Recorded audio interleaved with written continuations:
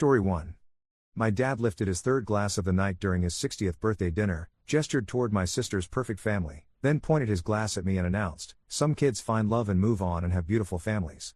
Others just take up space and live with you until you're dead." When everyone at the table erupted in laughter, my mother squeezed my knee under the table and whispered, "He's just drunk." I smiled, took a sip of water, and said, "You know, Dad, you're right." The table quieted as I reached into my pocket. "By the way, I'm getting married next month to the CEO I've been dating, the one I never mentioned because you called my last partner a gold-digging monster." I placed an engagement photo on the table.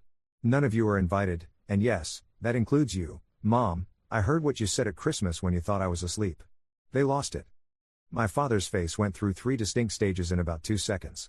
First came confusion, like he'd just been told the restaurant was out of his favorite dessert.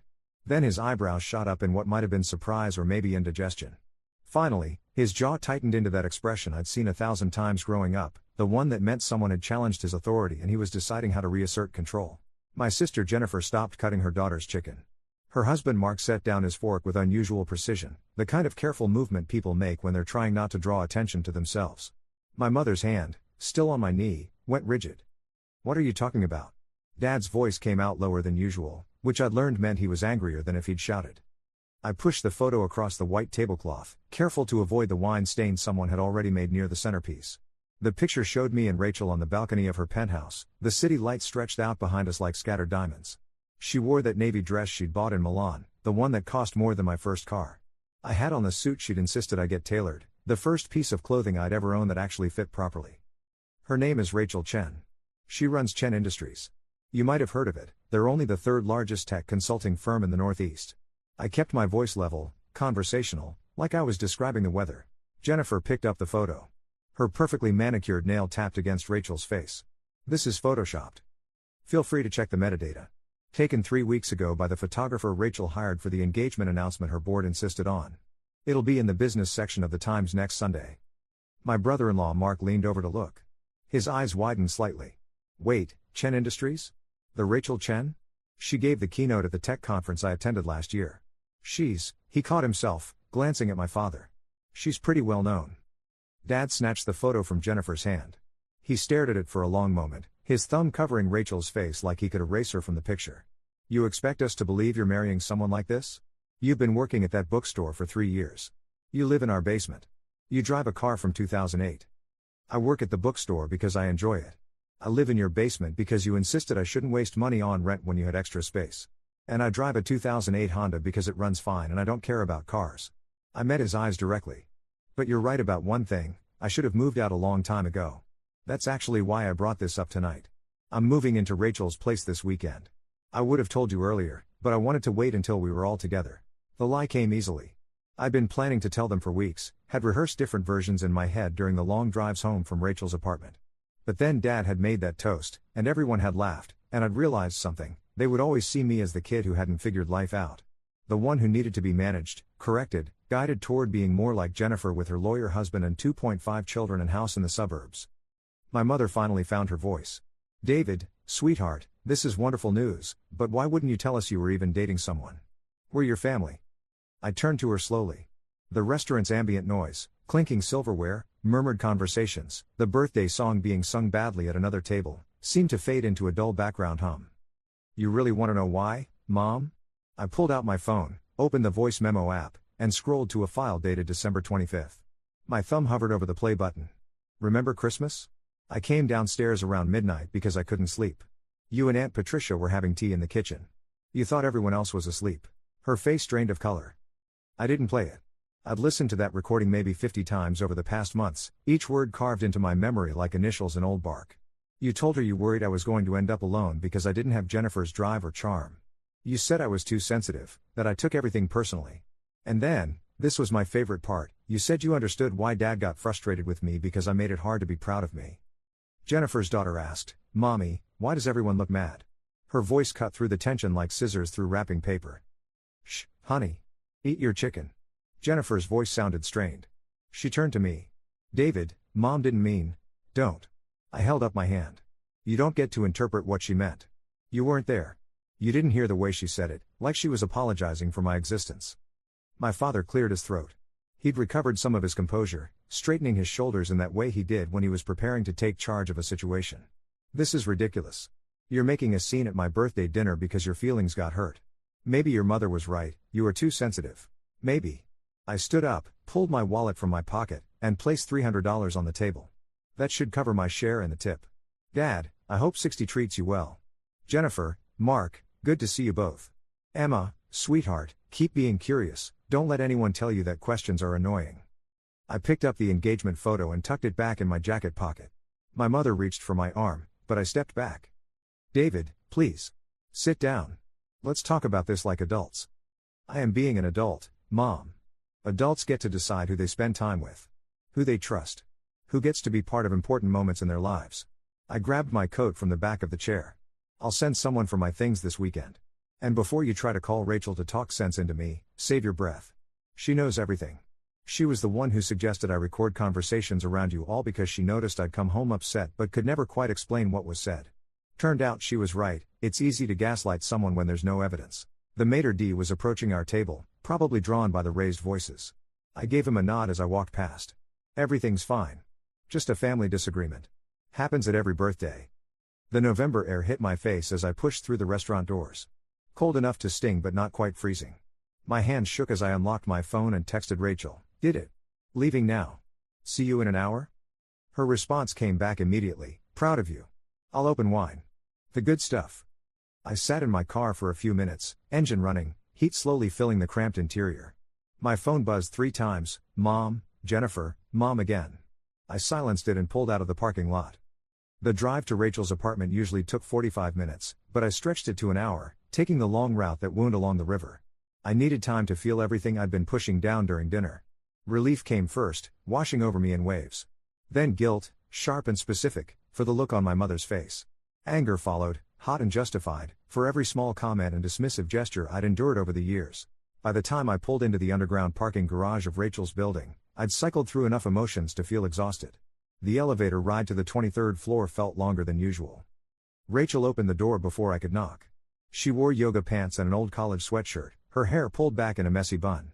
Without her work armor, the tailored suits and professional makeup, she looked younger, more approachable.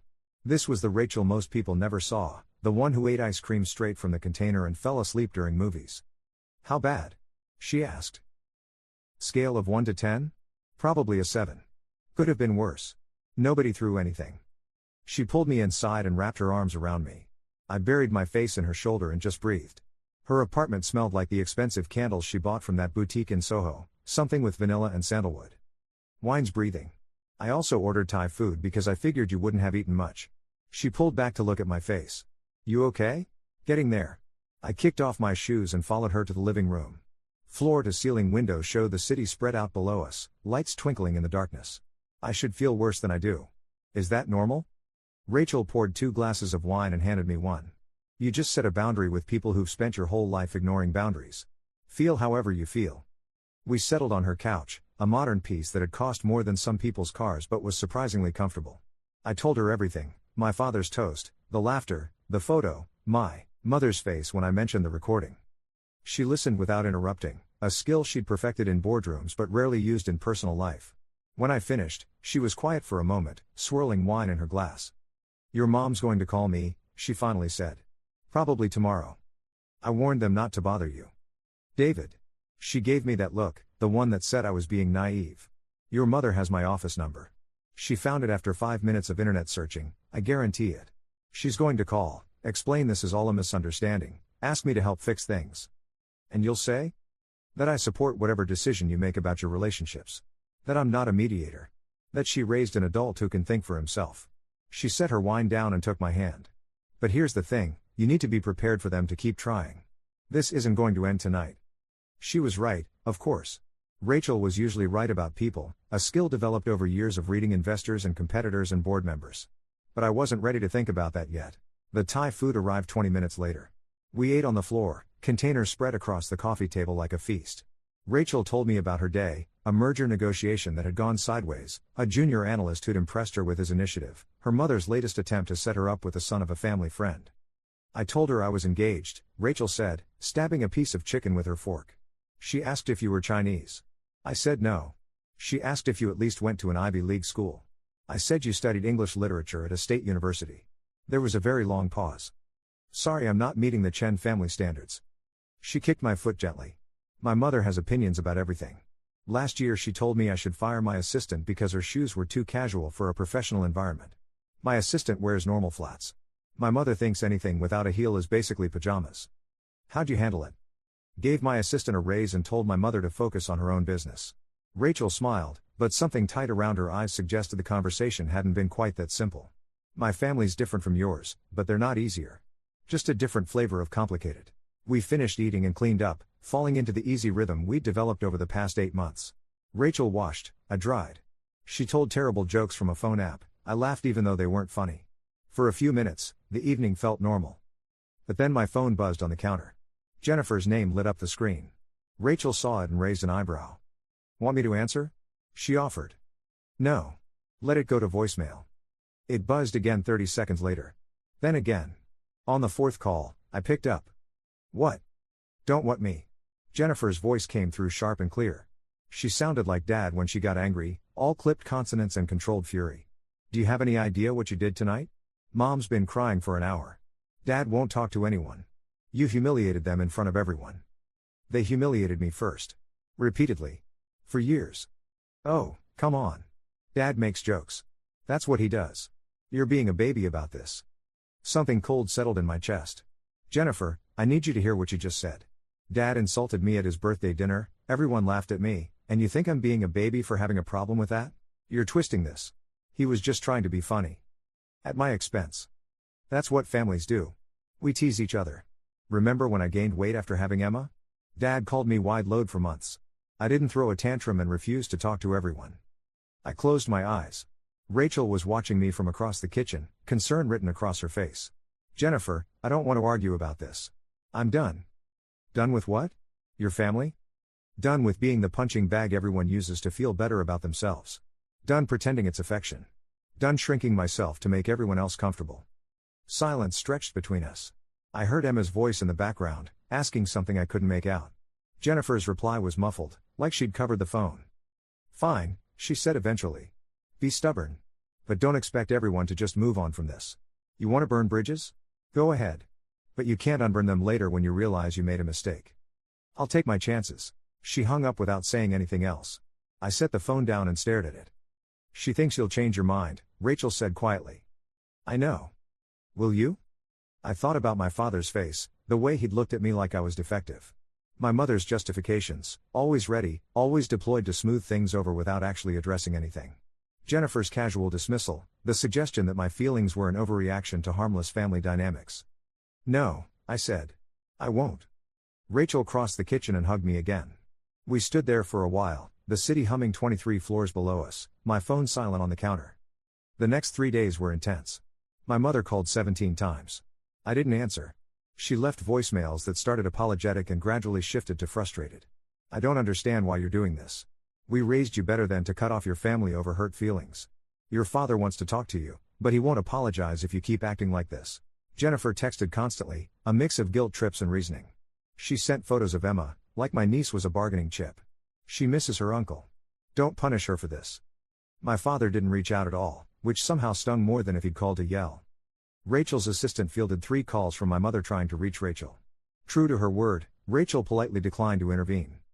On Wednesday, I took an afternoon off from the bookstore and rented a moving van.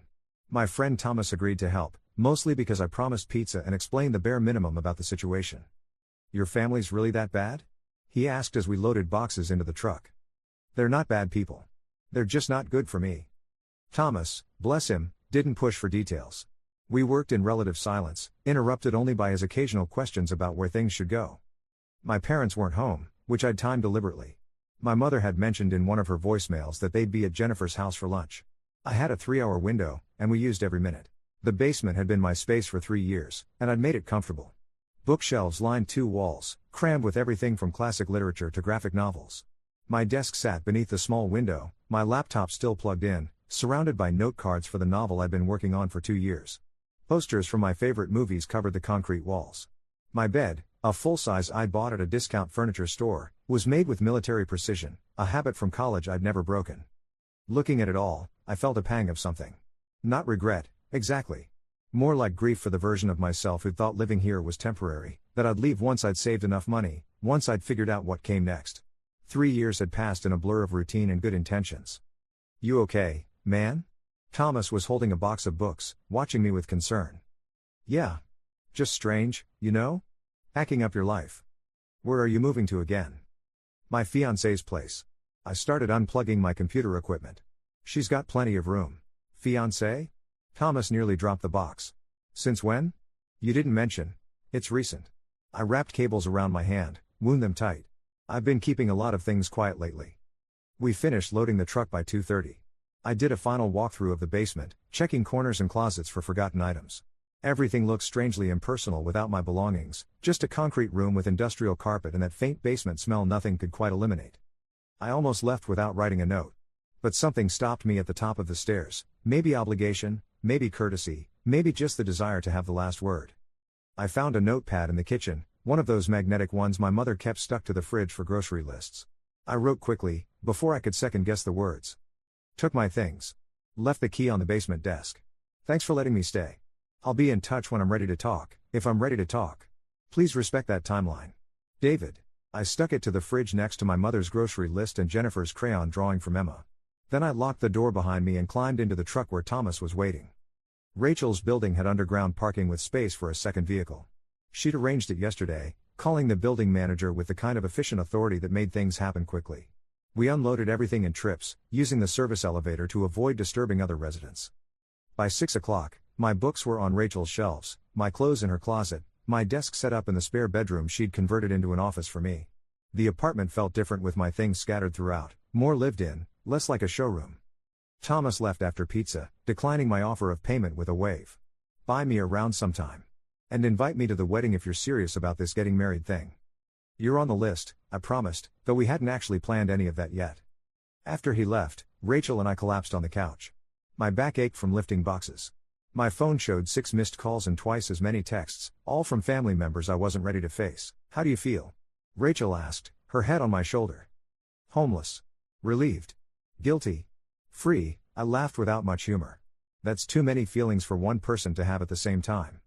"Sounds about right for what you're going through." We sat in comfortable silence, watching the city lights blink on as evening deepened into night. My phone buzzed again. This time it was my mother, but instead of a call, she'd sent a text. "Found your note.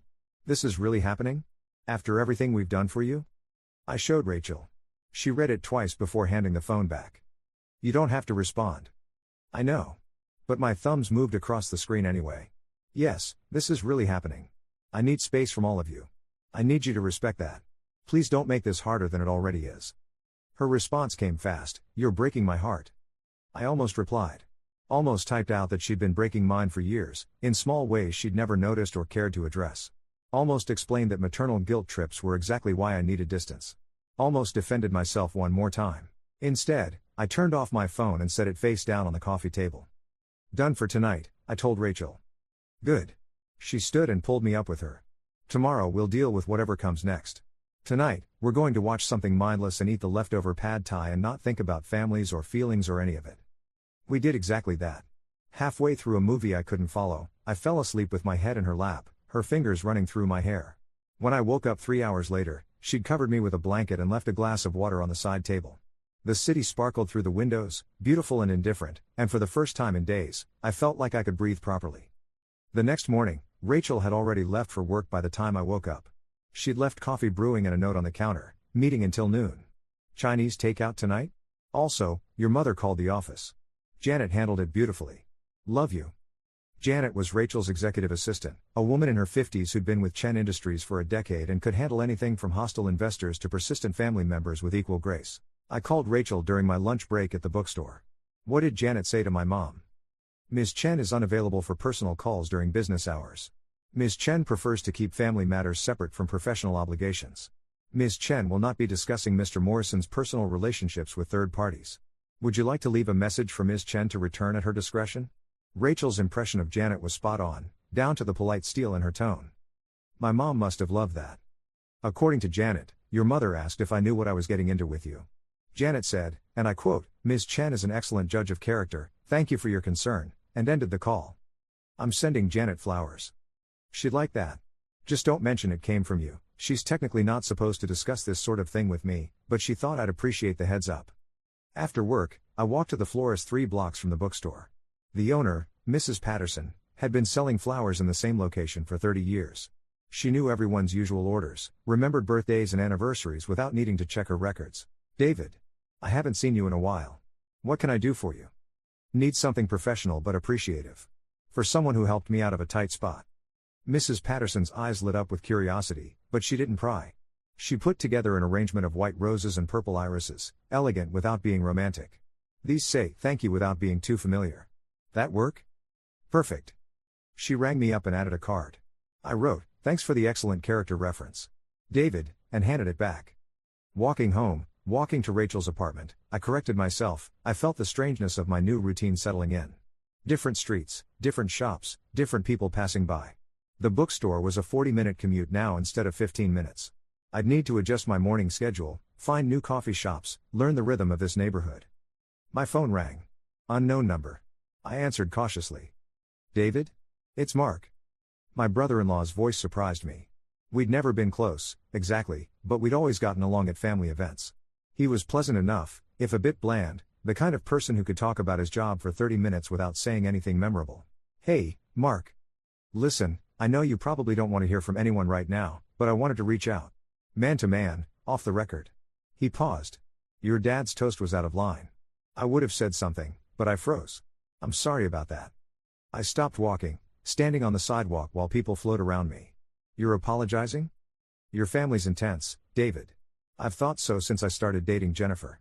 Sometimes the way they talk to you makes me uncomfortable, but I've never known how to address it without causing problems for Jen, he sighed. I'm not saying you're handling this perfectly, but I understand why you're upset. Thanks. That actually means something. Don't thank me yet. Jennifer's furious with me for calling you. She thinks I'm undermining family unity or something. But I told her I'd want someone to tell me if I was being treated poorly and didn't see it clearly. How'd she take that? We're not speaking at the moment, he laughed, but it sounded forced. Marriage is fun. Mark, I don't want to cause problems between you two. You're not causing anything. These problems existed before your blow-up at dinner. That just brought them to the surface. He cleared his throat. Anyway, I wanted you to know at least one person gets it. And if you need anything, references, help moving, whatever, just ask. We talked for a few more minutes before hanging up. I stood on the sidewalk afterward, phone still in my hand, trying to process this unexpected support. That night, Rachel and I ate Chinese food straight from the containers while sitting on her balcony.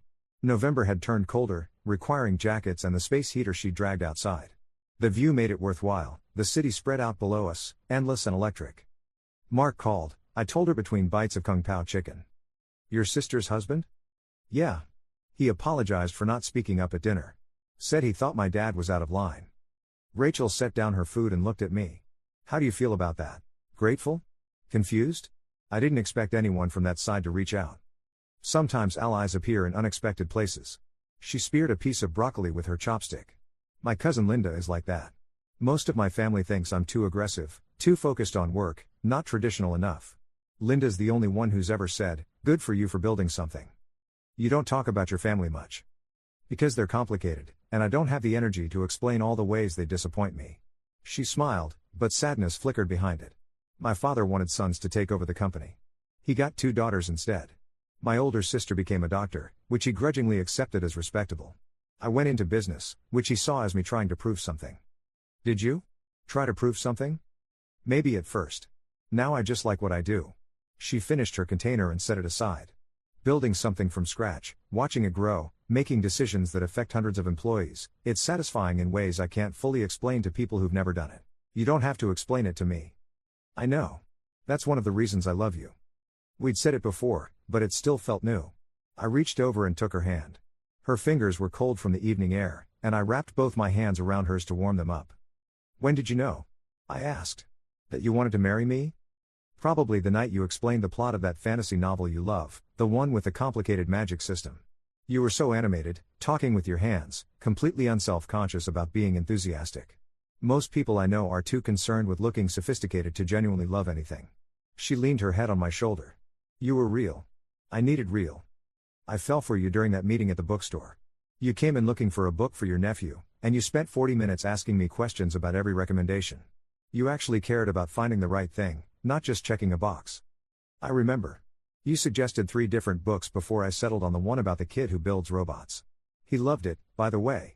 Read it 4 times. We sat in comfortable silence, city noise drifting up from below, car horns, distant music, the occasional siren. My phone buzzed inside the apartment, but I ignored it. We should probably start planning this wedding, Rachel said eventually. Your mother's going to have opinions. My mother has opinions about the weather. We'll manage. She straightened up and looked at me. Small ceremony? Close friends only? I'd like that. Maybe spring?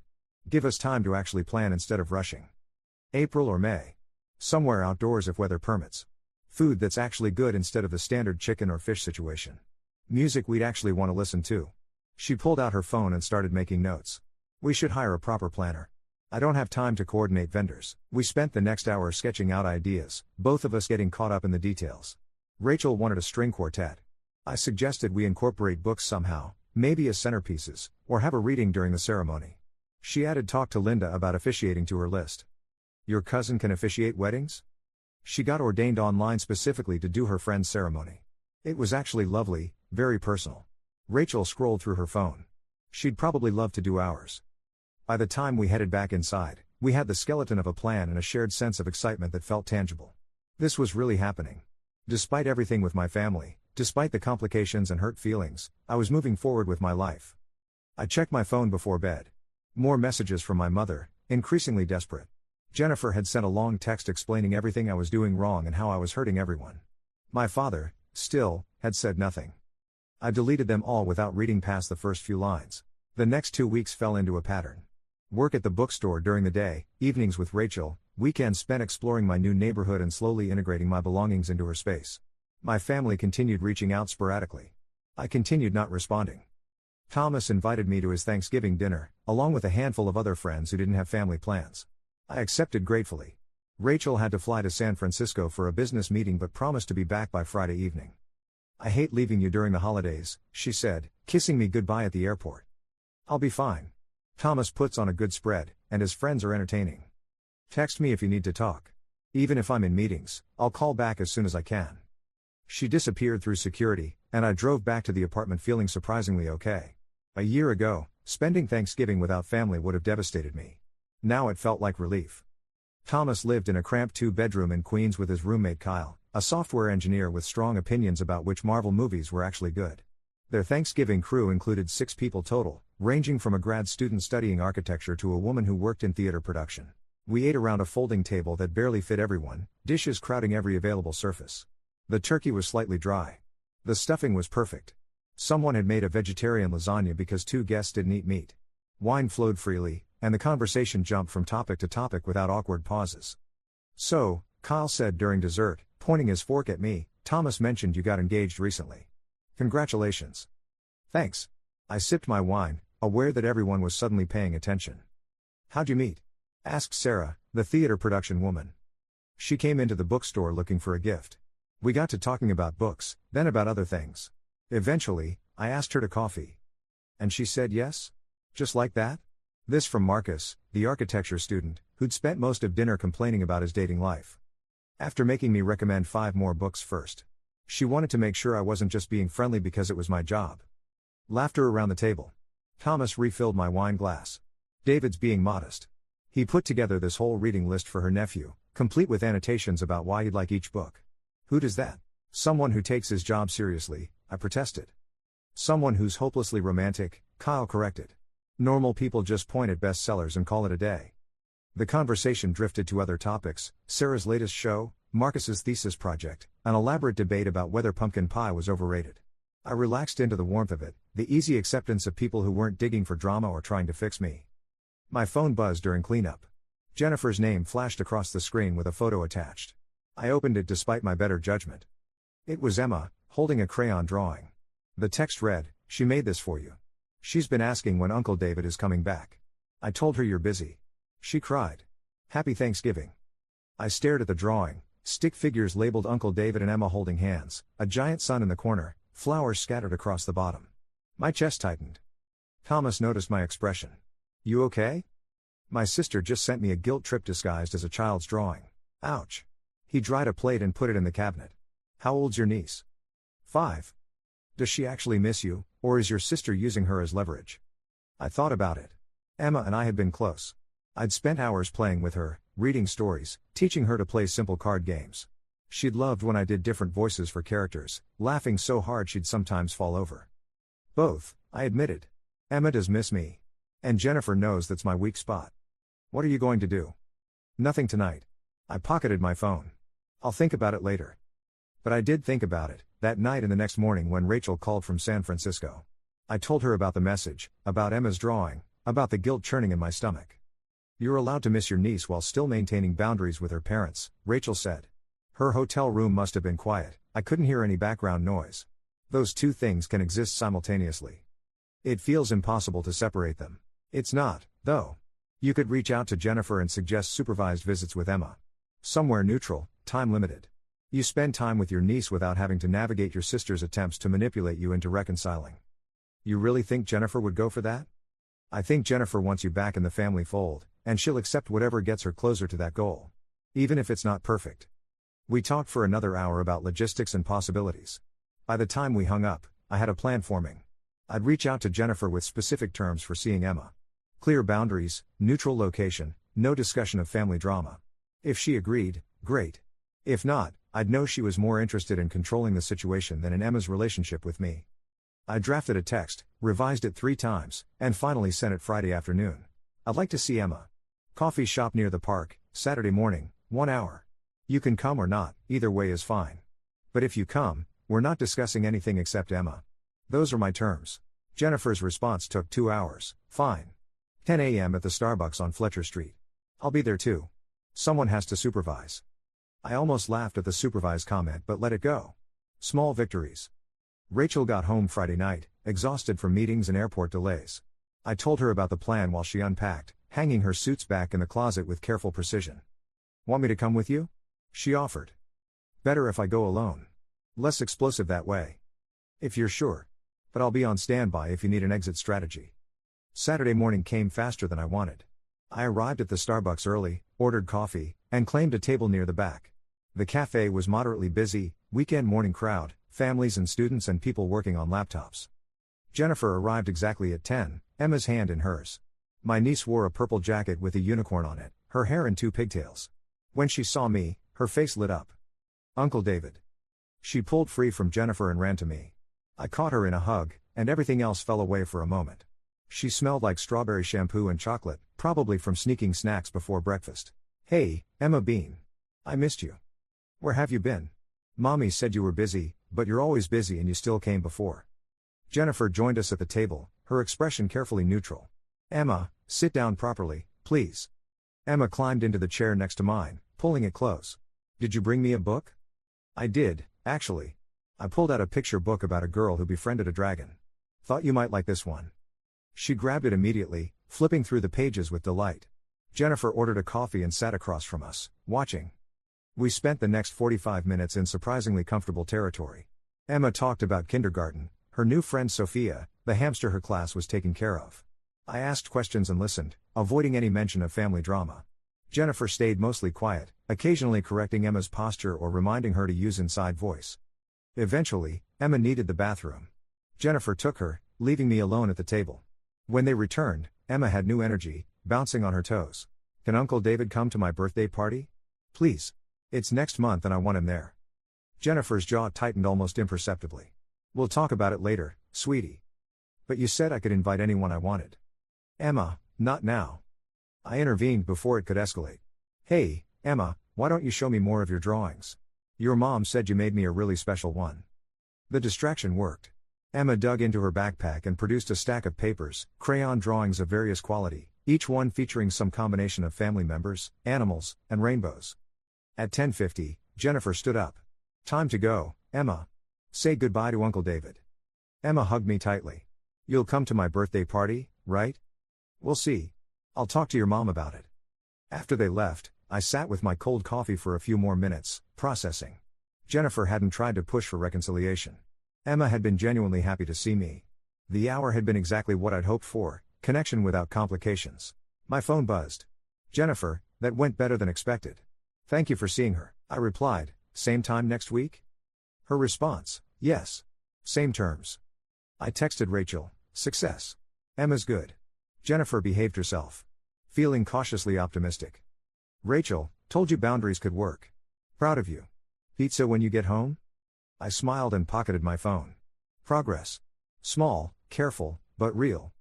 The next few weeks brought a new routine. Saturdays with Emma became regular, coffee shop visits, walks in the park when weather permitted, occasional trips to the Children's Museum. Jennifer always came but gradually stopped hovering. She'd sit at nearby tables with her own coffee, working on her phone, letting Emma and me have space. We didn't discuss the family situation. We didn't discuss anything beyond logistics and Emma's immediate needs. It wasn't friendship, but it was functional. I could work with functional. My mother called less frequently. My father never called at all. According to Jennifer, during one of our brief logistical exchanges, Dad had declared he was done chasing me and I could come home when I grew up and apologized. How's Mom handling that? I asked. She cries a lot. Blames herself, then gets angry at Dad, then cries more. It's exhausting. I'm sorry you're caught in the middle. I'm not in the middle. I'm with my family, she said it without malice, just statement of fact. But I appreciate you making time for Emma. That means something. Winter settled in properly. Rachel and I finalized wedding details, April 15th at a historic estate 40 minutes outside the city, Linda officiating, 75 guests including a handful of Rachel's business associates who couldn't be left off the list. The invitations went out in January, elegant cream card stock with our names embossed in navy ink. Thomas got his in the mail and texted immediately, "This is fancy. Do I need to rent a tux?" "Suit's fine. Just don't wear the one with the stain." That stain came out. Mostly.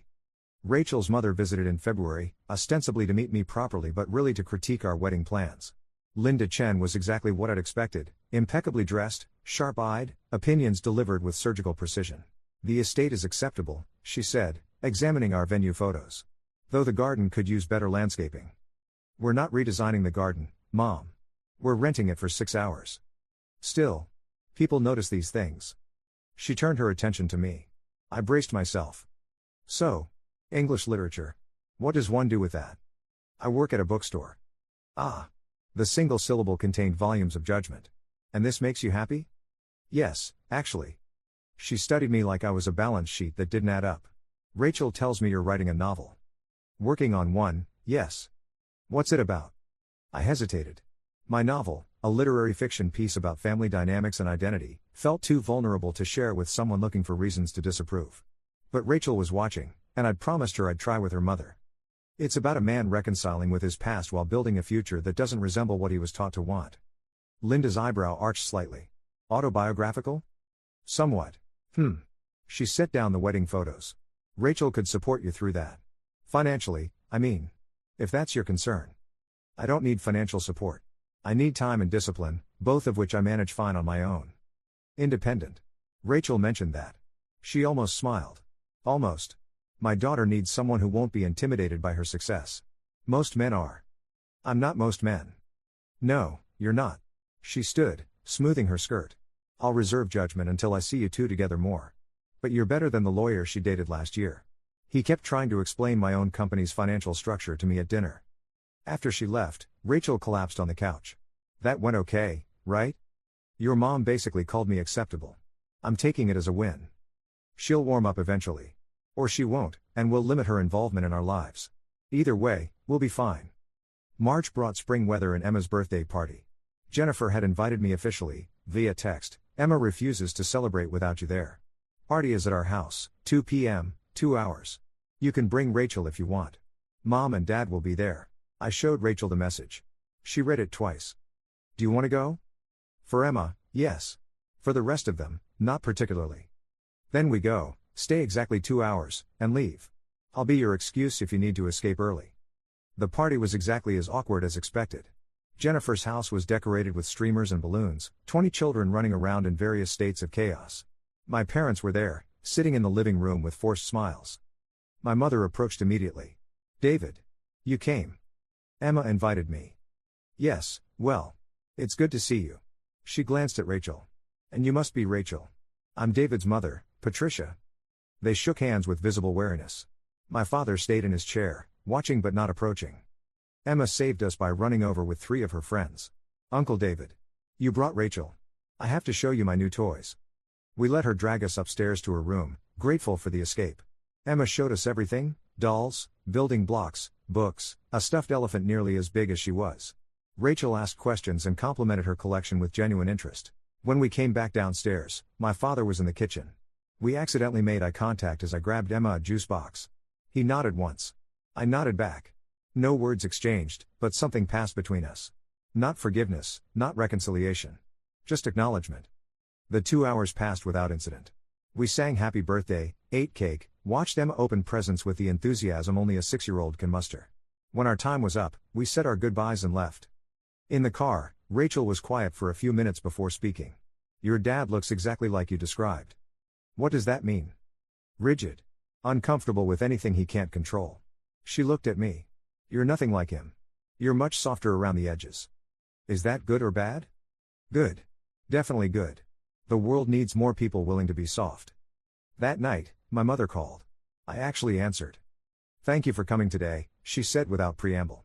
Emma was so happy. I came for her, not for anyone else. I know. But still. It meant something to see you. She paused. You look good. Happier than I've seen you in a long time. I am happier. Rachel seems lovely. Very poised. She is. Another pause. I could hear my father saying something in the background, too quiet to make out. David, I know you're angry with us. You have every right to be. I've spent months thinking about what you said at your father's birthday, and you were right about some things. Not everything, but some things. Mom, let me finish. Please. Her voice cracked slightly. I never meant to hurt you. None of us did. But intentions don't erase impact, and I'm starting to understand that. Your father's too proud to say it, but he misses you. In his own way. I miss him too.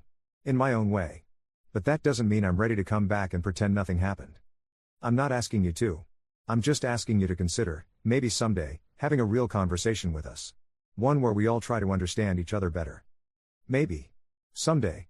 But not yet. That's fair. David? I really am sorry. About the things I said. About not defending you more. About letting things get this far before taking you seriously. We talked for a few more minutes before hanging up. Rachel found me standing on the balcony afterward, watching the city lights. How do you feel? Like things might eventually be okay. Not now, maybe not soon, but eventually. She hugged me from behind, her arms around my waist. Good. Progress doesn't have to be fast. It just has to exist. The wedding arrived faster than I expected. April 15th dawned clear and warm, perfect weather for an outdoor ceremony. The estate's garden looked exactly like the photos: manicured lawns, flowering trees, a small gazebo where Linda would officiate. I stood in the groom's preparation room, adjusting my tie for the 5th time. Thomas entered with Kyle, both of them looking uncomfortable in formal wear. You nervous? Thomas asked. Surprisingly no. More excited than anything else. Rachel's mom cornered me earlier. Asked how long I'd known you and whether I thought you were stable enough for her daughter.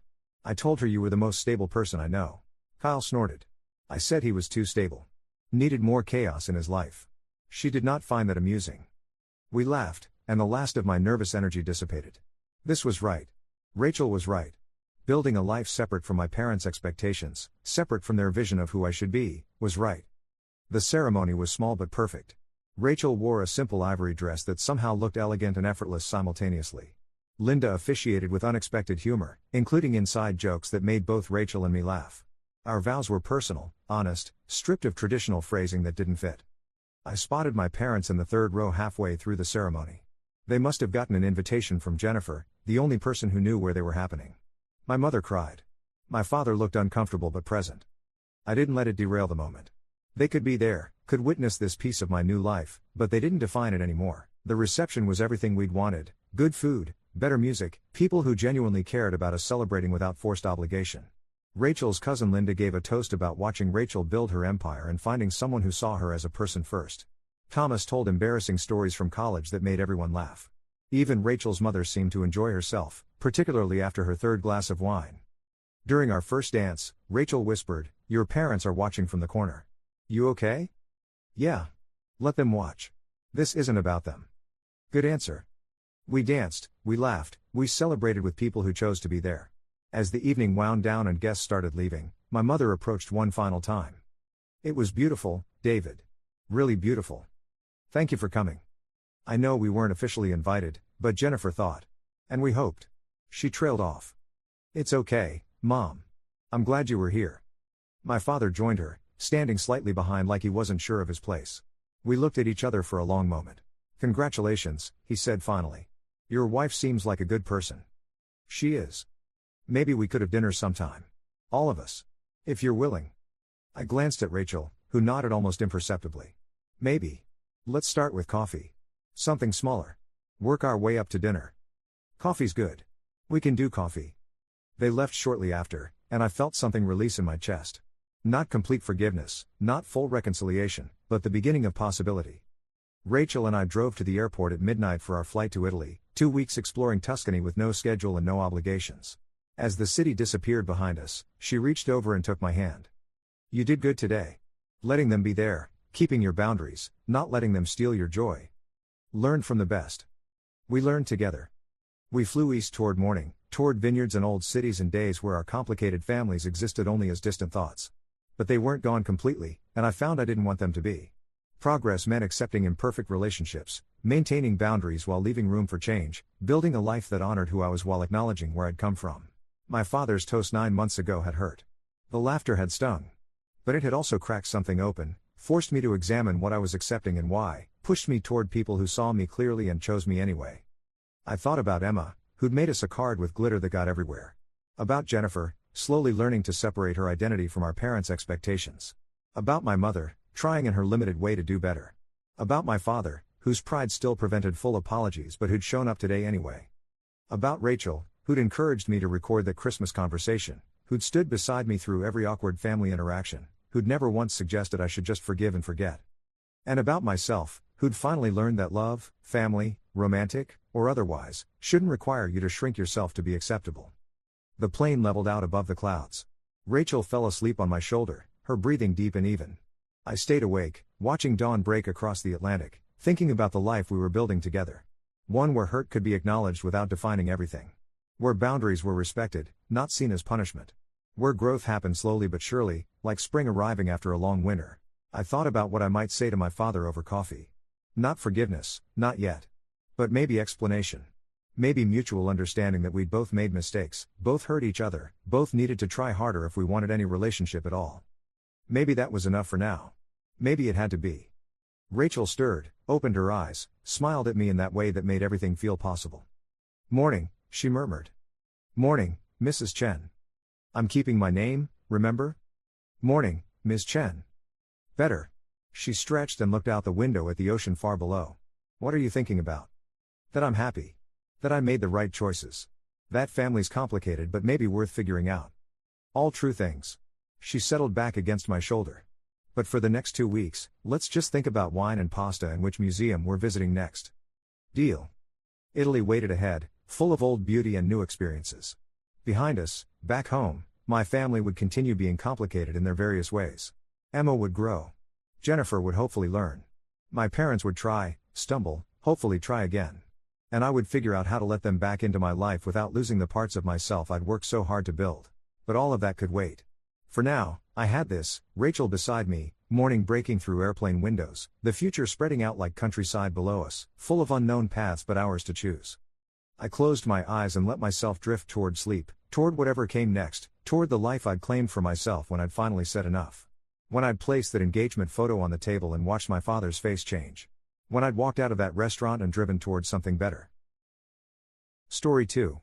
My in-laws faked a will reading to see if I was a gold digger, so I hired actors to pretend to be my wealthy family and watched them beg. I got the call on a Tuesday morning. My mother-in-law Patricia's voice was shaking as she told me that my father-in-law Gerald had died suddenly of a heart attack. My husband Marcus was already on his way to their house, and I needed to come immediately. I grabbed my keys and drove to their estate in Brookhaven, my mind racing. Gerald had seemed fine at Sunday dinner just 2 days ago. He was 68, active, healthy, always talking about his plans to expand his commercial real estate empire. Just 48 hours earlier, he'd been telling me about a new property development downtown, gesturing enthusiastically with his wine glass, his face flushed with excitement about projected returns. A heart attack seemed impossible. When I arrived, the house was full of people. Patricia was on the couch, surrounded by Marcus's sister Olivia and his brother Derek. All three of them had red eyes, tissues in hand. The scene was perfectly staged, wadded tissues on the coffee table, Patricia's makeup artfully smudged as if she'd been crying for hours, a photo of Gerald prominently displayed on the mantel surrounded by candles. It looked like a movie set. Marcus saw me and pulled me into a tight hug.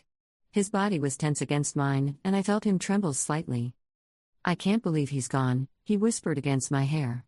But something in his voice felt off, rehearsed almost, like he'd practiced the line. I rubbed his back and made soothing sounds, playing my part perfectly because that's what you do when your husband loses his father. What I didn't tell anyone was that something felt profoundly wrong. The closed casket, despite Patricia insisting Gerald looked peaceful. The rushed timeline. The way Olivia kept glancing at me during the service with this strange expression I couldn't quite read, not grief, but something closer to anticipation or calculation. The funeral was scheduled quickly, just 3 days later. Patricia said Gerald would have wanted it that way, no fuss, no drawn-out affair. When I suggested that seemed fast, she'd gotten tearful and said she couldn't bear the thought of having a viewing, of people staring at her husband's body. At the time, it had seemed like grief. Now, I wonder if it was fear I'd see through their charade. The service was elegant and expensive, held at the most prestigious funeral home in the city. Easily 200 people attended, most of them Gerald's business associates and social connections. I stood next to Marcus as he delivered a eulogy about his father's business acumen and dedication to family. His voice only broke once, when he mentioned Gerald teaching him to play golf. Either Marcus was a better actor than I'd given him credit for, or some part of him genuinely mourned the father-son relationship they'd had before all this began. I played the role of supportive spouse perfectly because that's what you do when your husband loses his father. I wore a simple black dress, held Marcus's hand, accepted condolences from people I'd never met. I watched Patricia sob into a handkerchief that matched her black Givenchy suit. I observed Derek and Olivia standing stoically by the closed casket, occasionally touching its polished surface as if saying goodbye. But I also noticed other things. The way Derek checked his phone constantly, as if waiting for an important message. The brief, significant look Patricia exchanged with Olivia when someone asked about the closed casket. The fact that not a single one of Gerald's golf buddies, men who'd known him for 30 years, seemed to have been allowed to see the body at the funeral home. What I didn't tell anyone was that something felt off. The closed casket, despite Patricia insisting Gerald looked peaceful. The rushed timeline.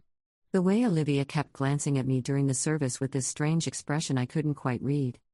At the reception afterward, held at the Whitmore estate, I overheard Patricia talking to Gerald's business partner, Thomas. "I just wish I'd had more time with him," she was saying. "We were planning a trip to Italy in the fall. But I distinctly remembered Gerald telling me just last month that he hated Italy, that the food didn't agree with him, and that Patricia knew better than to suggest it. Small inconsistencies, maybe, but they piled up in my mind like evidence in a case I didn't yet know I was building." A week after the funeral, Patricia called a family meeting. The lawyer would be reading Gerald's will at the house on Saturday. All family members needed to attend. Her voice on the phone was carefully neutral, professionally bereaved, but there was an undercurrent of something else. Eagerness, maybe? Anticipation? "I know it's difficult, dear," she said to me, "but these things have to be handled." Gerald was very particular about his estate planning. Saturday came, and we gathered in Gerald's study, a room I'd always found intimidating with its dark wood paneling and walls lined with leather-bound books that looked expensive but probably had never been read. Gerald had used this room for important business meetings, and I'd only been inside it twice before. It smelled of old leather and cigars, a masculine space designed to remind visitors of the patriarch's power and authority. Patricia sat behind Gerald's massive desk, looking every bit the grieving widow in her black Chanel suit. Her hair was pulled back in an elegant chignon, and she wore minimal makeup, as if she was too grief-stricken to care about her appearance. It was a good performance. Olivia and Derek sat on the leather couch, and Marcus and I took the 2 chairs facing the desk. I noticed that someone had removed Gerald's personal items from the desk, his favorite fountain pen, the photo of him with Marcus at his college graduation, the small sculpture Patricia had given him for their anniversary. The desk was clean, impersonal, as if Gerald had already been erased from this space. The lawyer, a severe-looking man named Howard Chen, arrived exactly on time. He carried a leather briefcase and wore an expression that gave nothing away.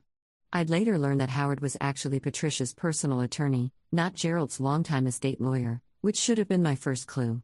But in the moment, overwhelmed with the performance of grief, I didn't question it. "Thank you all for coming," he began, pulling out a thick document. The pages rustled in the quiet room, and I noticed his hands were steady, professional. I'll read the provisions of Gerald Whitmore's last will and testament. He started with the standard legal language, all the whereas and heretofore that makes legal documents sound important and intimidating. Then he moved into the specifics. Small bequests to various charities, the Rotary Club, the local hospital foundation, his college alma mater. Generous gifts to longtime employees, including Gerald's secretary of 20 years and the groundskeeper who'd maintained the estate. To my beloved wife Patricia, I leave our primary residence and all furnishings therein, as well as a trust fund of $5 million to ensure her comfort for the remainder of her life. Patricia dabbed at her eyes with a tissue, but I noticed she was watching me over the edge of it, gauging my reaction. Howard continued. To my daughter Olivia and my son Derek, I leave equal shares of my commercial real estate portfolio, to be managed jointly until such time as they agree to divide the properties. Both siblings nodded solemnly. Derek reached over and squeezed Olivia's hand in a show of sibling solidarity that I'm sure was meant to look touching. Then Howard's voice took on a different tone, slower and more deliberate. Regarding my son Marcus, I have made the following provisions. Marcus sat up straighter, and I reached for his hand. His palm was sweaty. I leave to Marcus my entire investment portfolio, valued at approximately $38 million, as well as controlling interest in Whitmore property development, under the following condition. The room went silent. I could hear the antique clock on the mantel ticking, each second stretching out impossibly long. Howard looked directly at Marcus, then at me. His gaze was clinical, assessing. Marcus may only inherit these assets if he is unmarried or married to someone who waives all rights to said inheritance in writing. If Marcus is married to someone who will not waive these rights, the investment portfolio and controlling interest will instead be divided equally between Olivia and Derek. I felt like I'd been slapped. The air left my lungs in a rush, and for a moment, the room spun slightly. Marcus's hand tightened around mine, almost painfully. What? Marcus's voice was barely a whisper. Howard continued reading, and now I could hear the calculated cruelty in Gerald's supposed words. I make this provision not out of malice, but out of concern for my son's future. I have watched him marry in haste, and I fear he has not chosen a partner who values him for himself rather than for the security he can provide. If his spouse truly loves him, she will want him to have his inheritance and will sign the waiver. If she refuses, it will prove that her intentions were financial from the start. The words hung in the air like poison, each one designed to cut. I looked at Patricia, at Olivia, at Derek. None of them looked surprised. Their faces showed rehearsed sympathy, carefully modulated concern.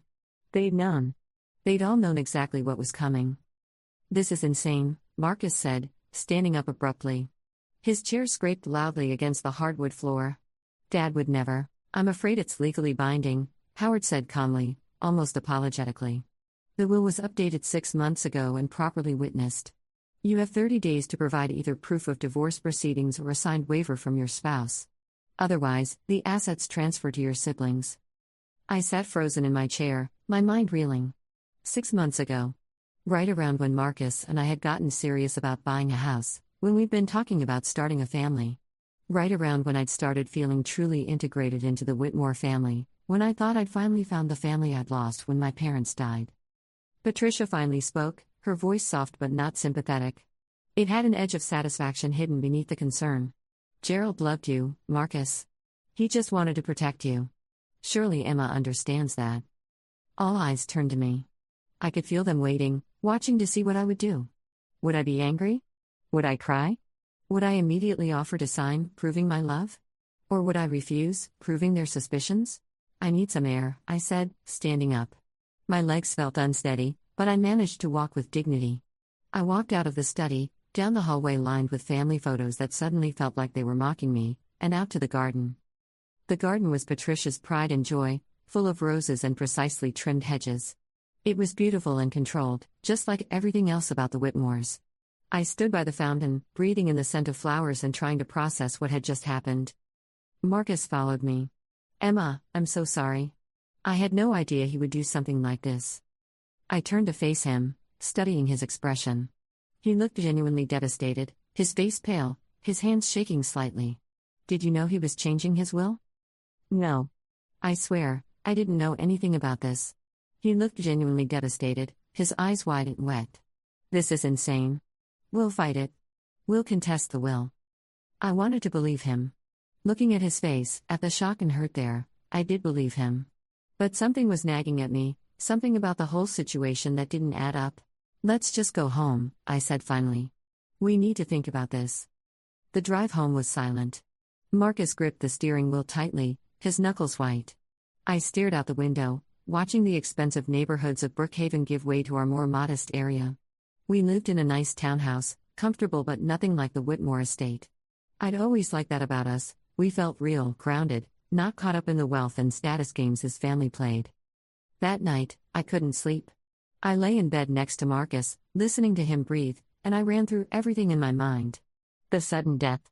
The rushed funeral. The closed casket. The will that seemed designed specifically to humiliate me and test my intentions. Each piece felt wrong individually, but together they formed a pattern I couldn't ignore.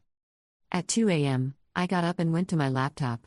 I started searching for Gerald Whitmore's obituary. Nothing in the major papers.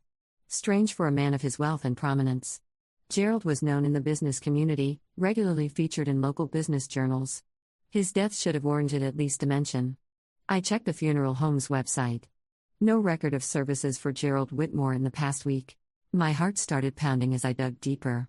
I searched social media, local news sites, anywhere that might mention a death or funeral. Nothing. It was as if Gerald Whitmore had simply vanished, leaving no trace except for the people who claimed to have attended his funeral. Then I did something I probably shouldn't have. I logged into Marcus's phone using the passcode I'd seen him enter 100 times. My hands were shaking as I opened his text messages. I told myself I was being paranoid, that grief was making me see conspiracies where there were none. I went to his text messages with his mother. What I found made my blood run cold. "Patricia, 6 days ago, everything is arranged. Howard is on board. The funeral is scheduled. Marcus, I still don't feel right about this. Patricia, it's the only way to know for sure. If she really loves you, she'll sign. If she doesn't, you'll know what she is. Marcus, and if she finds out? Patricia, she won't. Gerald is staying at the cabin. No one knows he's there except family. Marcus, Mom, this feels wrong. What if it backfires? Patricia, it won't. We've planned everything perfectly. Trust me. Marcus, I do love her. I just need to know she loves me too. Patricia, then this is the way. By next week, you'll have your answer." I read the messages 3 times, my hands shaking so badly I almost dropped the phone. Gerald wasn't dead. This was all a test. And Marcus knew. My husband, the man I trusted completely, had known all along. I sat in the darkness of our living room, rage building in my chest like a physical thing. I wanted to storm into the bedroom and confront him right then, to throw his betrayal in his face and watch him try to explain it away. But something stopped me. If they wanted to play games, if they wanted to test me, I could play games too. And I could play them better. I thought about everything I knew about the Whitmores. Their obsession with wealth and status. Their need to control everything. Their fundamental belief that people without money were somehow less than, that anyone who married into their family must have ulterior motives. An idea began to form. It was audacious, probably crazy, but it might just work. If they wanted to test whether I was a gold digger, I'd show them what a real gold digger looked like. I'd show them exactly what they'd been afraid of, and then I'd pull the rug out from under them. The next morning, I acted normal. I made coffee, scrambled eggs the way Marcus liked them with cheese and chives, kissed him goodbye as he left for work, and told him I was taking a personal day to process everything. He looked relieved that I wasn't falling apart, that I was being reasonable about the whole situation. Once he was gone, I got to work. First, I called my college roommate Sophia, who'd gone into theater and was now a casting director in Atlanta. We'd stayed close over the years, and she knew me well enough to know I wouldn't ask for something unless it was important. "Soph, I need actors. Good ones. And I need them fast." "What kind of project?" she asked, intrigued. I could hear the curiosity in her voice, mixed with concern. The kind where you don't ask too many questions and I pay extremely well. She was quiet for a moment. "How well?" $5,000 per person, cash, for 1 day's work." "I'm listening." I explained what I needed. 4 actors to play my family members. Wealthy, sophisticated, old money wealthy, the kind of people who made the Whitmores look middle class. They needed to be convincing because they'd be performing for an audience that included a real lawyer and people who were used to being around wealth. "This is either the most brilliant thing I've ever heard or completely insane," Sophia said when I finished explaining. "Can you do it?" "Give me 48 hours. While I waited, I did my research. I found the cabin Patricia had mentioned in the text, a rustic retreat that Gerald owned in the mountains, 3 hours away. It was actually a luxury log mansion worth about $2 million, with 5 bedrooms and views of the Blue Ridge Mountains. I hired a private investigator, paying him extra for quick turnaround. The photos came back within 24 hours. Gerald Whitmore, very much alive, sitting on the cabin's porch reading a newspaper and drinking what looked like his morning coffee. I saved everything. Every text message, every photo, every piece of evidence. I created a folder on my laptop labeled insurance and backed it up to 3 different cloud services. Sophia called me back with a lineup. She'd found a distinguished older couple to play my parents, a sharp-dressed man in his 40s for my older brother, and a poised woman in her 30s for my sister. She sent me their headshots and resumes. All of them had Broadway or serious film credits. One had been in 2 Marvel movies. Another had a Tony nomination. "They'll be perfect," I told her. "Brief them on their characters. My family name is Castellano. Old money, very old. Real estate empire that makes the Whitmores look like amateur landlords. They're coming to town because they've heard about my father-in-law's death and want to offer their support." "And the twist?" Sophia asked, because she knew me well enough to know there was always a twist. "My grandmother just passed away and left me a trust fund of $50 million. My family wants me to come home, take my place in the family business. They've never approved of Marcus because they didn't think he was wealthy enough for me." Sophia laughed, a delighted sound. "You're diabolical. I love it. These actors are going to eat this up." The actors arrived on a Wednesday afternoon, and we met at a hotel suite I'd rented for the day. I'd spent $800 on the room alone, a cost that would have made me wince a week ago but now felt like a worthy investment. I spent 3 hours coaching them, giving them background on the Whitmores, explaining the dynamics, making sure they understood their roles. The man playing my father, whose real name was Richard Moss but who would be Antonio Castellano for the day, was particularly good. He had this natural authority, the kind of presence that made you believe he'd been wealthy his entire life. He'd grown up in Connecticut, actually came from money, and knew how to carry himself. "The key," I told them, "is that you're not trying to impress them. You're judging them. You've always thought Marcus wasn't good enough for me, and now with this will situation, you're here to bring me back to where I belong." The woman playing my mother, Catherine in real life but Francesca for our purposes, nodded. She was in her 60s, elegant in a way that seemed effortless. "So we're rescuing you from this unfortunate marriage. We're disappointed but not surprised that it's come to this." "Exactly. You always knew he married above his station." We rehearsed different scenarios, anticipated questions they might ask, created a whole backstory for the Castellano family.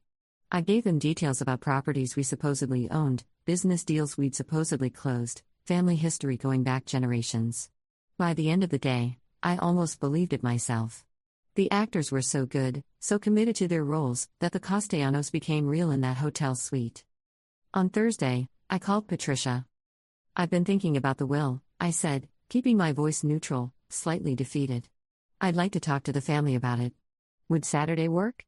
I know my family is coming into town, and I'd like them to be there for support." I could practically hear Patricia's wheels turning, could sense her surprise through the phone. "Your family is coming?"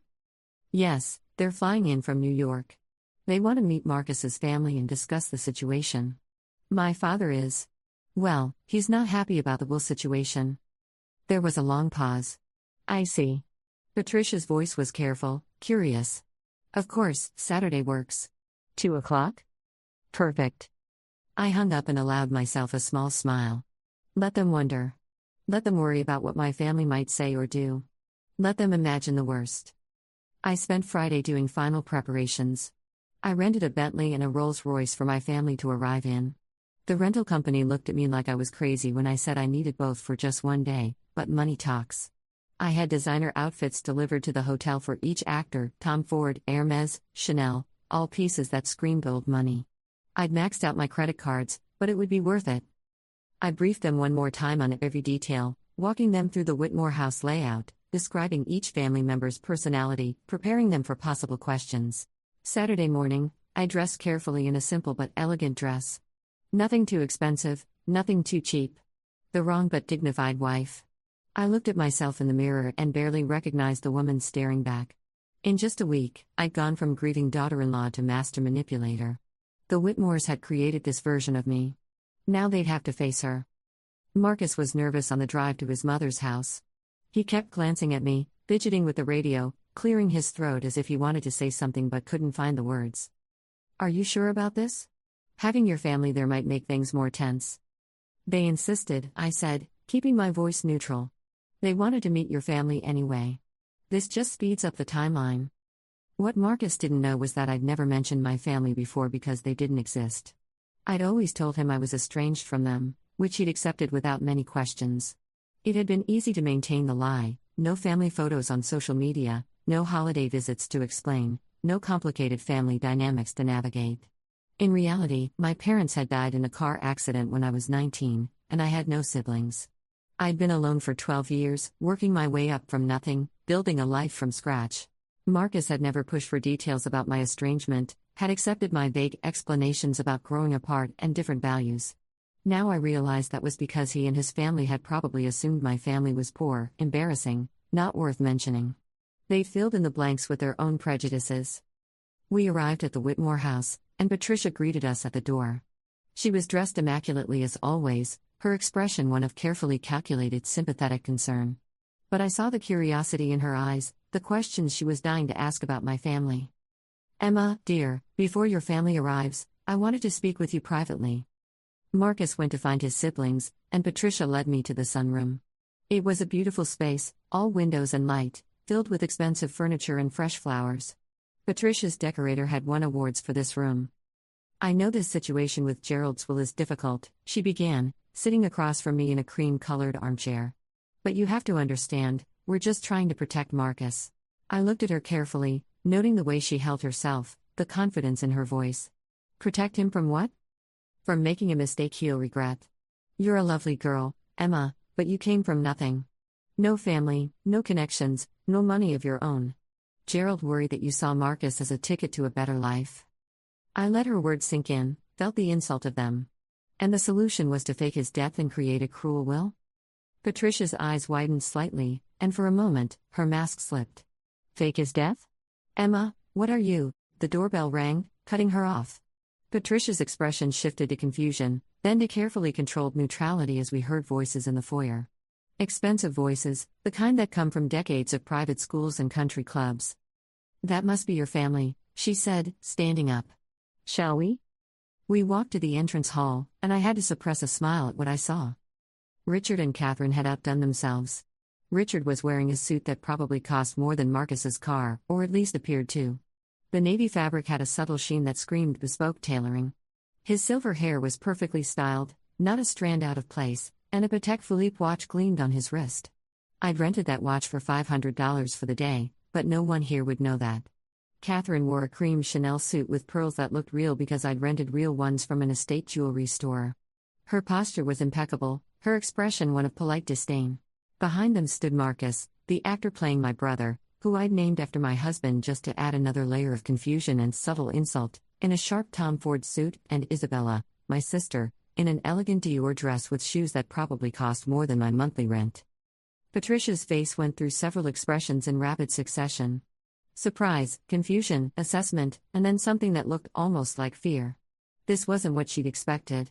She'd probably imagined my family would be, at best, middle-class people in off-the-rack suits, easily dismissed and looked down upon. "You must be the Whitmores," Richard said, his voice carrying that effortless authority of old money. Every word was precisely enunciated, the accent vaguely transatlantic, the kind that suggested boarding schools in Switzerland and summers in the Hamptons. "Antonio Castellano. This is my wife Francesca." He didn't extend his hand for a handshake, which was perfect. Too important to observe common courtesies with people he considered beneath him. Patricia recovered quickly, her social training kicking in. "Welcome to our home. I'm Patricia Whitmore. This is my daughter Olivia and my son Derek." Olivia and Derek had appeared from wherever they'd been lurking, both of them dressed in expensive clothes that now looked almost shabby compared to my family's outfits. Marcus appeared from the living room, and I watched his face as he took in my family. His mouth actually fell open slightly. He'd been expecting, what? People like me? Working class, struggling, the kind of family that would make the Whitmores feel superior? Mr. and Mrs. Castellano, Marcus said, extending his hand. His voice cracked slightly. It's wonderful to finally meet you.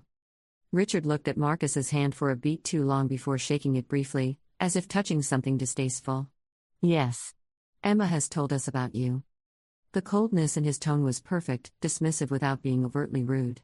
Catherine didn't even acknowledge Marcus, instead turning to me with concern in her eyes that looked absolutely genuine.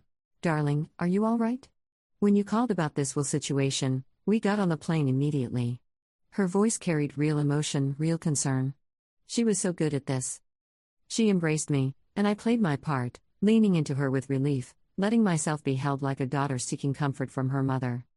I'm managing, Mother, I said softly, my voice slightly shaky. It's been difficult.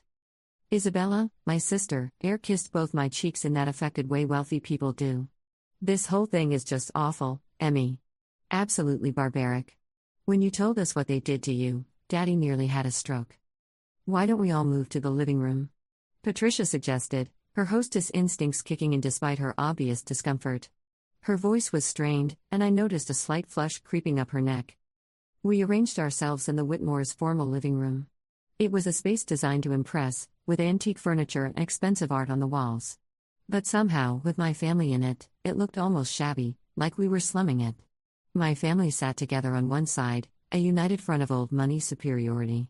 The Whitmores clustered on the other side, with Marcus awkwardly in the middle, not sure where he belonged. The contrast was stark. My actors sat with the kind of casual confidence that comes from never having to prove anything. The Whitmores sat stiffly, suddenly aware of being judged. I appreciate you coming all this way, Patricia began, trying to regain control of the situation, but I'm not sure I understand why Emma felt she needed her family here for this discussion. Antonio leaned back in his chair, every inch the patriarch, completely at ease in a way that suggested he'd been comfortable in expensive rooms his entire life. Patricia, may I call you Patricia? When your husband creates a will designed to humiliate my daughter and question her character, it becomes a family matter. Gerald simply wanted to protect his son, from what? Francesca cut in, her voice sharp as a blade. She set down the teacup Patricia had offered with a slight clink that sounded like punctuation. From my daughter? Emma, who graduated summa cum laude from Columbia. Emma, who's been running our East Coast property division for the past 3 years. Emma, who has a trust fund from her grandmother that would make your husband's entire estate look like pocket change. The room went silent. You could have heard a pin drop. I watched Patricia's face lose color, watched the blood literally drain from her cheeks. Derek and Olivia exchanged shocked glances, a silent conversation passing between them. Marcus turned to stare at me, his expression a mix of confusion, shock, and something that might have been hurt. I'm sorry, Olivia said slowly, carefully, as if testing the words. Did you say Emma has a trust fund? My brother Marcus laughed, but it wasn't friendly. It was a laugh of someone who found the whole situation absurd and beneath him. A trust fund. $50 million, to be exact. Our grandmother Victoria passed away last month and left it to Emma. We've been handling the estate paperwork, which is why we haven't been in touch. Emma wanted to wait until everything was settled before introducing us, didn't you, darling? I nodded, playing my part. I wanted to wait until the time was right. 50 million, Derek whispered, and I saw him do the mental math, comparing it to what they'd been fighting over. Antonio nodded, his expression grave. Emma is set to inherit significantly more when Francesca and I pass, of course. She's our youngest, and we'd hoped she'd take over the Castellano group eventually. We have holdings in Manhattan, Boston, Miami. Our portfolio is valued at just over $3 billion, he said it casually, as if discussing the weather. But she met your son and insisted she was in love. His tone made it clear he thought this was a poor decision, possibly the worst Emma had ever made. I could see Patricia's mind working, trying to reconcile this new information with everything she thought she knew about me. Her eyes darted between my face and my parents, looking for cracks in the story, finding none. I don't understand, Patricia said carefully, her voice tight. Emma, you told us you were working as an administrative assistant. You said you had student loans. I met her eyes steadily, letting her see the anger I'd been hiding for days. No, Patricia. You assumed I was working as an administrative assistant. You asked what I did, and I said I worked in property management. You heard what you wanted to hear. As for student loans, I never mentioned them. You asked if I'd gone to an expensive school, And I said Columbia was worth the investment. You assumed that meant debt. It was technically true. I'd never explicitly lied to them. I just let them make assumptions based on their own prejudices, their own belief that anyone without obvious wealth must be struggling. Francesca shook her head sadly, disappointment radiating from her. We told Emma not to hide who she was. But she insisted she wanted Marcus to love her for herself, not for her family name or money. She wanted to know if he'd love her even if she had nothing. The irony hung in the air, thick and obvious. And now look what's happened, Isabella added, her voice dripping with disdain. Your family has revealed exactly what you are. Gold diggers who assumed Emma was after your money when she has far more than you ever will. Now wait just a minute. Derek started to stand, his face flushing red. Sit down, Antonio said, his voice cutting through the room like a blade. It wasn't loud, but it carried absolute authority. Derek sat immediately, like a chastised child. Your father created an insulting will designed to force my daughter to prove she's not after your brother's money. Well, she's proved it. She doesn't need your money. She never did. And now we're here to bring her home where she belongs. Marcus finally found his voice. Emma? Is this true? Are you really? He gestured helplessly at my family, at the Bentley visible through the window, at everything he thought he'd known being turned upside down. I looked at him, letting him see the hurt in my eyes, the betrayal I felt. This part wasn't acting. I was going to tell you. After we'd been married a year, I was going to introduce you to my real family and explain everything. But then your father died, and the will happened, and... I let my voice trail off, let the implication hang there. The will that questions my daughter's character, Antonio said coldly, each word deliberate. The will that assumes she's a fortune hunter. Tell me, Patricia, does your family do this to everyone, or just people you perceive as beneath you? Patricia looked like she'd been struck, her carefully maintained composure cracking. We didn't perceive Emma as beneath us. We've had experiences with people who were interested in our family for the wrong reasons. Francesca laughed, and it was not kind.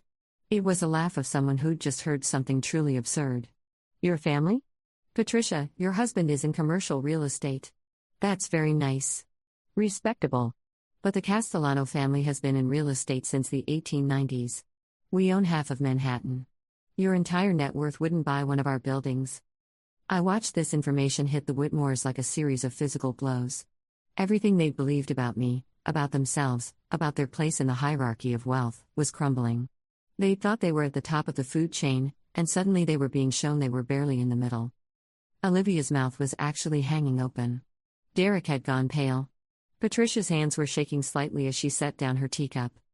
I think, Antonio said, standing up with the fluid grace of someone who'd never doubted his place in the world, that we've seen enough. Emma, get your things. You're coming home with us. This marriage was clearly a mistake. No, Marcus said desperately, standing as well. No, Emma, please. I love you. I looked at him, and for a moment, I almost felt sorry for him. Almost. But then I remembered the texts, the lies, the funeral I'd attended for a man who wasn't dead. Do you, Marcus? Or do you love the idea of me? The girl you thought you were rescuing from poverty? That's not fair, isn't it? I stood up, facing him directly. Your father created a will that assumed I was a gold digger. Your mother, your siblings, they all went along with it. And you? I paused, watching his face. You knew. Marcus's face went white, absolutely bloodless. Emma, I pulled out my phone and pulled up the screenshots I'd saved. The texts between him and Patricia, the messages proving this was all a setup. I saw the texts, Marcus. Everything is arranged. The funeral is scheduled. If she really loves you, she'll sign. Your father isn't dead, is he? The room erupted. Patricia gasped, her hand flying to her mouth. Olivia and Derek started talking over each other, their voices rising. But I kept my eyes on Marcus, watching him realize that everything was falling apart. He's at the cabin, I continued, my voice cutting through the noise. Very much alive. This whole thing, the heart attack, the funeral, the will reading, it was all a test. You faked to death to see if I was after your money. Francesca stood up, her face a mask of fury that looked absolutely real. She was so good at this. You did what? We can explain, Patricia started, her voice high and desperate. Explain? Antonio's voice was thunderous, filling the room. You faked to death? You put my daughter through a funeral for a man who wasn't dead? You created a fraudulent will reading? The will is real, Olivia said quickly, desperately. Dad really did change it. While he was still alive? Isabella cut in, her voice sharp. Do you realize that's probably criminal? Definitely grounds for a lawsuit. Fraud, emotional distress, conspiracy. I held up my hand, cutting through the chaos. It doesn't matter. Because none of this is real either. Everyone turned to stare at me. The room went absolutely silent. I'm sorry, what? Patricia whispered, her face a mask of confusion. I smiled, and it wasn't pleasant. It was the smile of someone who'd just won a game no one else knew they were playing. Did you really think I wouldn't figure it out? The closed casket. The rushed funeral. No obituary in the papers. No record at the funeral home. It took me about 3 hours of research to realize Gerald was alive. And once I knew that, I knew this whole thing was a test.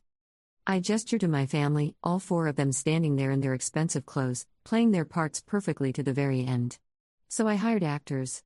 Meet Richard Moss, Catherine Bale, Jonathan Pierce, and Miranda Chen. They're not the Castellanos. There is no Castellano real estate empire.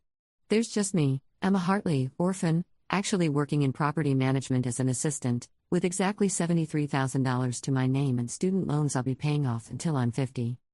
The actors stood and took small bows, breaking character for the first time. Richard even smiled, clearly enjoying the theatrical reveal. Wait, Derek said, his voice faint, his face slack with shock. This was all fake? Every word, I confirmed, feeling a surge of satisfaction. The trust fund, the grandmother, the family business, all of it. I hired these wonderful actors for $5,000 each to come here and make you believe I was wealthy.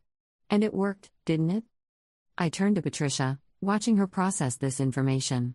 The moment you thought I had money, everything changed. You weren't trying to protect Marcus anymore. You were trying to figure out how to keep me in the family. I could see it on your faces. The calculation. The sudden respect. The way you all leaned forward just a little when you heard $50 million. This proves nothing, Olivia started, but her voice was weak. It proves everything, I said, my voice rising for the first time, all the anger and hurt of the past week pouring out. You didn't care about my character. You didn't care if I loved Marcus. You just cared about my bank account. When you thought I was poor, I wasn't good enough. When you thought I was rich, suddenly I was acceptable. You're everything you accused me of being. The accusations hung in the air. I watched them realize I was right, watched the truth of it sink in. Marcus was staring at me like he'd never seen me before. Emma, I'm so sorry. You're right. About all of it. We were wrong. And you, I turned to him, letting him see all the hurt and betrayal I felt. You went along with this. You let me believe your father was dead. You watched me cry at that funeral. You stood there while that fake lawyer read a will designed to humiliate me. What kind of person does that? I was wrong, Marcus said, and there were tears in his eyes now, real tears. I was so wrong. I told them it was a bad idea, but they convinced me it was the only way to know for sure, and I let them, and I'm so sorry. I looked at each of them in turn. Patricia, who'd orchestrated this whole thing. Olivia and Derek, who'd played along. Marcus, who'd betrayed me. Here's what's going to happen, I said, my voice cold and controlled. I'm going to walk out of here. I'm going to file for divorce. And I'm going to take these recordings. I held up my phone, showing that I'd been recording since before my actors arrived, and I'm going to make sure everyone knows what kind of people the Whitmores are. Unless what? Patricia asked, her voice barely a whisper, all her confidence gone. Unless Gerald shows his face within the next hour and you all issue a formal, public apology. You'll also be making a donation of $1 million to the charity of my choice, let's say a nonprofit that helps people dealing with predatory in-laws. And Marcus files for divorce himself, citing irreconcilable differences, with me keeping everything we own jointly. 1 million, Derek started, his face flushing red. Is nothing compared to what I could get in a lawsuit, I finished. Emotional distress, fraud, conspiracy. I've already consulted with 3 lawyers. They're very interested in this case. But I'm willing to let it go if you meet my terms. Consider it a bargain. The actors filed out, each of them shaking my hand on the way, staying in character to the very end. Richard, the last to leave, paused. You're going to be just fine, he said softly, breaking character for a moment, his real self showing through. There was genuine warmth in his eyes. Thank you, I whispered. For everything. After they left, I turned back to the Whitmores. You have 1 hour to get Gerald here. Clock's ticking. Patricia pulled out her phone with shaking hands. The call was brief, her voice tight. He'll be here in 45 minutes. He's leaving the cabin now. We waited in the most uncomfortable silence I'd ever experienced. No one knew what to say, where to look. Marcus tried to approach me several times, but I held up my hand, keeping him at a distance. I had nothing to say to him that wouldn't be used in divorce proceedings. Olivia stared at her hands. Derek kept clearing his throat. Patricia sat frozen on the couch, her perfect composure completely shattered. 43 minutes later, Gerald Whitmore walked through the front door, very much alive, looking sheepish and stunned. He was wearing jeans and a casual shirt, his face tanned from days on the cabin porch, his hair slightly mussed. He looked healthy, alive, and exactly like a man who'd been relaxing at a mountain retreat. Emma, he started. Save it, I said, cutting him off. I want a formal apology, all of you, on video. Then I want proof of the donation. Then I never want to see any of you again. They recorded the apology. All 5 of them, standing in a line in their formal living room like criminals in a lineup, admitting what they'd done, why it was wrong, and how sorry they were. Patricia was crying by the end, real tears this time, not the calculated grief of a widow but the genuine tears of someone realizing the magnitude of their mistake. Marcus looked broken, his voice cracking as he spoke. Gerald couldn't meet my eyes. The donation was wired within the hour. $1 million to the National Domestic Violence Hotline, because controlling behavior comes in many forms, and what the Whitmores had done was absolutely a form of emotional abuse. As I walked out of that house for the last time, Marcus followed me to my car. Emma, please. Can we talk about this? I know I messed up, but I love you. We can work through this. I looked at him, this man I thought I'd spend my life with, this man who'd seemed so different from his family. You let your family fake a death to test me, Marcus. You watch me grieve, watch me stress about that will, and you said nothing. That's not love. That's not even basic human decency. I was wrong. I'll do anything to make this right. You can start by signing the divorce papers when they arrive. Everything we own jointly is mine, the car, the furniture, the savings account. Consider it the price of your education and how not to treat people. I don't care about the stuff. But you cared enough about money to test me for it. Funny how that works. I got in my car and drove away, and I didn't look back. Not once. I didn't let myself look in the rearview mirror, didn't let myself wonder if he was watching me go. The divorce was finalized 3 months later. Marcus didn't contest anything, didn't fight for a single piece of property or dollar from our savings. He signed everything his lawyer put in front of him, accepted full fault, and let me walk away with everything. The Whitmores' public apology made local news, and while they tried to spin it as a family misunderstanding, enough people knew the real story that their reputation took a serious hit. Gerald's business partners started asking questions about his judgment and ethics. Patricia resigned from 2 charity boards after the organizations made it clear her presence was no longer welcome. Olivia's law firm suggested she take a sabbatical after clients started requesting different attorneys. Derek found it harder to close deals when word got out about what his family had done.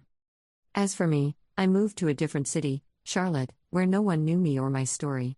I got a better job in property management, this time as a project manager with actual authority and a salary that would let me pay off my student loans in 5 years instead of 20.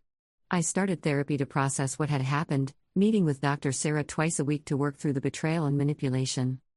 The therapist said I'd been emotionally abused, that the Whitmores' test had been a form of gaslighting and manipulation designed to make me question my own worth and motivations. She was right. It took months of work to stop second-guessing myself, to stop wondering if maybe I should have just signed the waiver to prove my love, to stop feeling like maybe I'd been the one in the wrong. A year after everything happened, I got a letter from Marcus. He'd been going to therapy too, working through his codependency with his family and his inability to set boundaries. He took full responsibility for his actions. He explained that his family had convinced him that everyone was after their money, that it was impossible to know who genuinely loved them versus who loved their wealth. He said he understood now how toxic that mindset was, how it had poisoned his ability to trust anyone, including himself. He hoped I was happy. He didn't ask for anything, didn't request a second chance or even a conversation. Just a simple expression of remorse and hope for my well-being. I appreciated the letter, but I didn't respond. Some betrayals are too deep to forgive, and some relationships can't be salvaged. What Marcus and his family had done had broken something fundamental in me, and while therapy was helping me heal, that didn't mean I owe them anything, not even acknowledgement of their apology. 2 years later, I met someone new. His name was James, and he was a teacher at the middle school near my apartment building. We met at a coffee shop where we'd both been regulars, slowly progressing from polite nods to brief conversations to actual coffee dates. He was solidly middle class, with a warm family who welcomed me without tests or conditions. When I told him the story of what had happened with Marcus and the Whitmores, he was horrified. "People actually do that?" he asked, his face showing genuine shock and disgust. "Test each other like that?" "Some people," I said. "People who think money is the most important thing in the world." "What's the most important thing?" he asked. I thought about it for a long moment. About trust, about honesty, about showing up for each other without games or manipulation. About being seen and valued for who you are, not what you have. "Being real," I said finally. "Just being real." We got married a year later in a small ceremony with no pretense, no performance, no tests. Just two people who loved each other, standing up in front of the people who mattered and making promises we intended to keep. James's family cried during the ceremony, happy tears for a son who'd found love. My friends from work were there, the small chosen family I'd built in Charlotte. Even Sophia came, bringing a date and whispering to me during the reception that she'd never been so proud of anyone in her life. I never hired actors again, and I never needed to. Because I'd learned the most important lesson of all: the people who truly love you don't need to test you. They just need to trust you. And anyone who can't do that doesn't deserve you in the first place. As for the Whitmores, I heard through mutual acquaintances that Gerald and Patricia eventually divorced. The stress of their scheme falling apart, combined with the public humiliation and the questions about their character, had been too much for their marriage to survive. Turns out when you build a relationship on controlling others and protecting wealth, there's not much left when that foundation cracks. Olivia moved to a different state to rebuild her career, taking a position at a smaller firm where her name didn't carry the baggage it did in our city. Derek took over most of the family business, trying to restore the Whitmore name through community involvement and charitable donations. It was working, slowly, but the stain of what they'd done never quite washed out. And Marcus, from what I heard, was still single, still in therapy, still working through the damage his family had done to his ability to trust himself and others. He'd apparently cut ties with his parents completely, moved across the country, and was trying to build a life separate from the Whitmore name and wealth. I hoped he found peace. I really did. But it wasn't my problem anymore, and thinking about him didn't hurt the way it used to. Time and distance and a healthy relationship had done what I'd thought impossible: they'd healed me. I'd moved on. I'd found real love with someone who valued honesty over tests, trust over manipulation, and authenticity over performance. And every time I thought about that day in the Whitmore living room, with my actors playing the wealthiest family in New York, I smiled. Not because I'd gotten revenge, though that had been satisfying, but because I'd proved to myself that I could fight back. That I didn't have to accept being treated like a gold digger or a fortune hunter or anything other than what I was: a woman who'd loved someone and been betrayed, who'd found the strength to stand up for herself when it mattered most. The actors, by the way, stayed in touch. Richard sent me a Christmas card every year with a note that always said the same thing: "Best role I ever played. Hope you're living your best life." I always wrote back, "I am. Thanks for helping me get there." Because sometimes the best revenge isn't anger or bitterness. Sometimes it's simply living well, loving honestly, and refusing to let anyone make you feel small. And sometimes, just sometimes, it's hiring a few Broadway actors to teach some rich people a lesson about assumptions. That works too. Story 3. I agreed to play someone's fake fiancé for a weekend and somehow ended up planning our real wedding. I was standing in the security line at Denver International Airport on a Thursday afternoon, trying to decide if I had time to grab coffee before my flight, when a woman I'd never seen before grabbed my arm and said the words that would change my life: "I know this sounds insane, but I need you to be my fiancé for the weekend." I turned to look at her. She was about my age, late 20s, wearing jeans and a blazer, with dark hair pulled back in a ponytail and eyes that were equal parts desperate and determined. "Excuse me?" I said. "Please, just hear me out." She was still holding my arm, her grip surprisingly strong. "I'm going to my cousin's wedding in Vermont this weekend. My entire extended family will be there. They think I'm engaged. I'm not. I was, but he broke it off 3 weeks ago, and I haven't told anyone because I couldn't deal with the pity and the questions and my grandmother's disappointment." I stared at her. "And you want me to? Pretend to be my fiancé for 3 days. Just this weekend. Friday through Sunday. I'll pay for everything: your flight, hotel, food, everything. Plus $1,000 for your time." You want to pay me to pretend to be engaged to you in front of your entire family? Yes. I should have said no. I should have pulled my arm away, wished her luck, and continued through security to catch my flight to Seattle for a work conference that I didn't want to attend. Instead, I heard myself ask, "Where are you flying to?" Burlington, Vermont. The wedding is at a resort in Stowe. It's my cousin Rachel's wedding. She's marrying some guy named Christopher who works in finance. My whole family will be there, aunts, uncles, cousins, my grandmother who's 93 and has been asking about my wedding plans for 2 years. And your ex? Her face tightened. Not invited. Small blessing. I looked at my phone. My flight to Seattle was boarding in 45 minutes. The conference was 3 days of presentations I'd already read and networking events where I'd stand awkwardly holding a drink while people talked about quarterly projections. What's your name? I asked. Mara. Mara Chen. I'm Daniel. Daniel Morrison. So? She was still holding my arm. Will you do it? I thought about Seattle. I thought about sitting alone in a hotel room working on my laptop at night. I thought about my last relationship, which had ended 6 months ago when she told me I was too cautious, too afraid of taking risks. Okay, I said. I'll do it. Her entire body sagged with relief. Really? Really? But we need to get our story straight. She checked her phone. Our flight boards in 30 minutes. We can talk on the plane. Wait, we're on the same flight? That's why I grabbed you. I saw your boarding pass when you were holding it. Burlington, Gate B32, same as mine. It felt like fate. It felt like you were stalking me. She almost smiled. A little of both maybe.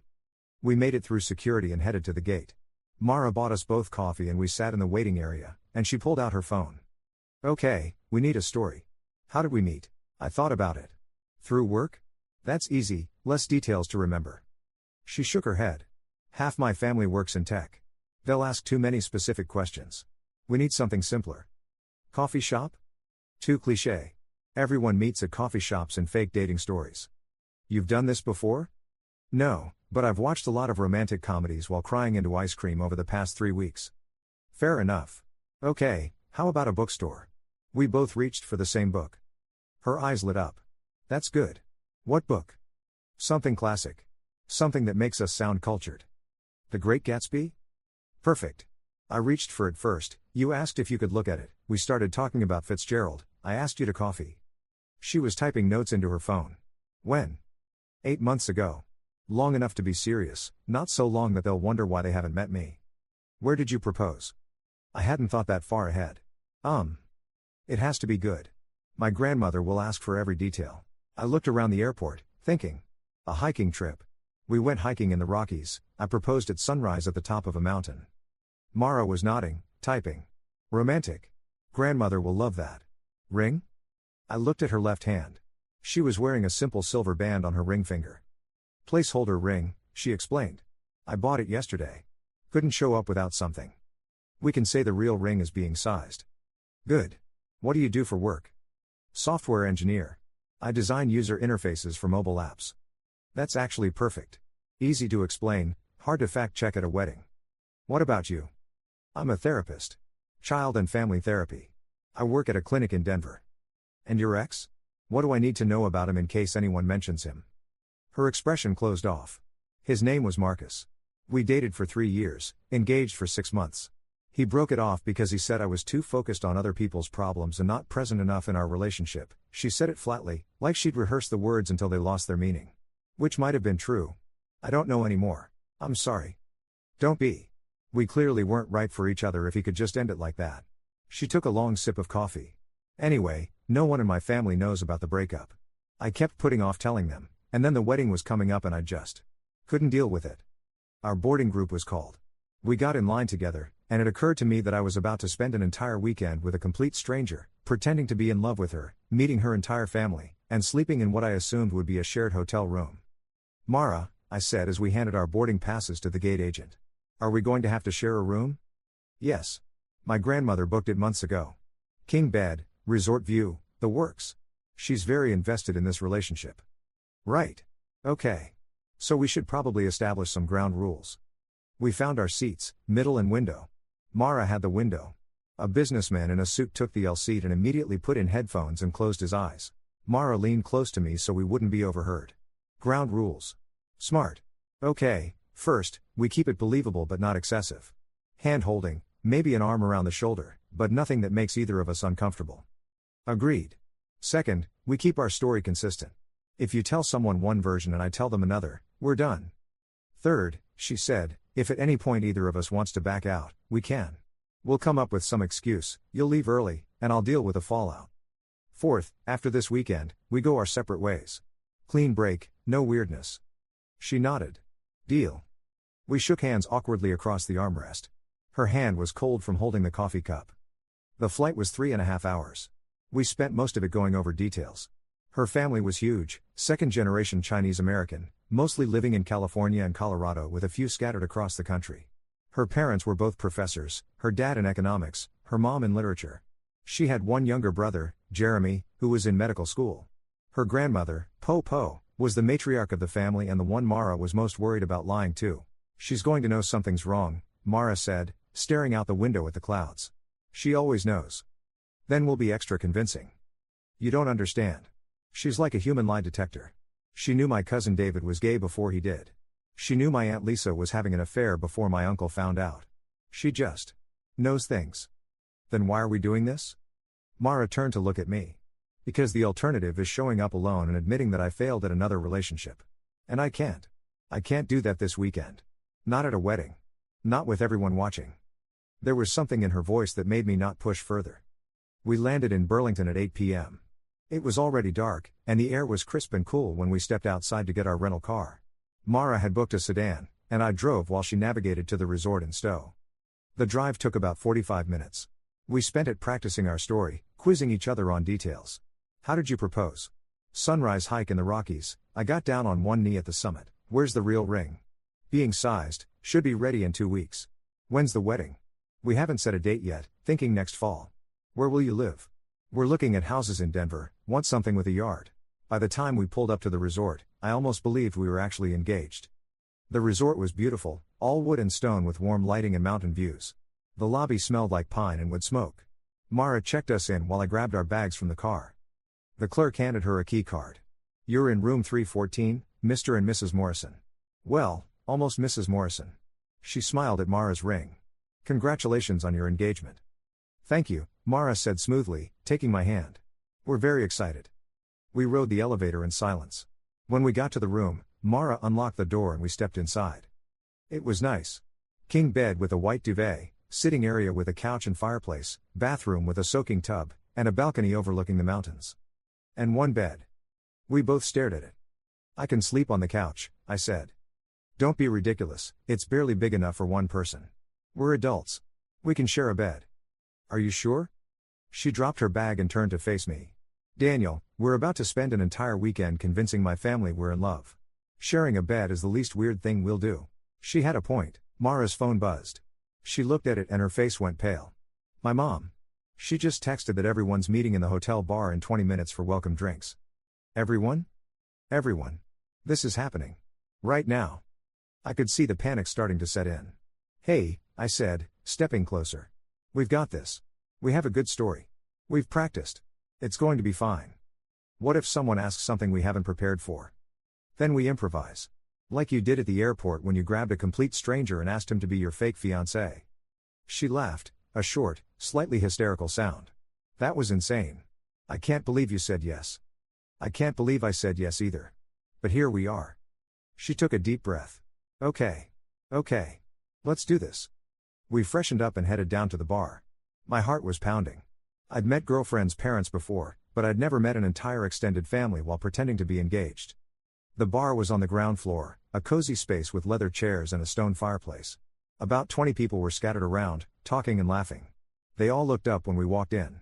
A woman who looked like an older version of Mara immediately stood up and rushed over. Mara. You made it. Hi, Mom. Mara hugged her, then turned to me. Mom, this is Daniel. Daniel, this is my mom, Linda. Linda looked at me with the same assessing expression Mara had used when she first grabbed my arm. Daniel. Finally, we meet. It's wonderful to meet you, Mrs. Chen. Call me Linda, please. She hugged me, which I wasn't expecting. We've heard so much about you.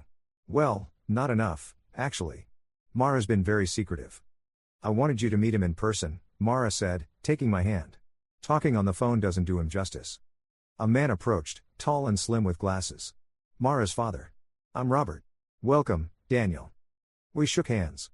His grip was firm, his expression cautious. Then came the flood. Aunts, uncles, cousins, all introducing themselves in a blur of names and faces. Aunt Susan, who taught chemistry. Uncle David, who ran a restaurant in San Francisco. Cousin Emily, who just had twins. Cousin Jason, who was starting law school. And finally, Po. She was small and elegant, wearing a dark blue dress, her white hair perfectly styled. She walked with a cane but moved with the confidence of someone who'd commanded respect her entire life. Po, Mara said, her voice softer than I'd heard it. This is Daniel. Po looked up at me with dark, sharp eyes that seemed to see through everything. So you're the man who wants to marry my granddaughter? Yes, ma'am. I am. She studied me for a long moment. I felt like I was being x-rayed. Why? The whole bar seemed to go quiet. Because she's brilliant and kind and makes me want to be better than I am, I said. Because when I'm with her, everything else makes sense. I don't know where the words came from. They just appeared, and as I said them, Mara's hand tightened in mine. Po's expression didn't change. And when did you know you wanted to marry her? I looked at Mara. The first time I made her laugh. Really laugh. We were arguing about whether Fitzgerald was a romantic or a cynic, and I said something ridiculous about Gatsby's pool, and she laughed so hard she snorted. And I thought, I want to hear that sound every day for the rest of my life. Mara was staring at me.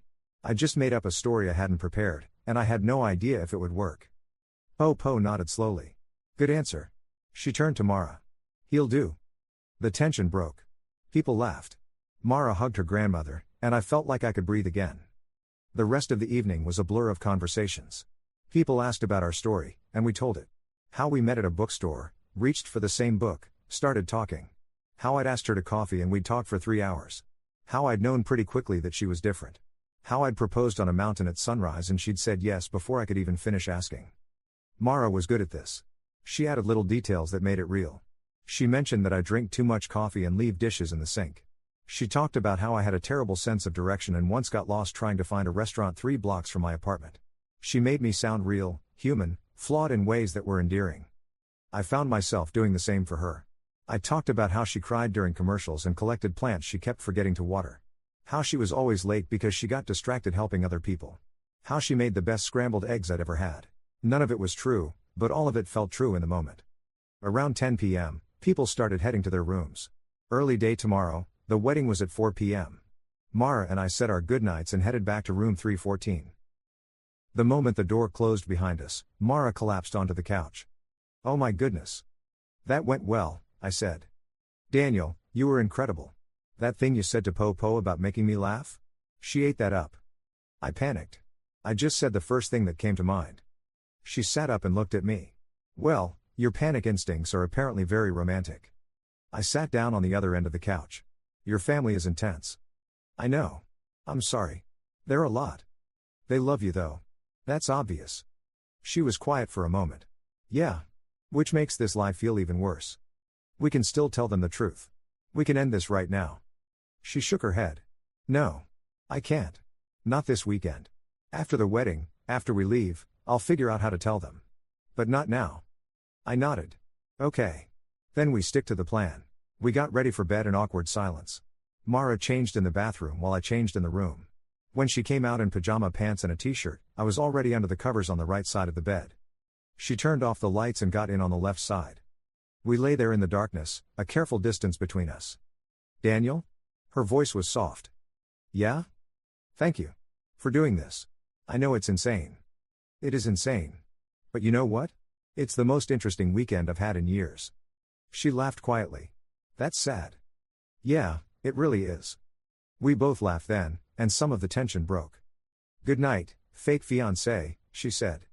Good night, fake fiancé. I woke up at 7 a.m. to find Mara's arm thrown across my chest and her head on my shoulder. At some point during the night, we'd migrated toward each other. I lay very still, not wanting to wake her. She looked peaceful, her face relaxed in sleep, her breathing steady. Then her eyes opened, and she realized where she was. Oh gosh, sorry. She pulled away quickly. I'm apparently a cuddler. It's fine. I am too apparently. We both got up, awkward again. The morning was a flurry of getting ready. Mara had events all day. Bridal brunch at 10, Spa afternoon at 2, rehearsal dinner at 6. You don't have to come to all of it, she said as she did her makeup. The brunch is just women. You can hang out, explore the resort. What about the spa? That's couples massages and mani pedis. Very romantic, very annoying. So I should come? She met my eyes in the mirror. If you don't mind? It would look weird if you didn't. I don't mind. The brunch was in a private room off the restaurant. Mara kissed my cheek before going in, a casual gesture that felt rehearsed and natural at the same time. I spent the morning walking around the resort, getting coffee, checking my work email. My boss had sent 3 messages wondering where I was. I'd told him I had a family emergency, which technically wasn't entirely a lie. The spa afternoon was surreal. Mara and I got couples massages in a dimly lit room that smelled like lavender and eucalyptus. We lay on adjacent tables while 2 massage therapists worked on our backs. This is so weird, Mara whispered. Which part? All of it. This whole weekend. The fact that we're getting couples massages and I don't even know your middle name. James. Daniel James Morrison. Mara Lynn Chen. Nice to meet you, Mara Lynn. Nice to meet you too, Daniel James. The massage therapist asked us to be quiet. We both suppressed giggles like teenagers. After the spa, we went back to the room to get ready for the rehearsal dinner. Mara wore a blue dress that made her eyes look darker. I wore slacks and a button-down shirt. You look nice, she said. So do you. We headed downstairs. The rehearsal dinner was in a private dining room, long tables set with white linens and flowers. About 30 people were there, close family and the wedding party. We were seated with Mara's brother Jeremy and his girlfriend, a quiet woman named Sarah who barely spoke. Jeremy was friendly but distracted, checking his phone constantly. Med school? I asked. Residency. It never ends. He looked at Mara. So, big sis, you're really doing this? Getting married? That's the plan. And Daniel, you're ready to join this family? Fair warning, we're a lot. I've noticed. But Mara's worth it. Mara squeezed my hand under the table. The bride and groom were at the head table, Rachel glowing in a rehearsal dinner dress, Christopher looking nervous but happy. They gave speeches thanking everyone for coming. Rachel's father got emotional talking about watching his little girl grow up. Po stood up with her wine glass. The room went quiet. I've been to many weddings in my life, she said, her voice strong despite her age. I've seen many kinds of love. The young love that burns bright and fast. The comfortable love that grows slowly over years. The love that survives hardship and comes out stronger. She looked around the room. Rachel and Christopher, you have the kind of love that will last. I can see it in how you look at each other. How you support each other. How you make each other better. Her eyes landed on Mara and me. And I hope to see more weddings in this family soon. More love, more joy, more reasons to celebrate. Everyone turned to look at us. Mara's face went red. After dinner, there was dancing. A small band played in the corner, and couples filled the dance floor. We should dance, Mara said. It would look weird if we didn't. We moved to the floor. I put my hand on her waist, she put her hand on my shoulder, and we swayed to a slow song I didn't recognize. I'm sorry about Po, she said. She's not subtle. It's okay. She means well. Still. The pressure is a lot. We danced in silence for a moment. She fit against me easily, like we'd done this before. Daniel? Yeah? That story you told at the bar last night. About me laughing and snorting. Do I actually snort when I laugh? I have no idea. I made the whole thing up. She pulled back to look at me. You're a really good liar. So are you. Is that a compliment or an insult? Both, maybe. She rested her head on my shoulder. This is the longest con I've ever pulled. We just have to make it through tomorrow. Wedding, reception, then we can leave Sunday morning. And then we never see each other again. That was the deal. She didn't respond, just held on a little tighter as we danced. Back in the room that night, we got ready for bed with the same awkward routine. But when we got under the covers, neither of us stayed on our own side. Is this okay? Mara asked as she moved closer. Yeah. It's okay. She curled against me, her head on my chest, her arm around my waist. This is nice, she said sleepily. Even if it's fake. I didn't know what to say to that, so I just held her until she fell asleep. The wedding day was chaos. Mara was in the bridal party, which meant she had to be in Rachel's room by 8 a.m. for hair and makeup. I wandered the resort, had breakfast, tried to work but couldn't focus. At 3 p.m., I put on the suit I'd brought and headed to the ceremony location, an outdoor pavilion overlooking the mountains. The ceremony was beautiful. Rachel walked down the aisle on her father's arm, crying happy tears. Christopher's face when he saw her was everything a wedding should be. They exchanged vows they'd written themselves, promising to love each other through everything life threw at them. I found myself thinking about Mara. About the past 2 days. About how easy it had been to pretend to be in love with her. About how sleeping next to her felt natural. About how every time she laughed at something I said, I wanted to make her laugh again. When the officiant said, "You may kiss the bride," and Christopher kissed Rachel, everyone cheered. I looked over at the wedding party and found Mara looking back at me. She smiled. I smiled back. And something shifted. The reception was in the main ballroom, decorated with flowers and string lights. Dinner was served, champagne flowed, speeches were made. Mara's father gave a toast about marriage and commitment. Rachel's best friend told embarrassing stories about their college years. Then Popo stood up. "I'm old," she said. "So I get to say whatever I want." Everyone laughed. "Rachel and Christopher, your love is obvious. It fills this room. But I want to talk about another couple here tonight." "No. Please no." "My granddaughter Mara and her fiancé Daniel. I watched them this weekend, and I see something special. They look at each other the way my husband used to look at me. Like the other person is home." Mara grabbed my hand under the table. "So Mara, Daniel, I hope your wedding is soon. I'm 93. I don't have time to wait." The room erupted in laughter and applause. People turned to look at us, raising their glasses. "We should say something," Mara whispered. I stood up, pulling Mara up with me. "Thank you, Popo. We're taking our time. But I promise, you'll be there when it happens." "I better be," Popo said. "Or I'll haunt you both." More laughter. We sat down. Mara was shaking. "It's fine," I said. "Almost over." The dancing started.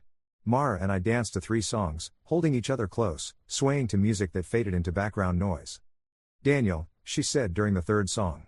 "I have to tell you something." "Okay. I don't want this to be fake anymore." I stopped moving. "What?" She looked up at me, her eyes serious. "This weekend. Dancing with you. Sleeping next to you. Pretending to be in love with you. It stopped feeling like pretending." My heart was pounding. "Mara, I know this is crazy. I know we agreed to walk away after this. But I can't. I don't want to. We barely know each other." "I know. But I want to know you. Really know you. Not fake story you, real you." I should have said no. I should have reminded her that we'd met 48 hours ago.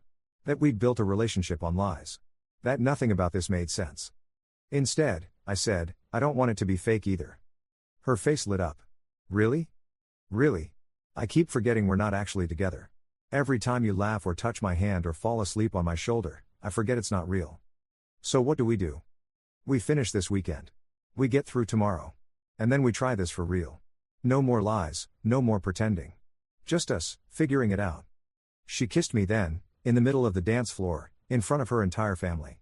It wasn't a fake kiss for show. It was real and desperate and perfect. When she pulled back, she was crying. "What's wrong?" "Nothing. Everything. I don't know. I'm happy and terrified and I still have to tell everyone we lied. Not tonight. Tonight, we just dance." We stayed on the dance floor until the band stopped playing.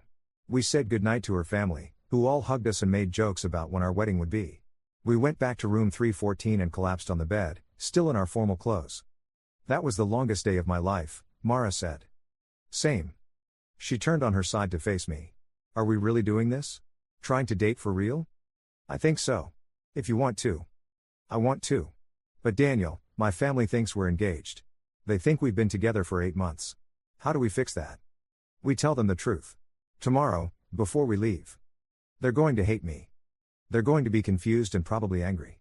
But they love you. They'll forgive you." She moved closer, resting her forehead against mine. "What if we don't work? What if we try this and realize we have nothing in common outside of this fake relationship? Then at least we tried. But I don't think that's what's going to happen." "Why not?" "Because I've spent 2 days pretending to love you, and somewhere in there, I stopped pretending." She kissed me again. And this time, we didn't stop. Sunday morning came too fast. We had to be out of the room by noon. Mara's parents had invited us to brunch with the extended family before everyone left. "This is it," Mara said as we walked to the restaurant. "We tell them now." "Together," I said, taking her hand. Her family was already there, crowded around a large table, laughing and talking. They looked up when we arrived, smiling, waving us over. We sat down. Coffee was poured. Food was ordered. Mara cleared her throat. "Before we eat, I need to tell you all something." The table went quiet. Daniel and I haven't been completely honest with you this weekend. Her mother's smile faded. What do you mean? Mara's hand was shaking in mine. Daniel and I aren't engaged. We weren't dating for 8 months. We actually just met on Thursday at the airport. Silence. What? Her father's voice was low. I panicked. Marcus and I broke up 3 weeks ago, and I didn't tell anyone. When you all kept asking about him, asking when you'd meet him, I couldn't admit I'd failed again. So when I saw Daniel at the airport, I asked him to pretend to be my fiancé for the weekend. More silence. Then, you lied to us? Her mother looked betrayed. Yes. I'm sorry. I was embarrassed and scared and I handled it terribly. Po was watching me. And you? You agreed to this lie? I did. Mara asked for help, and I said yes. I didn't think about the consequences. I'm sorry. So everything this weekend was fake? Jeremy asked. The story about meeting at a bookstore? The proposal on the mountain? All of it? Yes, Mara said. All of it was made up. Her father stood up. I can't believe this. You brought a stranger to your cousin's wedding and made us all believe he was your fiancé? I know it was wrong. Wrong doesn't begin to cover it, Mara. You lied to our faces. To Po's face. At a family wedding. Mara was crying now. I'm sorry. I'm so sorry. I stood up. It was my fault too. I should have said no. I should have encouraged her to tell you the truth. But I didn't, and I'm sorry. Her mother shook her head. You're a stranger. Why are you even still here? Because, I said, looking at Mara, the lie might have been fake, but what happened between us this weekend wasn't. We're going to try dating. For real this time. You're joking, Jeremy said. I'm not. I know it sounds crazy. It is crazy. But it's true. Po stood up slowly. Everyone turned to look at her. She walked over to Mara and me. We both braced for anger. Instead, she put one hand on Mara's cheek and one on mine. Foolish, she said. Both of you. So foolish. I know, Po. I'm sorry. But, Po continued, also brave. It takes courage to admit a mistake. And it takes courage to try love, even when it makes no sense. She looked at me. Do you love my granddaughter? I don't know yet. But I want to find out. She looked at Mara. Do you love him? I think I might. Is that crazy? Very crazy. Po smiled. But the best love stories usually are. She sat back down. Everyone, sit. Eat. We'll deal with this foolishness, but not on empty stomachs. Slowly, people sat. The tension didn't disappear, but it lessened. Mara's mother spoke first. I'm still upset. Very upset. But I'm also confused. You two really just met on Thursday? Yes, I said. And now you're dating? We're going to try. She looked at Mara's father. He sighed heavily. This is the most ridiculous thing I've ever heard. I know, Dad. But, he continued, I saw how you looked at each other this weekend. And if that was fake, you're both better actors than I thought. It wasn't fake, Mara said. Not all of it. The story was fake, but the feelings became real. Her brother laughed. This is like a bad rom-com. I know, Mara and I said at the same time. Brunch was awkward but not terrible. People asked questions. How did we really meet? What actually happened this weekend? Were we really going to try dating? We answered honestly. All of it. The airport, the panic, the improvised story, the weekend of pretending, the realization that it had become real. By the end of brunch, people were warming up. Not fully forgiving, but warming up. As we left, Po pulled me aside. Daniel Morrison. Yes, ma'am? Don't hurt her. She's already been hurt enough. I'll try my best not to. Good. And if you do marry her someday, I want to be there. You'll be the first person we invite. She patted my cheek. Good boy. Mara and I drove back to Burlington in the rental car. We had a flight back to Denver in 3 hours. That went better than I expected, Mara said. Your family is more forgiving than mine would be. Po saved us. She always does. Mara looked over at me. So we're really doing this? Dating? Seems that way. You live in Denver? I do. Good. Makes it easier. We returned the rental car and checked in for our flight. At the gate, we sat next to each other, and Mara leaned her head on my shoulder. Daniel? Yeah? What if we don't work out? What if this was just a weird weekend and we have nothing in common? Then we'll figure it out. But let's at least try. Okay. We flew back to Denver. I drove her home, a small apartment in Capitol Hill with plants on every surface, just like she'd said. Want to come in? She asked. I should probably get home. Long weekend. Right. Of course. She looked disappointed. But how about dinner tomorrow? A real first date? Her face brightened. Really? Really? No lying, no pretending. Just us. Okay. Yes. Dinner tomorrow. I kissed her goodbye on her doorstep. Good night, Mara. Good night, Daniel. I drove home thinking about how 3 days ago I'd been standing in an airport security line planning to go to Seattle, and now I was planning a date with a woman I'd met by agreeing to be her fake fiancée. We had dinner the next night. And the night after that. By the end of the week, we'd seen each other 4 times. It was fast, maybe too fast. But we'd already done the compressed version of a relationship. We'd met each other's families, slept in the same bed, danced at a wedding. Going slow felt impossible. 3 weeks after Vermont, Mara invited me to move some stuff into her apartment. A drawer, some closet space. Small things that became big things. 6 weeks after Vermont, I met her for lunch at her clinic. She introduced me to her coworkers as her boyfriend, and it felt simultaneously brand new and like we'd been together forever. 2 months after Vermont, we had the conversation. My parents want to know when they can visit, Mara said. We were cooking dinner in her kitchen, which had become our kitchen. To see us. The real us. Are they still mad? More confused than mad. They want to understand how this happened. So do I sometimes. She turned off the stove and faced me. Daniel, are we really doing this? Is this real? What do you mean? I mean, we started with a lie. We built a relationship on fake stories and pretending. How do we know this isn't just momentum? Continued performance? I put down the spatula and pulled her close. Because when I wake up next to you, I'm not thinking about your family or the wedding or any of that. I'm just thinking about you. The real you. The real me is a mess. I'm anxious and overthink everything, and I killed another plant last week. I know. And I'm awkward and work too much, and I can't dance unless it's slow and someone's leading me. We're kind of a disaster. Yeah. But we're a disaster together. She kissed me. I love you. It was the first time either of us had said it. I froze. Sorry, she said quickly. Too soon. I shouldn't have. I love you too. She pulled back to look at me. Really? Really? I think I have for a while. I just didn't know how to say it. We stood in her kitchen holding each other, and I thought about how none of this made sense. How we'd met in the strangest possible way. How we'd built a relationship on lies that somehow became truth. But here we were. Mara's parents visited a month later. We took them to dinner at a nice restaurant downtown. It was awkward at first, everyone dancing around the elephant in the room. Finally, her mother said, "So, are you two actually together? Is this real?"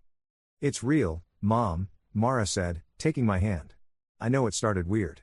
But it's real now." Her father looked at me. "And your intentions? What are they?" "To make her happy.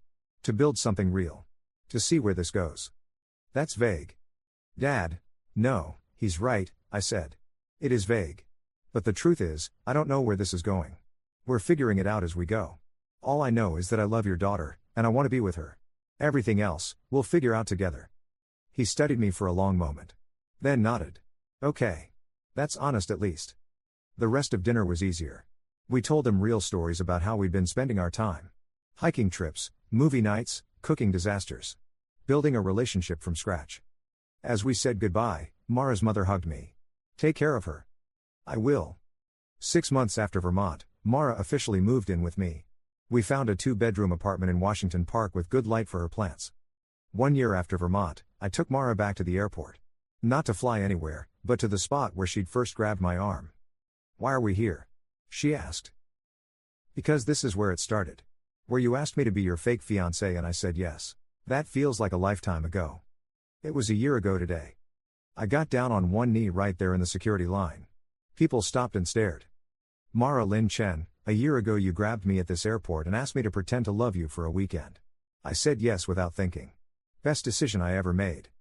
She was already crying. "We've spent the past year turning that fake relationship into something real. Learning each other, building something from nothing. And I don't want to pretend anymore. I want it to be real. Completely real." I pulled out a ring. Not a placeholder, not a story, a real ring. "Will you marry me? For real this time?" She didn't even let me finish. "Yes. Yes.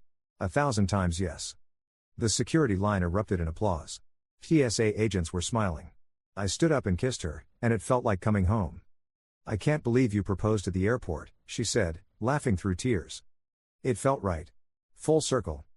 "Po-Po is going to love this." Po-Po told me where to buy the ring.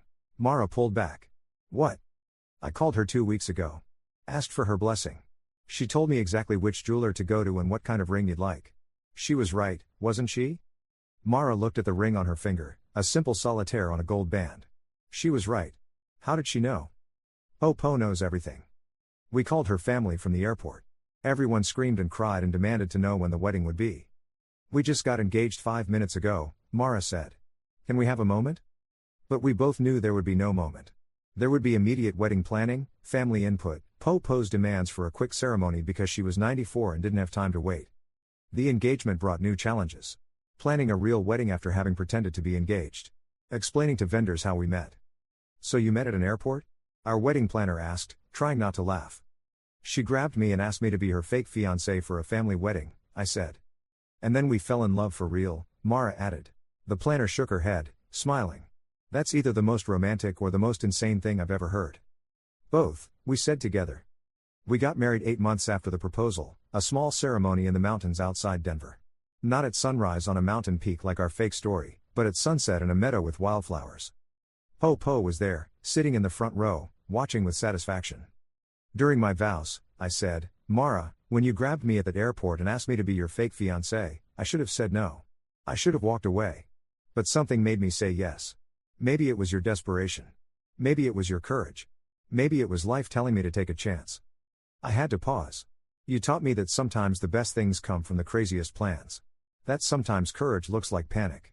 That sometimes the person you're meant to be with shows up in the strangest way. Mara was crying. I love you. I loved you when you were a stranger doing me a favor. I loved you when we were pretending for my family. I love you now as the person I know better than anyone. And I'll love you forever as your husband. When it was Mara's turn, she said, Daniel, I was terrified at that airport. Terrified of disappointing my family, terrified of being alone, terrified of admitting another relationship had failed. So I did the most impulsive thing I've ever done. I grabbed a complete stranger and asked him to be my fake fiancé. She laughed through tears. And you said yes. Without questioning it. Without hesitation. Just yes. And that yes changed everything. She took my hands. What started as a lie became the most honest thing in my life. You showed me that love doesn't have to make sense to be real. That sometimes the right person shows up in the wrong way. That sometimes you have to pretend to find the truth. She squeezed my hands. I love you. Thank you for saying yes. Thank you for not running away. Thank you for being exactly what I needed exactly when I needed you. By the end, we were both crying. The officiant pronounced us married, and everyone cheered. At the reception, Po gave a toast. I knew, she said. At Rachel's wedding, when I watched them dance, I knew it wasn't fake. Real love has a feeling. You can't pretend it. She raised her glass. To Mara and Daniel. May their marriage be as unexpected and perfect as their beginning. We danced until our feet hurt. We cut a cake that had a tiny fondant couple at an airport on top. We took photos with everyone we loved. Late in the evening, Jeremy pulled me aside. You know, when Mara first told us the truth, I thought you were both insane. We are both insane. He laughed. Yeah. But watching you two today, seeing how you look at each other, I get it now. The how you met doesn't matter. What matters is what you built from it. After the reception, Mara and I went back to our hotel room. We collapsed on the bed in our wedding clothes. We did it, she said. We got married. For real this time. I pulled her close. For real this time. 1 year after the wedding, we went back to the airport on our anniversary. It had become our tradition. We stood in the security line, the same spot where it had all started. 2 years ago, you grabbed my arm right here, I said. Best impulse decision I ever made. Best yes I ever gave. A young couple nearby was arguing about something. The woman looked stressed, the man frustrated. Mara watched them. Think they'll make it? Who knows? Everyone's relationship is different. Ours started with a lie. And became truth. She leaned her head on my shoulder. Do you ever wonder what would have happened if you'd said no? All the time. But I didn't. I said yes. Why? I thought about it. Because you looked scared. And because life is short. And because something in me said this would be interesting. Was it? The most interesting thing I've ever done. 2 years after the wedding, Mara announced she was pregnant. We were sitting in our living room when she told me, holding the positive test with shaking hands. We're having a baby, she said. We're having a baby. We went to the airport to celebrate. Our weird tradition continued. The security line workers recognized us now. Anniversary couple. One of them called. Not anniversary, Mara said, grinning. Baby announcement. They cheered. Other travelers clapped.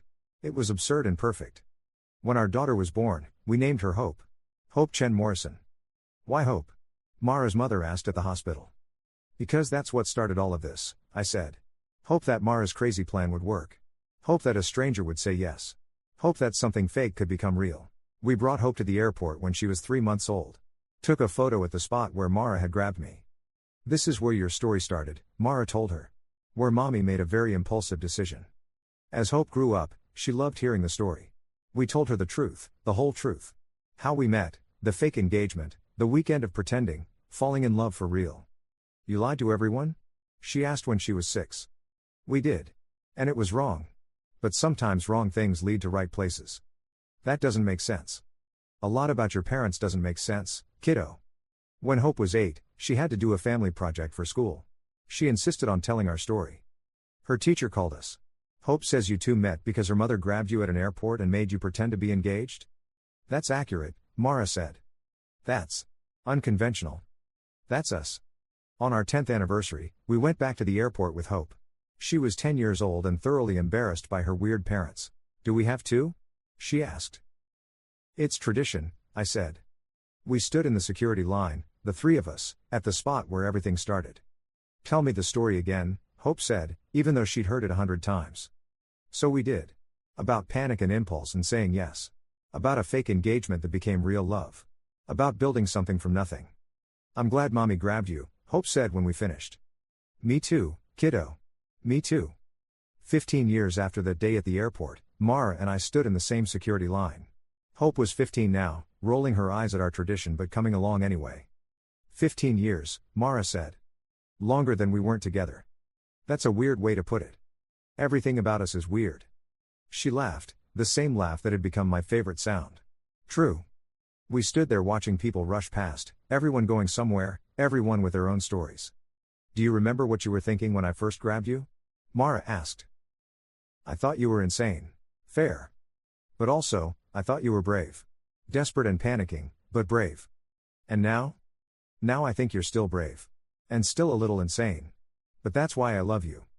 She kissed me, right there in the security line, the same place she'd grabbed me 15 years ago. Thank you for saying yes, she whispered. Thank you for asking. 20 years after that day at the airport, we went back. Hope was in college now, building her own life, her own stories. 20 years, I said.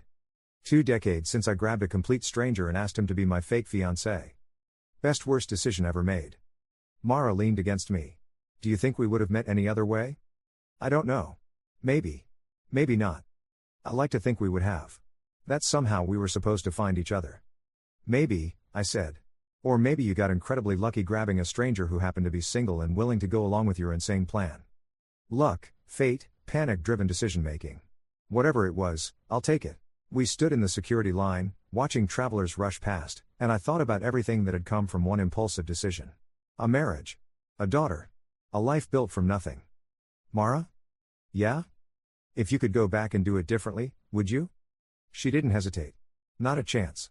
Every moment, every lie, every awkward family dinner, all of it led here. To us. To hope. To this life. I wouldn't change any of it. Me neither. We left the airport and drove home, to the life we'd built from a weekend of pretending, to the truth that grew from lies, to the love that started with a desperate woman grabbing a stranger and asking for help. I agreed to play someone's fake fiancé for a weekend. And now, 20 years later, I'm planning our anniversary trip, still saying yes, still grateful she grabbed me at that airport, still living the best unexpected life I could have imagined. If someone had told me that day, standing in the security line planning to have coffee before my flight, that I would end up married to the woman who was about to grab my arm, I would have laughed. But that's the thing about life. The best stories don't make sense until they're over. The right person doesn't always show up the right way. And sometimes, saying yes to something completely insane is the smartest decision you'll ever make. 20 years ago, Mara grabbed me at an airport. I said yes. And everything else just followed. Story 4.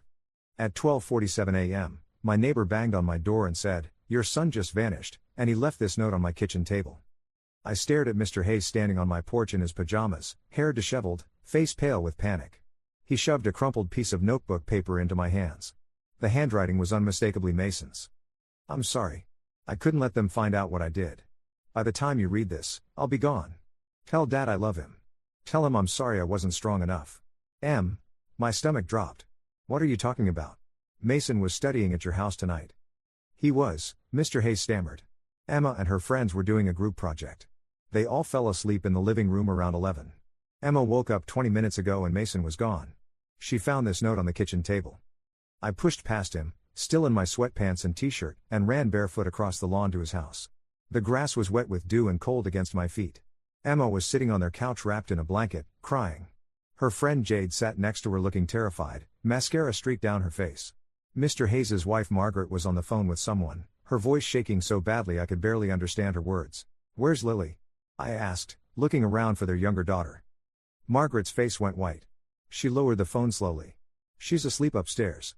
Why? Go check on her, I said, my voice coming out harder than I meant. Something about that note felt wrong. What I did. What could Mason have possibly done? My son who helped elderly neighbors with their groceries. My son who'd never gotten so much as a detention in his life. Margaret ran upstairs. I heard her footsteps on the hardwood, then a door opening. Then screaming that made my blood run cold. She's gone. Lily's gone. Oh God, she's gone. Everything moved in slow motion after that. Mr. Hayes called 911 while Margaret collapsed on the stairs sobbing so hard she couldn't breathe. Emma kept saying she didn't know anything, that everyone was asleep, that she woke up and Mason was just gone. Jade was crying into her hands, saying over and over that she didn't see anything. The police arrived within 10 minutes. 2 squad cars first, lights flashing and painting the quiet suburban street in red and blue. Then a detective's unmarked sedan. I stood in Hayes's living room trying to answer questions while my brain refused to process what was happening. This couldn't be real. This had to be some kind of horrible nightmare I'd wake up from any second. When did you last see your son? The detective asked. Her name was Detective Reeves, mid-40s with sharp eyes that made me feel like she could see right through me. She had the kind of face that had seen too much, too many terrible things. Around 6:30 when he left for the Hayes' house. He was working on a history project with Emma and some other kids. Something about World War II, I think. And he seemed normal? No signs of distress or unusual behavior? I thought back to dinner. Mason had been quiet, but not unusually so. We'd had spaghetti and meatballs. He'd eaten 2 helpings, which was normal for a teenage boy who played basketball and was always hungry. He'd told me about his day at school, mentioned he'd aced a chemistry quiz. He'd grabbed his backpack, kissed my cheek the way he still sometimes did when he wasn't worried about seeming uncool, and left. He seemed fine. He seemed like Mason. Detective Reeves showed me the note in a plastic evidence bag now. Is this your son's handwriting? I nodded, my throat tight. Yes. But Mason wouldn't hurt anyone. There has to be an explanation. You don't understand, my son volunteers at the children's hospital on weekends. He reads to kids in the cancer ward. He wouldn't hurt a child. Mr. Chen, I need you to understand the situation we're dealing with here. Your son left a note suggesting he did something wrong, and now a 14-year-old girl is missing. We need to find them both as quickly as possible. Her voice was professional, but I could hear the implication underneath. They thought Mason took Lily. They thought my son was dangerous. No, I said firmly. You don't know Mason. He wouldn't hurt anyone. He's never even been in a fight. When kids bullied him in middle school, he just ignored them. He wouldn't hurt a child. But even as I said it, doubt crept in like poison. How well did any parent really know their teenage son? Mason was 17, almost an adult. He had a whole life at school I wasn't part of. What secrets was he keeping? What was I missing? Detective Reeves sent officers to search my house. I walked home in a daze and watched strangers go through Mason's room. They took his laptop, his phone he'd left charging on his desk, notebooks, everything. They went through his closet, his drawers, under his bed. They treated his personal space like a crime scene because that's what it had become. I sat on Mason's bed while they worked, feeling useless and terrified. The room still smelled like his cologne, that cheap body spray teenage boys love. His basketball trophy from sophomore year sat on the shelf next to his debate team medal. A photo of us at his mom's grave from last year was taped to his mirror, both of us trying to smile even though we were crying. This was my kid. My son who cried when our dog died when he was 10. Who volunteered at the food bank every Saturday morning. Who wanted to be a pediatrician someday so he could help sick kids. This couldn't be happening. An officer found Mason's journal in his desk drawer and bagged it as evidence. We'll need to read through this, she said, not unkindly.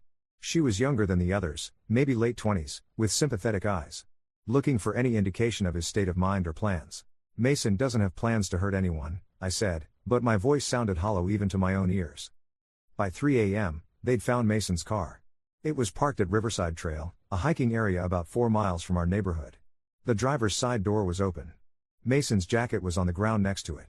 His keys were still in the ignition. Detective Reeves called me at 3:47 a.m. with an update that made my blood run cold. "Mr. Chen, we found blood in the vehicle. Not a large amount, but enough to be concerning. It appears to be on the steering wheel and the driver's seat. We're bringing in K9 units and search and rescue teams at first light." "Blood? Is it Mason's blood? Is he hurt?" "We don't know yet.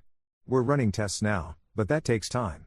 But Mr. Chen, I need to ask you some difficult questions. Has Mason ever shown violent tendencies? Anger issues? Any concerning behavior toward young girls?" I felt sick. The room spun around me. "No.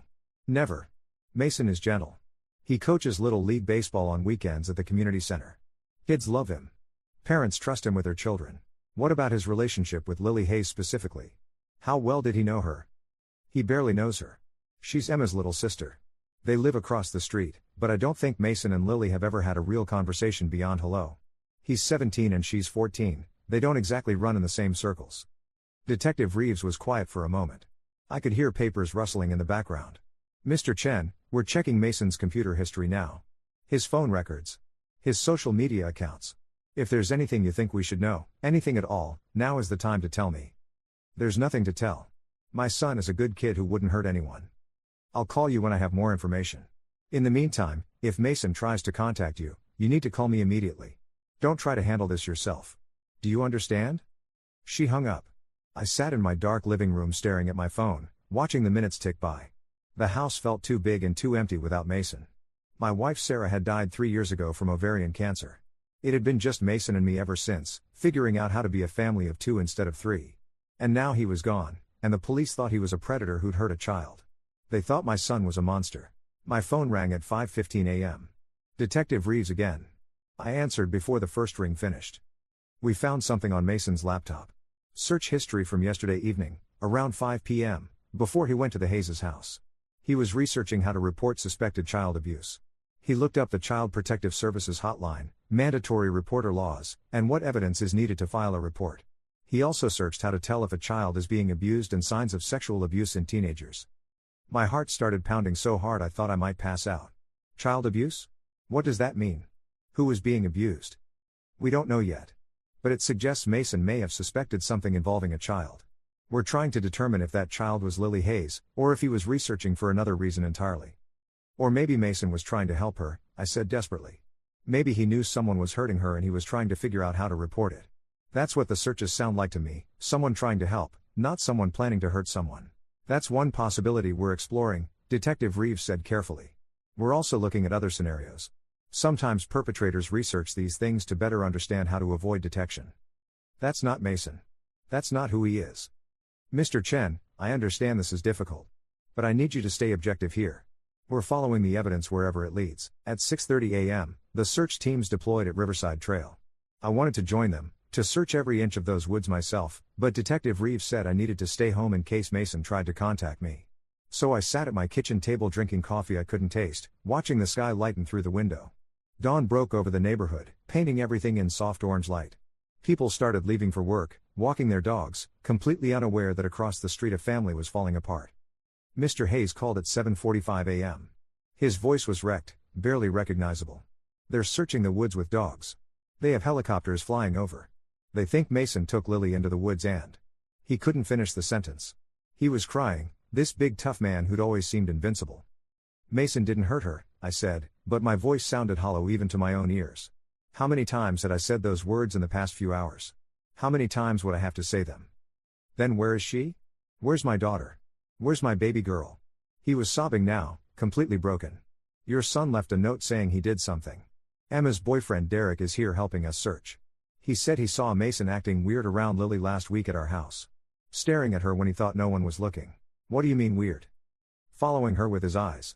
Derek noticed it and thought it was creepy but didn't want to say anything because he didn't want to accuse anyone without proof. But now with Lily gone and that note, I hung up on him. I couldn't listen to anyone else tell me my son was a monster.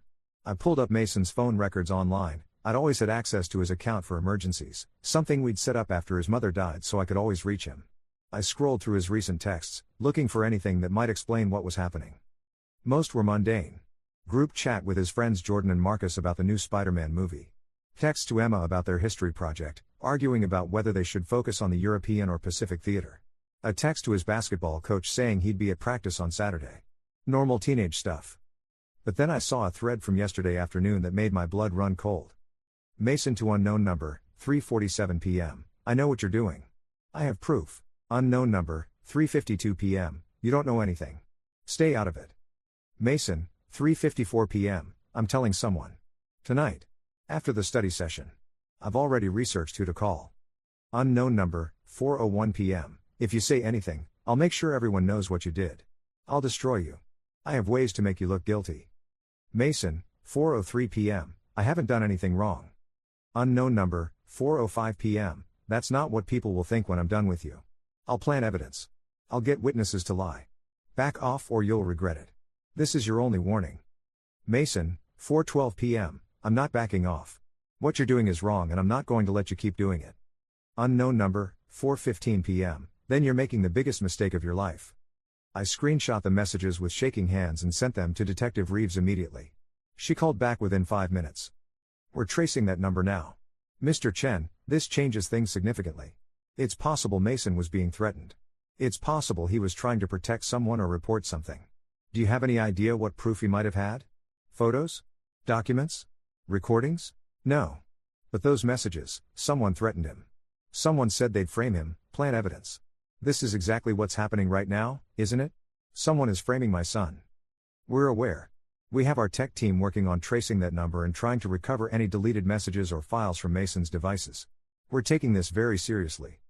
At 9:23 a.m., they found Mason's phone.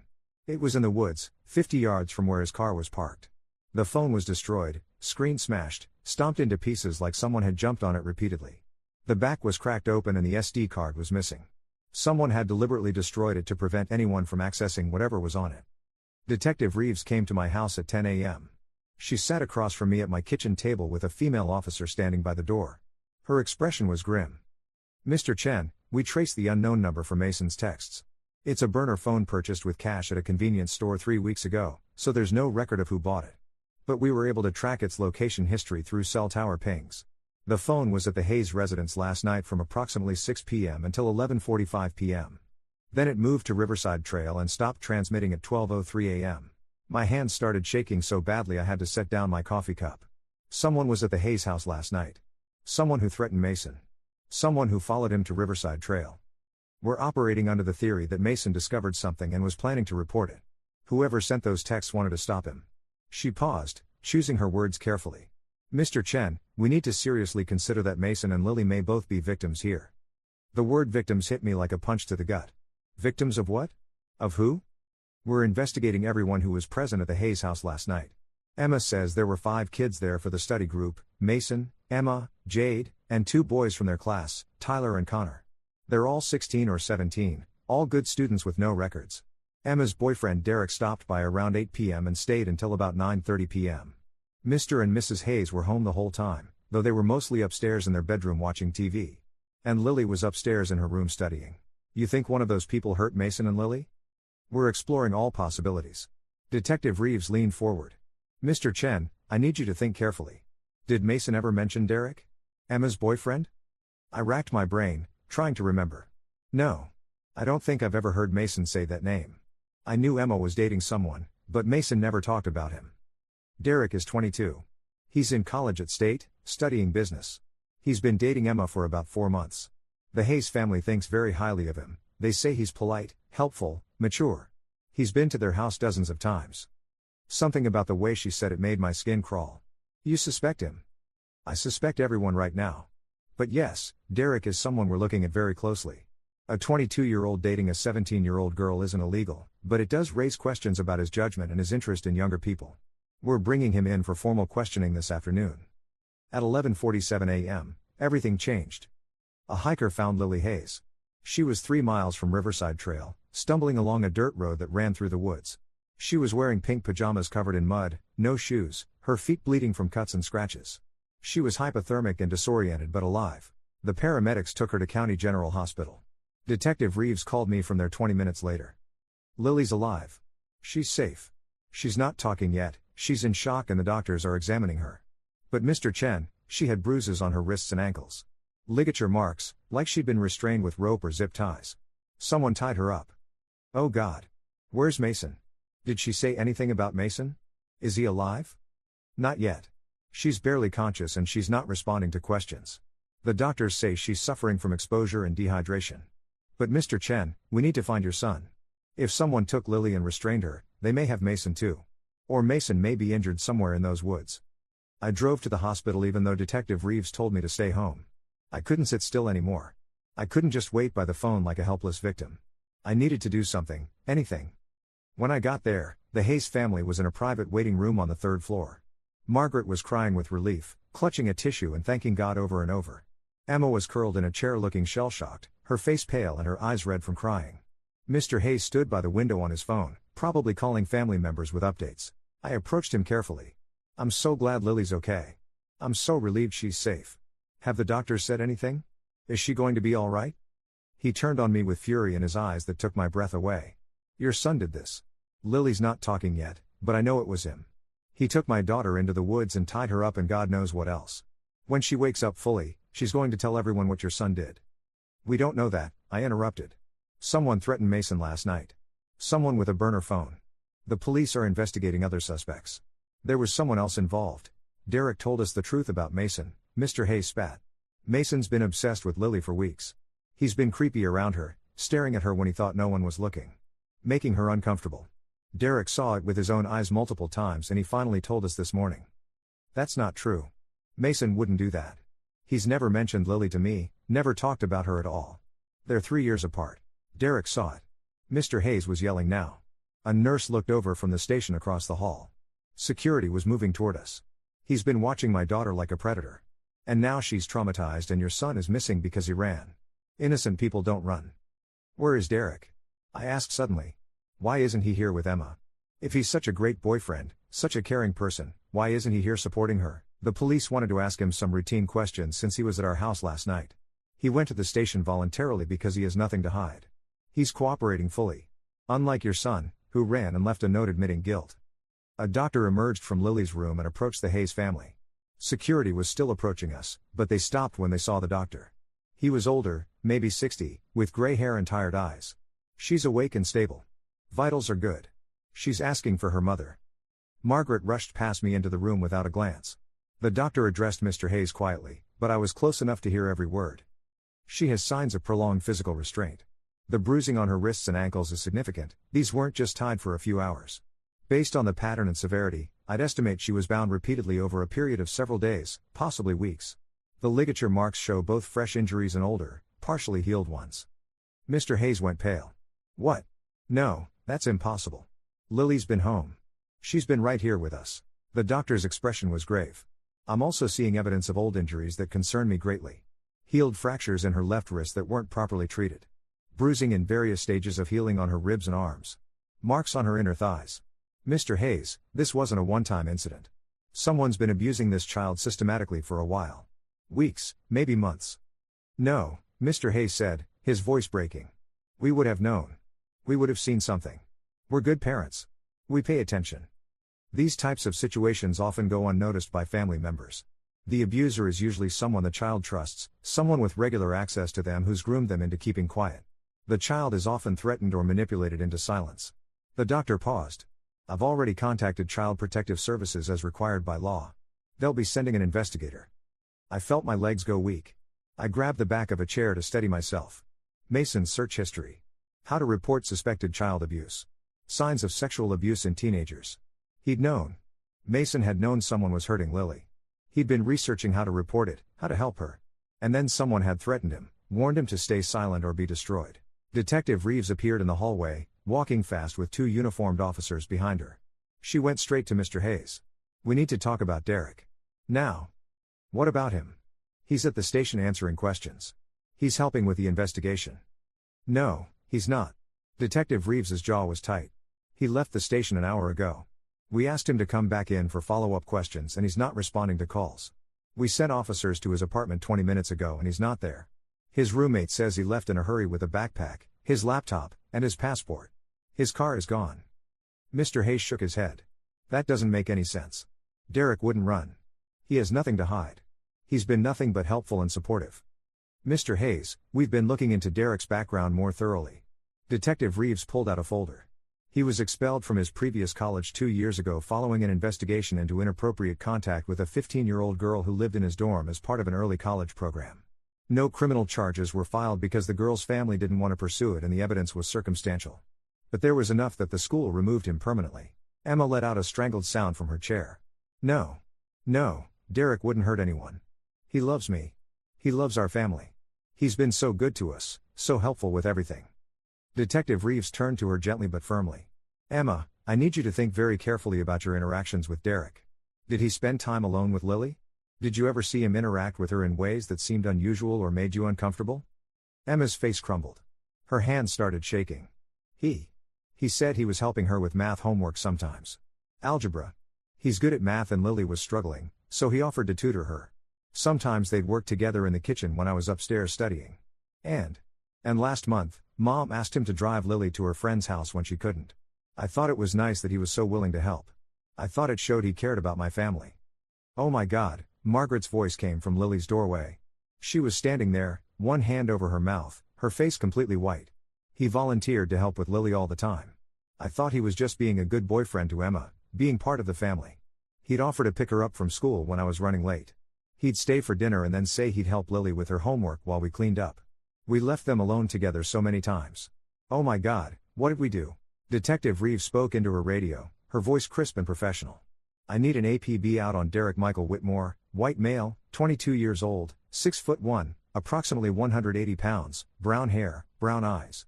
Last seen driving a silver 2019 Honda Civic, license plate. She rattled off the numbers. Consider him a person of interest in child endangerment and possible homicide. Approach with caution. Homicide? I choked out. My vision was starting to blur around the edges. You think Derek killed Mason? We found significant blood evidence at Riverside Trail. More than the small amount initially reported. The K-9 units tracked a scent from Mason's car deep into the woods to a ravine about a quarter mile in. Mr. Chen, I need you to prepare yourself. The search and rescue team is working to recover something now. They called it in 5 minutes ago. Everything went dark around the edges. I felt someone catch me as my knees buckled. The room was spinning. Someone was saying my name, but it sounded like I was underwater. They found Mason at 2:37 p.m. He was at the bottom of a steep ravine, partially hidden by fallen branches and leaves. Someone had clearly tried to conceal the body. He'd been beaten badly. Severe head trauma, broken ribs, defensive wounds on his hands and arms where he'd tried to protect himself. His face was so swollen the first officers on scene almost didn't recognize him from his photo. But he was alive. Barely alive, unconscious and critical, but his heart was beating. He was breathing. The paramedics had to rappel down into the ravine to reach him. They stabilized him as much as possible before the extremely delicate process of getting him out. It took 45 minutes to safely extract him from the ravine without causing more damage. I rode in the ambulance, holding Mason's hand, talking to him even though he couldn't hear me. Hold on, Mason. Please hold on. You're so strong. You've always been strong. I'm here. Dad's here. I'm not leaving you. His face was swollen almost beyond recognition. Blood matted his dark hair. His breathing was shallow and labored. But his chest was rising and falling. He was alive. That was all that mattered. He was alive. The ER team was waiting when we arrived. They rushed him straight to surgery. A trauma surgeon spoke to me briefly, a tall woman with kind eyes who was probably used to delivering terrible news to devastated family members. Your son has severe head trauma, multiple skull fractures, significant brain swelling. We need to operate immediately to relieve the pressure or he won't survive. He also has 4 broken ribs, one of which punctured his lung. Internal bleeding. Extensive bruising and contusions. Mr. Chen, I need to be honest with you, the next few hours are critical. The injuries are extensive. We'll do everything we can. Please save him, I begged. Please. He's all I have left. He's my whole world. She squeezed my shoulder. We'll fight for him. I promise you that. They took him through the double doors and I collapsed into a chair in the waiting room. I was covered in Mason's blood. My hands, my shirt, my jeans. I couldn't stop shaking. Detective Reeves appeared at some point and sat next to me. I don't know how much time had passed. Minutes? Hours? Lily's talking, she said quietly. She told us everything. I looked at her, waiting. I wasn't sure I could form words. Derek has been abusing Lily for 3 months, since shortly after he started dating Emma. It started with inappropriate comments, then touching. It progressed to sexual assault. He told her if she said anything to anyone, he'd hurt Emma. He said he'd kill her parents. He made her believe it was her fault, that she'd done something to encourage his attention, that no one would believe her if she told. I felt sick. My stomach churned and for a moment I thought I might vomit right there in the waiting room. Last night, Mason went upstairs to use the bathroom around 9 p.m. He heard crying coming from Lily's room. The door was slightly open. He looked in and saw Derek leaving through Lily's window. They have a trellis outside her window that leads to the roof, then to the garage roof, then to the ground. Derek had been using it to sneak into her room for months. Mason didn't see Derek's face, just saw someone leaving. He went into Lily's room and found her crying on her bed. Detective Reeves paused, giving me time to process. Mason asked what was wrong. At first, Lily wouldn't tell him. She was terrified. But Mason sat with her and was so gentle, so kind, that she finally broke down and told him everything. About Derek. About the abuse. About the threats. About how scared she was all the time. Tears were streaming down my face. That's my son. That's exactly who he is. Mason told Lily he was going to help her, that he was going to make sure Derek never hurt her again. He'd already been suspicious. He'd noticed Derek's behavior around Lily during previous visits to their house, the way Derek watched her, the way Lily tensed up when Derek was around. That's why Mason had researched reporting abuse that afternoon. He was preparing to take action. The text messages, I said hoarsely. After Lily told him everything, Mason went back downstairs. At some point he sent Derek a text from the burner phone Derek had given him. Derek had given burner phones to both Mason and Lily, telling Mason it was for private conversations and telling Lily she needed it so he could contact her without her parents seeing. Mason used the burner to confront Derek, telling him he knew and was going to report him. Derek threatened to frame Mason, to plant evidence, to make it look like Mason was the abuser. Detective Reeves pulled out her notepad. Around 11:30 p.m., after everyone had fallen asleep, Derek texted Mason from the burner saying they needed to meet in person to talk this out. He told Mason to meet him at Riverside Trail, that if Mason went to the police without talking to him first, Derek would immediately go to the Hayes family and tell them Mason had been molesting Lily for months. He said he had evidence, fabricated photos, doctored messages, everything ready to go. He said he'd destroy Mason's life. Mason went to meet him, I whispered. Yes. Mason left that note as insurance. He hoped if something happened to him, people would investigate and find the truth. He took his phone and was clearly recording or documenting something because Derek smashed the phone completely and took the SD card. Mason also had a camera in his car, a dash cam his mother had installed years ago that you probably forgot about. We found the footage. It shows everything. My hands were shaking so hard I had to clasp them together. What happened? Derek arrived at Riverside Trail in a different car, probably borrowed or stolen. We're still tracing it. He approached Mason's car. Mason got out to talk to him. Mason was trying to reason with him, telling Derek he needed to stop hurting Lily, that Derek needed help, that turning himself in was the right thing to do. Derek was having none of it. They argued for about 5 minutes. Then Derek attacked him. Detective Reeves's voice got quieter. It was brutal. Derek beat Mason with something, we think a tire iron based on the injuries. Mason tried to fight back, tried to defend himself, but Derek is bigger and older and had the element of surprise. After Mason went down, Derek dragged him into the woods, down into that ravine. The dashcam audio picks up Derek saying should have minded your own business, you little punk. Now everyone's going to think you're the monster. Then the audio cuts out. Derek must have realized the car was still running and recording. I couldn't breathe. My chest felt like it was being crushed. Derek then went back to the Hayes house. Lily told us she woke up to Derek standing over her bed around midnight. He grabbed her, tied her up, gagged her, and took her. She was terrified. He drove her to a storage unit he'd been renting under a fake name for the past 2 months. He'd been planning this, preparing for the possibility that he'd need to take Lily and disappear. The storage unit was set up almost like a small room. He had a mattress, supplies, chains to restrain her. Oh my God. Lily says Derek told her Mason was dead, that he'd killed him, and that if she didn't do exactly what he said, he'd kill her entire family. He kept her in that storage unit all night and into the morning. But Mason wasn't dead. Before Derek destroyed Mason's phone, Mason had set up a delayed text message using an app. The message was scheduled to send at 6 a.m. to Crime Stoppers with Derek's full name, Emma's address, and an accusation of child abuse. It said, if you're reading this, something happened to me. Derek Whitmore is abusing Lily Hayes. Find her. Save her. I started crying again. Even beaten and left for dead, Mason had saved her. He'd thought ahead. He'd protected her. The Crime Stoppers tip came in at 6 a.m. They contacted us immediately. We were already searching for Mason and Lily, but that tip told us exactly who we should be looking at. We started looking for storage units rented in the area, cross-referencing with Derek's known aliases. We found 3 possible locations. We sent teams to all of them. How did Lily get away? Derek panicked when he realized police were searching for storage units in the area. He has a police scanner app on his phone, we found that later. He heard the chatter about searching storage facilities and abandoned Lily on that dirt road. He just left her there and ran. If he'd taken her with him, we would have had an Amber Alert out and he'd never have made it out of the state. But leaving her alive was his biggest mistake. Detective Reeves stood up. Mr. Chen, every law enforcement agency in the country is looking for Derek right now. His face is on the news. His car is flagged in every system. He won't get far. I don't care about Derek right now. I only care about Mason surviving. She nodded. I understand. I'll keep you updated. Mason was in surgery for 6 hours. 6 hours of me sitting in that waiting room, covered in his blood, praying to a God I wasn't sure I believed in anymore. The Hayes family came at some point. Margaret brought me coffee and a clean shirt. I couldn't look at Mr. Hayes, I was still too angry at him for what he'd said, even though I understood he'd been terrified for Lily. Emma sat with me for a while. She was crying quietly. I'm so sorry, she kept saying. I brought Derek into our lives. I introduced him to my family. This is my fault. No, I said firmly. This is Derek's fault. Only Derek's fault. He fooled everyone. That's what predators do. They're charming and helpful and they make everyone trust them. You're a victim too, Emma. The surgeon finally emerged at 8:47 p.m. She looked exhausted but not defeated, which I took as a good sign. Your son is out of surgery and in recovery. The next 48 hours are critical, but he made it through the operation. We had to relieve pressure on his brain, he had significant swelling and bleeding. We've stabilized the skull fractures. We repaired the punctured lung.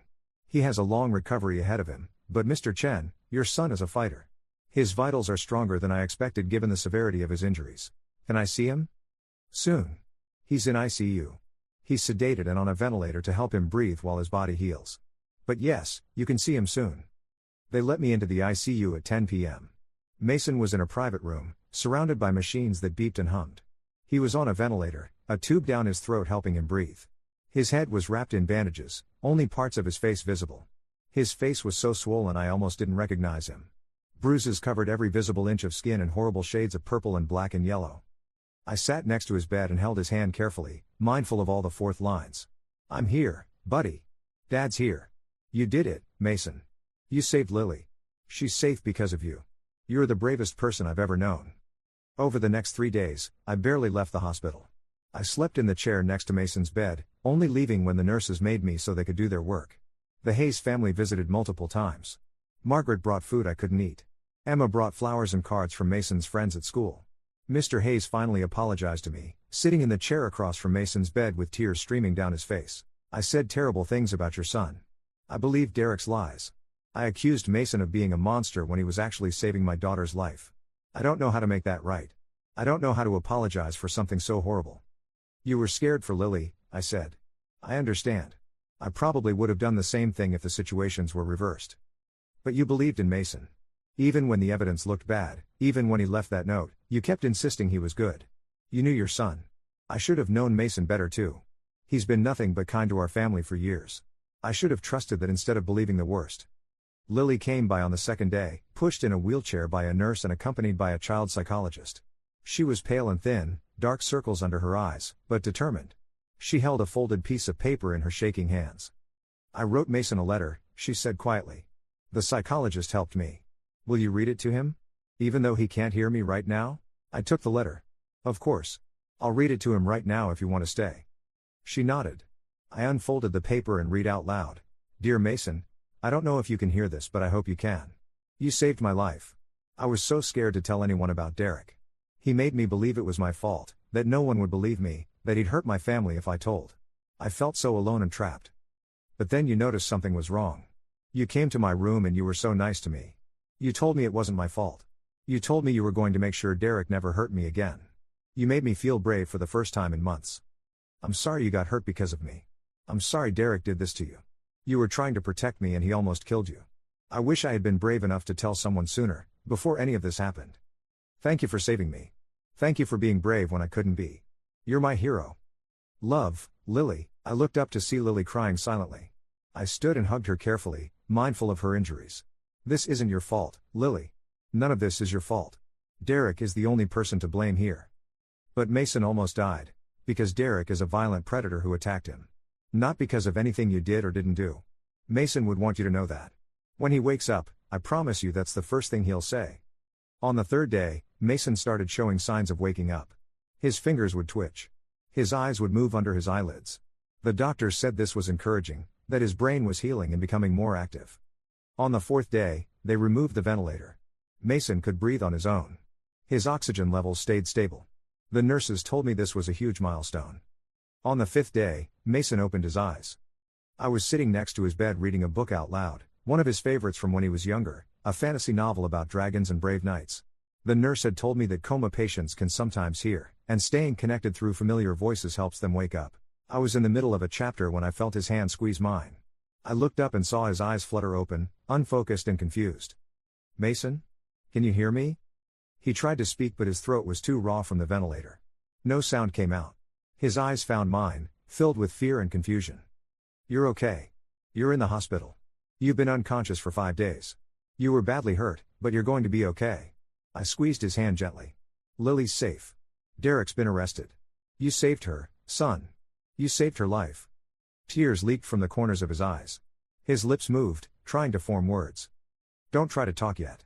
Your throat needs time to heal. Just rest. I'm here. I'm not going anywhere. He squeezed my hand again, then his eyes closed. But this time it was just sleep, not unconsciousness. Real, healing sleep. The doctors came in to examine him. They were cautiously optimistic. The brain swelling had gone down significantly. His vital signs were strong. He was responding to stimuli appropriately. He'd need extensive rehabilitation, but the prognosis was better than anyone had dared hope. The next day, Mason was awake for longer periods. His voice came back gradually, rough and painful at first, but there. His first words were exactly what I'd expected. Is Lily really okay? She's okay, I promised. She's safe. She's getting help. And it's all because of you. I was so scared, Mason whispered. When Derek started hitting me, I thought I was going to die. I kept thinking about you, about how you'd be alone. About how Lily would keep being hurt if I died. You were so brave. So incredibly brave.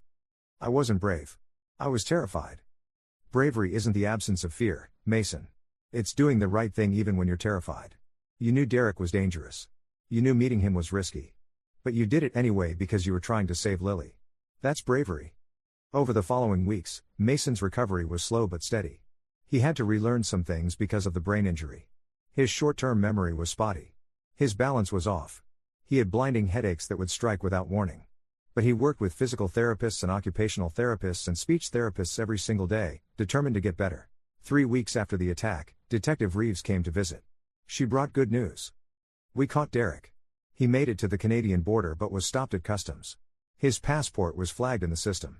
Border Patrol arrested him without incident. He's being extradited back now. Good, Mason said from his hospital bed. His voice was stronger now, though still rough. I want to testify. I want to make sure he goes to prison for what he did to Lily. You'll get your chance, Detective Reeves promised. The prosecutor is building a case. Attempted murder, kidnapping, multiple counts of child sexual abuse, assault. Derek is looking at life in prison. The prosecutor was a woman named Jennifer Ortiz. She came to meet with us a week later to discuss the case. She was in her 40s, with sharp eyes and a no-nonsense demeanor. Derek is claiming everything was consensual with Lily, that she pursued him, that Mason attacked him first and he was acting in self-defense. It's all lies, but his public defender is going to try every angle. But we have evidence, I said. The dashcam video. Lily's testimony. The storage unit. Mason's injuries. We have an excellent case, Jennifer agreed.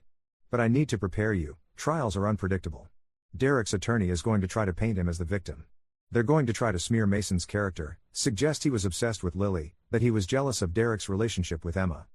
Mason's jaw tightened. Let them try. I know the truth.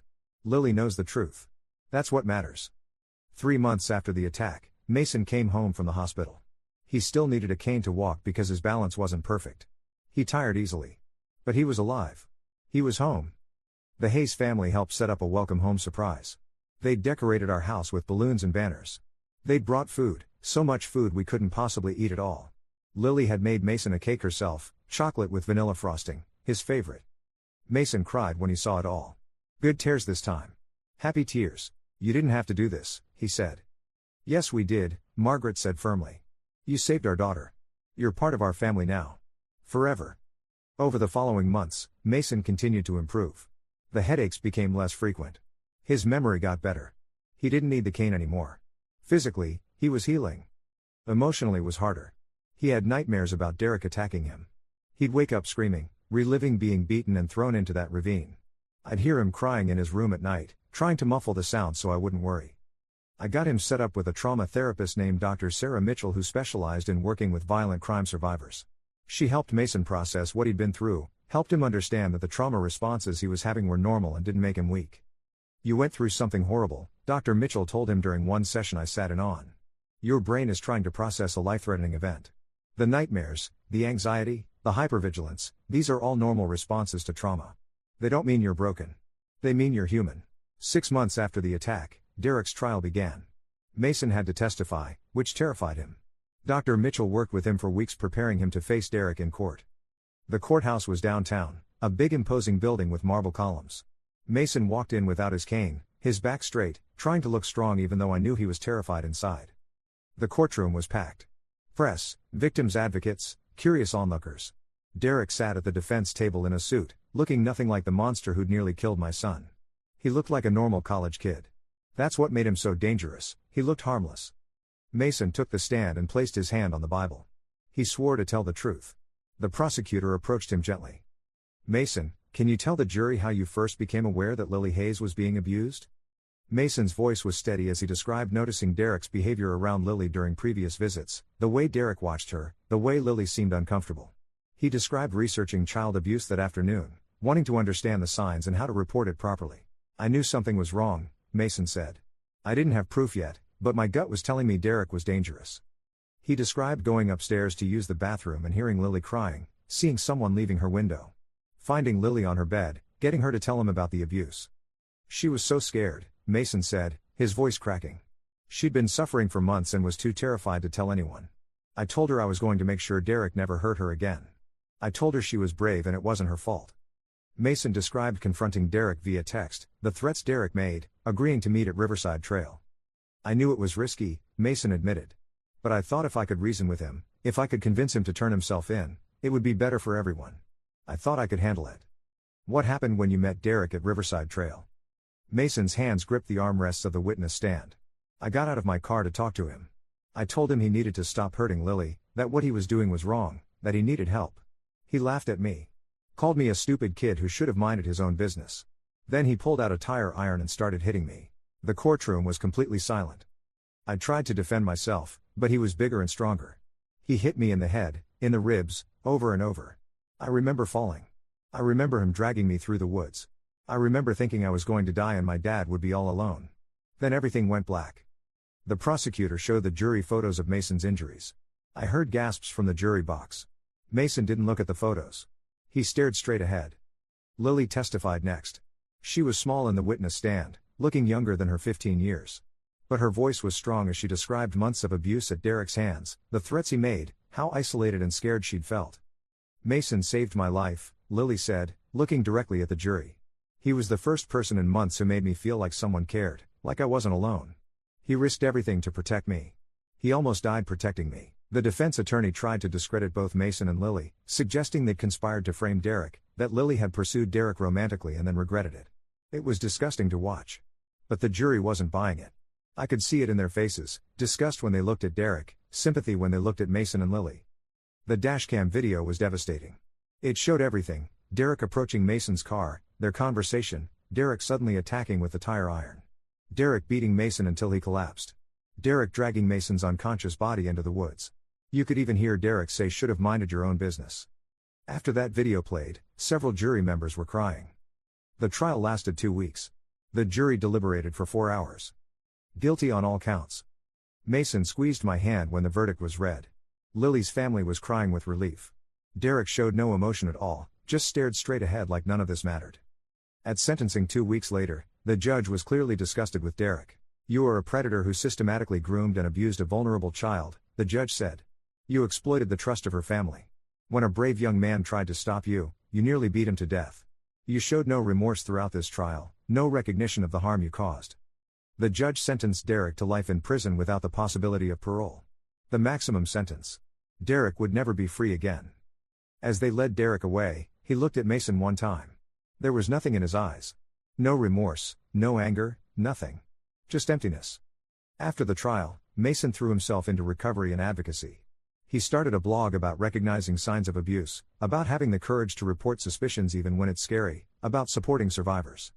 8 months after the attack, Mason went back to school. He'd missed most of his senior year, but he worked with tutors through the summer and caught up on all his credits. When he walked across the stage at graduation that fall, the entire auditorium stood and applauded. It went on for 5 minutes, people cheering and crying. Mason had earned it. He'd survived attempted murder. He'd endured months of painful recovery. He'd testified in court and helped put a predator away for life. And now he was graduating, moving forward with his life. Lily and Emma and their parents were in the front row, cheering louder than anyone. The Hayes family had become like extended family to us. We had dinner together every week. We celebrated holidays together. The trauma had bonded us in ways that went deeper than regular friendship. That fall, Mason started college with a full academic scholarship from an organization that supports victims of violent crime.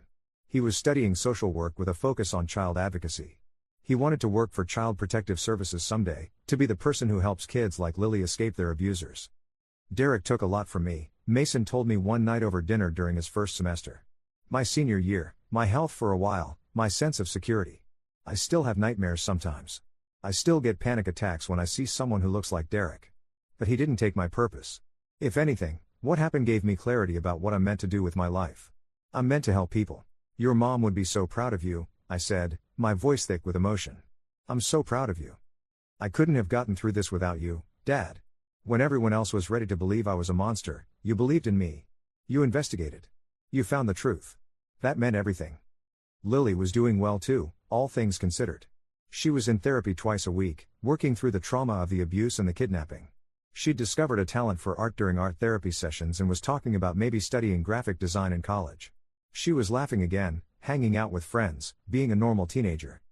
The nightmares had lessened for her too, though they'd probably never go away completely. Some scars don't fully heal. But she was surviving. She was more than surviving, she was living.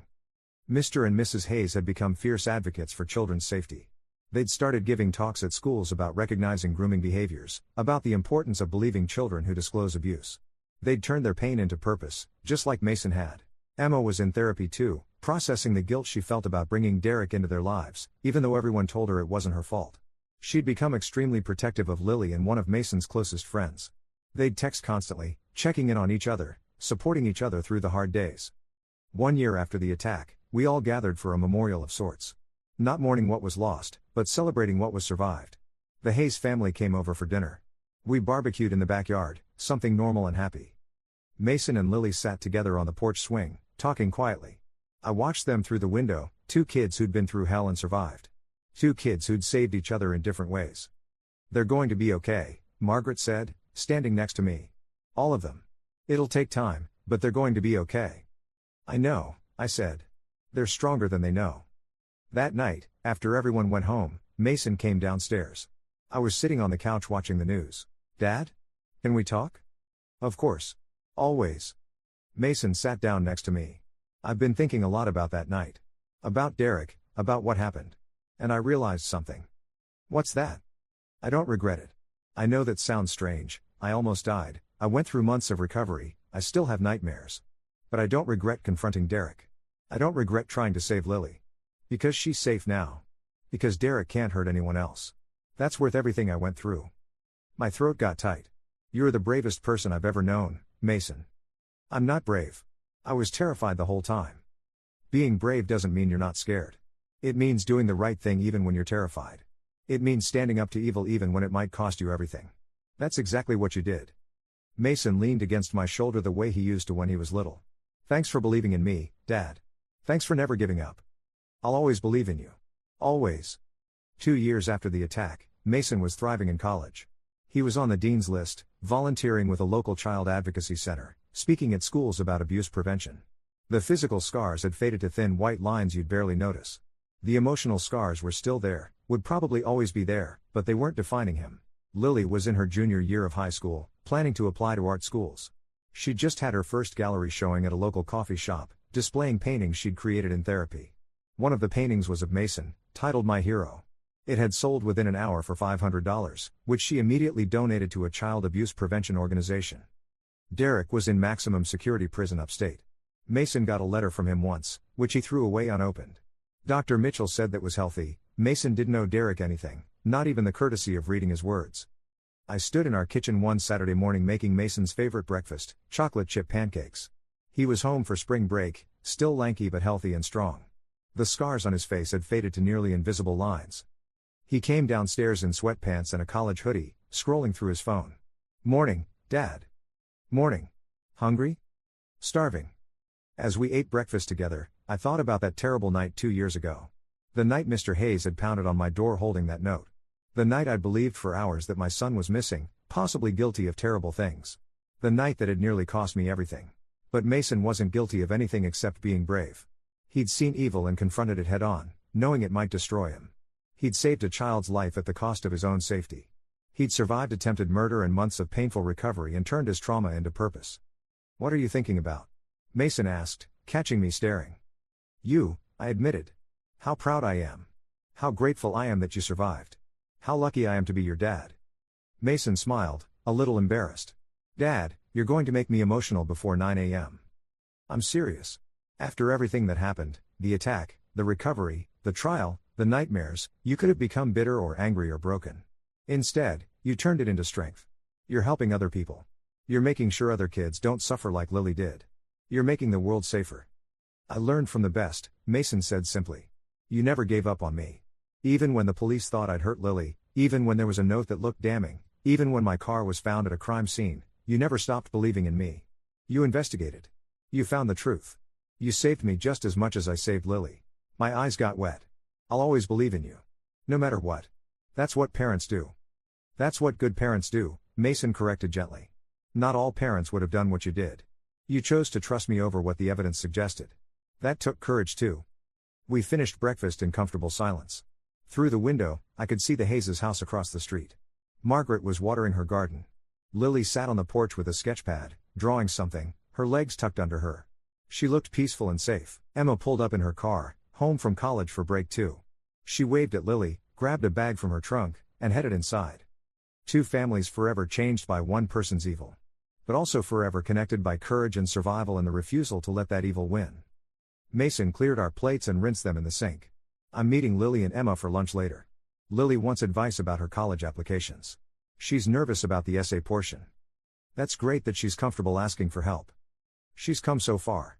You should have seen her 2 years ago, she couldn't even make eye contact. Now she's talking about art school, making plans for the future. It's amazing. After Mason left, I sat on the porch with my coffee.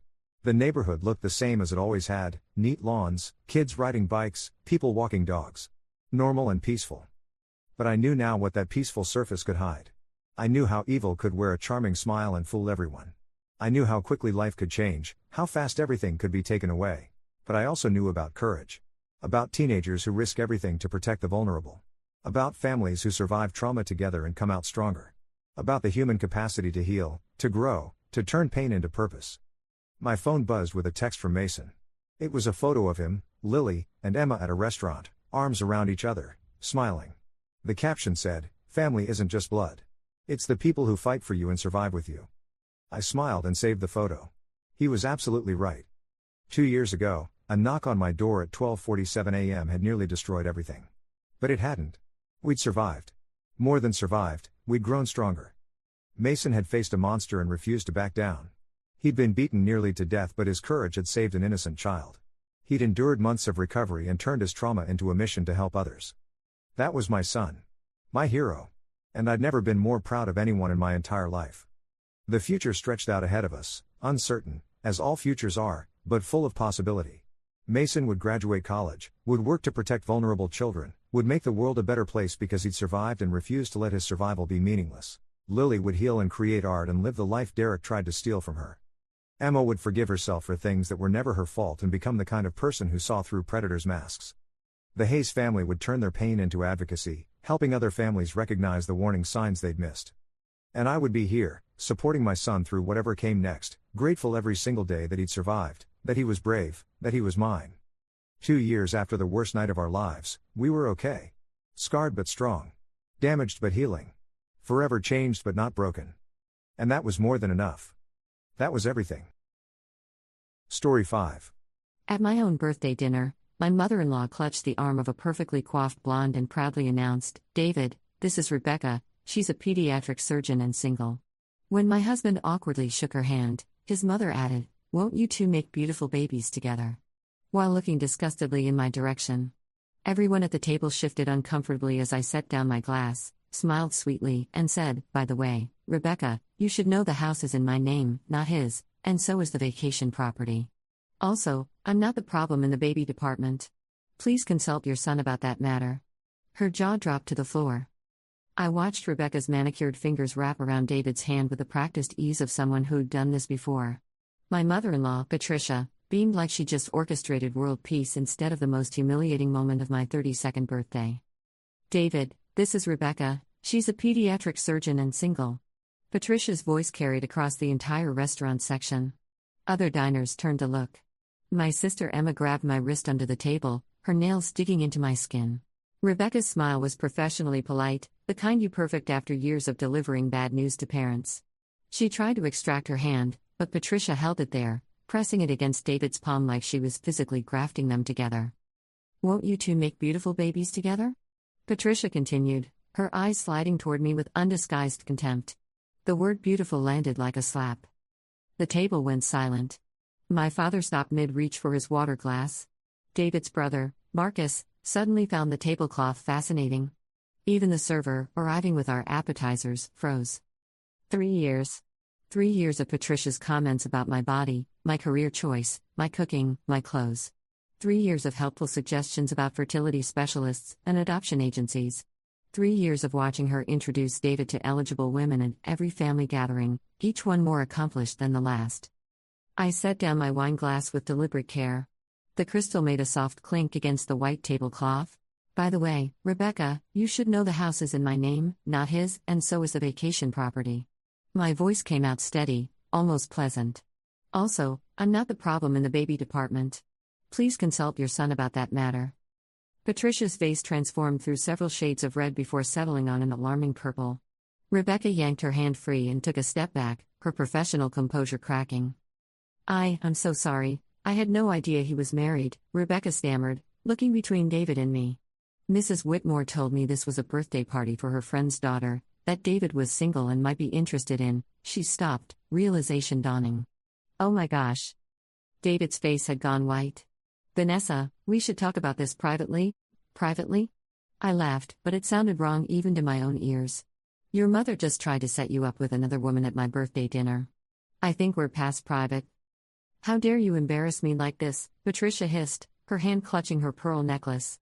"After everything I've done for you, after welcoming you into this family despite your obvious inadequacies."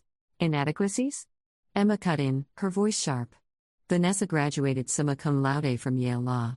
She made partner at 30. She bought a house before she was 27. What exactly are her inadequacies? She can't give my son children." Patricia's voice rose to a shriek. Several nearby tables had abandoned all pretense of not listening. The silence that followed felt thick enough to cut. David's jaw worked soundlessly. I watched him, waiting for him to say something, anything. To tell his mother she was wrong. To defend me. To explain. He didn't. "Actually, Mrs. Whitmore," Rebecca said quietly, gathering her purse, "I think there's been a terrible misunderstanding. I'm going to leave now." She looked at me, and I saw genuine apology in her eyes. "Happy birthday. I'm sorry you had to spend it like this." She left. I should have felt triumphant watching Patricia's carefully orchestrated ambush fall apart, but I just felt tired. "Vanessa?" David finally found his voice. "Can we please go home and discuss this?" "Discuss what?" I asked. "The fact that your mother has been parading potential replacements for me since before our wedding? Or that you've known about your fertility issues for 6 months and haven't told her the truth?" His face answered before his mouth opened. "You went through my medical records? They were in your desk drawer. I was looking for the property tax documents." I stood, my chair scraping against the floor. "Your mother has spent 3 years blaming me for something that has nothing to do with me. You let her." "It wasn't the right time." "When would be the right time, David?" After she successfully matched you with Rebecca? Or the next surgeon, or lawyer, or whoever else she deems worthy? My father stood, placing his hand on my shoulder. Pumpkin, let's get you home. No. I pulled away gently. I'm not going home. Not tonight. I walked out of that restaurant with my head high and my heart cracking. Emma followed, her heels clicking a staccato rhythm against the pavement. Behind us, I could hear Patricia's voice rising in indignant outrage and David's mumbled attempts at damage control. You can stay with me, Emma said as we reached my car. As long as you need. I didn't cry until we were on the highway, the city lights blurring into watercolor streaks. Emma drove, one hand on the wheel and one hand gripping mine. She didn't offer platitudes or tell me everything would be fine. She just drove and held my hand, which was exactly what I needed. Update 1, 3 weeks later. The divorce papers sat on my kitchen table, in my house, the one I'd saved for and purchased before I ever met David. He'd moved out 2 days after the birthday dinner, initially to Marcus's place, then back to Patricia's house when Marcus's wife, Julie, made it clear he wasn't welcome long-term. She's really taking him in? Emma had asked incredulously during one of our nightly phone calls. Where else would he go? She's convinced he's the victim in all this. The truth about David's fertility issues had somehow leaked. I suspected Julie, though she denied it with an innocent expression that fooled no one. Patricia had apparently spent 3 days in bed, devastated by the betrayal, according to the family gossip chain. The betrayal being that her son had failed to tell her he was the reason we didn't have children, not my supposedly defective body. My phone buzzed. David? Again. I'd stopped answering after the first week of his calls, each one a variation on the same theme. He was sorry. He'd fix things with his mother, we could work through this. Didn't our marriage mean something? Our marriage had meant something. It had meant being belittled at every family gathering. It had meant watching my husband stand mute while his mother critiqued everything from my haircut to my career choices. It had meant swallowing my pride 1,000 times in the name of keeping peace. I deleted the voicemail without listening. My law firm had been surprisingly supportive. My senior partner, Margaret, had pulled me aside the Monday after the dinner debacle. Take whatever time you need, she'd said, her eyes kind behind wire-rimmed glasses. But I'll tell you what I told my daughter when she divorced, don't let anyone make you feel small. You're brilliant, you're capable, and you build a life before him. You'll build one after. I'd thrown myself into work with an intensity that bordered on obsessive. The Richards case, which had been languishing on my desk for weeks, suddenly became my singular focus. It was a complicated property dispute involving 3 siblings and a deceased parent's estate, the kind of mess that required untangling decades of family dynamics and poorly written wills. The parallels weren't lost on me. You look terrible, my colleague James said, dropping a coffee on my desk.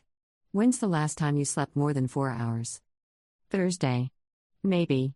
I rubbed my eyes. The Richards deposition is tomorrow. I need to be ready. You're always ready. You over-prepare like it's an Olympic sport. He settled into the chair across from my desk. Have you thought about his offer? David's lawyer had sent over a preliminary settlement proposal. He wanted half the house value, half the vacation property, and spousal support for 2 years while he re-established his career. The audacity had made me laugh, a sharp bark that had startled Emma when I'd called to tell her. He wants compensation for the emotional distress caused by my public humiliation of him and his family, I said. His words, according to his attorney. James whistled low. That's some creative fiction. He's positioning himself as the wrong party. His mother's probably funding the whole legal strategy. I flipped through the proposal again, my lawyer brain automatically cataloging the weaknesses. He's got nothing. He contributed to maybe 15% of the house down payment. The vacation property was inherited from my grandmother. And emotional distress? Please. Any judge who reviews what actually happened that night will laugh him out of court. So why do you look worried? That was the question. David's legal position was weak, borderline frivolous. But Patricia had money, old family money that David had never quite managed to replicate in his own career. She could fund a prolonged legal battle designed not to win but to exhaust me, to punish me for embarrassing her son. Because this isn't about the law, I said finally. It's about revenge. Patricia wants to make me pay for exposing the truth. My phone rang. Unknown number. I answered out of habit. Mrs. Whitmore? The voice was professional, female. Ms. Chen, actually. I kept my maiden name. The correction felt important. Ms. Chen, this is Andrea Morton from Wellspring Fertility Clinic. I'm calling because we've been trying to reach your husband about his sample storage. Our records show that the monthly storage fee hasn't been paid in 3 months, and our policy requires, I'm sorry, what sample? There was a pause. The sperm sample collected in February. It's been in cryogenic storage, but without payment, we'll need to dispose of it according to our protocols. Since you're listed as his emergency contact. My mind raced. February. 2 months before my birthday dinner. Right after David had come home from what he called a routine checkup. I'm not his emergency contact anymore, I said slowly. We're divorcing. You'll need to reach him directly. I understand. I'll update our records. I'm sorry for the confusion. She hung up. I sat there, staring at my phone, pieces clicking together. David had known about his fertility issues. He'd collected a sample. He'd been preparing for something, possibly IVF, possibly insurance against whatever his mother had planned. And he'd never mentioned it to me. I called my divorce attorney, Linda Chen, no relation, though we joked about it during our first meeting. She answered on the second ring. Linda, I need you to subpoena medical records from Wellspring Fertility Clinic. David had a sample stored there. I want to know when he collected it, who authorized it, and whether any correspondence mentions me. That's interesting. I could hear papers rustling. Why do you think it matters? Because if he was preparing for fertility treatment without telling me, it undermines his entire position that I was the one preventing children. It shows premeditation, planning. And it raises the question of who he was planning those treatments with. The silence on the other end lasted several heartbeats. You think he was considering leaving you? I think he knew his mother would never accept that he was infertile. I think he was buying time, keeping options open. The words tasted bitter. I think I was always temporary, and he was just waiting for the right moment to upgrade. Get me the clinic information. This could change everything. After Linda hung up, I sat in my office as the evening darkened outside my windows. The city lights began flickering on, one by one, turning downtown into a constellation. I'd always loved this view, this sense of being suspended above the world, separate and safe. But I wasn't safe. I'd been living in someone else's narrative, playing a role in a story where I was never meant to be the heroine. Patricia had been writing me out from the beginning, and David had been holding the pen. My computer pinged. An email from Julie, Marcus's wife. Can we meet? There's something you should know about Rebecca. Coffee tomorrow, 10 a.m.? I typed back a quick yes. The next morning, Julie was already seated when I arrived at the coffee shop near my office.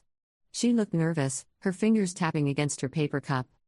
Thank you for meeting me, she said as I sat down. I wasn't sure you'd come. Your email suggested this was important. It is. She took a breath. Rebecca isn't who Patricia said she was. I mean, she is a pediatric surgeon, that part's true. But she's not some random acquaintance Patricia met through a friend. I waited, my coffee untouched. She's David's ex-girlfriend. From college.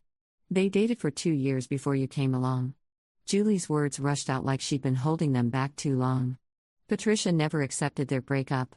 She's been in contact with Rebecca for the past 5 years, updating her on David's life, trying to engineer situations where they'd accidentally meet. The coffee shop noise faded to white noise. David knows about this? Marcus says no. He thinks David genuinely believed Rebecca was just someone Patricia met socially.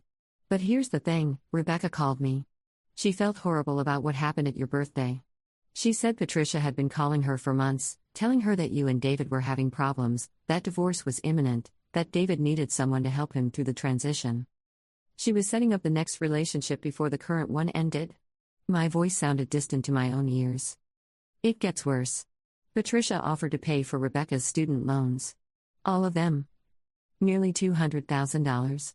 In exchange for giving David another chance. I felt something cold settle in my chest. She was buying a daughter-in-law. Rebecca said no, for what it's worth. She told Patricia she had no interest in being anyone's purchased bride and that what happened at the restaurant made her physically ill. But Vanessa. Patricia's been doing this the whole time. There were other women. A banker named Melissa. A professor named Grace. Every time, Patricia would arrange meetings, offer incentives, paint you as some obstacle to David's happiness. I thought about every family gathering, every chance encounter with accomplished single women. The pattern had been there all along, I just hadn't wanted to see it. Marcus wanted you to know, Julie continued. He's horrified by his mother's behavior. He told David last week, and they had a massive fight. David's claiming he never knew the extent of Patricia's meddling, that he thought these were innocent social situations. Do you believe him? Julie's hesitation told me everything. I want to. Marcus does, mostly. But there were signs David had to have noticed. The way Patricia would steer conversations, how these women always seemed to know intimate details about his life. Either he was willfully blind or he was complicit. Complicit, I said. He was complicit. He might not have orchestrated it, but he benefited from having his mother's approval and his ego stroked by constant female attention. He never told her to stop because part of him liked keeping his options open. Julie nodded slowly. Marcus thinks you should take him to the cleaners in the divorce. His words, not mine. He's prepared to testify about Patricia's behavior if it helps. We talked for another 20 minutes, Julie filling in details about Patricia's manipulation tactics over the years. By the time we parted ways, I had a clearer picture of the last 3 years, and a growing determination that Patricia's schemes wouldn't just end with my divorce. They needed to be exposed. Back at the office, I drafted an email to Linda. We need to expand discovery. I want records of all Patricia Whitmore's communications with Rebecca Chambers and any other women she's introduced to David. I want bank records showing any payments or offers made. And I want Marcus Whitmore's testimony documented formally. Linda called me within an hour. This is going to get ugly. It's already ugly. I'm just making sure everyone can see it clearly. That evening, I sat in my house, I reminded myself again, and made a list. Not the kind of list I made for work, with bullet points and action items. This was different. It was a list of every time I'd minimized myself to make Patricia comfortable. Every time I'd bitten my tongue at a family dinner. Every time I'd pretended not to notice David's passive acceptance of his mother's cruelty. The list filled 3 pages. I photographed them and saved them to a folder labeled before. Then I started a new document, this one titled after. In it, I wrote, I will not be small anymore. Update 2, 6 weeks later. The deposition had been brutal. Patricia sat across the conference table in her designer suit, her lawyer, an overpriced shark named Richard Preston, whispering in her ear every few minutes. My attorney, Linda, remained calm and methodical, walking Patricia through a timeline that must have felt like watching her own scheme unfold in slow motion. Mrs. Whitmore, did you or did you not contact Rebecca Chambers on 17 separate occasions between January and March of this year? I don't recall the specific number. Patricia's voice dripped with disdain. Then let me refresh your memory. Linda slid phone records across the table. January 12th, January 26th, February 3rd, February 15th, shall I continue? Richard Preston placed a hand on Patricia's arm. My client maintains friendships with many people. Calling a friend is not evidence of wrongdoing. A friend you offered to pay $200,000 to date your son? Linda's eyebrow arched. Ms. Chambers was very forthcoming in her own deposition. Patricia's face went rigid. Beside me, David shifted in his seat. His own deposition had been scheduled for next week, but he'd insisted on attending his mother's for moral support. I suspected he was there to monitor how much damage control he'd need to do. I offered financial assistance to a young woman burdened by student debt, Patricia said, her tone suggesting this was perfectly reasonable. Whether she chose to pursue a relationship with my son was entirely her decision. A relationship with your married son, Linda clarified. Marriages end all the time. But this one hadn't ended. In fact, you made these offers while Ms. Chen and your son were still living together, still presenting as a happily married couple. Happy? Patricia laughed, the sound harsh. My son was miserable. That woman, she pointed at me, couldn't give him children. She refused to even try fertility treatments. She was selfish, cold, focused only on her career. Mrs. Whitmore, Linda interrupted, her voice sharp. Do you have any medical documentation supporting your claim that Ms. Chen was the cause of the couple's inability to conceive? Patricia's mouth opened and closed. Richard leaned in, whispering urgently, I don't need documentation. A mother knows when her son is suffering. Did your son inform you of his own fertility test results from January of last year? The silence stretched. I watched Patricia's face cycle through confusion, realization, and then rage. There must be some mistake. Linda slid another document across the table. These are medical records from Westside Medical Associates, obtained with Mr. Whitmore's consent as part of discovery. They clearly indicate severe oligospermia, a condition that significantly impacts male fertility. The condition predates his marriage to Ms. Chen by at least 3 years. Patricia looked at David, who'd gone pale. David? Is this true? He didn't answer. His silence was confirmation. You let me blame her. Patricia's voice shook. You let me think she was the problem. You let me waste time and money trying to find you someone better when you, Mother, we can discuss this privately. I humiliated myself. Patricia's composure shattered. I offered money to that surgeon. I introduced you to Melissa and Grace, and how many others? I told everyone in our social circle that your wife was defective, and all along it was you? Mrs. Whitmore, Richard said urgently, I strongly advise you to stop talking. But Patricia was beyond listening. Do you have any idea what this means? What people will say? The Hendersons, the Lockharts, everyone at the club, I told them all that she was the reason you didn't have children. I said terrible things. I believed you. You believed what you wanted to believe, I said quietly. It was the first time I'd spoken since the deposition began. You needed me to be the villain because that meant your son was perfect. It was never about truth. It was about control. Patricia's eyes met mine, and for a moment, I saw something that might have been shame. But it vanished quickly, replaced by cold anger. You've destroyed this family, she said. No, I replied. I just stopped letting you destroy me. The deposition ended shortly after. Richard hustled Patricia out of the conference room while she continued to berate David in sharp, clipped sentences. David lingered, looking at me across the table. Vanessa, I don't. I gathered my files. Your lawyer can talk to my lawyer. I never wanted it to go this far. You never wanted anything, David. That was the problem. You just waited to see which direction would require the least effort. I stood. You let your mother run our marriage because it was easier than standing up to her. You kept your medical information secret because telling the truth meant conflict. You stayed silent at that restaurant because defending me meant disappointing her. I loved you, he said, and he actually sounded like he believed it. Maybe you did, in your way. But love without courage is just another form of abandonment. I walked to the door, then paused. For what it's worth, I hope you figure out who you are outside of your mother's shadow. But I'm not going to wait around while you do. Outside, Linda was waiting by her car. That went better than expected. Patricia essentially confessed to a campaign of harassment and attempted alienation of affection. Combined with Marcus's testimony and Rebecca's deposition, we have a solid case for David to waive any claim to your assets. He was complicit in his mother's behavior, even if passively. What are the chances he'll settle? Hi. Richard knows they're exposed. The fertility records alone make David's position untenable. Add in Patricia's admitted interference, and no judge will look kindly on their claims. Linda smiled. You'll walk away with everything you came in with, and David will be lucky if he doesn't owe you for emotional damages. That night, Emma came over with Chinese takeout and a bottle of wine. We sat on my back porch, watching the sun set over the neighborhood I'd chosen, the house I'd bought, the life I'd built. Julie texted me, Emma said, breaking open a fortune cookie. Apparently Patricia and David aren't speaking. He's moved into a rental downtown, and she's telling everyone he deceived her. They deserve each other, I said, but without heat. I'd moved past anger into something clearer, calmer. Are you okay? Emma asked. Really okay? I considered the question. 6 weeks ago, I'd walked out of that restaurant feeling like my life was imploding. Now, sitting here with the evening breeze and the sound of neighborhood kids playing in a nearby yard, I felt something unexpected.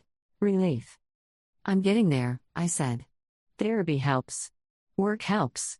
Knowing the truth helps. What truth? That none of this was really about me. I took a sip of wine. Patricia would have hated anyone David married who wasn't her choice. David would have passively accepted his mother's manipulation with any wife. I kept thinking I needed to be better, smarter, more accomplished, more deferential, but the game was rigged from the start. So what happens now? Now I stopped playing their game. I pulled out my phone and opened my work email. Margaret offered me the lead on the Thornton merger. It's a massive case, could take 2 years, and it means I'll probably make senior partner by 35. That's huge. When do you start? Already started, technically. I've been doing preliminary research for the past week. I grinned at her expression. What?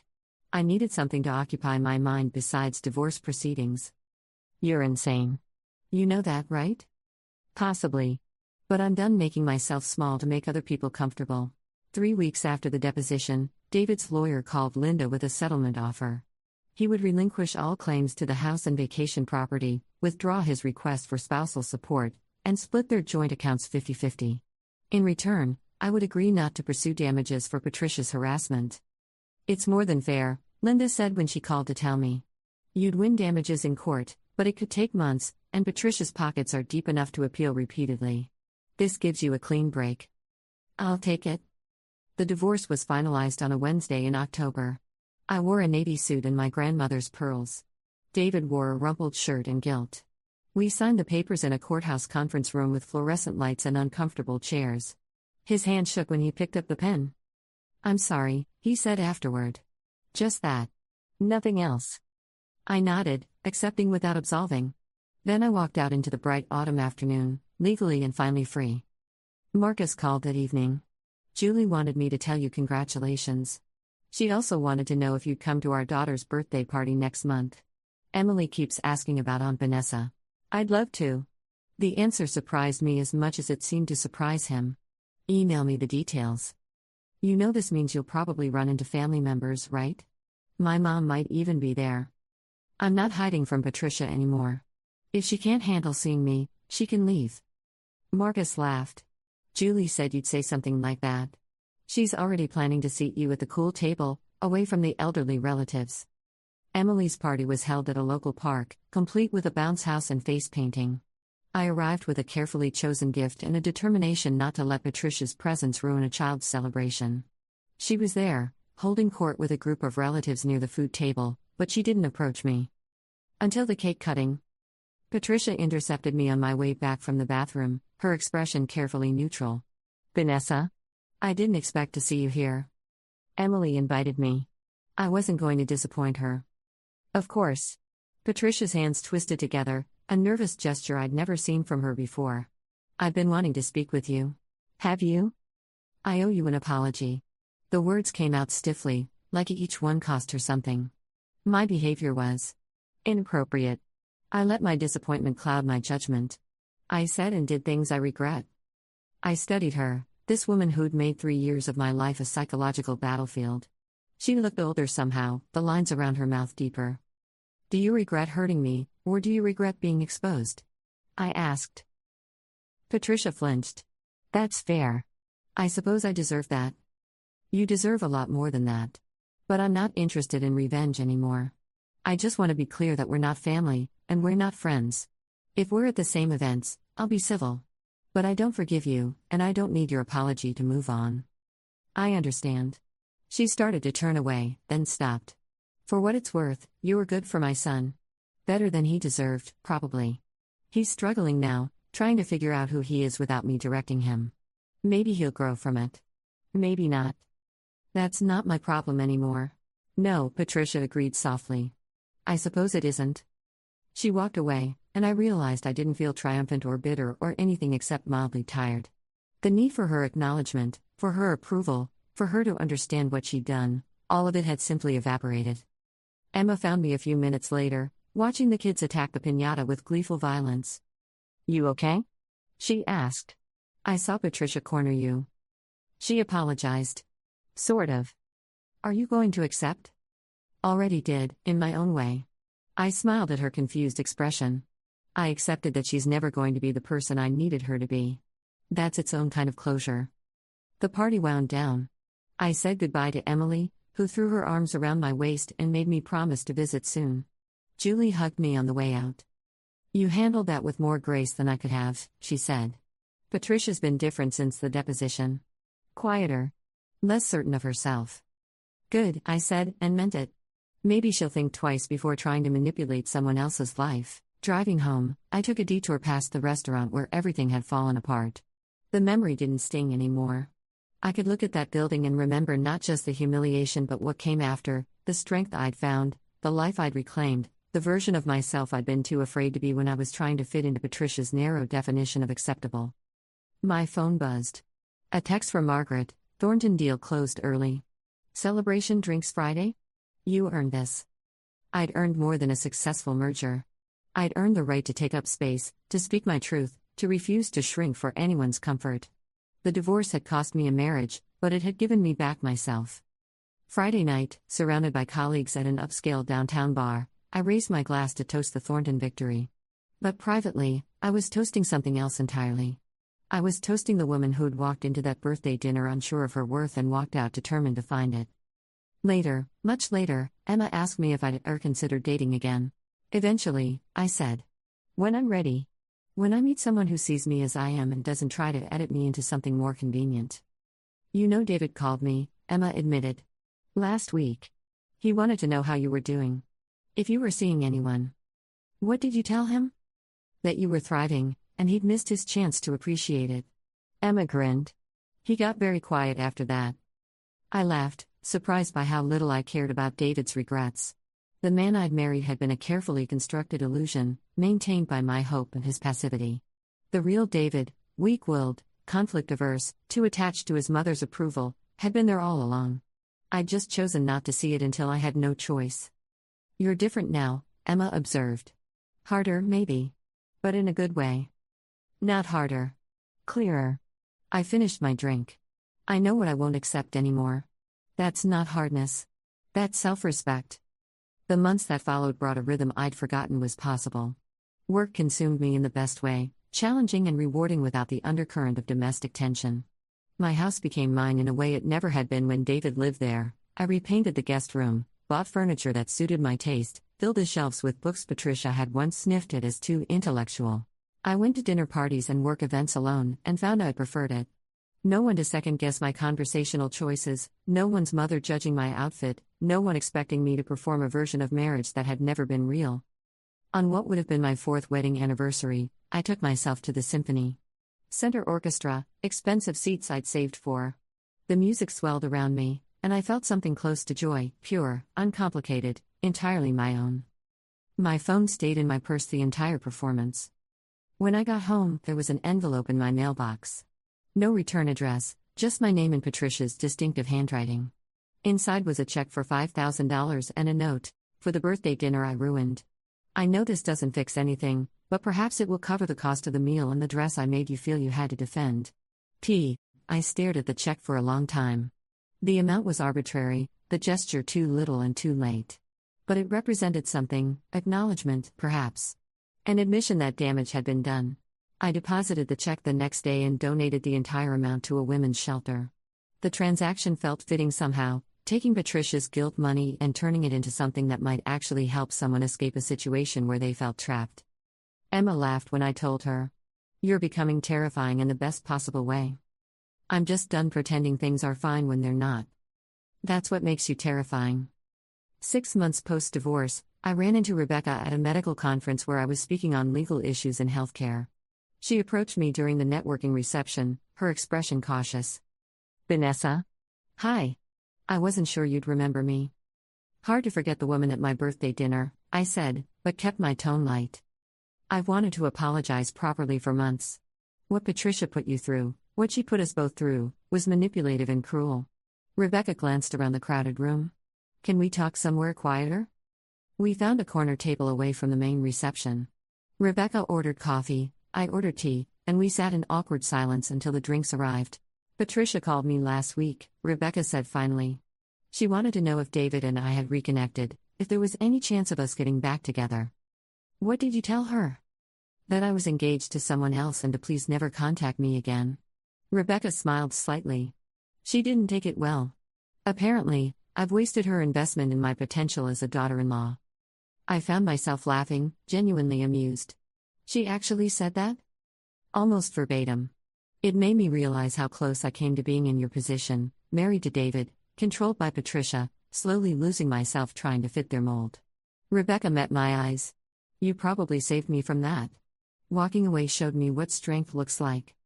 I didn't walk away. I was pushed out. I just refused to fall. Even better. Rebecca raised her coffee cup. To refusing to fall. We talked for another hour, swapping stories about Patricia's manipulation tactics. Rebecca described the phone calls she'd received, the careful way Patricia would plant seeds of doubt about David's marriage, the financial offers that escalated over time.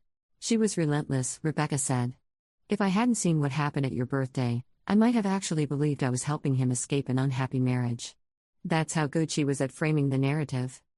She had years of practice. I was just her latest project.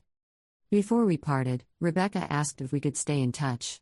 I know this is weird, given the circumstances. But I think you're someone I'd like to know. Not because of David or Patricia, but because you're genuinely impressive. I gave her my card. I'd like that too. Walking back to my hotel, I reflected on how strange life had become. The woman Patricia had literally thrown at my husband was now someone I'd grabbed coffee with, someone who might become a friend. The marriage I'd thought was the foundation of my life had turned out to be a house built on sand. And the person I'd been trying so hard to be, the perfect daughter-in-law, the accommodating wife, had never existed at all. I'd been performing a role in someone else's story. Now I was writing my own. The Thornton merger wrapped up to universal acclaim. Margaret called me into her office the week after the final signatures were collected. The partners met yesterday, she said, her expression unreadable. We'd like to offer you senior partner, effective immediately. 33 years old. Senior partner at one of the city's most prestigious firms. 3 years ago, Patricia had suggested I consider a less demanding career so I could focus on family obligations. I accept, I said. Margaret smiled. I thought you might. Congratulations, Vanessa. You've earned every bit of this. That evening, Emma insisted on celebrating. We went to the same restaurant where my birthday dinner had exploded, a decision that felt both bold and necessary. You sure about this? Emma asked as we approached the entrance. Completely. I'm not going to let one terrible night keep me away from excellent food. The hostess seated us at a different table, thankfully. The server who'd witnessed the drama was nowhere in sight. But the space felt different now, not haunted by humiliation but marked by the moment I'd finally stopped accepting mistreatment. A toast, Emma said, raising her glass. To my brilliant sister, who walked through fire and came out forged in steel. Too dramatic, I protested, but I was grinning. Fine. To you, who told your terrible mother-in-law exactly where she could shove her matchmaking schemes, got divorced, and immediately became senior partner. Better? Much better. We ate too much, drank too much, and laughed about everything that had seemed impossible a year ago. Somewhere between the appetizers and dessert, I realized I was genuinely happy, not the performative happiness I'd mastered during my marriage, but real contentment that came from living authentically. My phone buzzed. A text from an unknown number. Congratulations on senior partner. You deserved it. David. I showed it to Emma, who rolled her eyes dramatically. Is he seriously trying to be supportive now? Apparently. I deleted the text without responding. David's opinion, his support, his regret, his attempts at connection, simply didn't matter anymore. Aren't you even curious what he wants? Emma asked. Not particularly. He had years to support me. He can save it for whoever comes next. Cold, Emma said approvingly. I like it. Marcus and Julie invited me to Thanksgiving. I hesitated, knowing Patricia would be there, but Julie's pleading won me over. Please come. The kids adore you, and honestly, having you there means Patricia will be forced to behave. She's terrified of causing another scene. Thanksgiving dinner was surprisingly pleasant. Patricia and I maintained careful distance, speaking only when necessary and never alone. David had apparently chosen to spend the holiday with friends, a choice that seemed to have wounded Patricia more than she'd admit. Emily sat next to me at dinner, chattering about her school play and her new puppy. Marcus caught my eye across the table and mouthed thank you. I realized I was grateful to be there, not because I needed Patricia's family, but because I'd chosen to remain connected to the people who'd shown me genuine kindness. On my way out, Patricia stopped me at the door. I spoke with my therapist, she said abruptly. She helped me understand that my behavior was about my own fears, not about you. I was trying to control David's life because I couldn't control my own happiness. I waited, unsure where this was going. I'm not asking for forgiveness, Patricia continued. I just wanted you to know that I'm working on being better. For my sons, for their families. For myself. That's good, I said carefully. Everyone deserves the chance to grow. You were right, that night at the restaurant. About all of it. Patricia's voice shook slightly. I spent 30 years building David up as perfect, and when he couldn't give me the grandchildren I wanted, I couldn't accept that the problem might be him. It was easier to blame you. It usually is easier to blame someone who can't fight back. You fought back, Patricia said. Finally. And you were magnificent. Terrifying, but magnificent. I left Patricia's house feeling oddly lighter. Her apology didn't erase the years of mistreatment, but it did provide closure. She was trying to be better. Whether she succeeded wasn't my concern anymore. Christmas came and went. I spent it with Emma and our parents, exchanging gifts and eating too much ham. No one mentioned David or the divorce. It was the first holiday in years where I could simply exist without performing or defending or explaining. On New Year's Eve, I stood on my back porch watching fireworks light up the sky. The neighborhood was alive with celebration, voices raised in drunken joy, horns blaring. I held a glass of champagne and felt contentment settle over me like a warm blanket. My phone rang. "Margaret. Are you at a party?" she asked. "It sounds loud." "Just the neighborhood celebrating." "What's up?" "I wanted you to be the first to know. Senator Richardson's office called. They want our firm to handle his ethics inquiry. It's a massive case, politically sensitive, potentially career-defining. And you're offering it to me. You're a senior partner now. These are the cases you've earned the right to handle." Margaret paused. "It'll mean long hours, intense scrutiny, possible media attention. Are you interested?" I looked at my house, my life, the space I'd carved out for myself. A year ago, I would have hesitated, worried about how such a high-profile case might affect my non-existent marriage. Now? "Absolutely," I said. "Send me the files. I'll start reviewing them tomorrow." Tomorrow is New Year's Day. Then I'll have uninterrupted time to read. Margaret laughed. "This is why you're senior partner. Happy New Year, Vanessa." "Happy New Year." I hung up and raised my glass to the sky. Somewhere across the city, David was probably at a party, probably drinking too much, possibly regretting the choices that had led him here. Patricia was likely holding court with her remaining social circle, carefully editing the story of her son's divorce to maintain appearances. And I was here, in my house, with my career, my independence, and my hard-won peace. The fireworks burst overhead, painting the sky in gold and silver. I finished my champagne and went inside to start reading case files, ready for whatever came next. I'd stopped being someone's disappointing wife and become my own person. The restaurant confrontation hadn't destroyed my life, it had been the first crack in a facade I hadn't realized I was maintaining. Behind that facade was someone stronger, sharper, and far less willing to accept mistreatment for the sake of keeping peace. Patricia had tried to replace me. David had let her. And in doing so, they'd given me the greatest gift possible, freedom to discover who I actually was when I stopped trying to be who they needed me to be. The woman at that birthday dinner had spoken the truth and watched her life explode. The woman standing here, a year later, had picked up the pieces and built something better. And that, I thought, was the best revenge of all. Story 6. Your attitude is exactly why you weren't promoted, my boss sneered as he introduced the 22-year-old college graduate who would be taking over my projects. You'll spend the next month training Sarah before returning to your old position. When I asked about the 5 years I'd spent building our client database, he shrugged and said, "That's company property, we need someone with fresh ideas." I closed my laptop, stood up, and said, "I don't think I will." His face reddened as he hissed, "Train her or clear out your desk today." I smiled, dropped my security badge on the table, and walked out. That was 4 months ago. Yesterday, he was at my door crying and begging me to come back after he discovered his biggest client. "Look, I need to tell you something that still doesn't feel real, even though it happened yesterday. My former boss, the guy who humiliated me in front of the entire department 4 months ago, showed up at my apartment crying. Actually crying.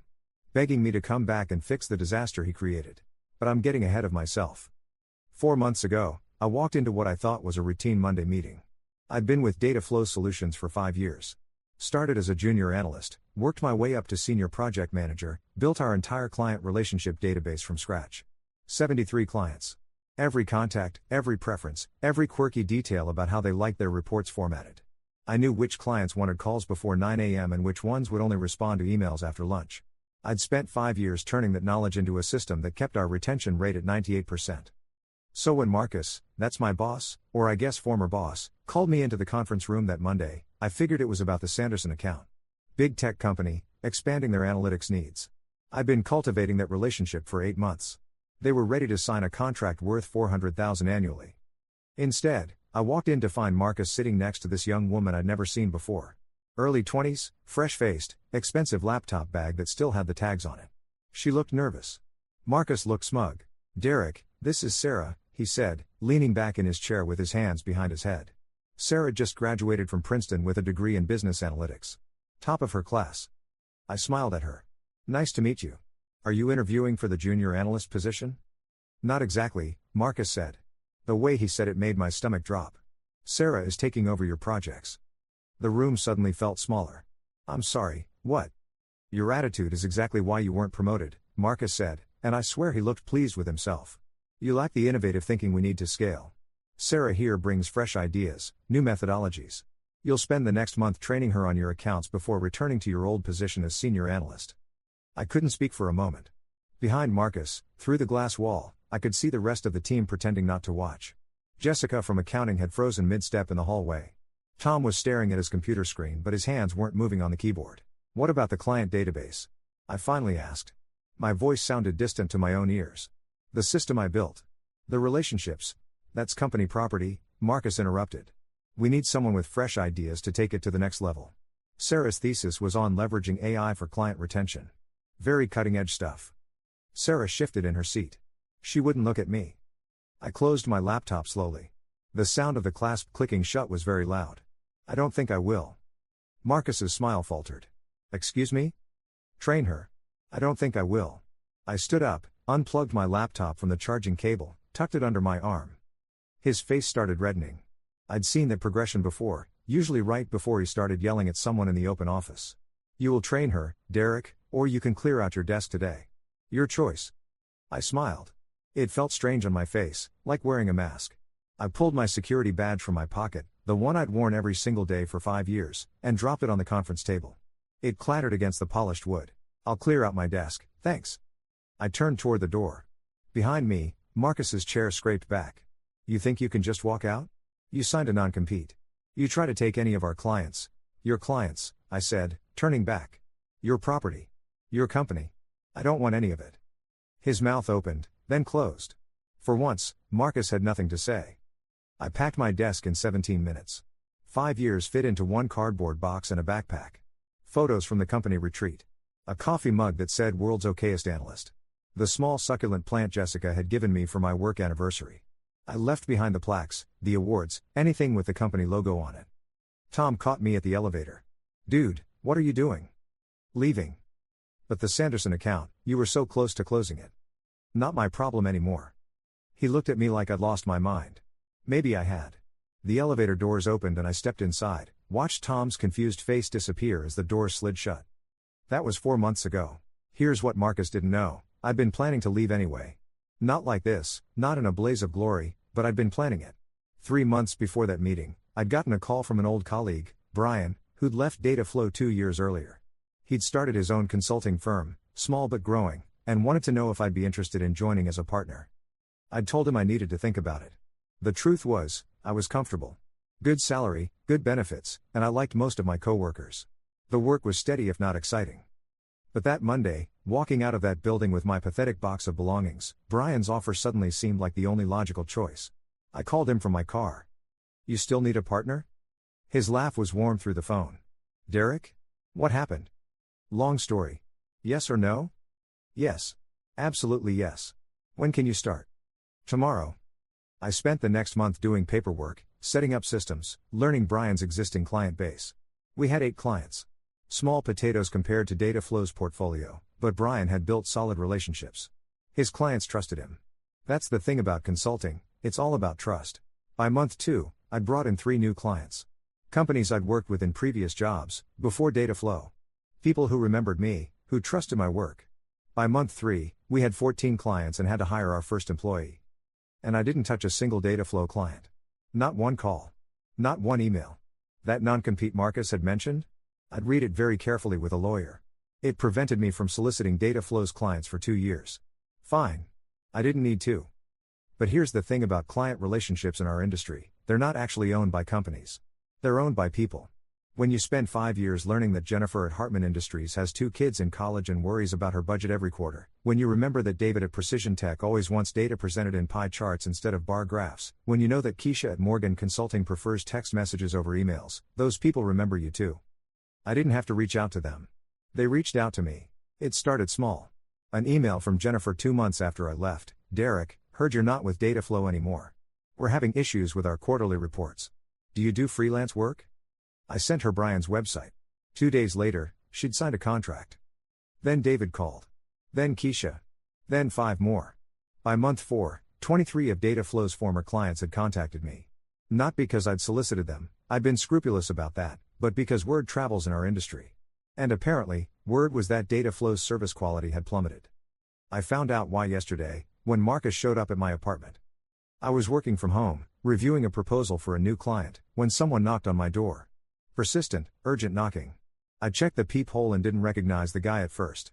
Rumpled suit, red-rimmed eyes, hair sticking up like he'd been running his hands through it. Then he looked up and I saw his face. Marcus. My first instinct was to not answer. My second instinct was to call the police. My third instinct, the one I went with, was curiosity. I opened the door but kept the chain lock engaged. Derek. His voice cracked. Thank goodness. I need to talk to you. We don't have anything to talk about. Please. 5 minutes. That's all I'm asking. He looked terrible. Worse than I'd ever seen him, and I'd seen him after the Jenkins account went sideways and cost the company $200,000. This was worse. This was desperation. 3 minutes, I said. I didn't undo the chain lock. He actually laughed, this bitter, broken sound. You know what's funny? I taught you to negotiate like that. Always lowball first. 2 minutes now. Hartman Industries dropped us. So did Precision Tech. Morgan Consulting. 17 of our biggest accounts gone in 3 months. The words tumbled out fast, frantic. The ones that are left are threatening to leave unless we fix our reporting issues. Sarah, he stopped, pressed his hand against the door frame. Sarah doesn't know what she's doing. I didn't say anything. Just waited. The database you built. The client system. She can't figure it out. I thought it would be simple, plug and play, but you did something, you built dependencies, connections. She generates a report and it's missing half the context. Clients call asking why we don't know their preferences anymore, why don't we remember their fiscal year schedules? Why everything feels generic. That's unfortunate, I said. The Sanderson account walked away. $400,000 annually, gone. They met with Sarah twice and then signed with, he stopped, stared at me. They signed with your new firm, didn't they? I can neither confirm nor deny. Cut it out, Derek. I'm dying here. The board is threatening to fire me. 5 years I've been there, building that department, and it's all falling apart. His voice dropped. I need you to come back. No. I'll double your old salary. No. Triple it. I'll make you a senior VP. You can have your old projects back, all of them. Sarah's already gone, I fired her last week. It wasn't her fault, really. She was in over her head, but I couldn't. He stopped, swallowed hard. Please. I looked at this man who'd humiliated me in front of my colleagues. Who'd reduced 5 years of my work to company property. Who'd replaced me with a fresh graduate because she had innovative thinking and I had a bad attitude. You want to know the real reason everything fell apart? I asked. He nodded, pathetically eager. It's not the database. The database is just spreadsheets and contact forms. Any decent analyst could figure it out with time. It's not even the reports, those are templates, really. Sarah could have learned those. Then what? You don't understand what we actually sell, Marcus. We don't sell data analysis. We sell relationships. We sell trust. When Jennifer at Hartman calls at 7 p.m. on a Friday, panicking because her quarterly numbers look off, she doesn't need a report. She needs someone who understands her business, who can spot the error in 30 seconds because they know her patterns. When David at Precision Tech says he needs something more visual, he doesn't mean add more charts. He means he's about to present to his board and he needs ammunition. You can't build that overnight. You definitely can't replace it with someone straight out of college, no matter how prestigious the degree. Marcus was staring at me.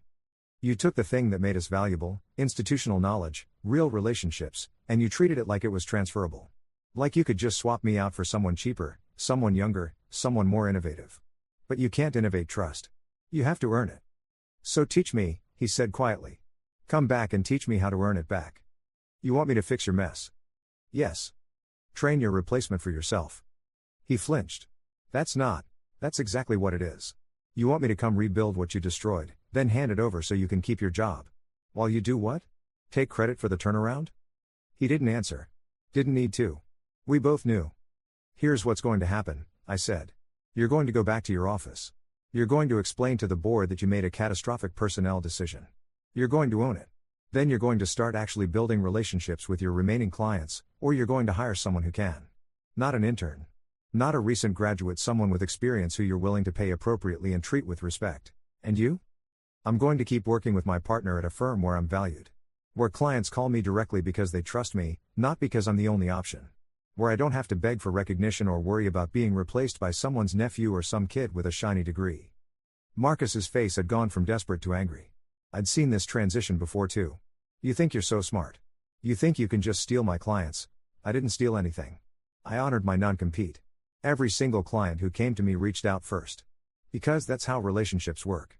They chose to follow the person they trusted, not the company that treated them like account numbers. This is revenge. You planned this whole thing. I almost laughed. You think I planned for you to fire your only person who understood your client base? That I somehow manipulated you into making terrible decisions? Give me more credit, Marcus. And give yourself less. You did this. Every bit of it. I just landed on my feet while you were busy shooting yours. He stood there for another moment, looking smaller somehow. Deflated. Then, without another word, he turned and walked down the hallway toward the stairs. I watched until he disappeared around the corner, then closed and locked my door. My phone buzzed. Brian. You okay? You went quiet on the call. I'd forgotten we'd been on video chat when Marcus knocked. I picked up my laptop from the coffee table. Brian was still on screen, looking concerned. My former boss just showed up at my door. Brian's eyebrows shot up. The guy who demoted you? Wanted me to come back.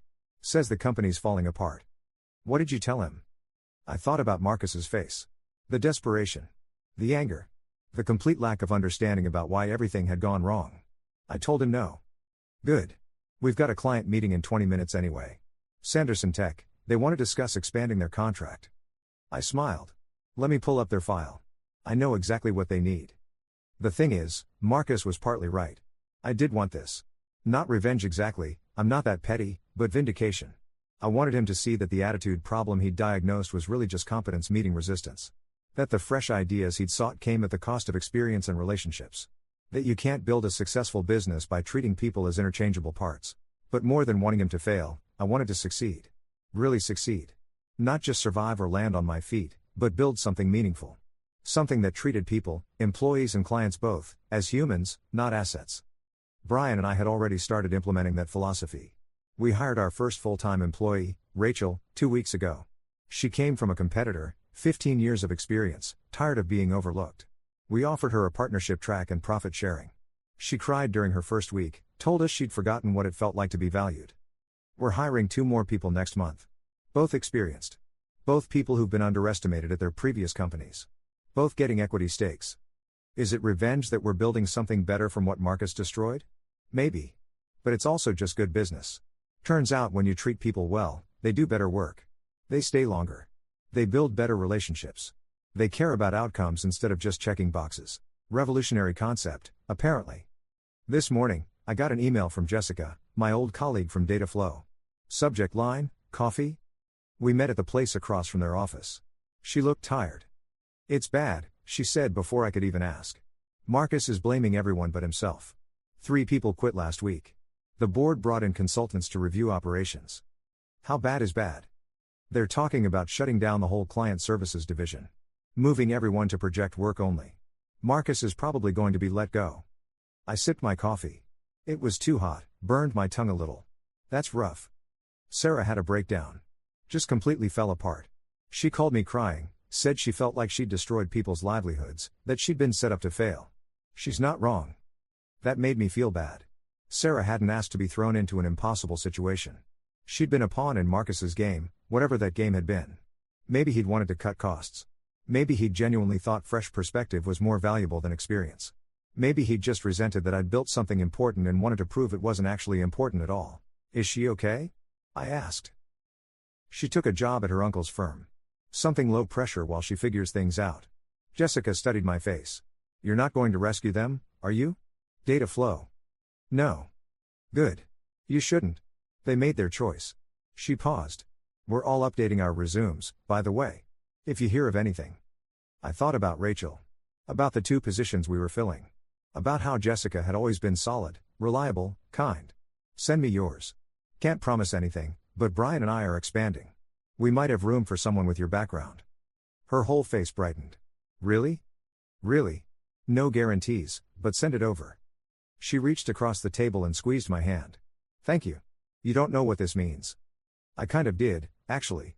I remembered that elevator ride 4 months ago, That box of belongings, that feeling of free falling without a net. Except I'd had Brian's offer, had options, had experience that made me marketable. Not everyone did.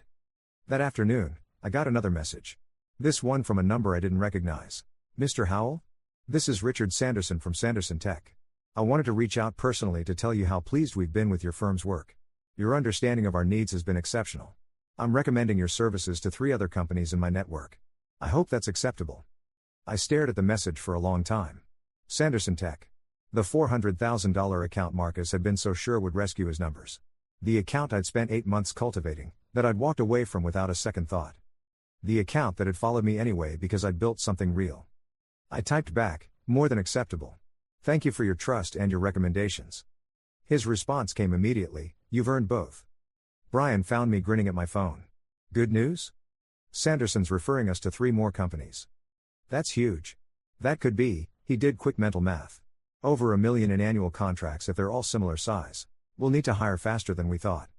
Good problem to have. He hesitated. You're sure you don't regret it? Walking out like you did?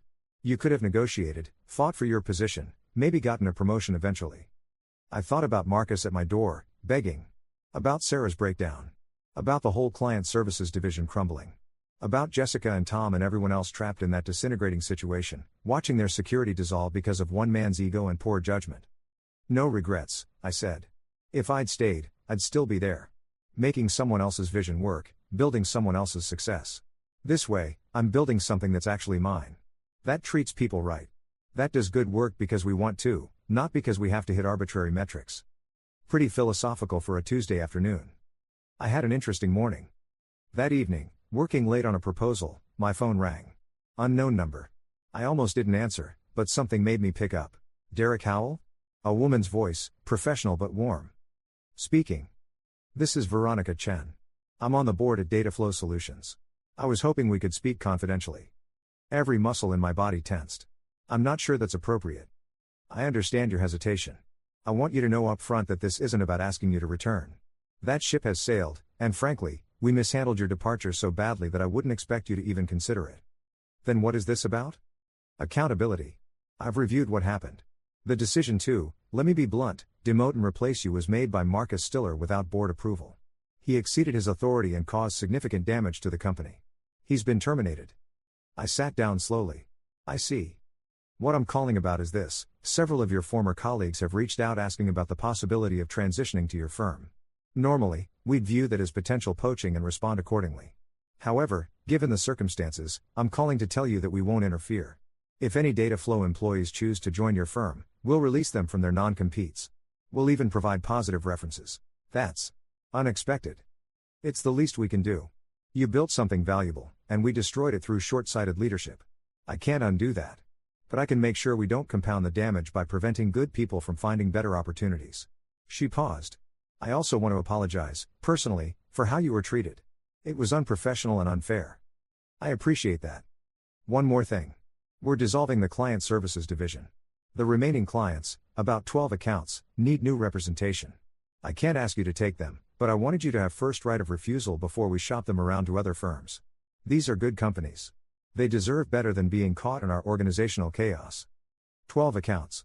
Not the big ones, those had already left, but solid, respectable companies with long-term contracts. Under normal circumstances, a firm our size would jump at the opportunity. Can I think about it? Of course. Take a week. And Derek? For what it's worth, I looked at the company growth metrics during your tenure. You were responsible, directly or indirectly, for 72% of our revenue growth over 5 years. That's extraordinary. Whatever you're building now, I hope it succeeds. After she hung up, I sat in the dark of my home office for a long time. The street light outside cast shadows across my desk. Down the hall, I could hear my neighbor's television, some laugh track from a sitcom. 4 months ago, I'd walked out of Dataflow with a box of belongings and no clear plan beyond Brian's offer. I'd been angry, humiliated, done. I'd wanted to forget the whole place existed. Now they wanted to hand me their remaining clients. Now the board was apologizing. Now Marcus was gone and I was being offered everything I'd lost, only better. It didn't feel like victory. It felt strange and hollow and sad. I called Brian. What do you think? I asked after explaining the offer. 12 accounts? That's significant. But Derek, we're stretched thin already. Taking on that much at once. I know. But these are good companies. They didn't do anything wrong. They're just caught in the fallout. So we hire more people. Use data flow's offer as leverage to poach their best employees. Build something even bigger. Is that what we want? To build something bigger? Silence on the other end. Then, what do you want? That was the question, wasn't it? 4 months ago, I'd wanted respect. Recognition. A fair shot at promotion. I'd wanted Marcus to see my value. Now I had all that and more. I had my own firm. I had clients who sought me out. I had former colleagues asking to join us. I had a board member apologizing and offering compensation. What did I want now? I want to do good work, I said finally. I want to build something sustainable. Something that treats people right and delivers value. If we can do that with 12 more accounts, great. If we can't handle it responsibly, then we shouldn't take it. Then let's figure out if we can handle it responsibly. We spent the next week running numbers, evaluating capacity, having hard conversations about growth and sustainability and burnout. We made offers to Jessica and 2 other former Dataflow employees. All 3 accepted. We brought on a part-time operations manager to handle the administrative load. Then we took 9 of the 12 accounts Dataflow offered. The other 3 we referred to trusted competitor firms, people we knew would treat them well. Veronica Chen called back when I gave her our answer. Only 9? We can only do 9 well. The others deserve better than a firm that's overextended. She laughed. You know what? Marcus said you lacked ambition. That you weren't willing to think big enough. I'm starting to think he confused ambition with recklessness. Maybe. Good luck, Derek. I mean that. 6 weeks later, Jessica started with us. Her first day, she brought bagels for everyone. We gathered in our small conference room, 6 people now, plus the part-time ops manager, and she raised her coffee cup. To new beginnings and better bosses. Everyone drank to that. Rachel leaned over to me. So this is what healthy work culture feels like. I'd forgotten. Tom, who'd joined us 2 weeks after Jessica, nodded. It's weird not waiting for the other shoe to drop. Keep expecting someone to start yelling or making impossible demands. We might make impossible demands eventually, Brian said. But we'll at least do it respectfully. Everyone laughed. That evening, back at my apartment, I found myself thinking about Marcus. Wondering where he'd landed, what he was doing. Whether he understood what had gone wrong, or if he'd convinced himself it was all bad luck and disloyal employees. I didn't hate him. That was the surprising part. I'd expected to hate him, to carry that anger and resentment around like a weight. But watching data flow crumble hadn't given me satisfaction. Seeing him desperate at my door hadn't felt good. What felt good was building something better. Watching Jessica smile more in 6 weeks than I'd seen in 5 years at Dataflow. Hearing Rachel talk about actually enjoying her work. Getting messages from clients saying they felt heard, understood, valued. That was the real revenge, if you could even call it that. Not tearing down what Marcus built, but building something so much better that the destruction happened naturally, as a consequence of choices. My phone buzzed. Message from an unknown number. Derek, this is Sarah. I don't know if you remember me, I was the one who was supposed to replace you at Dataflow. I wanted to apologize. I didn't know what I was walking into. I didn't know they'd treated you that way. I'm sorry for being part of that situation. I stared at the message for a long moment, then typed back, you don't owe me an apology. You were put in an impossible situation.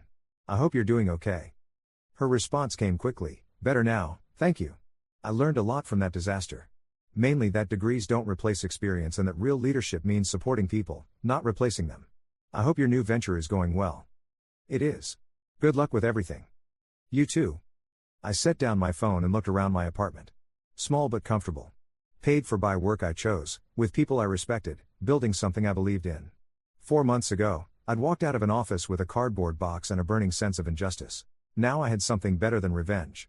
I had proof that sometimes the best response to being undervalued is simply to go somewhere you're valued. That the best answer to you lack innovative thinking is building innovation that matters. That the sweetest victory isn't watching your enemies fail, it's succeeding so thoroughly that their failure becomes irrelevant. Marcus had wanted to teach me a lesson about knowing my place, about being grateful for what I had, about not having an attitude. Instead, he taught me something far more valuable, that my work had worth beyond one company's recognition.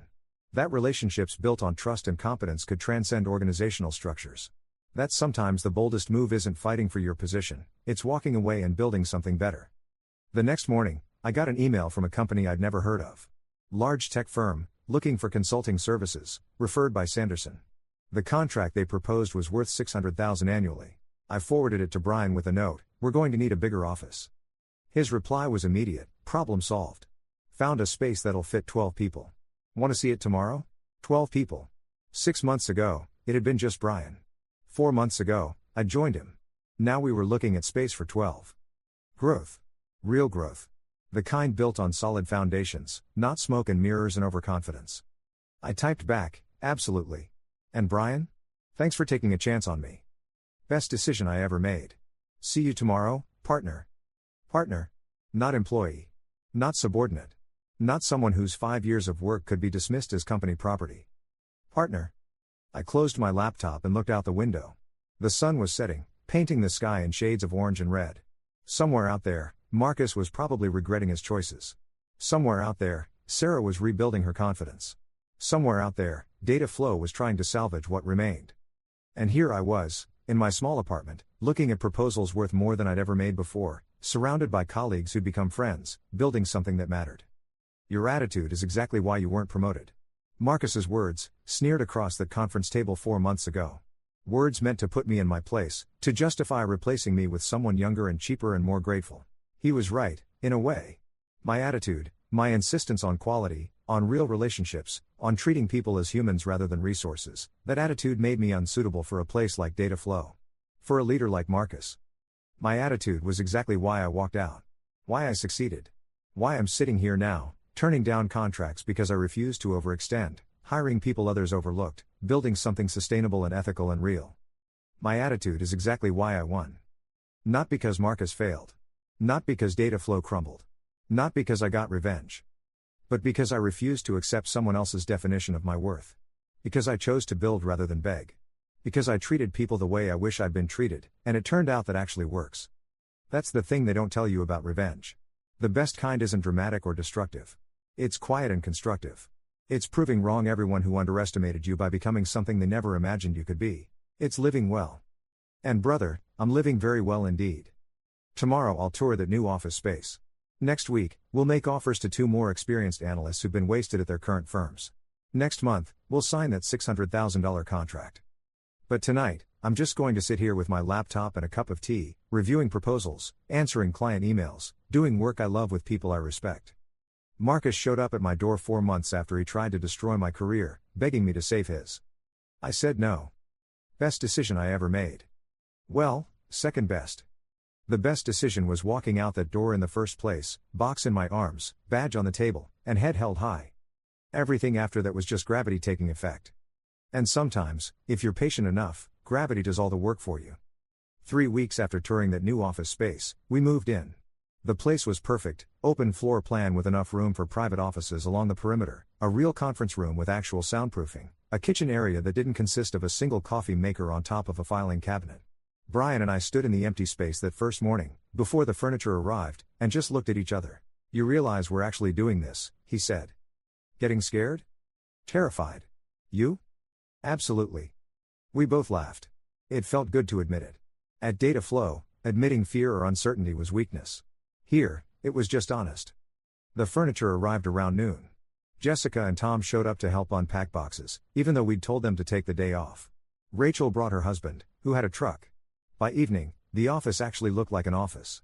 Desks arranged in clusters to encourage collaboration but provide privacy. A bookshelf Tom had found at an estate sale, already filling up with industry references and client binders. Plants, lots of plants, because Rachel insisted that workspaces needed life. This is nothing like data flow, Tom said, assembling the last chair.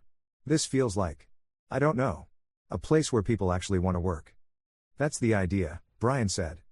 Jessica was setting up the coffee station, arranging mugs we'd all brought from home. She held up one that said "Don't talk to me until this is empty" and smiled.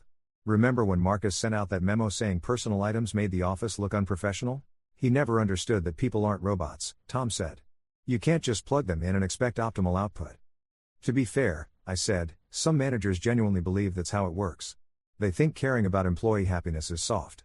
That maximizing productivity means minimizing personal connections. How'd that work out for him? Rachel asked. We all knew the answer to that. 2 days after we moved into the new office, I got a call from a number I recognized. David Brennan from Precision Tech, one of the first clients who'd followed me from Data Flow. Derek, got a minute? Need some advice. Of course. What's going on? Remember Allison Hartley? She was our VP of operations until last year. She left to start her own manufacturing firm. I remembered. Smart woman, strategic thinker, had been frustrated with precision tech's resistance to modernization. Sure. How's she doing?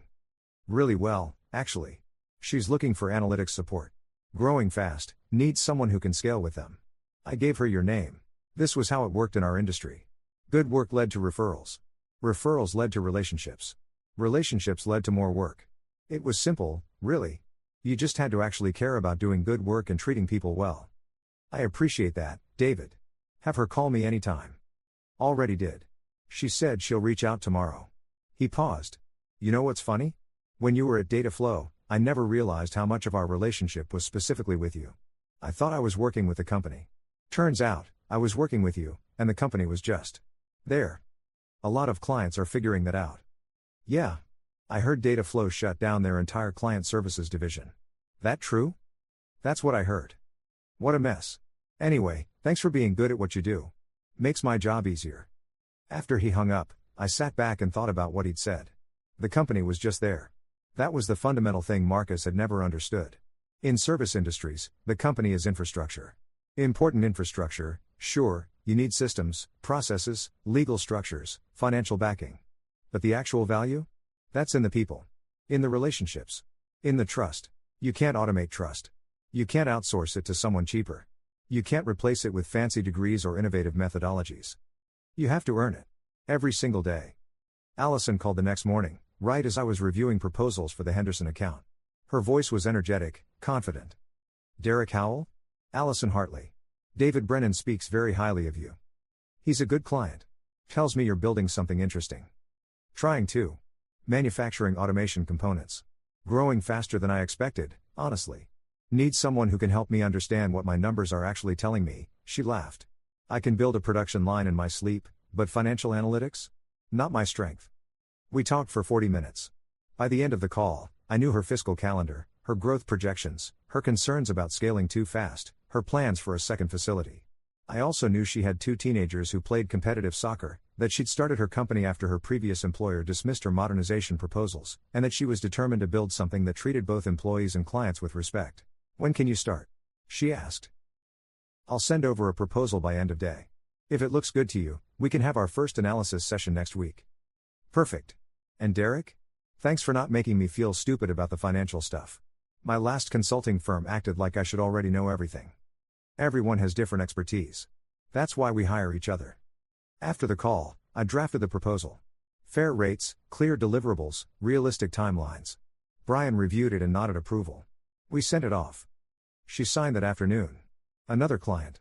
Another relationship built on mutual respect and honest communication. That evening, I stopped by the old coffee shop near Dataflow's office. I hadn't been there in months, had been avoiding the whole area really. But I had a meeting with a potential client nearby and the place had always had good espresso. The barista recognized me. Derek. Haven't seen you in forever. You still at Dataflow? No, I left a few months ago. Started my own firm. Good for you. You always seemed too nice for that place. She started making my usual order without asking. Things are weird over there now. Everyone looks miserable. We used to get the lunch rush from their office, but hardly anyone comes in anymore. They've had some changes. Yeah, I heard they fired a bunch of people. Marcus something or other. He was always kind of rude, to be honest. Never said please or thank you, always on his phone while ordering. She handed me the espresso. You seem happier. It's a good look on you. I paid and left a generous tip. Walking back to my car, I passed Dataflow's building. Through the lobby windows, I could see the security desk, the elevators I'd ridden every day for 5 years. A few people in business clothes walked through, but the energy felt different. Subdued. Deflated. I didn't feel victorious looking at it. Just distant. Like that part of my life had happened to someone else. My phone buzzed. Text from Brian. Henderson just signed. 3-year contract. We're going to need to hire again. I typed back, good problem to have.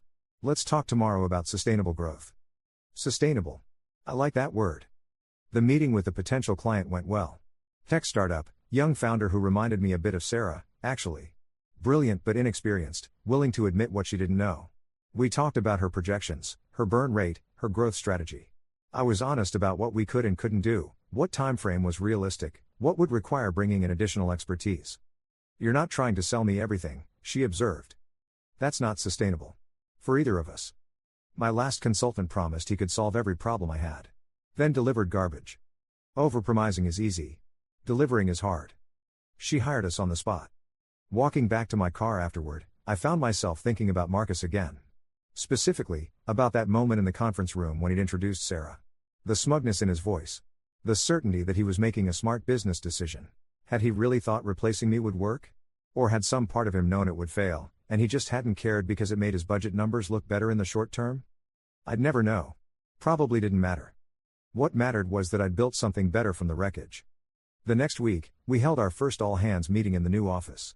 All 9 of us, Brian, me, Jessica, Tom, Rachel, and 4 other people we'd hired from various struggling firms. We gathered in the conference room, and I looked around at these faces. "Quick question," I said. "Show of hands, how many of you left your previous job because you felt undervalued?" Every hand went up. "How many of you were told you lacked ambition or didn't think big enough or had an attitude problem?" 7 hands.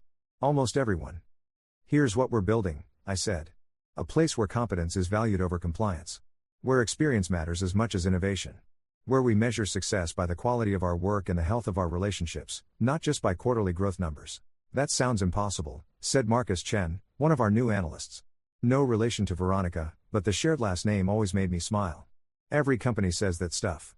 Then you get there and it's the same nonsense." "You're right to be skeptical," Brian said. "We're 6 months old. We could absolutely become the same nonsense. That's why we're having this conversation now, while we're small enough to actually shape our culture. What do you all need to do your best work?" The conversation that followed was honest, sometimes uncomfortable, but productive. People talked about toxic previous workplaces. About managers who took credit for their work. About being passed over for promotions because they didn't self-promote aggressively enough. About watching less qualified people advance because they were better at office politics. "I just want to do good work," Tom said. "Without someone constantly looking over my shoulder, questioning every decision, making me justify why I'm taking a lunch break. I want to work somewhere I can grow without having to leave," Jessica added. "Every job I've had, the only way to advance was to go somewhere else. Then you start over at the bottom of a new political structure." Rachel nodded. "And I'm tired of being the oldest person in the room and having that treated like a liability instead of an asset. Like my 20 years of experience means I'm out of touch rather than knowledgeable." "So here's what we're going to do," I said. "We're going to screw up. We're going to make mistakes. But we're going to make them while trying to build something decent. And when someone points out we're sliding toward becoming Dataflow 2.0, we're going to listen and correct course. Deal?" "Deal," everyone said. After the meeting, Jessica lingered. "Can I ask you something?" "Sure." "Do you ever wonder if Marcus realizes what he lost? Not just the clients or the revenue. But the people.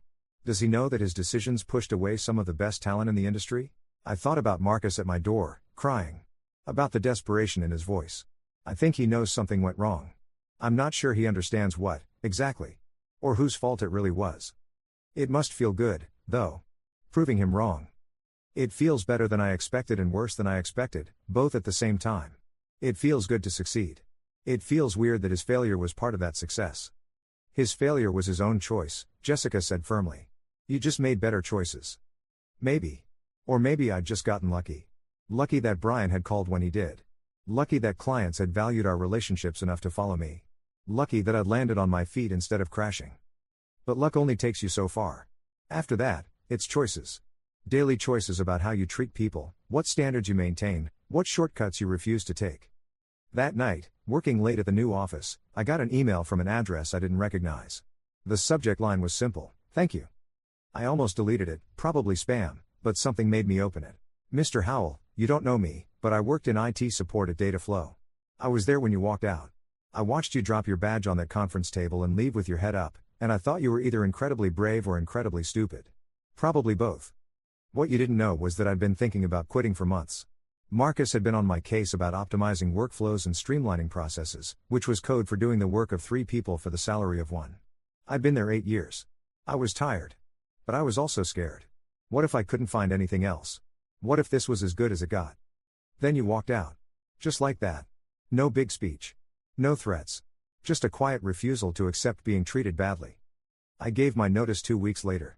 Found a job at a company that actually values work-life balance. I go home at 5 o'clock now. I take my vacation days. My boss says, "Thank you. I don't know if you meant to, but you showed me that it was possible to leave. That there were other options. That I didn't have to accept being miserable just because I'd already invested so much time there. So thank you." You'll probably never see this email or care about some random IT guy's story, but I wanted to tell you anyway. You changed my life by changing yours. Good luck with your new firm. Kevin Patterson. I read it 3 times. Then I forwarded it to Brian with a note, "This is why we're doing this."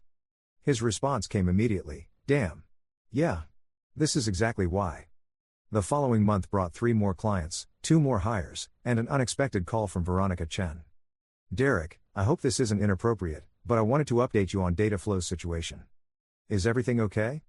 "Define okay." "The company is being acquired. We're selling to a larger firm that specializes in project-based work. They're keeping the name but restructuring everything. Most of the remaining staff will be let go or absorbed into other divisions." "That's rough for them." "It is.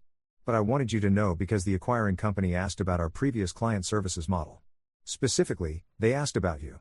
Apparently, several clients mentioned your name when discussing why they'd left.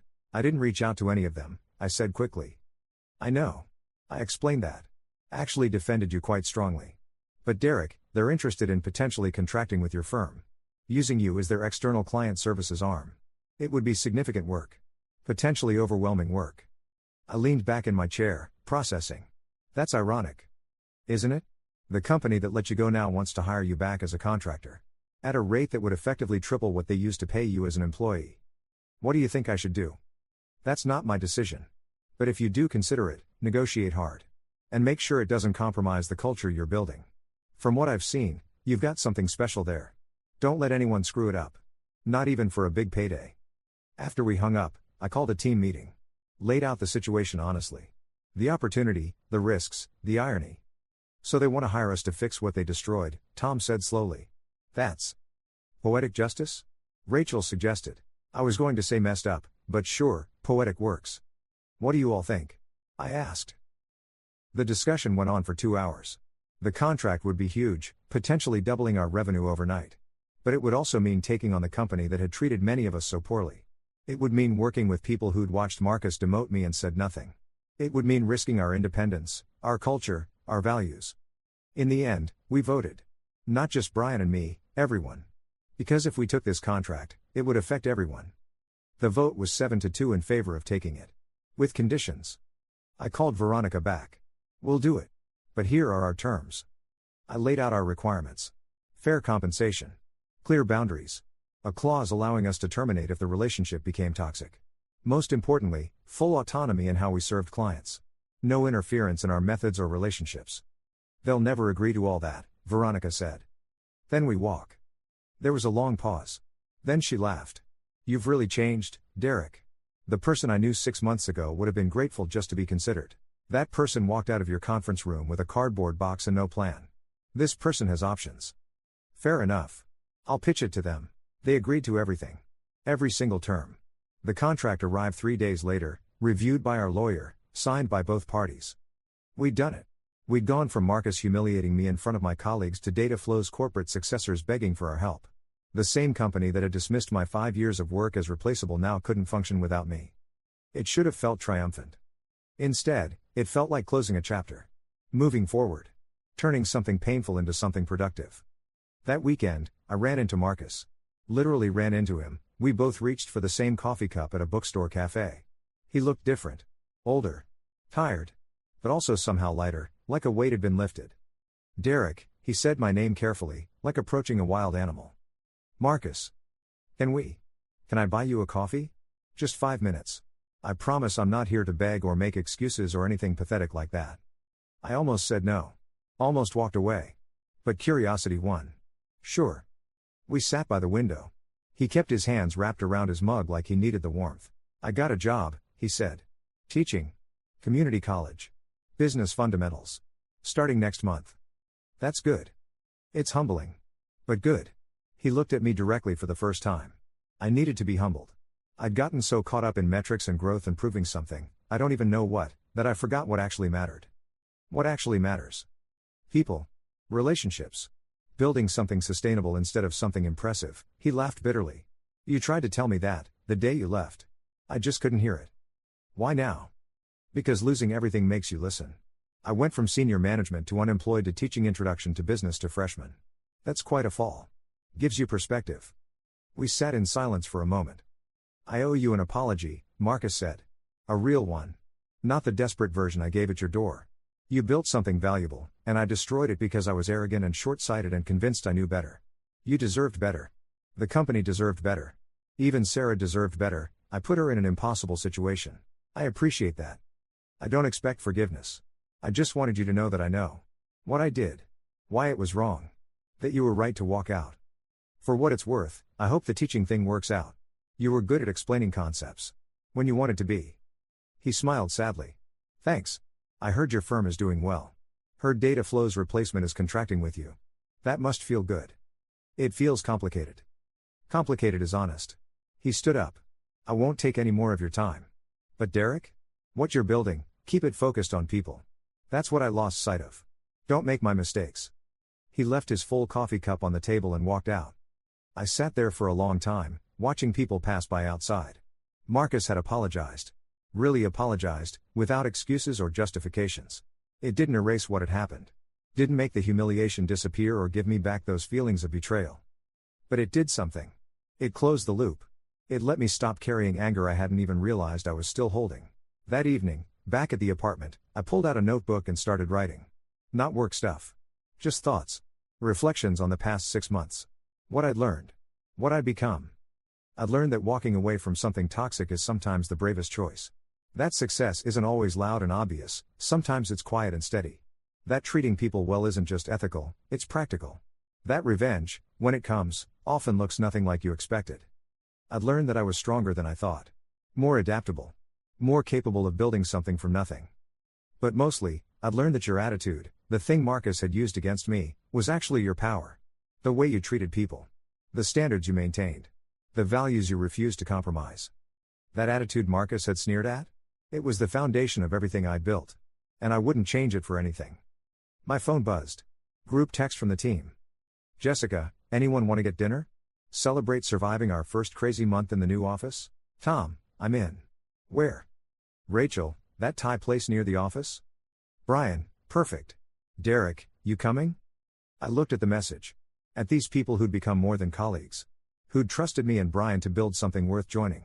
Who showed up every day and did excellent work and made each other better. This was success. Not Marcus crying at my door.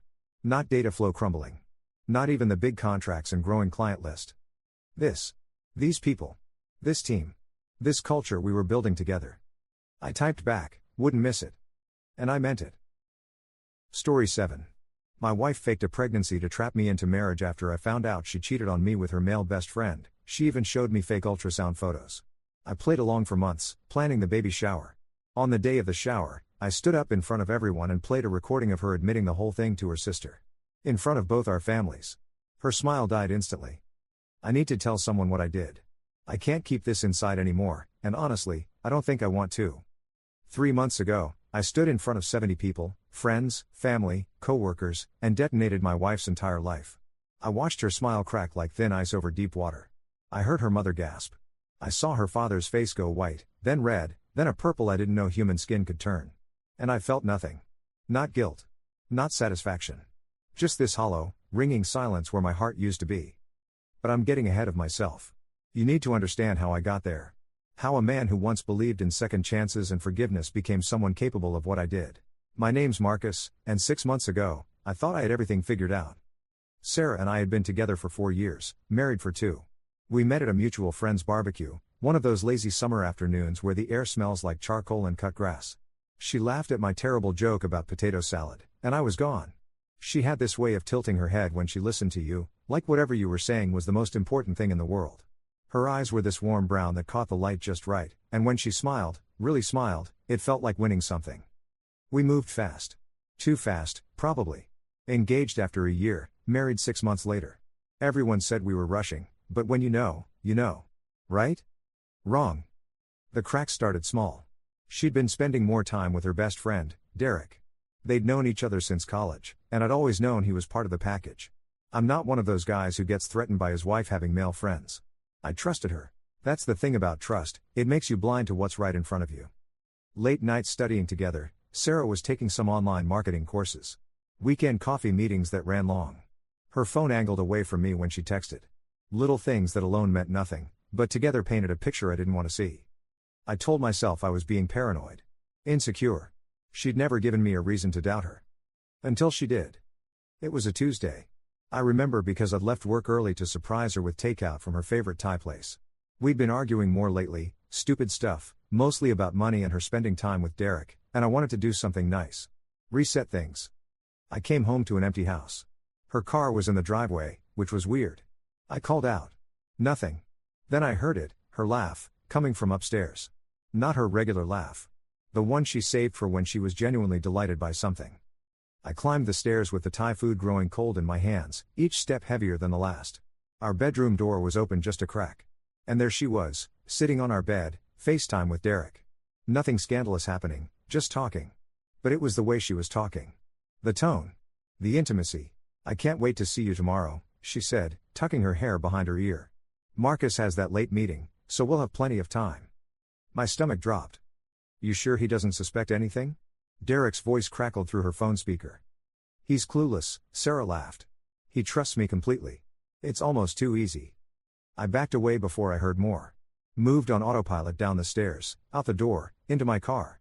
I sat in that parking lot at the Thai restaurant for 2 hours, the food congealing beside me, trying to make sense of what I'd heard. I didn't confront her that night. Or the next day. I became a detective in my own marriage, watching, waiting, collecting evidence like it could somehow make the truth less devastating. I checked our phone records. Hours of calls. I looked at our credit card statements. Dinners I didn't remember us having. A hotel charge from a weekend she said she was visiting her sister. The evidence piled up like snow before an avalanche. 2 weeks later, I finally confronted her. Not dramatically, I'm not built that way. I just asked her, point blank, over breakfast, are you sleeping with Derek? She didn't even have the decency to look shocked. Just resigned. How long have you known? Long enough. Is it true? She set down her coffee. It's complicated. That's not an answer. Yes, she said finally. But it's not what you think. It just happened. We didn't mean for it to. I held up my hand. I couldn't listen to the excuses. How long? 6 months. 6 months. Half our marriage. While I was working overtime to save for the house she wanted. While I was planning our anniversary trip. While I was being a good husband. I want a divorce, I said. My voice sounded weird, like it was coming from somewhere outside my body. That's when she started crying. Real tears, streaming down her face, her mascara running in these dark rivers. Please, Marcus. Please don't. I love you. I made a mistake. It's over with Derek, I swear. I'll do anything. Please. I almost fell for it. Almost. Something in her voice felt off, like she was reading from a script she'd prepared for this exact moment. I need time, I told her. I need to think. Of course, she said quickly. Take all the time you need. I'll prove to you that I'm serious. I'll cut Derek off completely. I'll go to counseling. Whatever you want. That night, I stayed at a hotel. A crummy place off the interstate that smelled like industrial cleaner and cigarettes. I lay on that lumpy mattress, staring at the water-stained ceiling, and tried to figure out what I wanted. I loved her. Even after everything, I still loved her. And she seemed genuinely remorseful. Maybe we could work through this. People do it all the time, right? Marriages survive infidelity. I went home 3 days later, ready to talk. Ready to at least try. She met me at the door with red eyes and a trembling smile. I have something to tell you, she said. Something that changes everything. She led me to the living room. On the coffee table was a small white box, the kind that holds something precious. My heart started hammering. Open it, she whispered.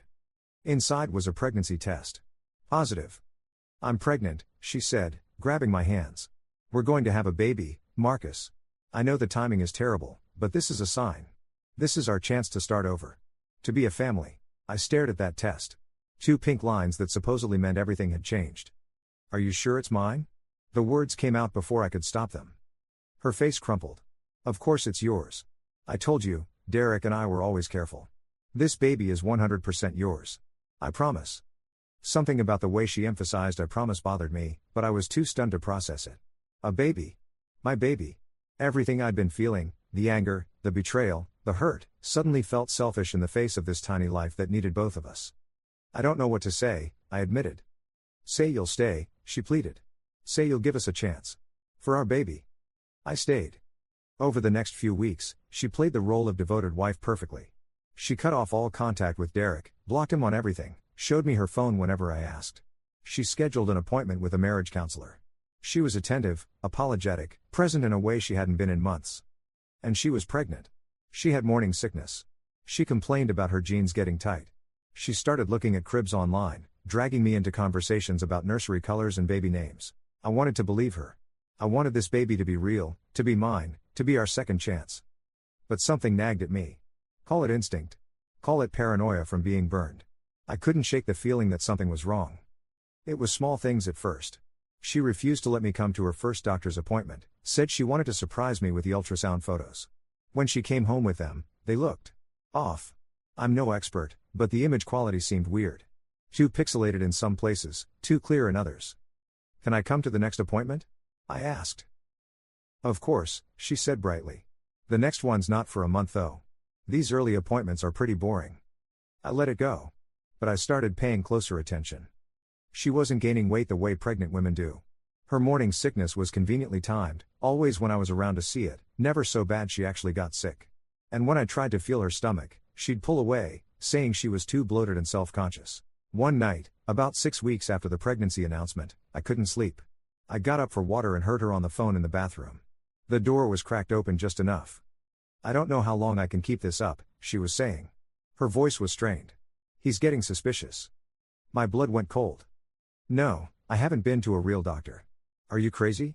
I'm using the fake ultrasounds you made. They look real enough. A pause.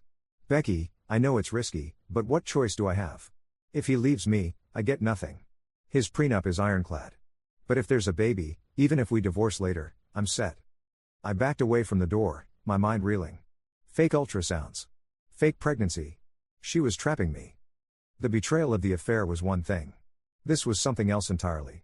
This was calculated. Premeditated. Evil. I didn't sleep that night. I lay in bed next to her, listening to her soft breathing, and planned.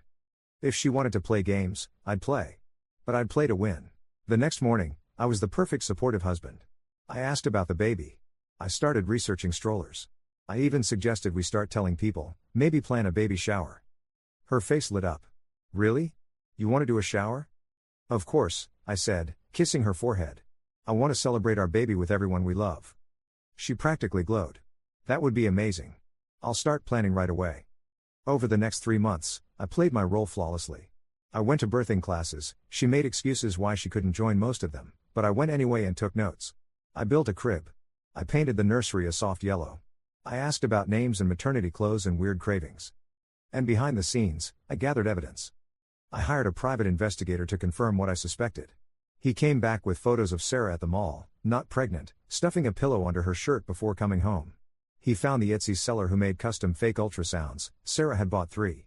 He traced her phone records and found she'd never once called an OB/GYN office. I documented everything. Screenshots. Photos. Recordings. I was building a case, and I was thorough. I also found out she was still talking to Derek. Not in person, she was too smart for that, but through a secret email account. The investigator cracked it.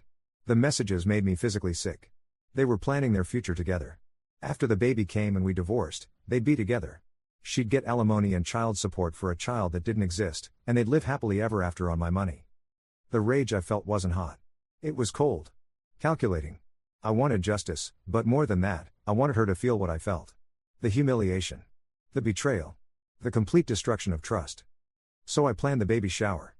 Sarah wanted to go big. She had a Pinterest board 3 miles long. I encouraged every extravagant idea. I told her to invite everyone. Both our families. All our friends. Her co-workers. Mine. People we hadn't talked to in years. The more, the better. Are you sure? She asked, laughing. This is going to be huge. Our first baby deserves a huge celebration, I said. She believed me. Why wouldn't she? I'd been nothing but supportive for months. I was excited about baby names. I was taking childcare classes. I'd even started a college fund. I was the perfect husband preparing for fatherhood.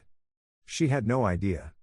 The baby shower was planned for a Saturday afternoon at a rented event space, one of those beautiful rooms with high ceilings and big windows. Sarah went all out, professional decorations, a catered meal, a 3-tier cake shaped like baby blocks. She registered at 3 different stores. She made a playlist of lullabies. She bought a special dress that showed off her fake belly. I watched her strap on the pregnancy prosthetic that morning, thinking I wasn't looking. The day arrived. Perfect weather. Sunny. Warm. The kind of day where terrible things aren't supposed to happen. 70 people showed up. My parents, looking proud and excited. Her parents, beaming. Her sister Becky, the one who'd helped her with the fake ultrasounds, playing the doting aunt-to-be. Friends I'd known since college. Sarah's work friends. My work friends. Our neighbors. Derek's parents, who'd been family friends forever. Sarah floated through the room in her maternity dress, one hand on her fake belly, accepting congratulations and well wishes. She glowed. She laughed. She played the radiant mother-to-be so convincingly that if I didn't know better, I'd have believed it myself. We did the games. We opened presents, piles of them, onesies and bottles and blankets and toys. My mother cried when Sarah opened the handmade quilt she'd spent months making. Sarah hugged her and thanked her and promised our baby would treasure it forever. I smiled through it all. I made small talk. I accepted cigars and backslaps and jokes about sleepless nights and diaper duty. I was counting down the minutes. Finally, it was time for the toast. I stood up and asked for everyone's attention. The room quieted. Sarah smiled at me from her seat of honor, surrounded by gifts and love and lies. I want to thank everyone for coming, I started. My voice was steady. I'd practiced this. Sarah and I are so grateful for your support as we start this new chapter in our lives. Sarah's smile got wider. Her hand moved to her belly in that protective gesture pregnant women do. When Sarah first told me she was pregnant, I was shocked. Overwhelmed. It happened during a difficult time in our marriage. The room shifted slightly. This wasn't the usual happy baby shower speech. Sarah's smile flickered. But I was willing to work through anything for our child. I went to appointments. I built furniture. I planned for our future as a family. I paused. Sarah's face had gone from glowing to uncertain.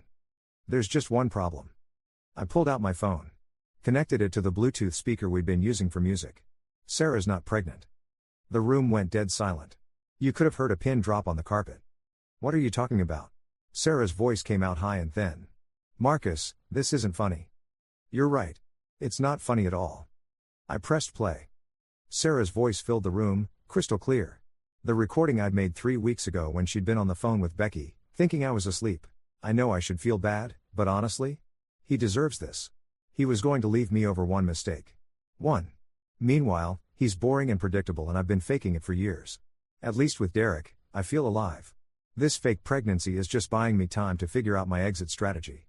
Once I have the baby shower and everyone's invested, I'll fake a miscarriage, get all the sympathy, and divorce him anyway.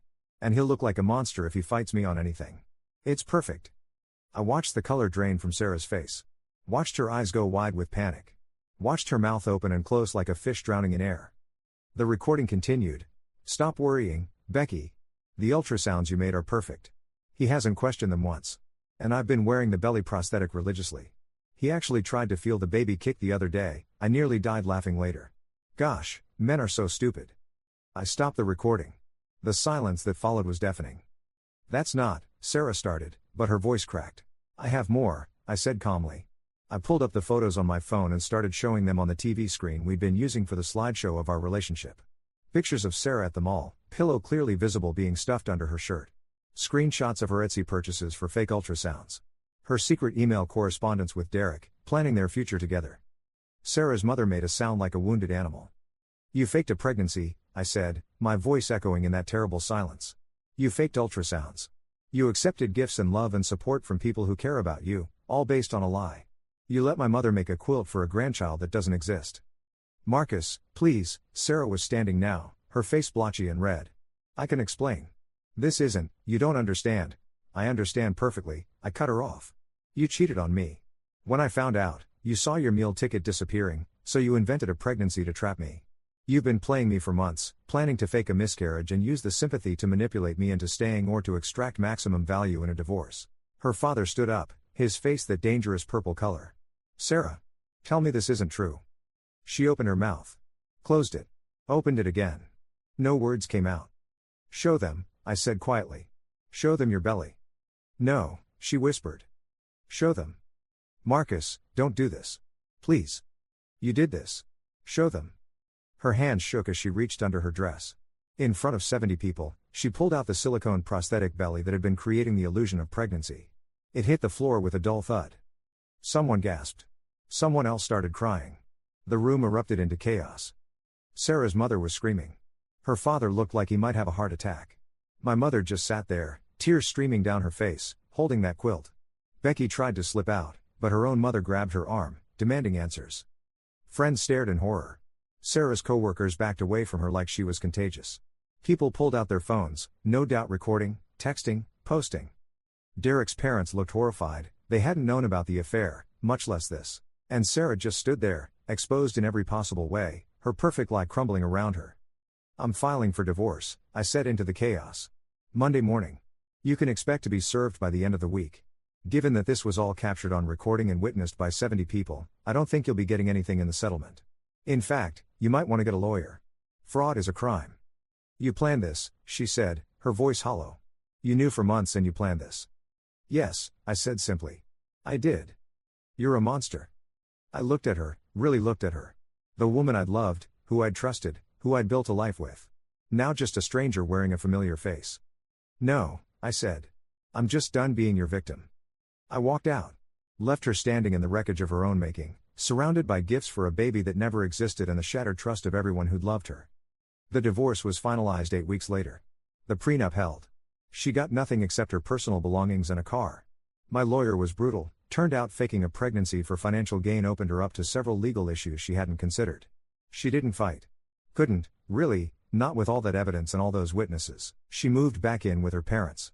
Last I heard, they're barely speaking to her. Her friends abandoned her. The story spread fast, as these things do. She lost her job. Turns out employers don't love being associated with that kind of scandal. Derek dumped her 2 weeks after the shower. Apparently, he was fine with being the other man, but an elaborate pregnancy hoax was too much even for him. Becky faces charges for her role in creating fake medical documents. She's trying to claim she thought it was a prank. It's not going well for her. And me? I moved to a different city. Started over. I'm in therapy, working through the trust issues and the anger and the weird hollow feeling I got after it was all over. Because winning didn't feel like I thought it would. It didn't fill the space where my marriage used to be. I don't regret exposing her. She deserved that, and more. But sometimes, late at night, I wonder if I went too far. If there was a less nuclear option.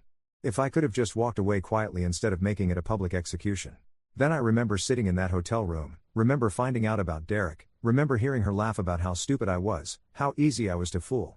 Remember her accepting gifts for a baby she knew didn't exist, letting my mother pour love into a quilt for a grandchild that was never coming. And I stopped wondering. She made her choices. She lied, cheated, manipulated, and schemed. She weaponized pregnancy, something sacred to so many people, as a tool for financial gain. She didn't just betray me. She betrayed everyone who loved her, everyone who showed up to celebrate what they thought was a new life. I just made sure everyone knew the truth. Some people say I'm a hero. That I handled it perfectly, that she got what she deserved. Others say I'm vindictive, that I enjoyed her humiliation too much, that I should have handled it privately. I don't know what I am anymore. I used to be a guy who believed in second chances. Who thought love could overcome anything. Who trusted easily and loved deeply. Now I'm the guy who stood in front of 70 people and systematically destroyed his wife's life. And I did it methodically, patiently, with the same care and attention to detail she used to deceive me. I'm not proud of it. But I'm not ashamed either. She wanted to trap me with a lie. Instead, she trapped herself. And that recording? That moment when her voice filled the room, dripping with contempt for me, laughing about how gullible I was? That's what I play in my head when I start to feel guilty. When I wonder if I went too far. Because it reminds me, she wasn't sorry. She didn't slip up. She wasn't going to come clean. She was going to string me along for months, fake a tragedy, and use my grief and everyone's sympathy to manipulate me further. I just took away her audience before the final act. 3 months have passed since the shower. I still get emails from people who were there. Some thanking me for exposing her. Some telling me I'm a terrible person. Most just wanting to know if I'm okay. I don't know how to answer that. I'm not okay. But I'm not broken either. I'm just different. Harder. Less trusting. More careful. Whether that's growth or damage, I haven't figured out yet. My lawyer called last week. Apparently Sarah's been asking mutual friends for my new address. Sending messages through intermediaries, asking if we can talk. Saying she wants to explain, to apologize properly, to make me understand why she did what she did. I haven't responded. There's nothing she can say that would change anything. No explanation that would make it okay. No apology that would heal what she broke. Some things, once shattered, can't be put back together. I'm dating again. Slowly. Carefully. I can't shake the feeling that everyone is hiding something, that every smile is covering a lie. It's exhausting, constantly looking for the con, waiting for the other shoe to drop. But I'm trying. That's all I can do. And sometimes, when I can't sleep, I think about that moment. Her smile dying. The room going silent. The truth detonating like a bomb in the middle of all those carefully arranged decorations and wrapped presents. I think about her face when she realized I'd known all along. That every supportive word, every excited discussion about the nursery, every moment she thought she was fooling me, I was watching her dig her own grave. And I feel something. Not satisfaction, exactly. Not quite regret. Maybe it's just the weight of knowing what I'm capable of when someone pushes me far enough. The cold calculation. The long game. The patience to wait months for the perfect moment to strike. I didn't know I had that in me. The capacity for that kind of controlled destruction. Now I do. And I don't know what that makes me. I just know I'm free. Free from the lies. Free from the manipulation. Free from the woman who saw me as nothing more than a wallet with a pulse. And if that makes me the villain in someone's story, I can live with that. Because in mine, I'm the one who refused to stay trapped. The baby shower was supposed to be a beginning. Instead, it was an ending. And I made sure it was one she'd never forget. But let me tell you about the parts I left out. The moments that haunt me more than the confrontation itself. During those 3 months of planning, there were times I almost broke. Times when she'd look at me with such genuine seeming affection that I'd question everything. Was I wrong? Was the recording a misunderstanding? Was I destroying something that could still be saved? One night, about 6 weeks before the shower, we were lying in bed. She had her head on my chest, tracing circles on my arm with her finger. "I'm scared," she whispered. "Of what?" I asked, my heart hammering. "That I'll be a bad mother. That I'll mess this up. That you'll realize you made a mistake staying with me." The vulnerability in her voice nearly broke me. For a moment, just a moment, I wanted to tell her I knew. I wanted to give her a chance to come clean, to explain, to maybe somehow make this right. But then she said, "I know I don't deserve you after what I did with Derek. But I'm going to spend the rest of my life making it up to you. To both of you. Both of you." Meaning me and the baby that didn't exist. That's when I remembered, this wasn't vulnerability. This was manipulation. She was setting up her narrative, making sure I saw her as remorseful and changed. Building her character for the long con. I held her that night, staring at the ceiling, feeling her breath against my chest, and wondered how someone could be so broken inside that they could do this. How do you fake intimacy this well? How do you weaponize someone's love for you so completely? The investigator I hired, his name was Joel, middle-aged guy with sad eyes who'd probably seen too much. He gave me more than just evidence. He gave me context. Turns out Sarah had done this before. Not the fake pregnancy. But the pattern. She'd had 3 serious relationships before me. Each one ended when the guy caught her cheating. Each time, she'd manufactured some crisis to try to keep them hooked. An illness. A family emergency. Once, she'd claimed she'd been assaulted. Joel found the police report, or rather the lack of one.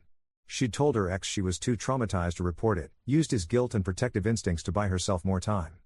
"Guys like you," Joel told me, sliding the file across his desk, "you're targets. Successful, kind, trusting. She probably spotted you as an easy mark from day one." "That's comforting," I said bitterly. "It should be. Means it's not about you being stupid or blind. She's good at this. Professional level manipulation. You're not the first victim and you probably wouldn't have been the last." I thought about that a lot. How she'd chosen me. That barbecue where we met, had she been hunting? Was every moment of our early relationship calculated? The way she laughed at my jokes, the way she listened so intently, the way she made me feel like I was special, was any of it real? I'll never know. That's the thing that keeps me up at night. Not what she did, but not knowing what was real and what was performance. Every memory is contaminated now. Every sweet moment suspect. Did she ever love me? Or was I always just a resource to be exploited? The week before the shower, my sister called. Emma. She's 3 years older than me, lives in Seattle with her husband and 2 actual kids. She'd gotten the invitation and was flying in for it. "I'm so excited for you," she said, her voice bright with genuine joy. "You're going to be an amazing dad, Marcus." "I mean it." My throat closed up. Emma had struggled with fertility for years before finally conceiving. She knew what it meant to want a child, to prepare for one. She'd sent us a box of her kids' old baby clothes, carefully washed and folded, with a note about passing on the love. "Thanks, Em," I managed. "Mom told me about the rough patch you guys went through. I'm proud of you for working through it. A lot of guys would have just bailed." "Yeah. A lot of guys." After we hung up, I sat with my head in my hands. Emma would be at the shower. She'd witnessed the explosion. I was about to ruin what should have been a joyful family gathering for everyone, not just Sarah. But what was the alternative? Let Sarah fake a miscarriage, let everyone grieve for a child that never existed? Let her continue the manipulation unchecked? No. They deserve the truth. It would hurt, but at least it would be honest pain, not based on a lie. The thing is, I'd planned everything about the shower except one detail: what would happen immediately after. I'd imagined the moment of exposure so many times: Sarah's face, the room's reaction, the satisfaction of finally making her face consequences. But I hadn't thought past that.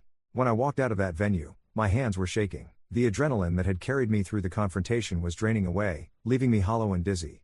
I made it to my car and just sat there, gripping the steering wheel, trying to breathe. My phone started ringing immediately. Text messages flooding in. Calls from numbers I recognized and numbers I didn't. I turned it off. I couldn't face it yet. I drove. No destination, just movement. I ended up at this overlook outside the city, this place Sarah and I had gone once when we were dating. We'd watched the sunset, and she'd told me she could see us growing old together. I believed her. Standing there now, watching the same sun sink below the same horizon, I felt something crack inside me. Not regret. Not quite guilt. Just this overwhelming sense of loss. Not for Sarah, I was done with her, but for who I used to be. The man who could watch a sunset with someone and believe in forever. That man was gone. Sarah had killed him, piece by piece, lie by lie. And I'd finished him off by becoming someone who could plan and execute what I'd just done. I stayed at that overlook until it was fully dark. Then I checked into another hotel, not the crummy one from before, but a nice place where they didn't ask questions. I ordered room service I didn't need and scrolled through the messages I'd been avoiding. Some were supportive. Friends saying Sarah got what she deserved, that I'd done the right thing. Others were horrified, calling me cruel and vindictive. My mother had sent 3 texts, each more worried than the last. Where are you? Please call me. Marcus, I love you. Please let me know you're okay. I called her. She answered on the first ring. Thank God, she breathed. I've been so worried. I'm okay, Mom. Are you? Long pause. No. But I will be. What you did today. She started, then stopped. I don't know what to say. Part of me wants to tell you that was cruel. But another part of me. Marcus, she let me make that quilt. She knew what it meant to me. She watched me work on it for months, and she smiled and thanked me, and the whole time there was no baby. Her voice broke on the last word. I know, I said quietly. I'm sorry you had to find out that way. I'm not, she said, surprising me. I'm glad I know. I'm glad everyone knows. If you'd told us privately, people wouldn't have believed it. They'd have thought you were lying to make yourself look better in the divorce. This way, there's no doubt. No ambiguity. We all saw her pull out that thing. We talked for an hour. She told me my father was struggling with it, he'd really liked Sarah, had considered her a daughter. Learning what she'd done, how calculated it was, had shaken something in him. But he'd come around. They both supported me. They just wanted to make sure I was okay. When we finally hung up, I felt marginally more human. Enough to start going through the other messages. One stood out. From Derek's mother, Diane. I almost deleted it without reading, but curiosity got the better of me. Marcus, I don't have words for how sorry I am. We had no idea about the affair or any of this. Derek just told us everything. We confronted him after the shower. I'm ashamed of my son. I'm ashamed we raised someone who could do what he did. You deserved better from all of them. If there's anything we can do, please let us know. We understand if you never want to speak to us again. Diane. I stared at that message for a long time. Derek's parents had been good to me. They'd welcomed me into family dinners and holiday celebrations. They'd been collateral damage in all this, and they hadn't deserved it. I wrote back, thank you for reaching out. None of this is your fault. I appreciate the message. Short. Simple. True. The divorce proceedings were their own kind of nightmare.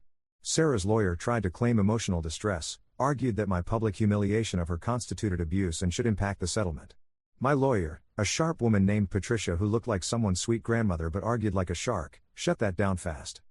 Your client committed fraud, Patricia said calmly in one of our mediation sessions.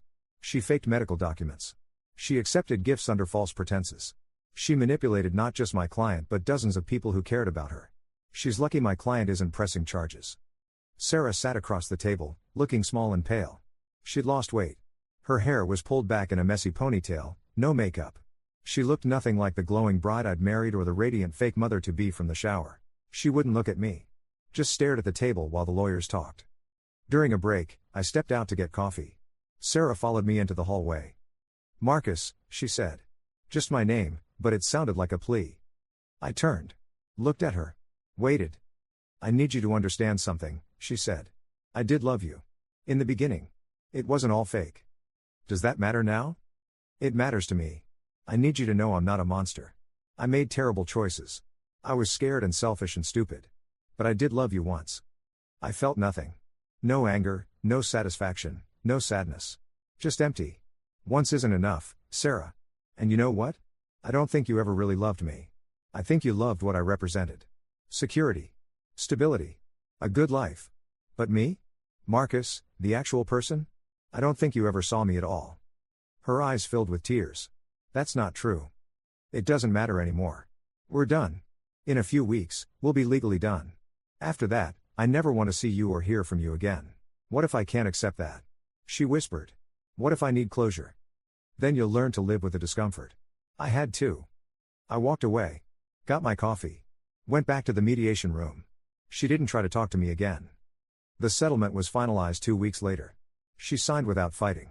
I think by then she knew she had no leverage, no angle, no way to manipulate her way into a better outcome. For maybe the first time in her life, her tactics didn't work. I kept the house.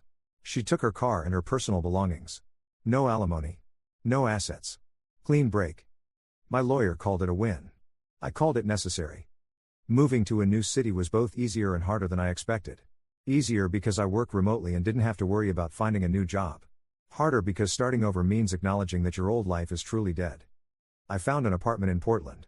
Nice place, walking distance to good coffee and parks. Nothing like the house Sarah and I had shared. Different in every way that mattered. The first night there, I unpacked boxes and tried not to think about the last time I'd moved into the house with Sarah, both of us excited and hopeful and convinced we were building something lasting. I'd been so wrong. About her. About us. About my ability to judge character. That's what I struggled with most in therapy. Dr. Martinez, thin, kind face, patient eyes, kept trying to help me see that I wasn't stupid for missing the signs. She was practiced, he said. You said yourself, she'd done this before. She knew how to play the role. You're not defective for believing someone you loved. But I ignored red flags. The late nights. The secret phone calls.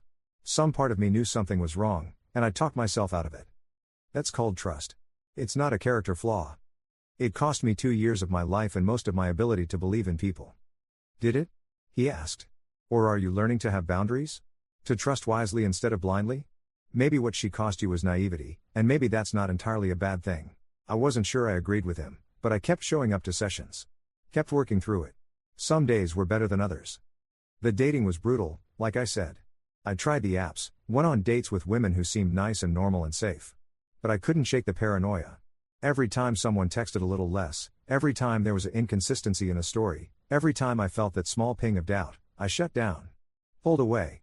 Ended things before they could begin. I'm broken, I told Dr. Martinez one session. You're healing, he corrected. Broken things don't grow. You're building new patterns. It's uncomfortable and messy, but it's not broken. 6 months after the shower, I got a letter. Forwarded from my old address. Sarah's handwriting on the envelope. I almost threw it away without opening it. But curiosity, that same morbid impulse that makes you slow down at accidents, made me slice it open. It was long. Pages of her trying to explain, to justify, to make me understand her perspective. She talked about her childhood, father who left, mother who blamed her, growing up feeling like she had to be perfect or she'd be abandoned. She talked about Derek, how the affair started, how it was never about me not being enough but about her being broken. She apologized. Over and over, in different words, she said she was sorry. The last paragraph stuck with me. I know I can never make this right. I know you hate me, and you should. I hate me too. But I need you to know that what you did at that shower, it changed me. I've never faced consequences before. Never had to sit with the real damage I caused. You made me see it. You made everyone see it. And as much as I hate you for it, part of me knows I needed it. I'm in therapy now. Really trying to figure out why I am the way I am. I'm not asking for forgiveness. I don't deserve it. I just wanted you to know that maybe, in some twisted way, destroying me was the kindest thing anyone's ever done for me. You forced me to stop running for myself. Thank you for that. And I'm sorry. For everything. Sarah. I read it 3 times. Then I put it in a drawer and tried to forget about it, but it nagged at me. The idea that my revenge had somehow been therapeutic for her. That she'd grown from it. Part of me was glad, I'm not so far gone that I want her to suffer forever. But another part was angry. She didn't get to make this okay. She didn't get to reframe my justified anger as some kind of gift. I showed the letter to Dr. Martinez. How does it make you feel? He asked. Angry. Like she's trying to manipulate me again. Making herself the victim who learned and grew. Is that what you really think? Or are you angry because you wanted her to suffer, and she's telling you she's finding peace? I sat with that. I don't know. Maybe both. I wanted consequences. I wanted her to face what she did. But I also wanted her to hurt the way she hurt me. And if she's healing, if she's growing, if she's turning this into something positive, then what was it all for? It was for you, Dr. Martinez said gently. You exposed her to protect yourself and to stop the manipulation. What she does with that aftermath, how she processes it, whether she grows or not, that's her journey, not yours. You don't have to carry responsibility for her healing or her suffering.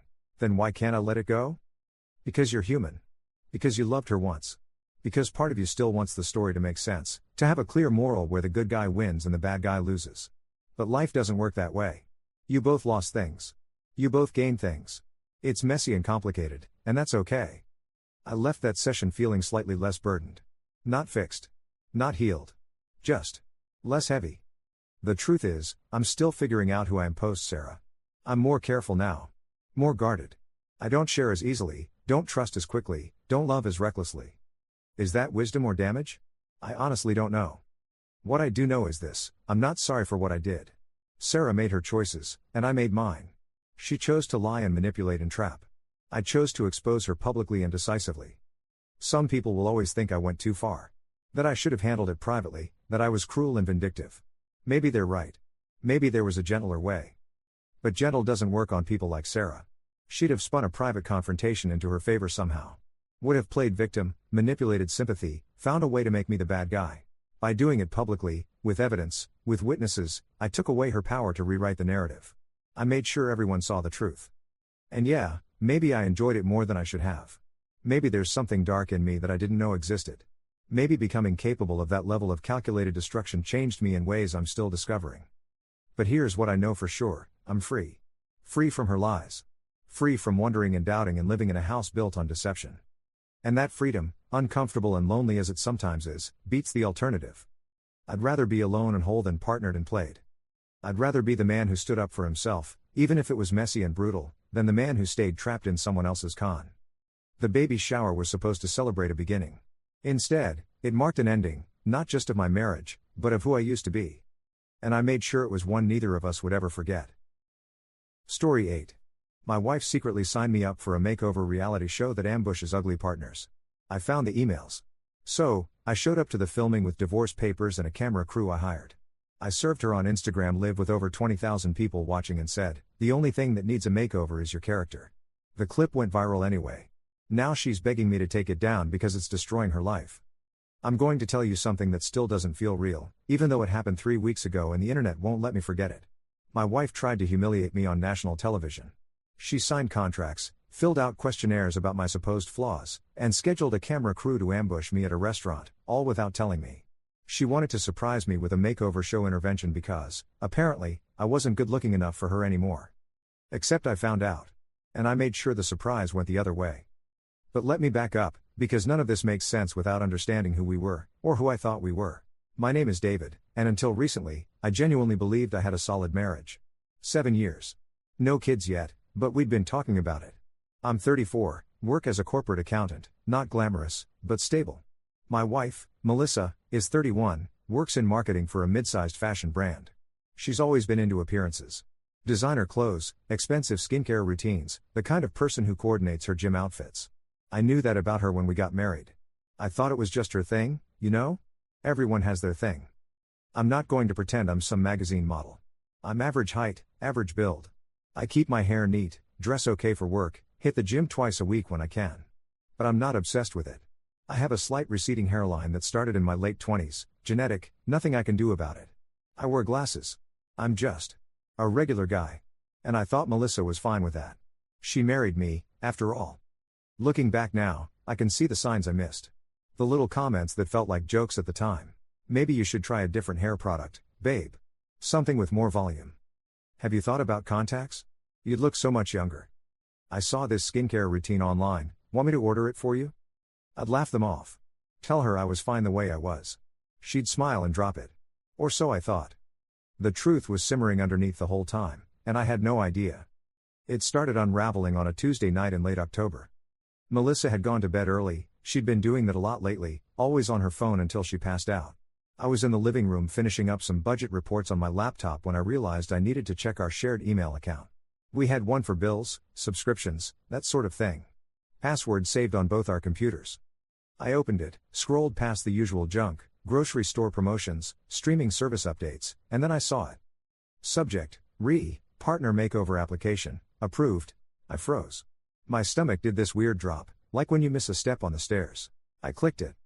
The email was from a production company called Glow Up Productions. The show was called Love and Renovation. I'd never heard of it. The email was addressed to Melissa, thanking her for her detailed application and confirming that we'd been selected for an upcoming episode. Filming was scheduled for 2 weeks out, the first Saturday in November. Location: a restaurant downtown called Orchard and Vine. My hands were shaking as I scrolled down. They'd attached a copy of her original application as a PDF. I opened it. The first question was, "Why does your partner need a makeover?" Melissa's response was 3 paragraphs long. I'm going to share some of it here, because you need to understand how it felt to read this. David has completely let himself go over the past few years. When we first started dating, he at least made an effort, he dressed better, cared about his appearance. Now he barely looks in the mirror. His hairline is receding badly and he refuses to do anything about it. He wears the same boring glasses he's had since college. His wardrobe is tragic, mostly old button-downs and khakis that make him look like someone's dad. He's gained weight around his midsection and doesn't seem to care. I've tried to encourage him gently, but he just brushes me off. Honestly, I'm embarrassed to be seen with him sometimes, especially at work events. I love him, but I need him to realize how much he's let things slip. He deserves to feel confident again, and I deserve to feel proud standing next to my husband. I read it twice. 3 times. The words blurred. She was embarrassed to be seen with me. She thought I looked like someone's dad. Tragic. This wasn't gentle encouragement. This was contempt. This was her writing to strangers about how much she couldn't stand the way I looked. And she was going to surprise me with this. On camera. In public. I kept reading. There were more questions. What specific areas need improvement? She'd listed: hair, wardrobe, grooming, fitness, glasses, overall confidence. How do you think your partner will react? He'll probably be shocked and maybe a little defensive at first, but I think once he sees the transformation, he'll be grateful. He just needs a push. Describe your relationship dynamic. I'm definitely the more outgoing, social one. David's more introverted and comfortable staying in his comfort zone. I think that's why he's stopped trying. He needs someone to shake things up for him. There was more. So much more. She'd even included photos of me, unflattering ones, taken from bad angles when I wasn't paying attention. One where I was slouched on the couch in sweatpants. Another mid-bite at a restaurant. I sat there in the dark living room, the laptop screen glowing, and I felt something crack inside me. Not sadness. Not yet. Just this cold, spreading realization that the person sleeping 20 feet away wasn't who I thought she was. I didn't sleep that night. I sat in my home office with the door closed and read every email in that thread. There were a dozen of them, going back 6 weeks. Melissa had been planning this for over a month. She'd had phone calls with producers. She'd signed contracts, NDAs, appearance releases, filming agreements. She'd coordinated schedules, picked the restaurant, even discussed what she'd wear on camera. There was an email where she joked with a producer about how clueless I was, how she'd managed to keep the whole thing secret. One email stood out. It was from the executive producer, a woman named Trish. "Melissa, I love your energy. You're going to be great on camera. Just remember, the more emotional you can be during the reveal, the better. Don't hold back. If you need to cry, cry. If you need to be brutally honest about what's been bothering you, do it. Vulnerability and raw truth make for the best television. We want viewers to feel your frustration and see the love underneath it all. Think Oprah-level honesty. You've got this." They wanted her to cry. To be brutally honest. On camera. With me sitting there, ambushed, humiliated. And Melissa had replied, "I can definitely do that. I've been holding a lot of this in for a while. It'll actually feel good to get it out." I stared at that line until my vision tunneled. She'd been holding it in. For a while. All those years of smiling at me over breakfast, kissing me goodnight, telling me she loved me, and underneath, she'd been disgusted. Ashamed. Just waiting for the right moment to expose it all to the world. I thought about that restaurant. Orchard and Vine. It's upscale, trendy. Exposed brick, Edison bulbs, the kind of place where people go to be seen. I imagine walking in, thinking we were having a nice dinner. Then cameras. Lights. Melissa sitting across from me with tears in her eyes, telling me, and thousands of future viewers, that she was embarrassed by me. That I'd let myself go. That I was tragic. And they'd film my reaction. My shock. My humiliation. Then they'd whisk me away for a makeover montage, and I'd come back transformed, and Melissa would cry again, happy tears this time, and everyone would clap and think it was such a beautiful moment of growth and love. Except it wouldn't be love. It would be a lie. A manufactured humiliation disguised as help. I closed the laptop. And I started planning. The next morning, Melissa was cheerful at breakfast. She asked about my day, kissed my cheek, told me she loved me. I smiled and said it back.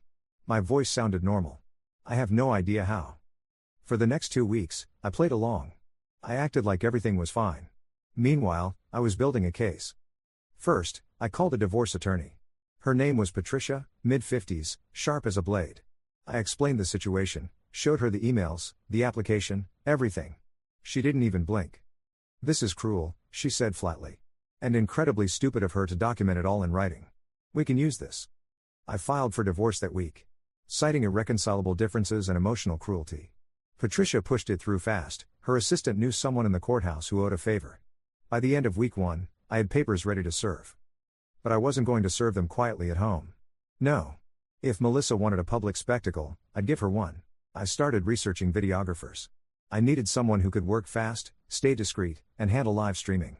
I found a guy named Marcus, late 20s, ran a small production company that did corporate events and weddings. I explained what I needed. He was skeptical at first. "Man, this sounds insane," he said over the phone. "You sure you want to do this?" "Completely sure." "All right. I'm in. This is going to be wild." We planned it out. Marcus would arrive at the restaurant early with a small crew, 2 cameras, portable lighting, a laptop for live streaming. They'd set up in a corner, low profile, looking like they were filming some other event. When the moment came, they'd go live on Instagram using an account I'd created specifically for this. I'd already built up the account over 2 weeks, posted vague teaser content, gained a few hundred followers, dropped hints that something big was coming. By the day of filming, I had close to 1,000 people waiting. Marcus also helped me write the script. Not word for word, but the key points. What I'd say. How I'd say it. We rehearsed twice. I wanted it to be clear, calm, devastating. I also contacted a few friends, people who knew both of us. I didn't tell them everything, just that Melissa had done something really messed up and I needed witnesses. 3 of them agreed to come to the restaurant that night, sit at nearby tables, and film on their phones as backup. Finally, I reached out to Glow Up Productions directly. I used a burner email, posed as someone interested in the show, asked some general questions. They were happy to share details. The show's format was simple. They ambush unsuspecting partners, film the emotional confrontation, then offer a free makeover. The whole thing airs a few weeks later. Low budget, exploitative, but apparently popular enough to stay on the air. I asked if they'd ever had someone refuse the makeover. The producer laughed. "No one refuses. Once they see how much their partner cares, they always go through with it." I smiled. We'd see about that. The night of November 2nd arrived. Melissa had been giddy all day. She kept checking her phone, texting someone, probably the producers. She told me that morning that she'd made us a reservation at Orchard and Vine for 7 o'clock. Special date night. Her treat. "Wear something nice," she said, kissing my forehead. "I want tonight to be memorable." I wore a navy suit. Ironed shirt. My nicest watch. I wanted to look good for this. Marcus and his crew were already at the restaurant by 6:30. I'd texted him the layout from a previous visit, showed him where to set up, which corner had the best angle. By the time I arrived at 6:55, they were blending in perfectly. Just looked like some corporate team filming a promotional video in the background. Melissa was already seated when I walked in. She looked stunning, red dress, hair done, makeup perfect. She smiled when she saw me, waved me over. I kissed her cheek, sat down. "You look great," she said. "Thanks. So do you." We ordered drinks, sparkling water for me, white wine for her. We made small talk. She kept glancing at her phone, checking the time. She was nervous. Excited. At 7:15, I saw them. The Glow Up Productions crew. 3 people, 2 with cameras, 1 with a boom mic. They entered through the side door, already filming. Guests at nearby tables started noticing, murmuring. Melissa's eyes lit up. This was it. The producer, Trish, walked straight to our table. Big smile, holding a clipboard. "Melissa?" she said warmly, like they were old friends. "Yes." Melissa stood up, flustered but beaming. She looked at me, feigning surprise. "Oh my gosh, babe, what's going on?" I stayed seated. Said nothing. Just watched.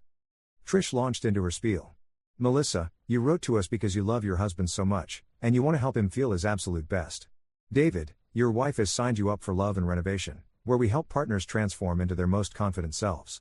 Melissa's here today because she believes in you, and she wants to see you shine. Cameras pointed at me. Melissa's eyes were already welling up, just like the producer had coached her. I let the silence hang for a beat. Then I spoke. I know. Melissa blinked. What? I know about the show. I've known for 2 weeks. Her face went white. Trish looked confused, glancing between us. I reached into my jacket pocket and pulled out a folded envelope. Set it on the table between us. These are divorce papers, I said calmly. You're being served. The entire restaurant went silent. Melissa stared at the envelope like it was a live grenade. David, what? I read your application, Melissa. Every word. I read the emails. I know you think I'm tragic. Embarrassing. That you're ashamed to be seen with me.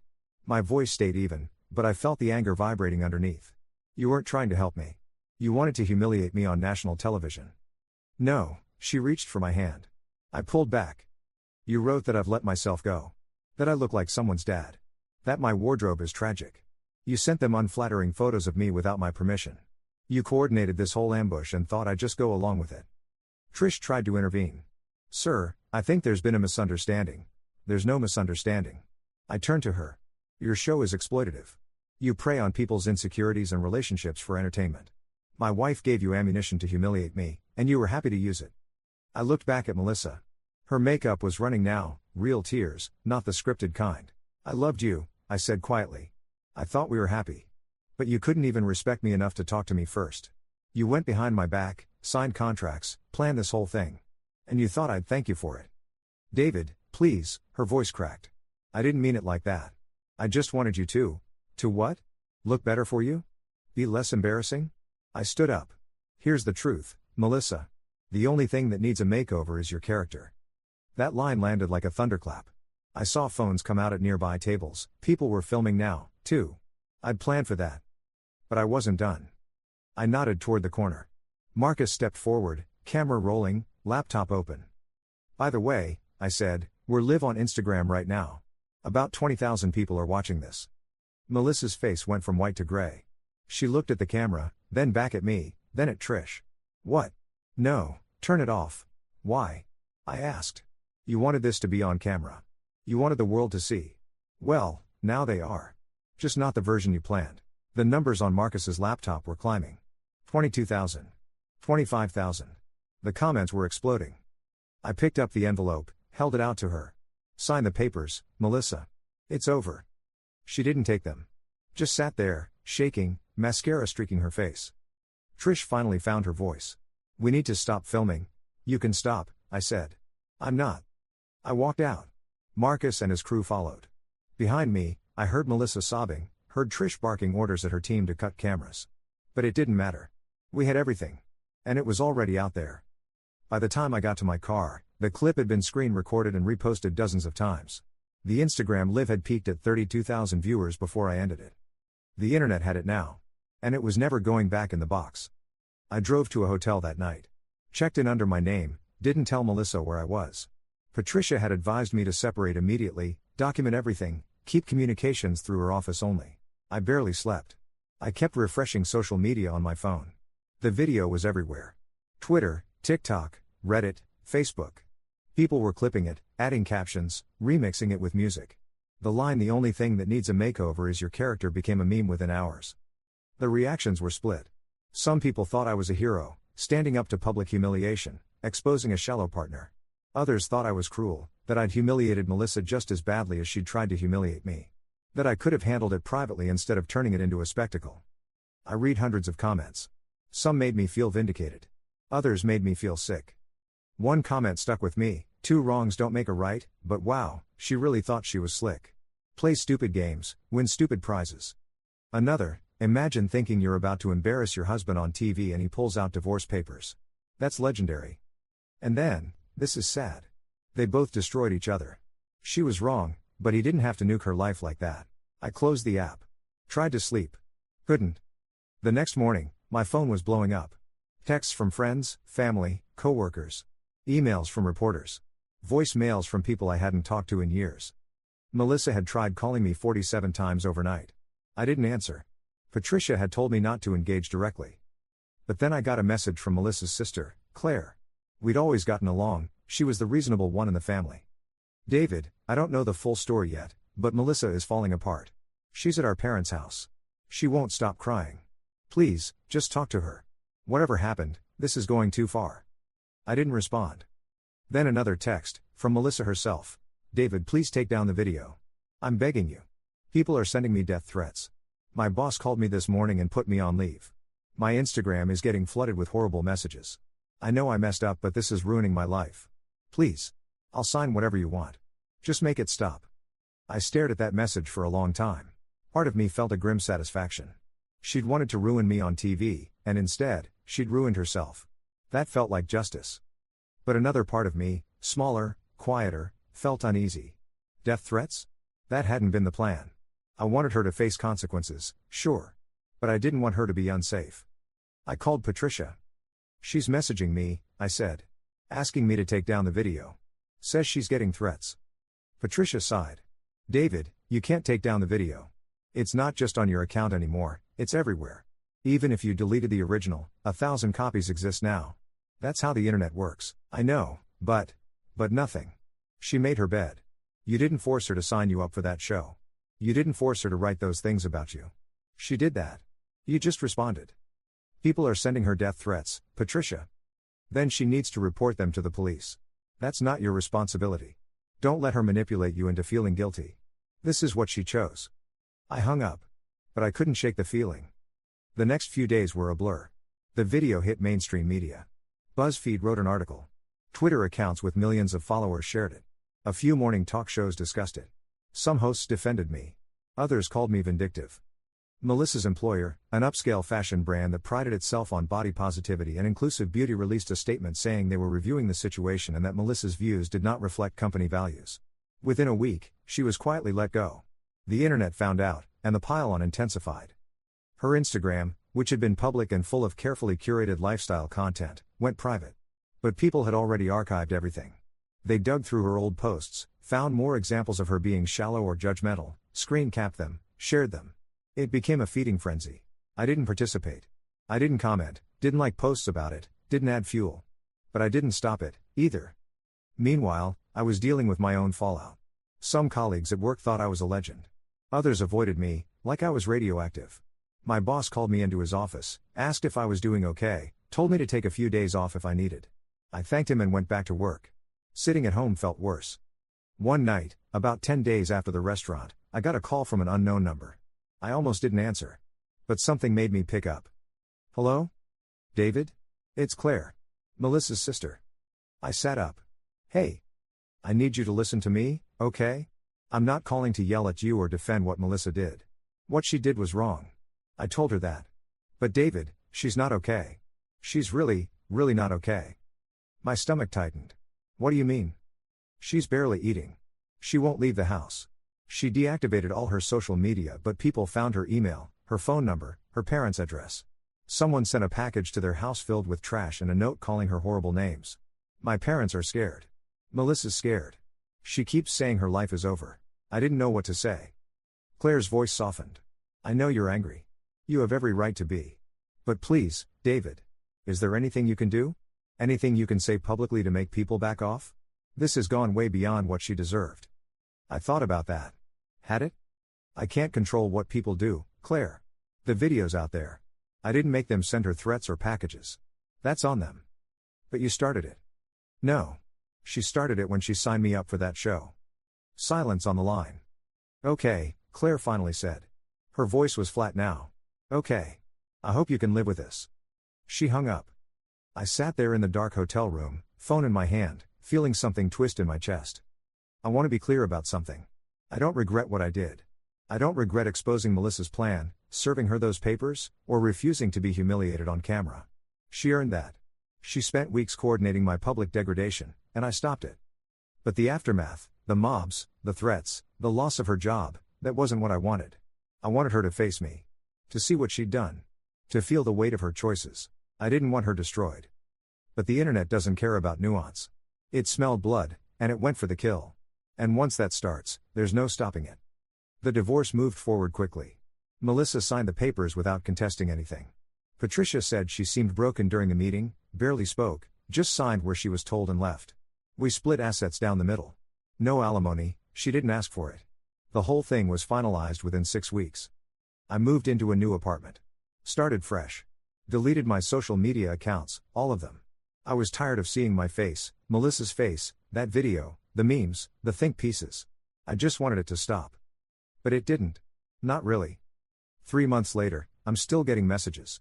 People recognize me sometimes, at the grocery store, at the gym. Some want to high-five me.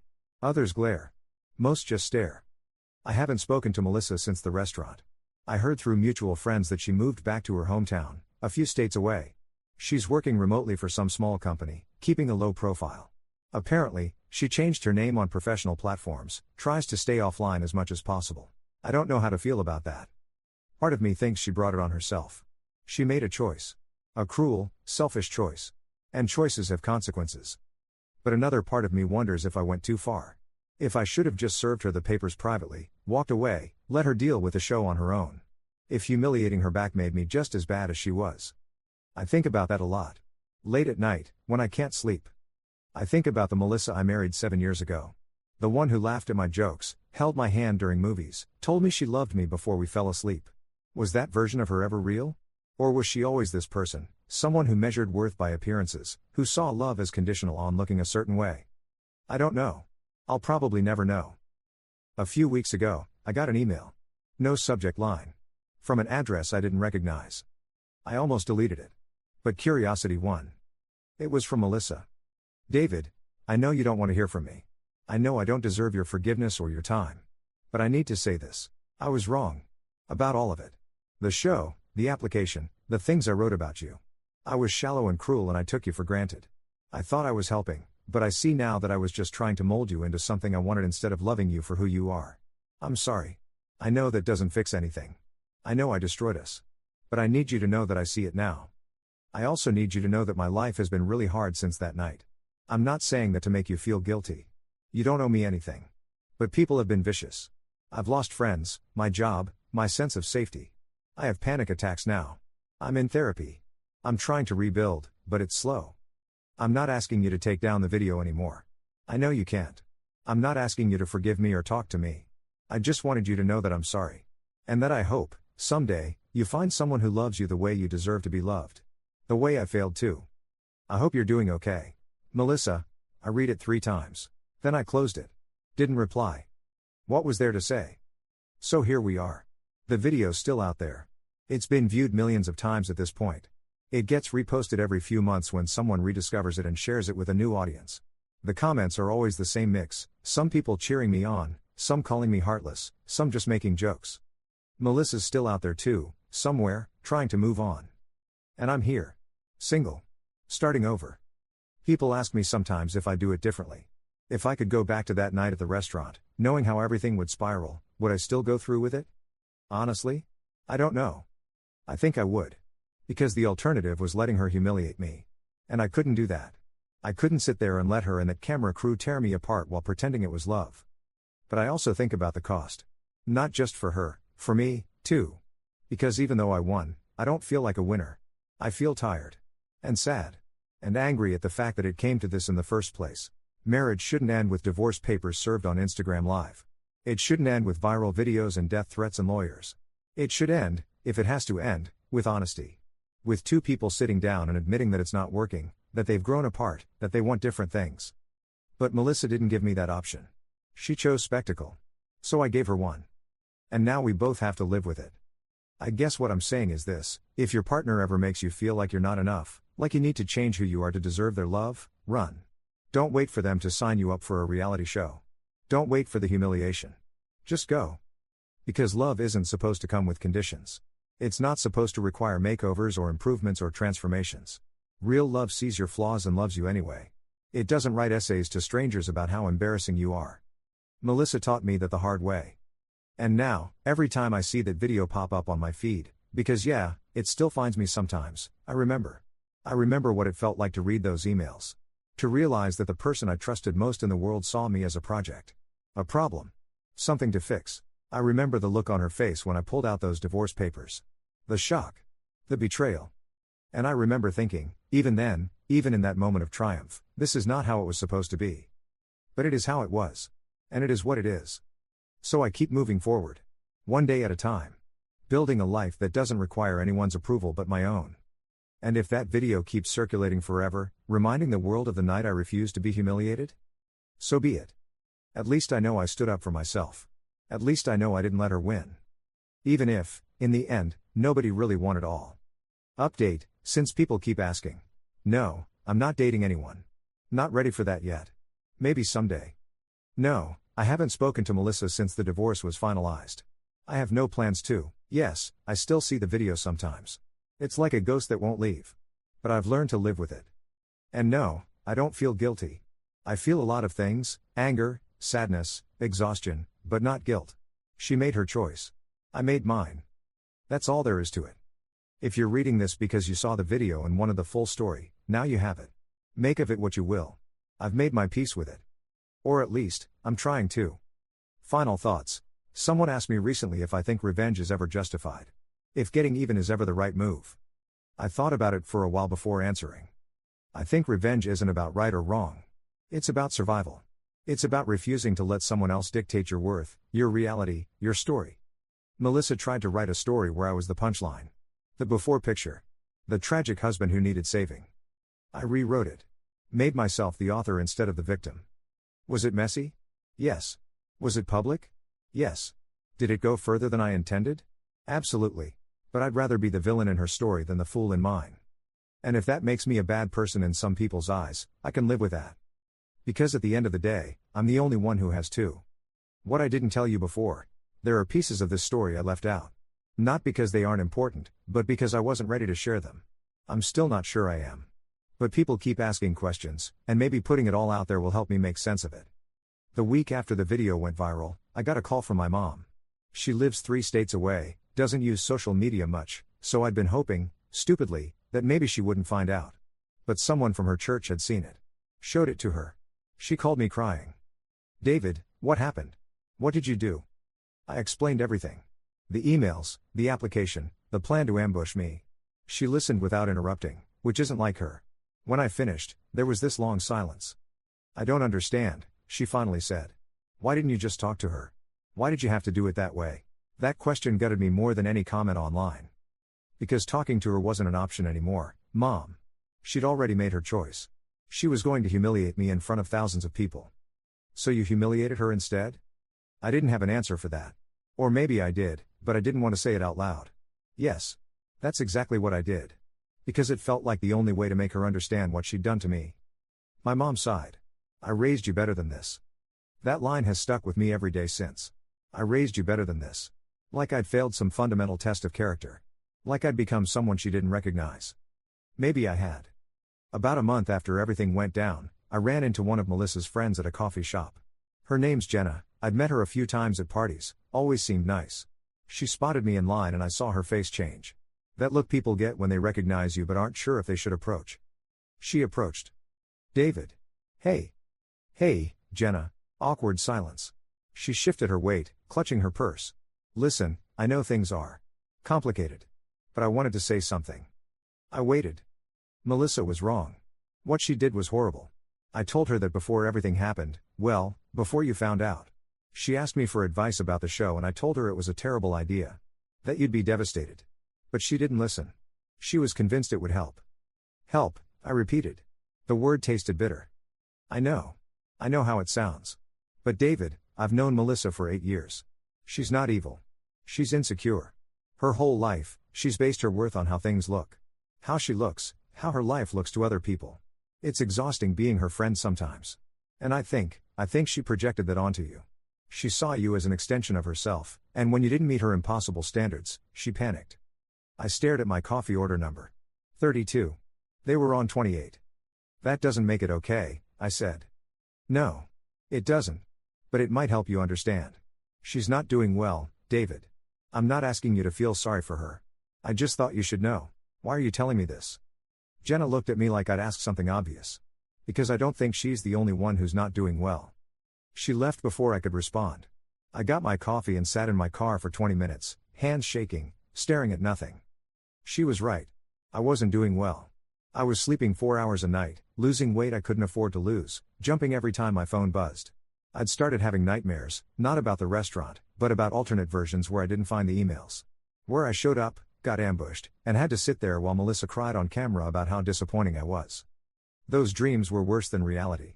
Because in them, I had no power. No control. I was just the victim, frozen, humiliated, helpless. At least in real life, I'd fought back. But Jenna's words kept echoing. She's insecure. She projected that onto you. Was that supposed to excuse it? Was I supposed to feel sympathy? I couldn't.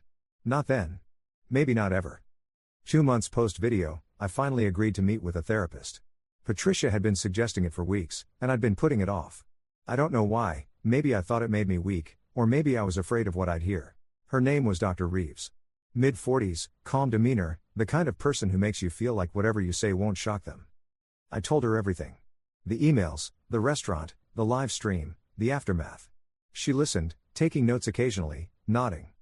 When I finished, she set her pen down. David, can I ask you something? Sure. When you found those emails, when you first read what Melissa wrote about you, what was the very first feeling you had? I thought about it. Shock. Disbelief.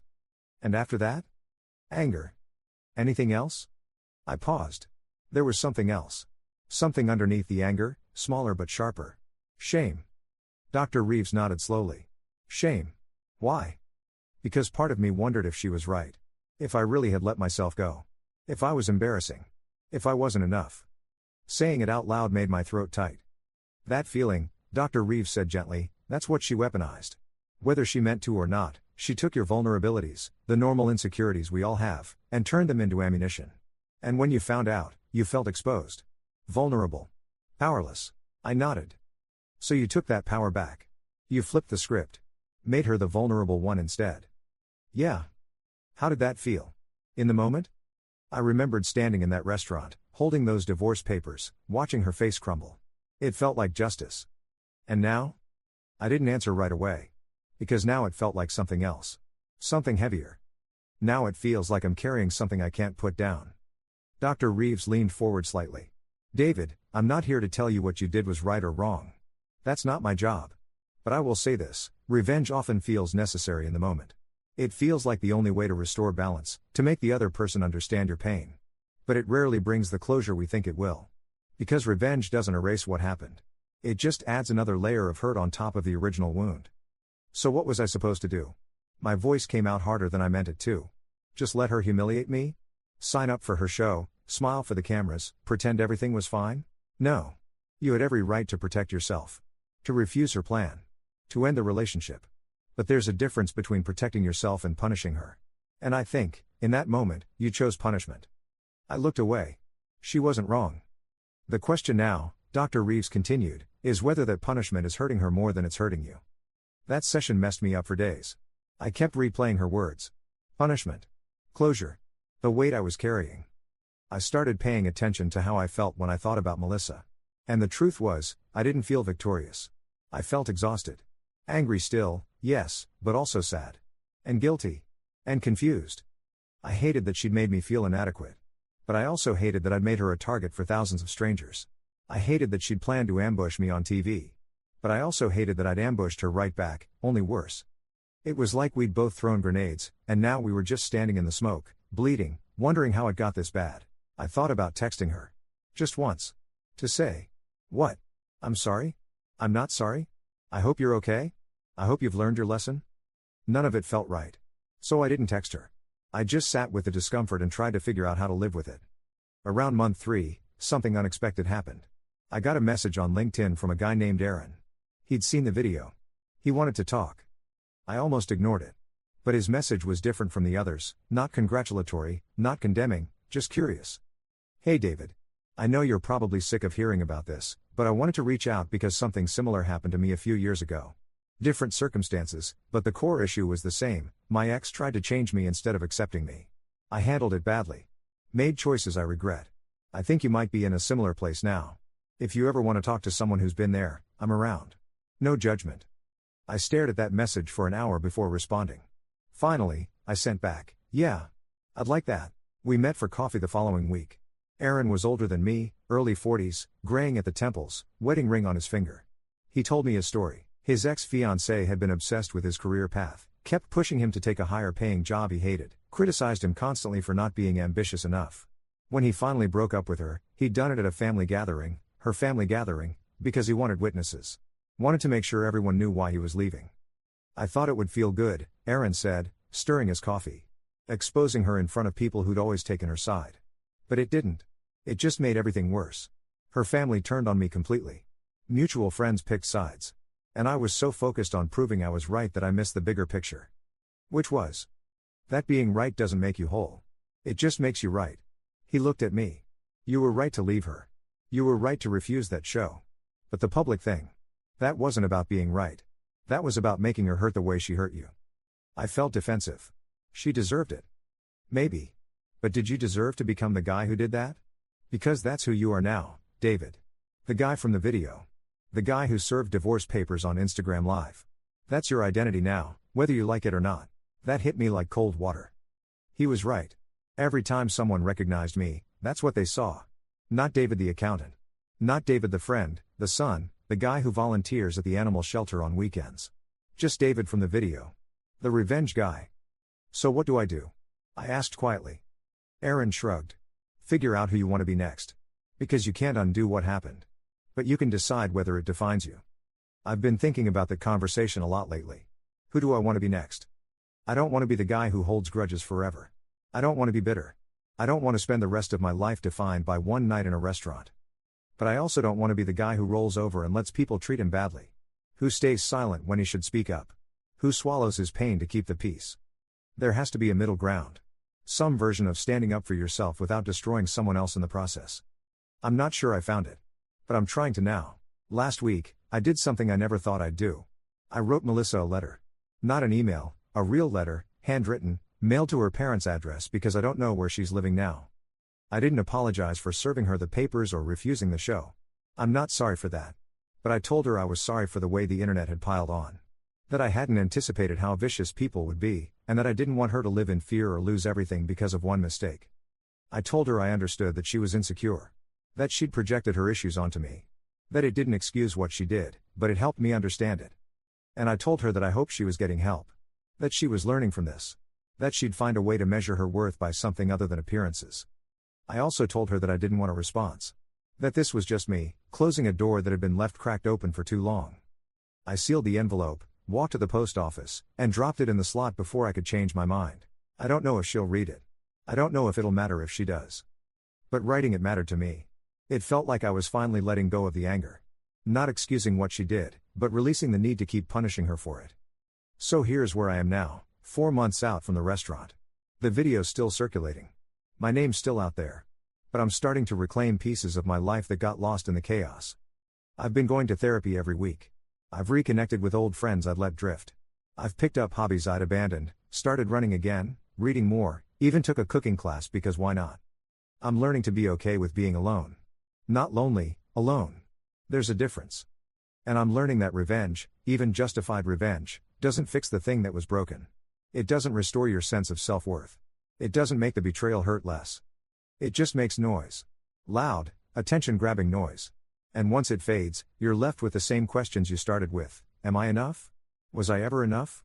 Will anyone ever love me without conditions? I don't have answers yet. But I'm working on them. The other day, I saw a new comment on one of the video reposts. It said, plot twist, they both needed a makeover. Just not the kind that involves hair and clothes. That made me laugh. And then it made me think. Maybe we did both need a makeover. A character makeover. A priorities makeover. A learn how to communicate and not destroy each other makeover. Melissa needed to stop measuring people's worth by their appearance. And I needed to stop measuring my worth by whether someone else saw me as enough. We both failed. Spectacularly. Publicly. But maybe that failure was necessary. Maybe we both needed to hit rock bottom before we could start rebuilding into better versions of ourselves. I hope she's rebuilding. I really do. Not because I want to get back together, that ship has sailed, burned, and sunk to the ocean floor. But because I don't want her to spend the rest of her life defined by her worst mistake any more than I want to be defined by mine. We're both more than that one night. Both more than that video. At least, I hope we are.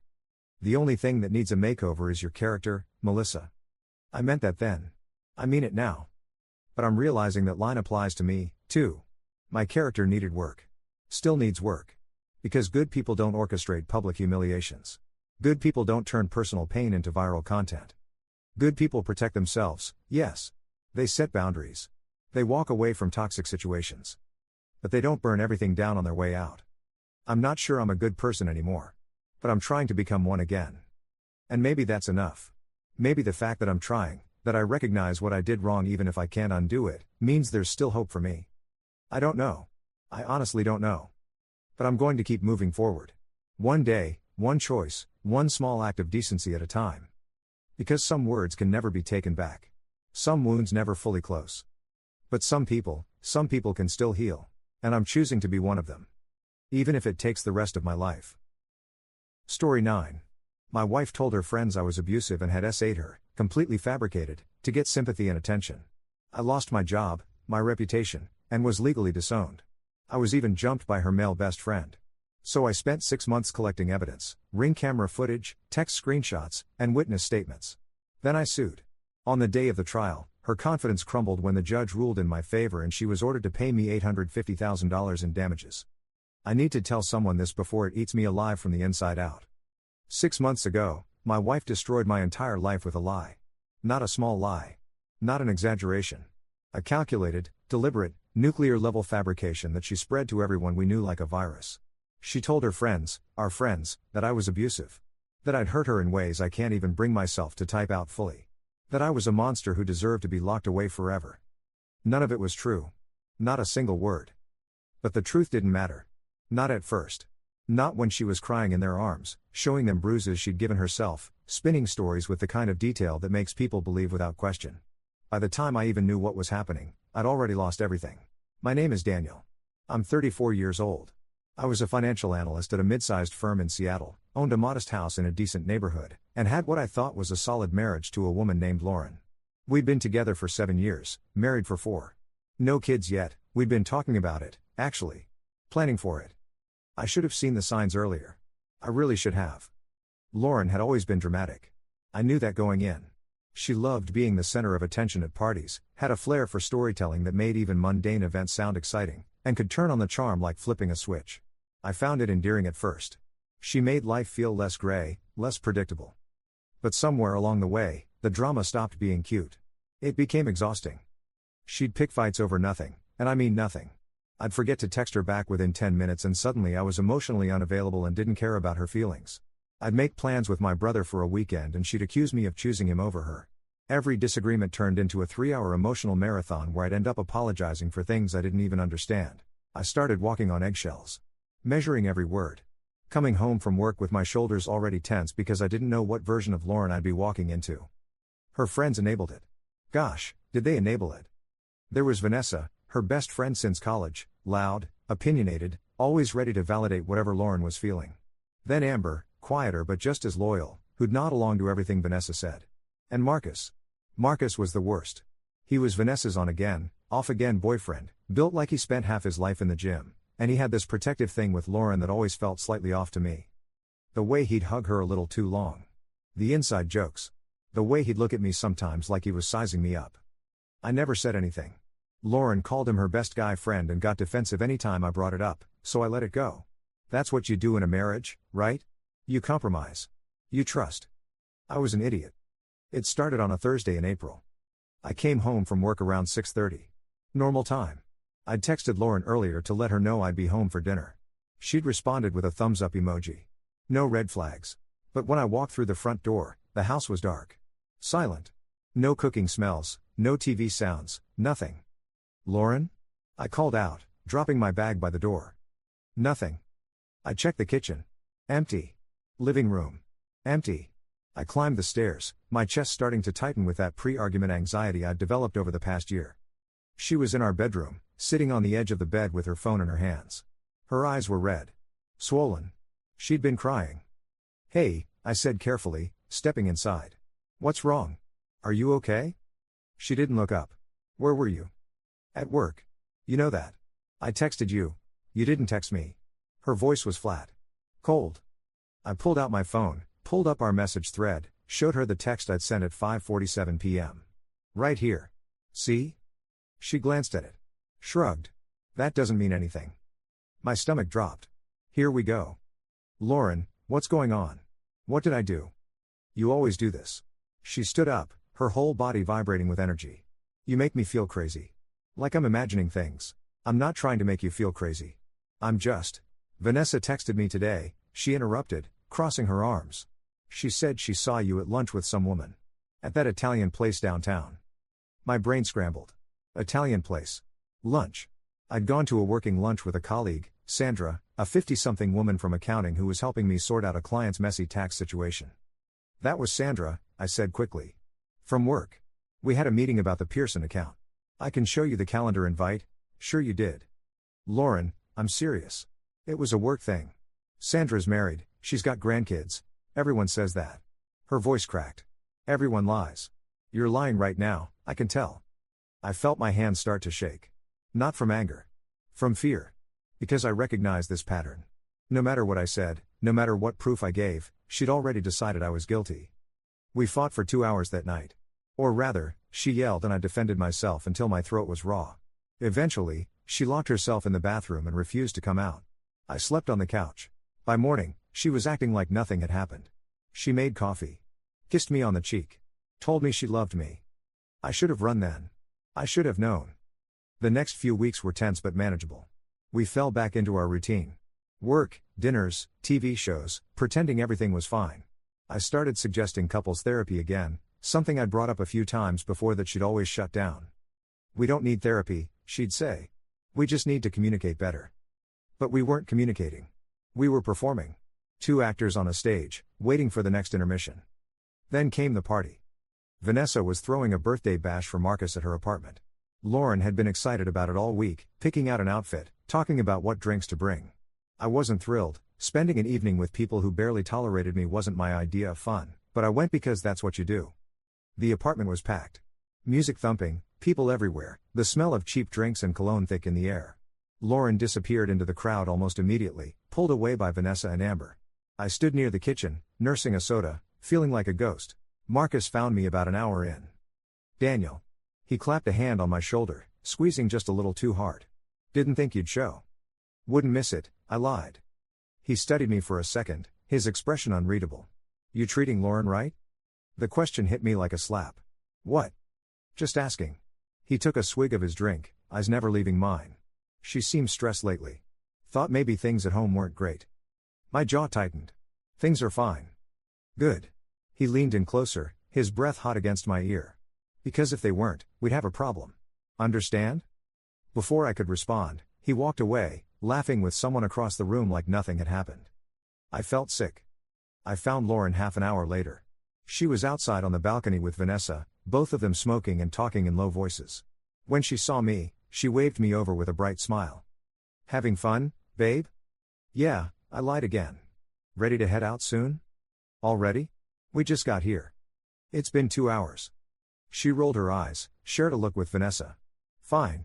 Let me just say bye to everyone. The drive home was silent. She stared out the window, texting someone. I didn't ask who. When we got home, she went straight to bed without a word. I sat in the living room, staring at the ceiling, trying to shake the feeling that something terrible was coming. I was right. It happened 3 days later. I was at work, in the middle of a conference call, when my phone started blowing up. Text after text after text. I ignored it at first, figured it was spam or a group chat I'd forgotten to mute, but then my manager knocked on my office door. Daniel, can I see you for a minute? Her face was serious. Too serious. I followed her to a private conference room.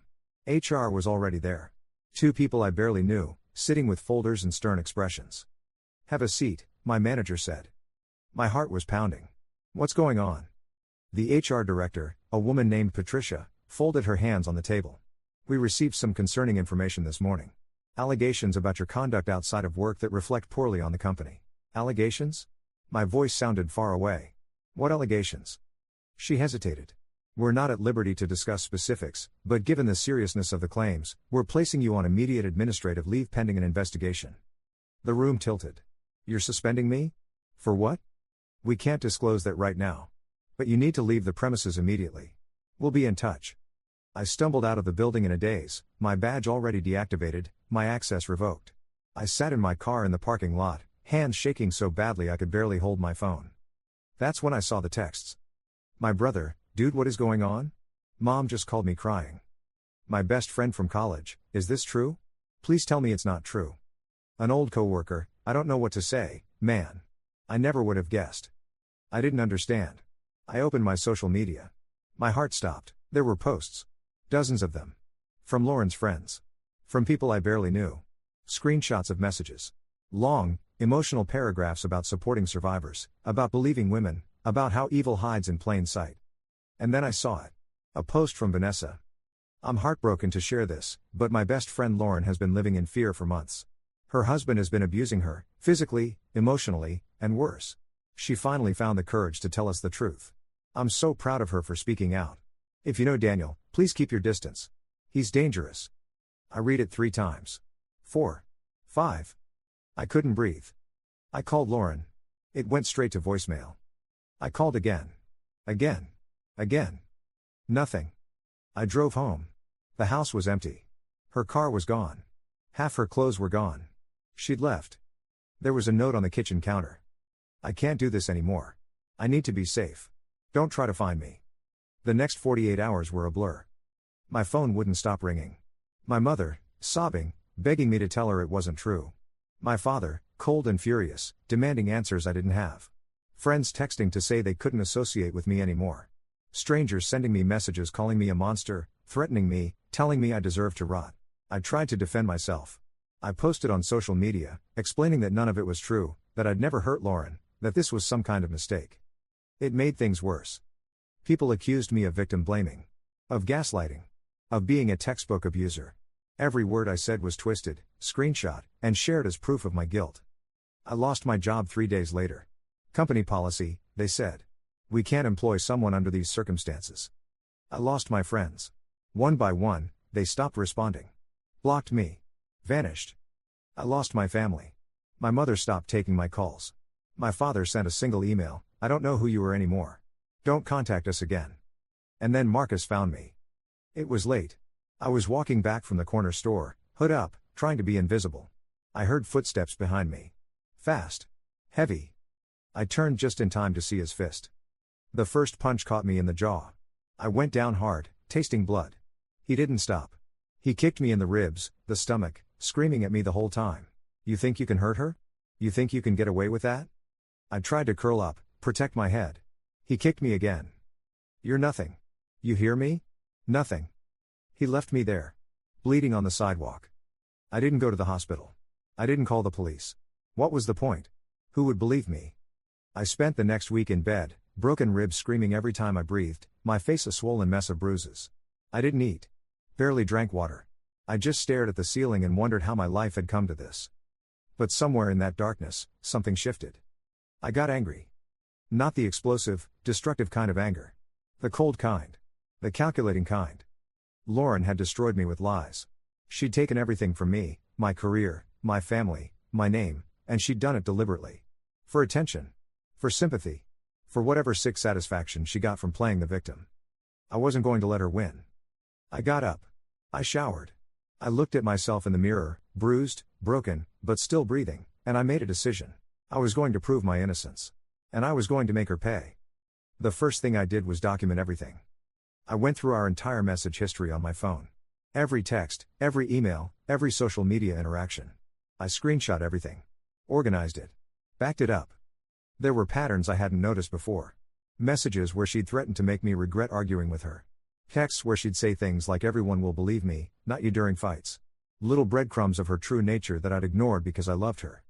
I kicked myself for being so blind. Next, I checked our home security system. We had a Ring doorbell and 2 indoor cameras, one in the living room, one in the kitchen. Lauren had insisted on them for safety, and I'd agreed without thinking twice. I logged into the account. My hands were shaking as I scrolled through the footage. And there it was. Hours and hours of footage showing our daily life. Arguments, sure, but nothing violent. Nothing even close to what she described. In fact, there was footage of her yelling at me, throwing things, slamming doors. One clip showed her grabbing a kitchen chair and slamming it into her own leg, hard enough to leave a bruise, then taking photos of it with her phone. She'd staged it. All of it. I downloaded everything. Every single clip. Then I started reaching out to people. Carefully. Quietly. There was Mrs. Chen, our elderly neighbor who'd lived next door for 20 years. I knocked on her door one evening, hat pulled low, voice hoarse. "Mrs. Chen, I need to ask you something." She looked at me with pity. She'd seen the posts. Heard the rumors. But she let me in. "Did you ever hear us fighting?" I asked. "Did you ever see me hurt Lauren?" She hesitated. Then shook her head. "I heard yelling sometimes. But it was usually her. You were always quiet. I used to tell my husband, that poor man has the patience of a saint. Would you be willing to write that down? Sign a statement?" She looked scared. "I don't want to get involved." "Please." My voice cracked.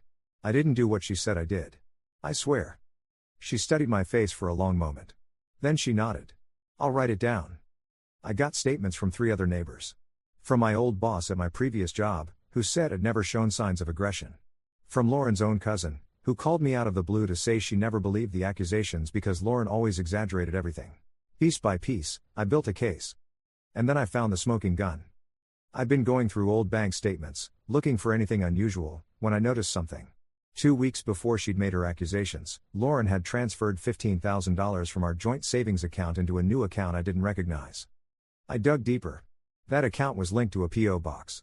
Inside that P.O. box, I discovered she'd been renting a small apartment across town for 3 months. She'd been planning her exit. And she'd needed a story explosive enough to ensure no one questioned her. Finding a lawyer was harder than I expected. The first 3 I contacted wouldn't even meet with me. One said outright, "I don't represent people accused of what you're accused of." Another hung up mid-conversation when I mentioned Lauren's allegations. The third sent a terse email, "We're unable to take your case at this time." I was toxic. Untouchable. A pariah.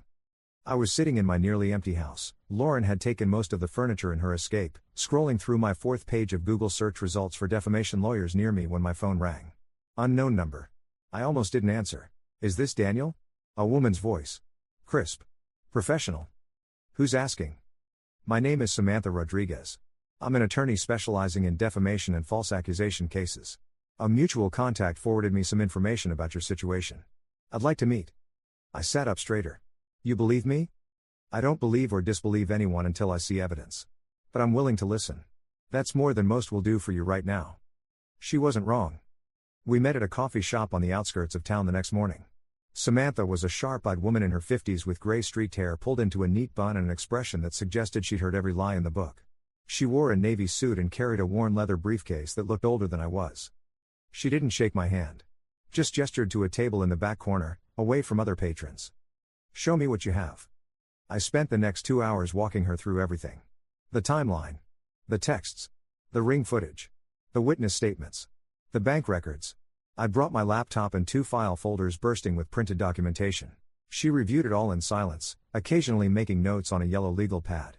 Her face gave nothing away. Finally, she closed the last folder and looked at me. "This is good," she said. "Really good.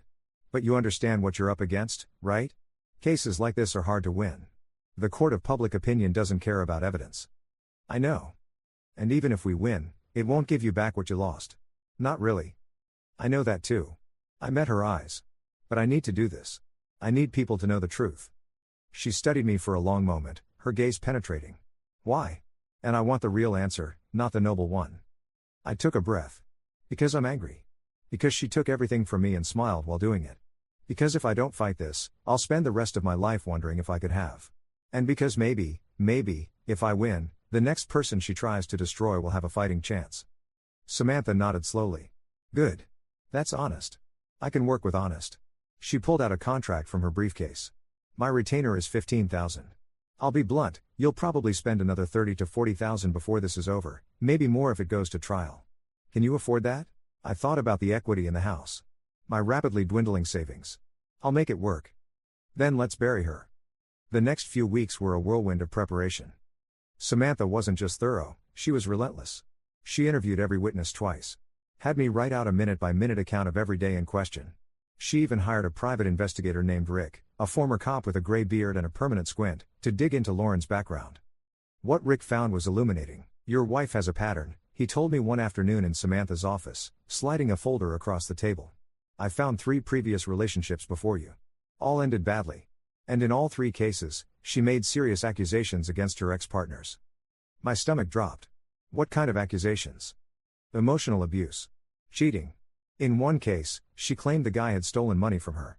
None of it was ever proven, but she made enough noise that all three men ended up socially isolated in their communities. Why didn't any of them fight back? Rick shrugged. Fear. Shame. Lack of resources. Same reason most people don't. They just wanted it to go away, so they moved on. Started over somewhere else. I felt sick. So I'm not the first. No. But you might be the first to actually do something about it. Samantha leaned forward, her fingers steepled. This is useful. It establishes a pattern of behavior. We can use it to show malicious intent. Can we contact the ex-boyfriends? Get them to testify? Already on it, Rick said. One moved to Colorado and won't return my calls. One's willing to talk but nervous about exposure. The third, guy named Cameron, he's angry. Really angry. Says he lost a job opportunity because of her accusations. He'll testify. I felt something I hadn't felt in months, hope. But hope is fragile. And Lauren wasn't going down without a fight. 2 weeks after we filed the lawsuit, my car was vandalized. Someone keyed deep gouges into the paint, slashed 2 tires, and spray-painted abuser across the hood in red letters. The police came. Took photos. Asked questions. But without cameras or witnesses, there was nothing they could do. Probably just kids, the officer said, not meeting my eyes. Right. Kids. Then the online harassment escalated. Someone created a fake social media account using my face and name, posting vile things, threats, slurs, manifestos. People who didn't know the full story saw it and assumed it was real. My inbox filled with more death threats. I reported it. The accounts got taken down. New ones popped up. Samantha assured me this was normal. Whoever's doing this wants you scared. Wants you to drop the case. Don't give them the satisfaction. Easy for her to say. She didn't have to live with a baseball bat next to her bed. One night, around 2 a.m, I heard someone trying my front door handle. I grabbed the bat, my heart hammering, and crept to the window. A figure in a dark hoodie was on my porch, peering through the glass. I called the police. By the time they arrived, the person was gone. Probably just someone checking if anyone's home, the responding officer said.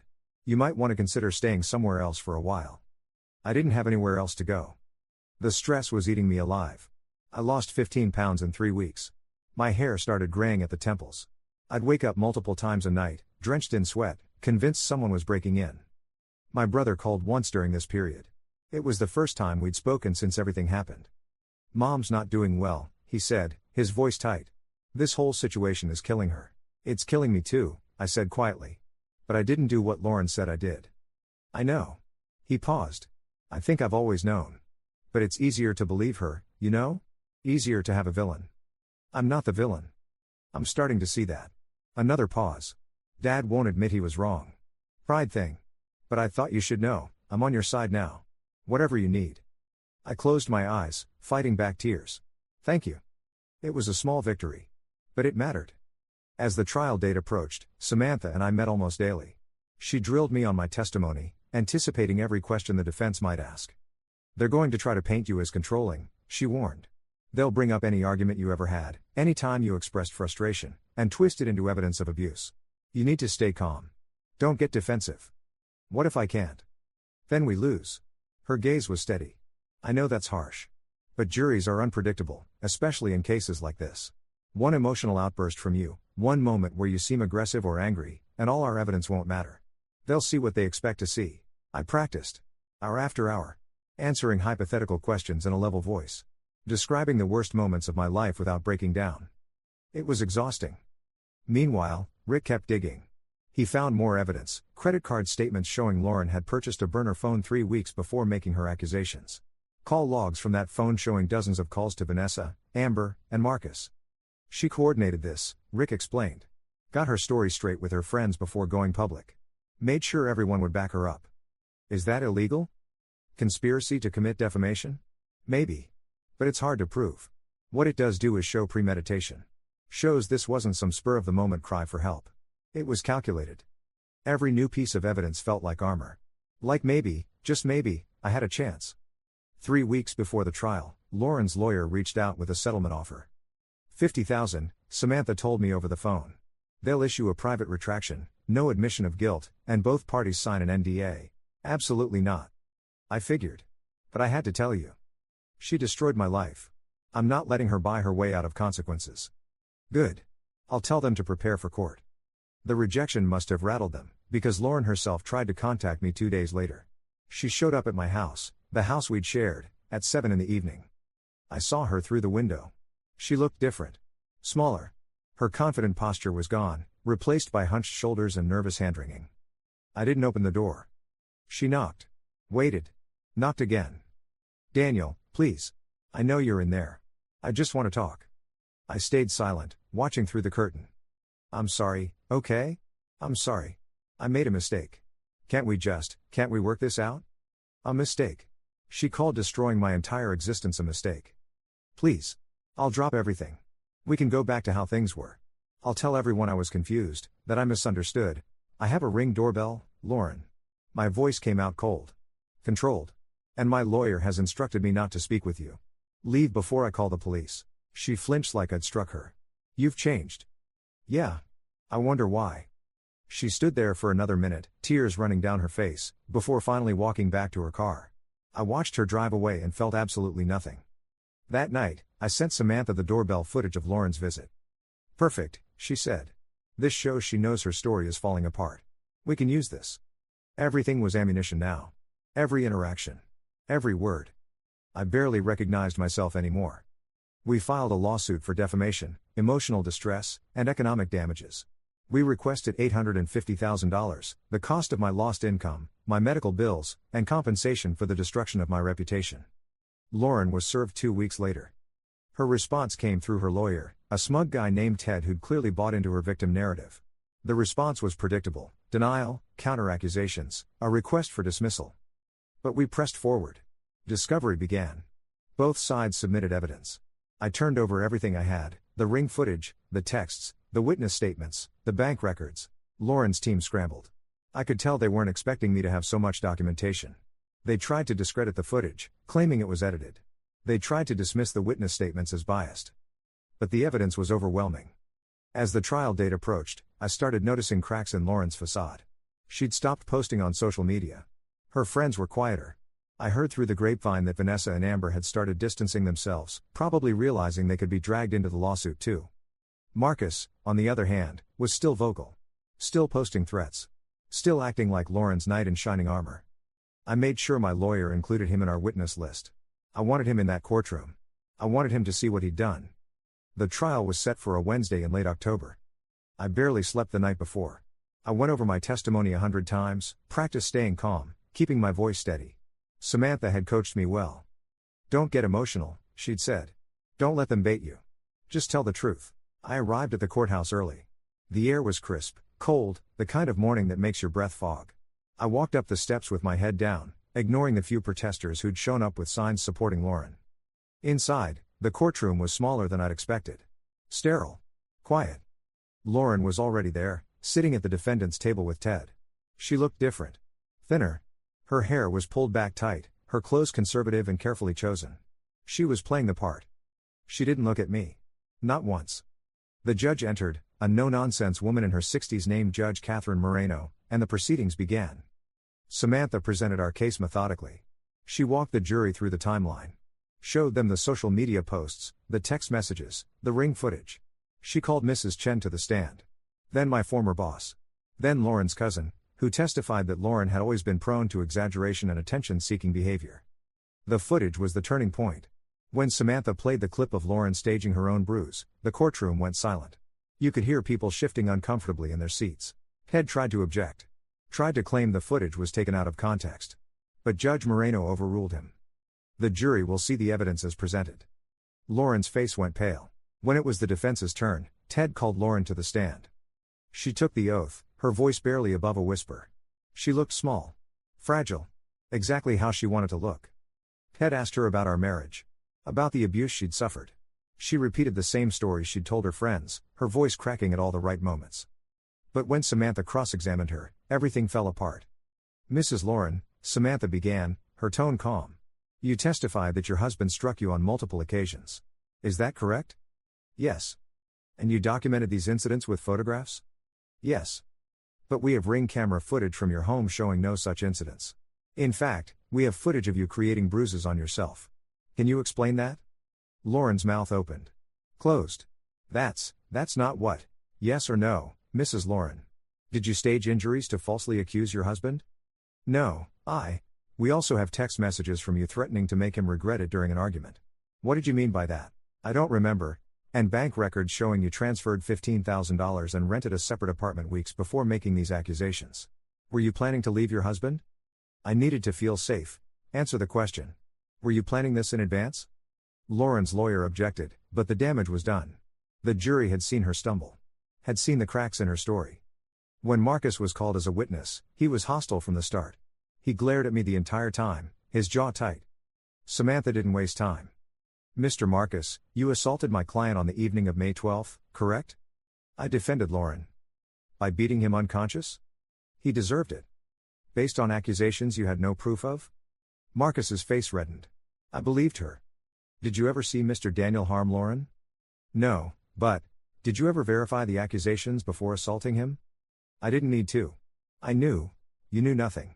Samantha's voice was sharp. You attacked an innocent man based on lies. Thank you. No further questions. Marcus looked like he wanted to lunge across the room.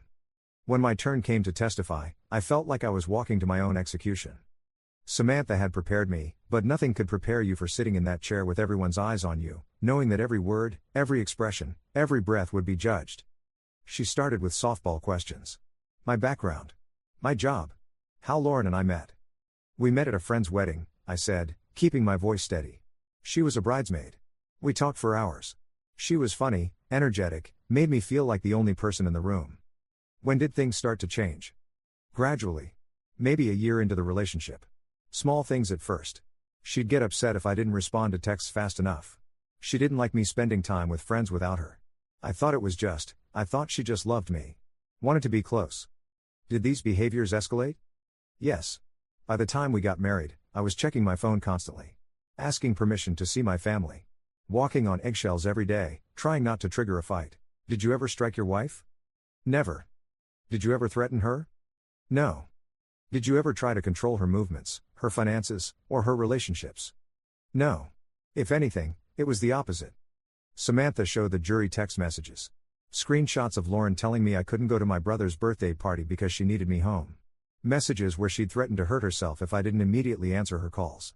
Evidence of her tracking my location without my knowledge. Then came the hard part. Ted's cross-examination.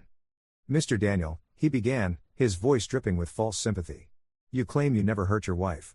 But isn't it true that on March 15th of this year, you and Lauren had a violent argument? We had an argument. It wasn't violent. You raised your voice, didn't you? Yes. People raise their voices during arguments. You called her irrational, correct? I might have.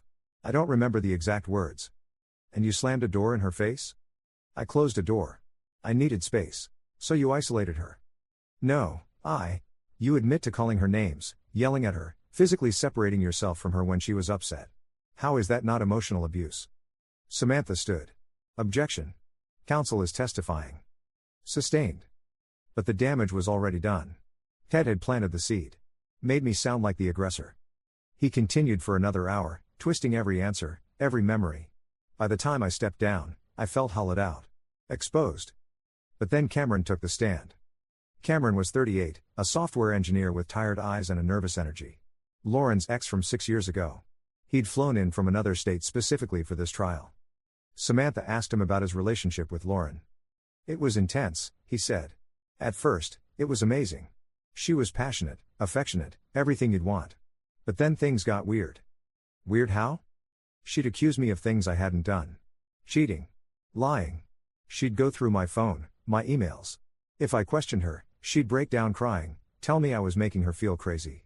Did the relationship end? Yeah. Badly. She told all our mutual friends I'd stolen money from her checking account. Said I'd manipulated her, gaslit her, made her afraid to leave me. None of it was true, but by the time I could defend myself, everyone had already chosen sides. Did you take legal action? No. I was embarrassed. Ashamed. I just wanted to move on. But when I heard what she did to Daniel, I couldn't stay silent anymore. Ted tried to discredit him. Suggested he was bitter. Had an axe to grind. But Cameron stayed calm. Told the truth. And the jury listened. The closing argument stretched into the afternoon. Samantha was magnificent. She stood before the jury, no notes, just pure conviction. Ladies and gentlemen, over the past 3 days, you've seen evidence of one of the most calculated, malicious campaigns of defamation I've encountered in my career. Lauren didn't accidentally hurt Daniel. She didn't misunderstand or misremember.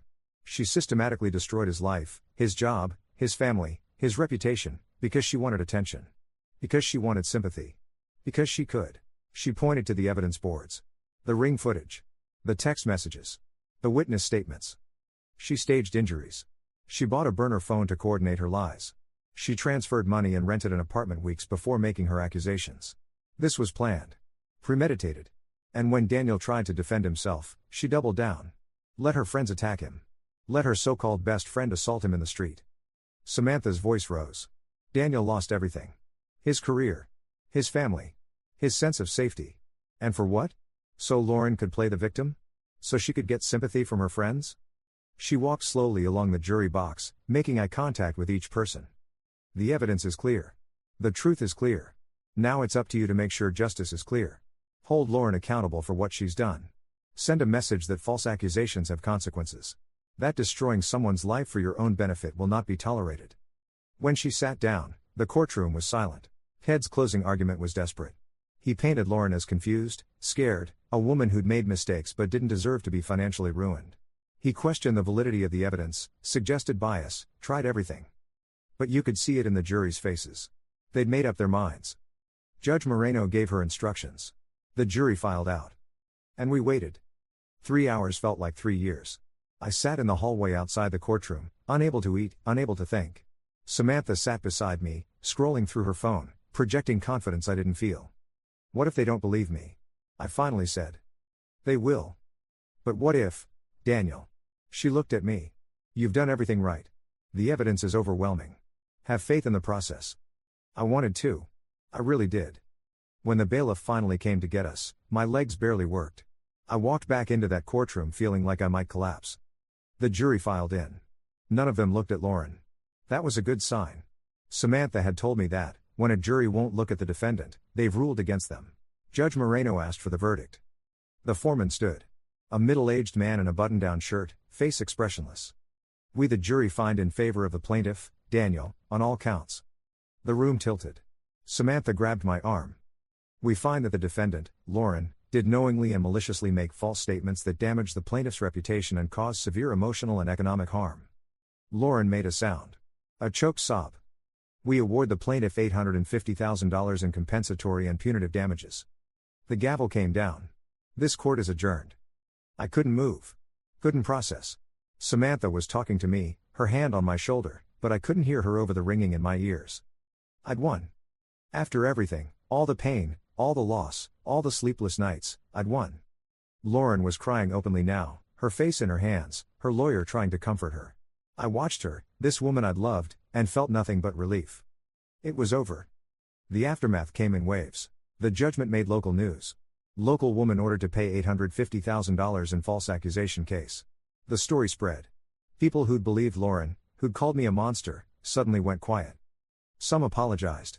Most just pretended they'd never said anything. My mother called 2 days after the verdict. She was crying. I'm so sorry, she said through tears. I should have trusted you. I should have listened. It's okay, Mom. It's not okay. You're my son. I abandoned you when you needed me most. We talked for hours that night. She told me about the pressure from friends and family, the social media posts, the fear that defending me would make her look complicit. She'd been scared. Ashamed. I understood. I didn't forgive immediately, but I understood. My father never called. My brother told me later that Dad was too proud to admit he was wrong. That relationship might never recover. And I'm learning to be okay with that. Marcus was charged with assault. He got probation and community service. His relationship with Vanessa fell apart. I heard through the grapevine that he moved back to his hometown, tail between his legs. Vanessa and Amber both deactivated their social media accounts. Neither ever reached out to apologize. I didn't expect them to. And Lauren? Lauren disappeared. The judgment was entered. She had 30 days to pay or file for bankruptcy. She did neither. Just vanished. Last I heard, she'd moved back in with her parents in another state. Changed her name on social media. Started over. But people don't just start over. Not from something like this. The internet doesn't forget. Screenshots live forever. A few months after the trial, I got an email from someone I didn't know. Subject line, "You should see this." It was a screenshot of a post from a private forum.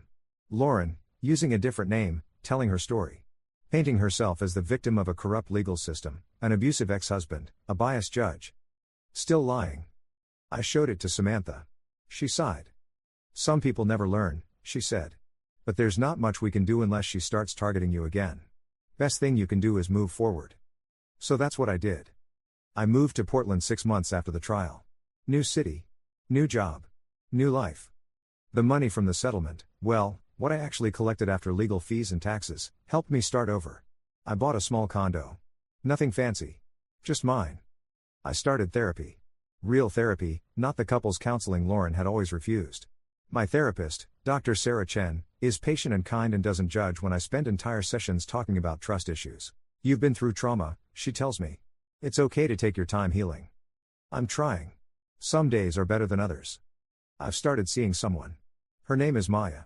She's a teacher, divorced, has a 7-year-old son. We met at a bookstore, cliché, but true. She doesn't know my whole story yet. We're taking it slow. But I'm terrified. Every time she texts me, every time she's late meeting up, every time she seems even slightly upset, I panic. Old wounds. Dr. Chen says that's normal. That I'll learn to trust again. Eventually. I want to believe her. The trial changed me in ways I'm still discovering. I used to be optimistic. Saw the best in people. Believed in second chances and benefit of the doubt. Now I see patterns. Red flags. Warning signs I missed before. I'm more cautious. More guarded. Some would say cynical. But I'm also stronger. I survived something that would have broken a lot of people. I fought back when everyone told me to give up. And I won. That has to count for something. My brother and I are close again. He visits Portland sometimes, brings his wife and kids. They stay with me, and we cook dinner together, and it feels almost normal. Almost. My mother sends care packages. Texts me every morning. She's trying to make up for lost time. I let her. Not because I'm ready to forgive completely, but because I understand that fear makes people do terrible things. Lauren made me afraid. And that fear almost destroyed me. But I refuse to let it define me. People ask me sometimes if I have regrets. If I wish I'd handled things differently. Honestly? I don't know. Part of me wishes I'd seen the signs earlier. Wishes I'd left when things first started getting bad. Wishes I'd protected myself before she could destroy me.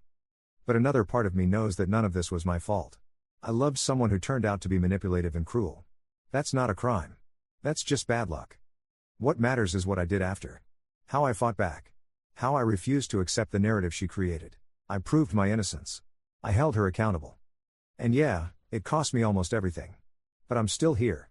Still standing. That has to be enough. I walked out of that courtroom a different man. Not whole, I don't think I'll ever be whole again. But vindicated. Proven. Believed. Lauren's friends scattered after the trial. Vanessa deleted her social media. Amber moved to another state. Marcus was charged with assault and given probation. Lauren herself disappeared. I heard she moved back in with her parents, but I don't know for sure. I don't care. The money from the settlement helped me rebuild. I moved to a new city, started a new job under my real name without fear. Slowly, painstakingly, I began putting my life back together. But here's the thing they don't tell you about winning: it doesn't erase what happened. I still wake up sometimes in the middle of the night, heart pounding, convinced I hear her voice. I still flinch when someone raises their voice. I still check my phone obsessively, waiting for the next accusation, the next attack. And I still don't trust easily. Probably never will again. But I'm alive. I'm free. And everyone who mattered knows the truth. Lauren tried to destroy me with lies. Instead, she destroyed herself. And somehow, that has to be enough. 18 months later, I'm sitting in my therapist's office on a Thursday afternoon when Dr. Chen asks me the question I've been avoiding for months. Do you think you'll ever truly forgive her? I sit with it. Really sit with it. Turn it over in my mind like a stone. No, I finally say. I don't think I will. She nods. Doesn't push. And how does that make you feel? Honestly? Fine. I used to think forgiveness was necessary for healing. That I had to let go of the anger to move forward. But I don't think that's true anymore. What changed? I realized forgiveness is a gift. And Lauren hasn't earned it. She's never apologized, not really. She's never acknowledged what she did or shown any remorse. So why should I forgive her? Dr. Chen leans back. Some people would say forgiveness is for you, not for her. Maybe. But I'm healing without it. I'm building a life without it. So what's it really for? She smiles slightly. Fair enough. We talk about Maya after that. Things are getting more serious. She met my brother last month. Knows bits and pieces of my story now, not everything, not yet, but enough. Are you afraid of what she'll think?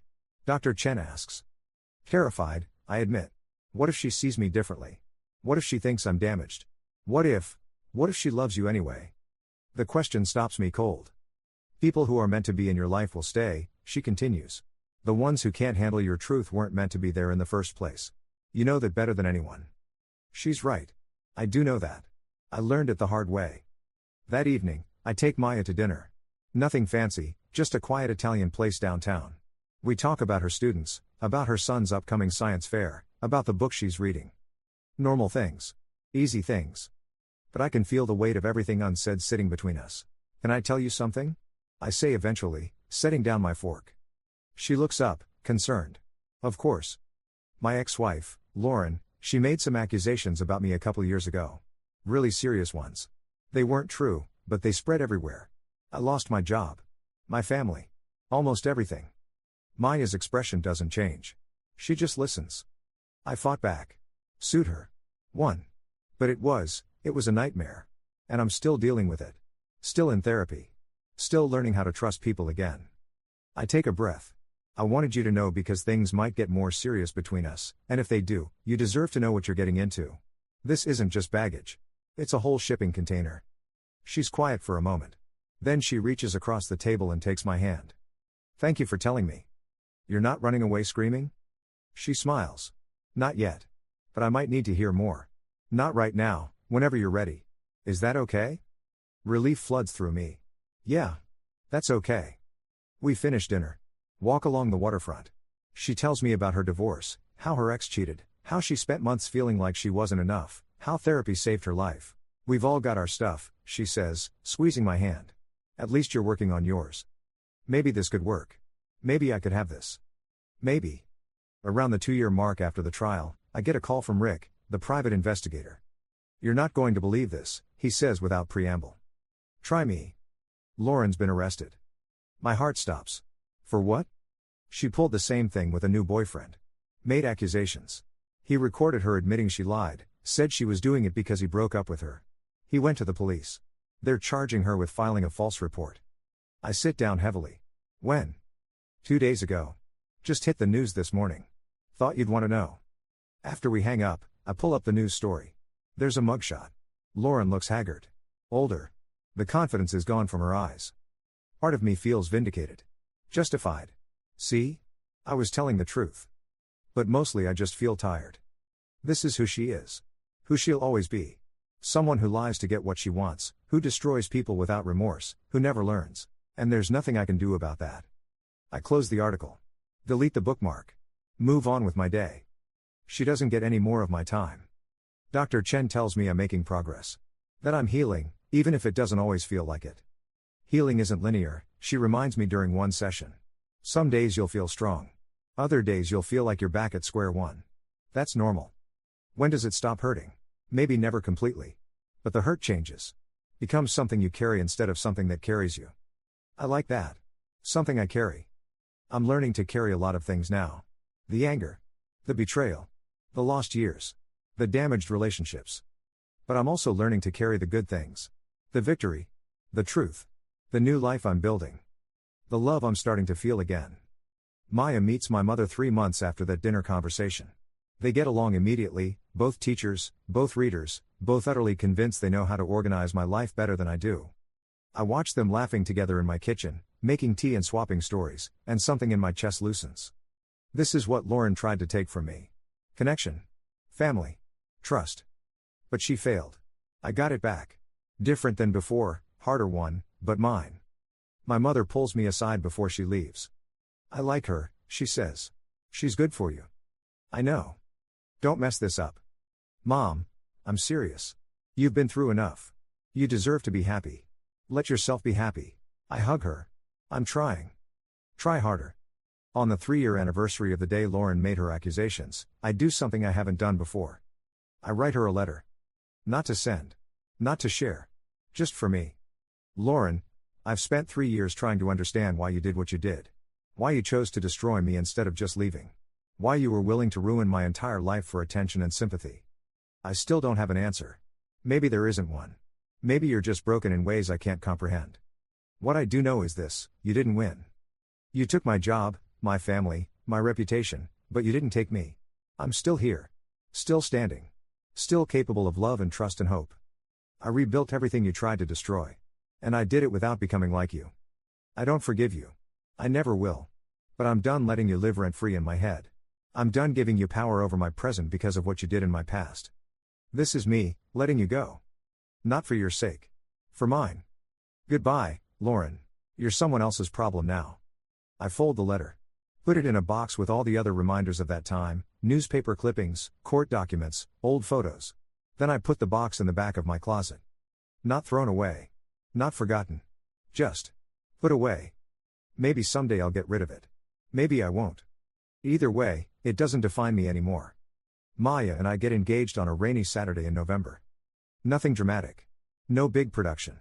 We're hiking, or trying to, before the rain starts, and we end up huddled under a tree, laughing at how soaked we are. This is ridiculous, she says, water dripping from her hair. Completely ridiculous, I agree. I love you anyway. I love you too. And then I'm pulling out the ring I've been carrying in my pocket for 2 weeks, waiting for the perfect moment, and realizing this is it. This messy, imperfect, rain-soaked moment. Maya, are you serious right now? She's laughing and crying at the same time. I'm serious. Will you marry me? In the rain? In the rain. In the sun. Wherever. Whenever. Just, will you? She kisses me. Pulls back. Looks at the ring. Kisses me again. Yes. Obviously yes. We hike back down the mountain engaged, soaking wet, grinning like idiots. It's perfect. The wedding is small. Family and close friends only. My brother is my best man. Maya's son carries the rings. My mother cries through the entire ceremony. My father doesn't come, no surprise there, but I've made peace with it. You can't force people to grow. Samantha comes, bringing her husband and a card that makes me laugh. Congratulations on your marriage. Please don't make me sue anyone. We dance. We eat. We celebrate. And for the first time in years, I feel completely, utterly free. Lauren isn't here. Not in my thoughts, not in my fears, not in the corner of the room where anxiety used to live. She's just gone. A reporter contacts me about 6 months after the wedding. Wants to do a story about false accusations, about men who fought back, about the cost of lies. I think about it for a long time. Talk it over with Maya. With Dr. Chen. With Samantha. Eventually, I agree. The article comes out in a major publication. My face. My name. My story. The response is overwhelming. Hundreds of messages from people, mostly men, but some women too, who've been through similar situations. Who lost everything to false accusations. Who didn't know they could fight back. Some of them just need to vent. To be heard. Others want advice. Legal resources. Emotional support. I do what I can. Connect them with lawyers. Share my story. Remind them they're not alone. Because that's what Lauren took from me, and that's what I can give back, the knowledge that survival is possible. That justice, sometimes, can be achieved. That the truth matters, even when everyone's already chosen sides. 5 years after the trial, I'm sitting on my porch with Maya, watching her son, our son now, legally, play in the yard. Do you ever regret it? She asks quietly. Fighting back the way you did? I consider the question. Really consider it. No, I say finally. It was hell. It cost me almost everything. But if I hadn't fought back, I'd still be that broken man sitting in an empty house, convinced the world had ended. And now? Now I'm here. With you. With him. I gesture to the yard. I have a life. A real one. That's more than I thought I'd ever have again. She leans her head on my shoulder. I'm glad you fought. Me too. We sit in comfortable silence, watching the sun set, watching our kid play, watching life happen around us. Normal life. Boring life. Beautiful life. The kind Lauren tried to take away. But here's the truth I've learned: you can't destroy someone who refuses to stay broken. You can hurt them, betray them, lie about them, but you can't take away their choice to rebuild. I chose to rebuild. I chose to fight. I chose to survive. And that choice made all the difference. Lauren tried to destroy me with lies. Instead, she destroyed herself. And I'm still here, living my truth, loving my family, healing a little more every day. That's my revenge. Not the lawsuit, not the money, not even the vindication. My revenge is being happy. Being free. Being alive. And that's something she can never take away. Edit. A lot of people have been asking about Marcus and whether he faced more serious consequences. Last I heard, he violated his probation and got jail time. Vanessa apparently tried to contact me through a mutual acquaintance to apologize, but I didn't respond. Some bridges you burn completely. As for Lauren, I got word a few months ago that she tried to pull something similar with a new boyfriend. This time, someone recorded her admitting she'd lied. The recording went to the police. I don't know what happened after that, and honestly, I don't want to know. I've moved on. Therapy helps. Time helps. But I'll never forget what she did. Or how easily people believed her. If you're going through something similar, man or woman, document everything. Every text. Every interaction. Every threat. Because sometimes, the truth is all you have. And sometimes, it's enough to save your life. Story 10. My mother raised her glass at my brother's law school graduation dinner, locked eyes with me across the table, and announced, "Some kids make you proud with their achievements. Others just leech off and take your money until they're 30. Everyone laughed as she added, "I've been supporting one of mine through failed startups for years." When my aunt asked what I was doing these days, Mom sighed and said, "Still finding himself, right dear?" I smiled politely, set down my water glass, and said, "Actually, good thing I just got my dream six-figure job 3 states away." The offer letter came this morning. The table went silent as I continued, "And Mom, you can forget about those mortgage payments I've been making on your house for the past 2 years while you invested in my brother's education." My mother choked on her drink. The restaurant noise seemed to fade into white static. Aunt Caroline's fork clattered against her plate. My brother Derek sat frozen, his champagne glass halfway to his lips, his face cycling through confusion, disbelief, and something that might have been shame. "Excuse me?" Mom's voice came out strangled. I pulled out my phone and opened my banking app, turning the screen toward the table. 2 years of wire transfers, each one labeled property payment, 447 Oakmont Drive. 24 transactions. The amounts varied slightly with interest rate changes, but they averaged around $3,000 each. I'd sent $72,000 to keep a roof over her head while she told everyone I was a failure. "Would you like me to forward you the emails from the mortgage company?" I asked. "The ones where they confirmed receiving payment from me instead of you? Or maybe the text messages where you thanked me and promised not to mention it to anyone because you were embarrassed?" Derek set his glass down carefully. "Matt, what is she talking about?" "Ask her." I stood up, pulling my jacket from the back of my chair. "Ask her where the money really went when she claimed she was barely scraping by. Ask her why she mortgaged a house that was paid off when Dad died. My father had been dead for 6 years. Heart attack at 53, sudden and devastating. He'd left the house to Mom outright, along with a decent life insurance policy and his retirement accounts. We thought she was set. We thought she'd be comfortable." "You had no right," Mom started. "I had every right to help you when you called me crying at 2 in the morning, saying you were going to lose the house." My voice stayed level, but my hands shook as I buttoned my jacket. "I had every right to drain my savings, to work 3 freelance contracts at once, to skip meals so I could wire you money every single month. What I didn't have was the right to know the truth, apparently." Aunt Caroline touched my mother's arm. "Linda, is this true?" Mom's face had gone pale, then red, then pale again. She pressed her napkin to her lips. "The mortgage company called me by mistake last month," I continued. "They were trying to reach you about refinancing options. During that conversation, I learned some interesting things. Like how you took out a home equity line of credit 3 years ago. $200,000. And then a second mortgage 18 months ago. Another $150,000. Derek's face had lost all color. "Mom? I was investing in your future," she said, her voice barely audible. "In your education, your opportunities." His law school tuition was covered by scholarships, I interrupted. "I helped him fill out the applications, remember? He had a full ride to state, but you convinced him to go to that private school instead. You said you'd handle the difference." The waiter approached our table and immediately retreated, sensing the tension. "I did handle it," Mom said, but her voice lacked conviction. "With money you borrowed against the house Dad built." I pulled out my wallet and dropped a $100 bill on the table. "That should cover my meal. Congratulations, Derek. You earned this. You really did. I'm proud of you, even if nobody else is going to say it." I turned to leave, but my brother's voice stopped me. "Matt, wait." I looked back. Derek had stood up, his expression stricken. "How long have you known?" he asked. That you were in a private school?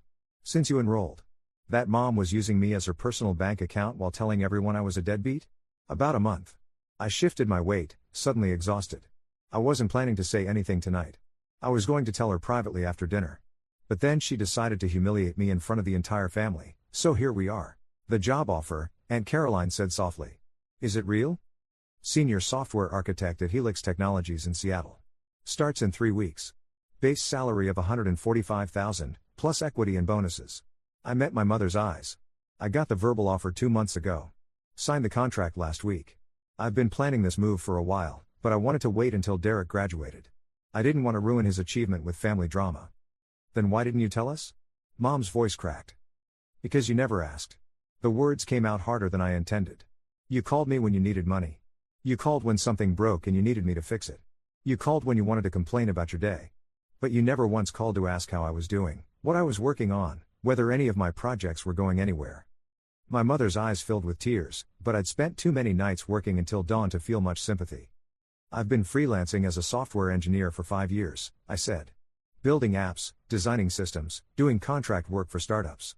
Yeah, I had failures. 3 of them. But I also had successes that none of you bothered to notice. I built the back-end infrastructure for a health tech company that got acquired last year. My portion of the payout was enough to cover my expenses for 18 months. I developed an inventory management system for a regional retail chain that's now in use in 200 stores. I created a data analytics platform that a marketing firm licensed for 6 figures. Derek stared at me. I had no idea. Why would you? Every time I mentioned my work, Mom would change the subject or make a joke about my little computer projects. I picked up the $100 bill and handed it to my brother instead. She convinced everyone I was wasting my life. Meanwhile, I was paying her bills while she took out loans to finance your private education at a school you didn't need to attend. That's not fair, Mom protested weakly. Derek deserved the best. Derek deserved honesty. We all did. I headed for the door, but paused at the threshold. I'll make the mortgage payment for this month since I already set it up. After that, you're on your own. Maybe Derek can help you out with his fancy new lawyer salary. I walked out into the cool evening air, my phone already buzzing with messages. I silenced it and drove to the apartment I'd been renting on the other side of town, the place Mom had never visited because she assumed it was a dump. The next morning, I woke to 63 text messages and 12 missed calls. Derek had sent the most texts, a stream of consciousness that started with confusion and evolved into something resembling an apology. He claimed he never knew about the mortgage payments, never realized Mom had borrowed money against the house. He'd assumed her financial struggles were temporary setbacks from the loss of Dad's income. Aunt Caroline's messages were more direct. She wanted the full story, and she wanted it now. She'd apparently spent the evening interrogating my mother. Mom's messages cycled through denial, justification, and finally anger. The last one, sent at 3 a.m, read, "You had no right to embarrass me like that in front of my family. After everything I've done for you." I made coffee and sat at my small kitchen table, looking out the window at the apartment complex's courtyard. A kid was learning to ride a bike, his father running alongside with one hand on the seat. They were laughing. My phone rang. Derek. I answered. Hey. Can we talk? His voice was rough, like he hadn't slept. In person? Where? That diner near your place? The one with the terrible pancakes? 20 minutes later, I slid into a booth across from my brother. He looked exhausted, his tie loosened and his graduation suit wrinkled. The waiter brought coffee without asking. I went through Mom's papers last night, Derek said without preamble. Or, I tried to. She locked herself in her room and wouldn't come out, so I went through what was in her office. Matt, I had no idea it was this bad. I wrapped my hands around my coffee mug and waited. The tuition payments she made weren't from savings. She took out loans. Private loans with terrible interest rates. And credit cards. She's got $17,000 in credit card debt just from the last year. Derek rubbed his face. How did I not see this? She's good at hiding it. And you were focused on school, which is where you should have been focused. But you were paying her mortgage.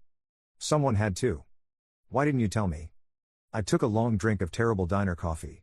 What would you have done? Dropped out? Taken out your own loans? She would have felt even worse, and you would have felt guilty for something that wasn't your fault. It still isn't right. No, it isn't. But here we are. Derek pulled out his phone and opened a banking app. I have about $40,000 in a savings account. Money from summer internships and graduation gifts. It was supposed to be my emergency fund while I start at the firm next month, but, don't. Matt, I said don't. I set my mug down firmly. You keep your money. You earned it. You're going to need it for deposits on an apartment, work clothes, all the expenses that come with starting a real career. Don't let mom's financial decisions derail your life before it even starts. Then what do? She's drowning. She needs to refinance, consolidate her debts, maybe even sell the house and move somewhere smaller. What she doesn't need is for both of us to sacrifice our futures to maintain a lifestyle she can't afford. I met his eyes. I'm not saying abandon her. I'm saying stop enabling her. Derek leaned back, processing. The stuff she said last night, about you leeching off her, was projection. Classic deflection. She feels guilty about taking my money, so she's convinced herself that I'm the problem instead. That's messed up. Family dynamics usually are. We sat in silence for a moment, the diner noise filling the space between us. Are you really moving to Seattle? Derek asked. Yeah. Signed a lease on an apartment last week. It's got a view of the water and a second bedroom in case anyone wants to visit. I'm sorry I wasn't a better brother. You were fine. We both got caught up in mom's narrative. She needed me to be the failure so she could feel better about the choices she was making. And I let her, because I thought I was helping. Derek's jaw tightened. What she did to you wasn't right. No, but it's done. I can't change the past 2 years. I can only decide what happens next. I pulled out my wallet and left money on the table for both of us. You start at the firm in what, 4 weeks? 3.5. Then focus on that. Pass your bar exam. Start your career. Be the lawyer you worked your butt off to become. I stood up. And Derek? When mom calls you asking for money, because she will, think really carefully about whether you're helping her or just prolonging the inevitable. Will I see you before you leave? Probably not. I've got to finish packing and tie up some loose ends here. I paused. But you've got my number. Use it sometime for something other than family emergencies. He nodded, and I saw something in his expression that looked like regret mixed with understanding. The next 2 weeks were a blur of packing, canceling utilities, and wrapping up my last freelance contract. Mom called twice. I didn't answer. She left voicemails that I deleted without listening to them. Aunt Caroline called once to tell me she'd had a long talk with mom about boundaries and financial responsibility. I thanked her and kept packing. On my last day in town, I drove past the house where I'd grown up. The lawn needed mowing, and someone had left the garage door half open. I thought about stopping, thought about going inside to say goodbye to the rooms where I'd spent my childhood. But I kept driving. Some chapters need clean endings. Seattle welcomed me with rain and traffic and the kind of anonymity that only comes from starting fresh in a new city where nobody knows your history. The apartment was smaller than it had looked in photos but bright, with windows that let in enough light to make up for the constant cloud cover. I spent the first week building furniture, exploring neighborhoods, and learning the bus routes. Helix Technologies occupied 3 floors of a glass tower downtown. My first day was a parade of introductions, paperwork, and IT setup. My manager, a woman named Jennifer Chen, gave me a tour and explained my first project, rebuilding the authentication system for their flagship product. The current system is held together with duct tape and prayers, she said, pulling up screens of convoluted code.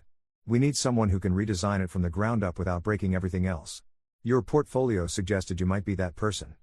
I can do it, I said, already seeing the architecture in my mind. Good. Because if this goes well, there's a lead architect position opening up in 6 months. You'd be managing a team of 5. I worked late that first week, not because I had to, but because I wanted to prove to myself that I deserved to be there. The code was challenging, the problems complex, the solutions elegant when I found them. Nobody asked about my family or my past. Nobody made jokes about failed projects. I was evaluated purely on the quality of my work, and that was liberating in ways I hadn't expected. 3 weeks in, Derek called. How's Seattle? He asked. Rainy. Good. How's the new job? Terrifying. I'm doing research for a senior partner and I have no idea what I'm doing half the time, he laughed, but it sounded strained. Listen, I wanted to give you an update on mom. I'd been expecting this conversation. Go ahead. She met with a financial advisor. Aunt Caroline went with her. They're working on a debt consolidation plan, and there's a real estate agent coming to assess the house next week. She's selling? Probably. The advisor ran the numbers, and even with a good refinance, she can't afford the payments long term. Not with the loans and credit cards. There's a condo complex near Aunt Caroline that's more in her price range. I stood at my apartment window, watching ferries cross the dark water. How is she handling it? Better than I expected, actually. I think the reality finally hit her. She asked me to tell you she's sorry. She has my number. I know. I told her that. She says she doesn't know what to say. I'm sorry is usually a good start. Derek was quiet for a moment. She's embarrassed, Matt. She spent 2 years telling everyone you were a failure while taking your money. That's hard to come back from. Yeah, well, it was hard to send those payments too, but I did it anyway. Fair point, Derek sighed. I don't think she realized how much she was hurting you. She convinced herself she was doing the right thing, investing in my education, and somehow that justified everything else. Intent doesn't erase impact. No, it doesn't. But maybe eventual acknowledgement counts for something? I watched the city lights reflect off the water, thinking about my mother crying at 2 a.m. about losing the house, about all those transfers I'd made while eating ramen for dinner, about the graduation party where she'd mocked me in front of everyone we knew. Maybe, I finally said. But I'm not ready yet. I get it. I just wanted you to know she's trying. In her own dysfunctional way. We talked for a few more minutes about his job, about the bar exam he'd be taking soon, about the apartment he'd found near his office. It felt almost normal, like we were actual brothers instead of just people who shared a childhood home. After I hung up, I sat in the growing darkness, not bothering to turn on lights. The anger had faded over the past few weeks, replaced by something more complex. Not quite forgiveness, but not quite resentment either. Just a tired acknowledgement that families were messy and people made mistakes, and sometimes the best you could do was set boundaries and move forward. My phone buzzed with an email from Jennifer. The authentication system rebuild had been approved by the executive team. They wanted a timeline and a resource allocation plan. This was the kind of problem I could solve with clean code and logical thinking, no emotional baggage required. I opened my laptop and got to work. Months passed. The authentication system went live without major issues. Jennifer recommended me for the lead architect position, and I interviewed well enough to get it. My team was smart, motivated, and respectful. I mentored a junior developer through her first major project and watched her confidence grow. I presented at a tech conference and had recruiters reaching out afterward. I dated a product manager named Amanda for a while. It didn't work out, but we stayed friends. I joined a recreational soccer league and discovered I was terrible at soccer but enjoyed the social aspect. I learned to make decent coffee at home and found a breakfast place that served excellent pancakes, unlike the diner back home. Derek passed his bar exam on the first try. He called me immediately, his voice full of relief and excitement. We talked for an hour about everything and nothing. He mentioned Mom had moved into the condo and seemed to be adjusting. She'd started working part-time at a bookstore, something she'd always wanted to do but never had time for when Dad was alive. She asks about you, Derek said carefully. Yeah? Not in a pushy way. Just. She wants to know if you're okay. If you're happy. I am, I said, and realized I meant it. 6 months after moving to Seattle, I flew back for Derek's birthday. He'd rented out a private room at a restaurant downtown, not the one where the graduation dinner had imploded, thank goodness. Aunt Caroline was there, along with some of his law school friends and a woman he introduced as Rachel, his girlfriend. Mom arrived late, looking nervous and older than I remembered. She'd cut her hair short and wore less makeup. She saw me and froze. Hi, Mom, I said. Matt. Her voice cracked. I'm glad you came. Derek's birthday. Wouldn't miss it. We stood there awkwardly until Aunt Caroline swooped in with drinks and redirected the conversation. Dinner was pleasant, Derek's friends were funny and smart, Rachel was warm and engaging, Aunt Caroline told stories about Derek's childhood that made him groan. Mom and I didn't speak directly until later, when people were starting to leave. She caught me near the coat check. Could we talk? She asked. Just for a minute? We stepped outside into the cool evening air. The city was alive with Friday night energy, people heading to dinner, to bars, to shows. We walked a short distance to a quieter spot near a park entrance. I've been practicing what to say, Mom started, then laughed weakly. But now that you're here, I can't remember any of it. I waited, hands in my pockets. I'm sorry, she said finally. For all of it. For taking your money and lying about it. For the things I said at Derek's graduation. For making you feel like you weren't good enough when you were supporting me the entire time. She looked at me, her eyes shining. You deserved better. You deserved a mother who celebrated your achievements instead of diminishing them. Yeah, I did, I said quietly. I don't expect you to forgive me right away. Maybe not ever. But I needed you to know that I understand what I did was wrong. I was so focused on making sure Derek had every opportunity that I lost sight of what I was taking from you. Not just money, though that was substantial, but respect, acknowledgement, basic decency. A couple walked past us, laughing about something. Normal people living normal lives, unburdened by complicated family dynamics. The financial advisor helped me understand something, Mom continued. I was trying to fix Dad's death by throwing money at Derek's future. Like if I could just make him successful enough, secure enough, it would somehow make up for what we lost. But I was financing that fantasy with your stability and sacrifices. Why didn't you just ask me for help directly? Why the lies about losing the house? Because then I'd have to admit I'd made terrible financial decisions. That I'd borrowed against a house your father paid off. That I was choosing to send Derek to an expensive school we couldn't afford instead of accepting the full scholarship. If I told you the truth, you'd have seen me as a failure. She wiped her eyes. So instead, I made you the failure in everyone else's eyes. Which was cruel and unfair, and I have no excuse for it. I leaned against a lamppost, suddenly tired. I spent a lot of nights wondering what I'd done wrong. Why you seem to resent me so much. You didn't do anything wrong. This was all me. My choices, my shame, my need to control the narrative. She took a shaky breath. I've been seeing a therapist. Working through some of my issues with Dad's death and control and self-worth. It's helping, I think. Or at least it's making me understand why I did what I did. That's good. I'm glad. Are you happy in Seattle? I am. The job is great, the city is growing on me, and I'm meeting people who see me for who I actually am instead of who they assume I am. She nodded, smiling sadly. You were always the smart one. I just couldn't see it because I was too caught up in my own drama. Derek's smart too. He is. But you had to figure things out on your own while we were all focused on him. That must have been lonely. It had been, but saying so felt unnecessary. We'd already established the problem.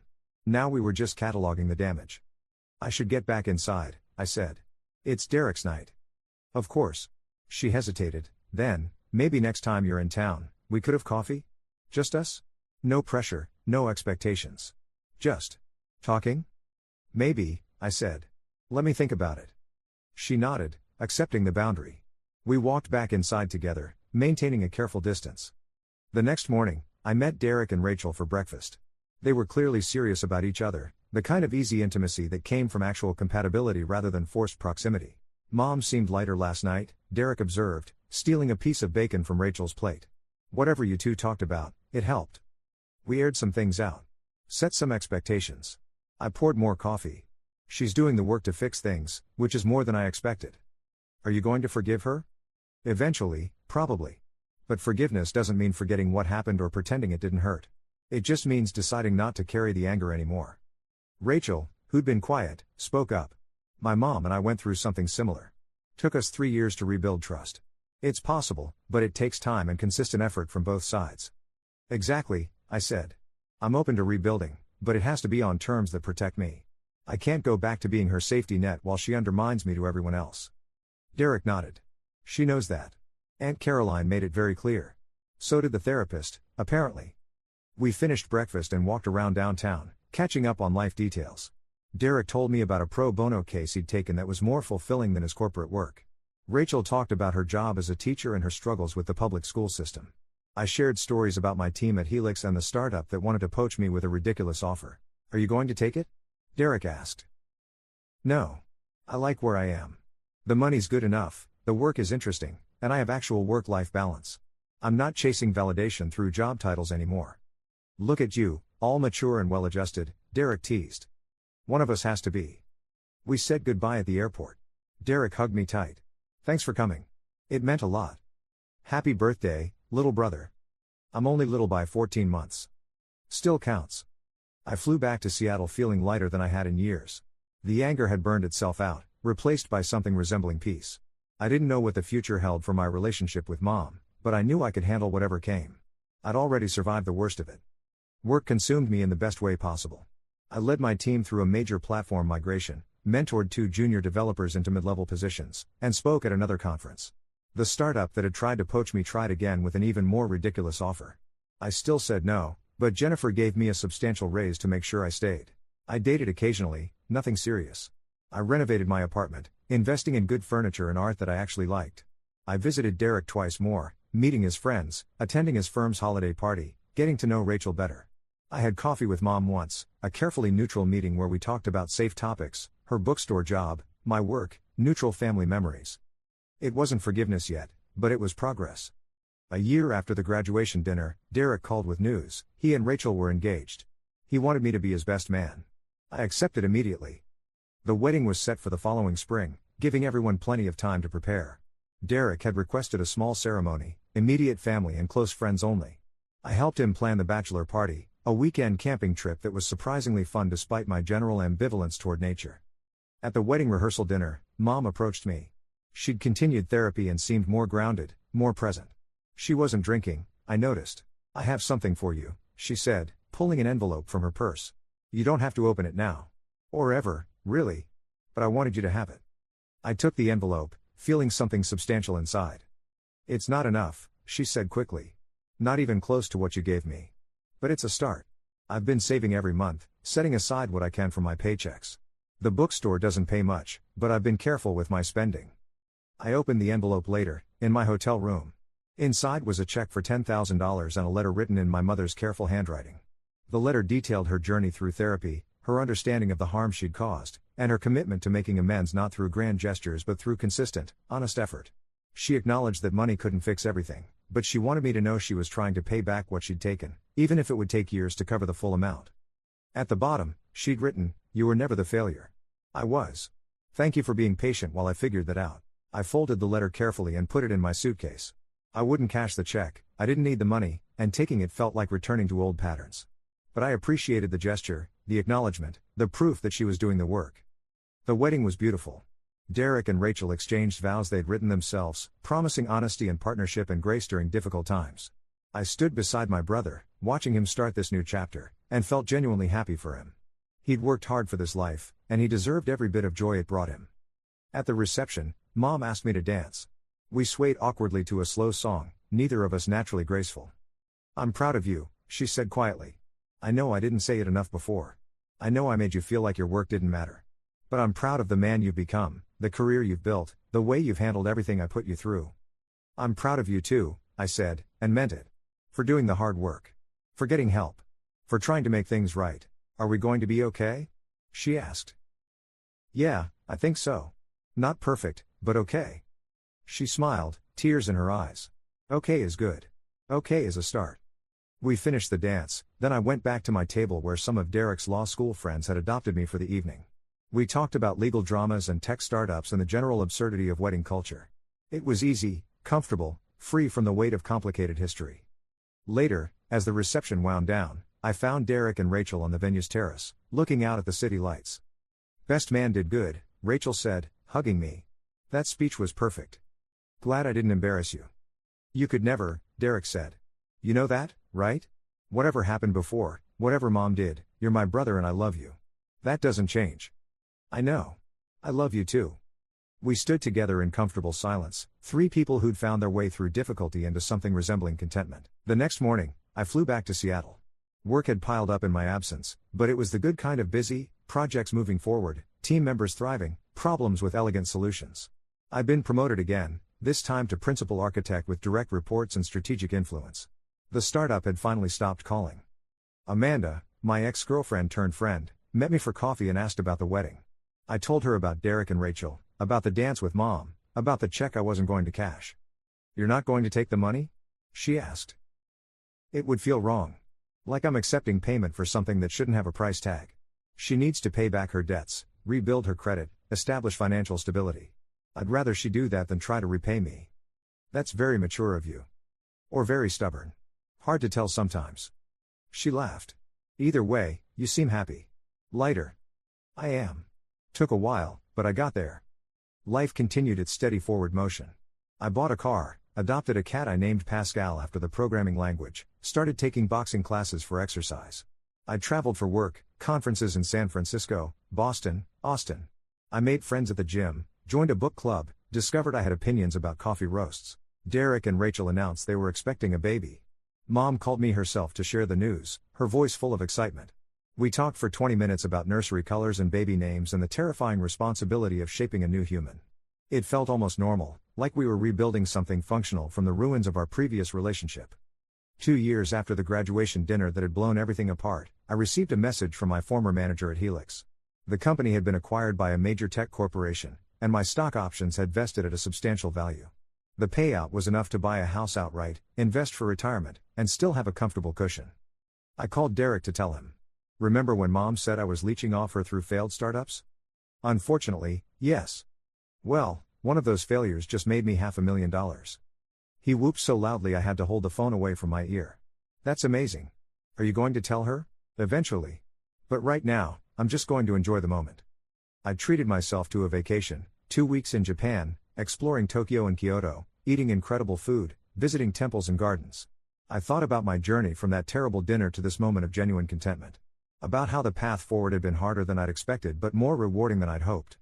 On my last night in Kyoto, I wrote an email to Mom. Not about the money, but about everything else. About how I'd spent years feeling invisible and unappreciated. About how her words had cut deeper than she'd realized. About how I'd almost let her narrative become my identity. But also about how I was grateful, in a strange way, for the catalyst that had forced me to leave and build a life on my own terms. I wrote about forgiveness not as a single moment but as a series of small choices to move forward. About how I was choosing to remember the good parts of my childhood alongside the painful ending. About how I hoped we could continue building something new, something healthier, even if it would never look like it did before. I ended the email with, "I'm happy now. I hope you are too. And I hope we can keep working towards something better."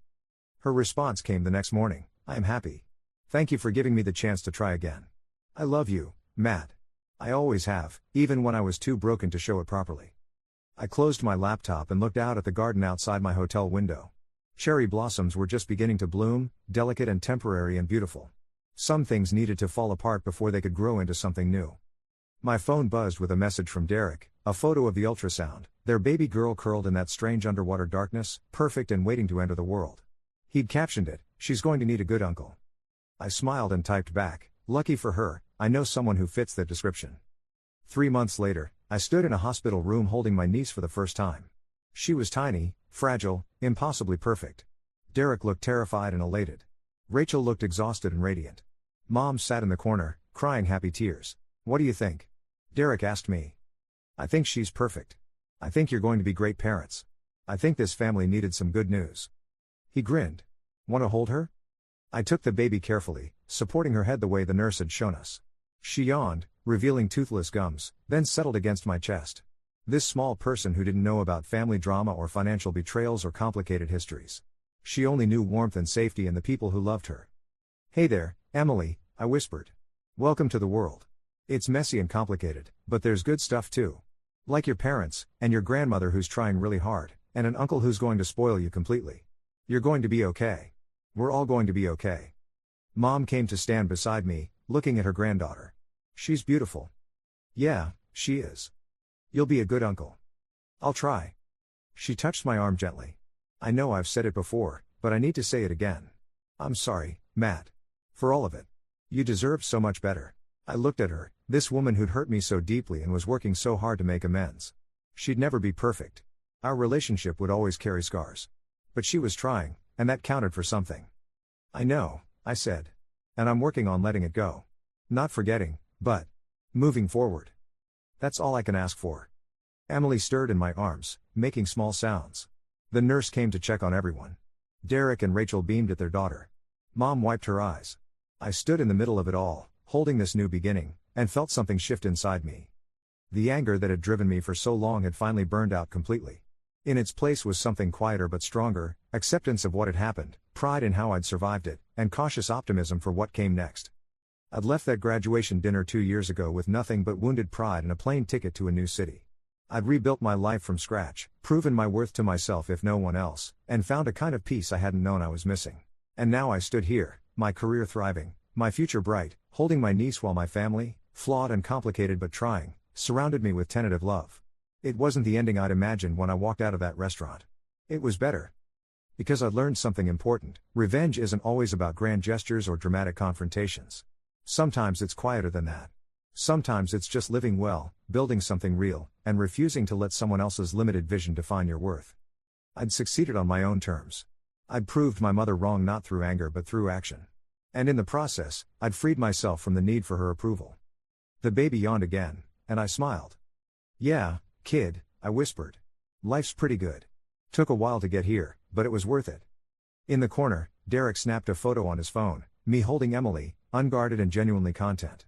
He'd send it to me later, and I'd save it as a reminder of this moment when everything finally felt right. Not perfect. Not uncomplicated. But right. And sometimes, that's the best revenge of all, building a life so good that the past can't touch it anymore. 6 months after Emily was born, I received an unexpected package at my Seattle apartment. The return address was Mom's condo. Inside, I found a leather-bound journal and another letter. The journal was my father's. I recognized his handwriting on the first page, neat, precise, the writing of an engineer. He'd kept it during the last year of his life, documenting not daily events but reflections on fatherhood, marriage, regrets, and hopes. Mom's letter explained that she'd found it while sorting through old boxes. She'd read it, cried over it, and realized I needed to see it. Particularly the entries about me. I made tea and settled onto my couch, Pascal curling up beside me. The journal entries were dated, starting about 14 months before Dad died. March 3rd, Matt called today with news about his first major contract. Software work I barely understand, but the pride in his voice was unmistakable. He's building something from nothing, teaching himself as he goes. Linda worries he's not taking a traditional path, but I see myself in him, the need to create, to solve problems, to prove capability through results rather than credentials. I should tell him that. I should call him back and say it out loud. I had to stop reading. My eyes burned. I didn't remember that phone call, didn't remember Dad being proud. He'd died 3 months after that entry, and I'd spent 6 years thinking he'd been disappointed in me like Mom had been. I kept reading. May 17th, Derek got into law school today. Linda is over the moon. He'll be excellent at it, he has the discipline and the analytical mind. But I worry about the cost. We have savings, but not unlimited resources. Linda wants to give him everything, and I understand that impulse. But Matt is out there building something too, and we're not supporting him the same way. That doesn't sit right with me. June 22nd, chest pain again today. I should probably see a doctor, but I'm terrified of what they'll find. I keep thinking about my boys, about what I want them to know if something happens to me. Matt, your unconventional path takes more courage than you realize. Don't let anyone convince you that there's only one way to succeed. Derek, success without character is just noise. Stay humble, stay kind. August 8th, I need to update my will. Make sure the house goes to Linda outright so she has security. But I'm setting up separate accounts for the boys, equal amounts, accessible when they turn 30. I don't want Linda's grief to make her favor one over the other. I know her. She'll cling to Derek because he's pursuing something she understands. Matt will drift, and she won't even realize she's pushing him away. My hands shook. Dad had seen it coming. He'd predicted exactly what would happen, and he'd tried to prevent it. October 14th, Matt came for dinner tonight. He showed us mock-ups for an app he's designing. Linda glazed over after 5 minutes, but I was genuinely impressed. He's thinking about user experience, about solving real problems. I told him I was proud, but I don't think he believed me. I need to say it more clearly, more often. Time feels short lately. December 1st, saw the cardiologist. He used words like significant blockage and lifestyle changes. I have medications now, appointments scheduled. I look at my sons and wonder if I've taught them what they need to know.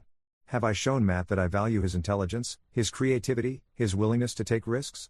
Have I taught Derek that credentials mean nothing without integrity?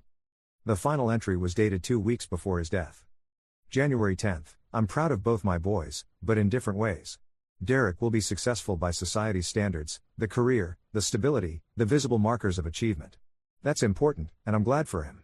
But Matt is doing something harder. He's defining success on his own terms, building something from scratch without a safety net. That takes a different kind of strength. If I don't make it to see how his story unfolds, I hope someone tells him, his father knew he was special. His father believed in him completely. His father's only regret was not saying it loudly enough for the world to hear. I closed the journal and sat in the dimness of my apartment, crying quietly while my cat purred against my leg. All those years thinking Dad had died disappointed in me.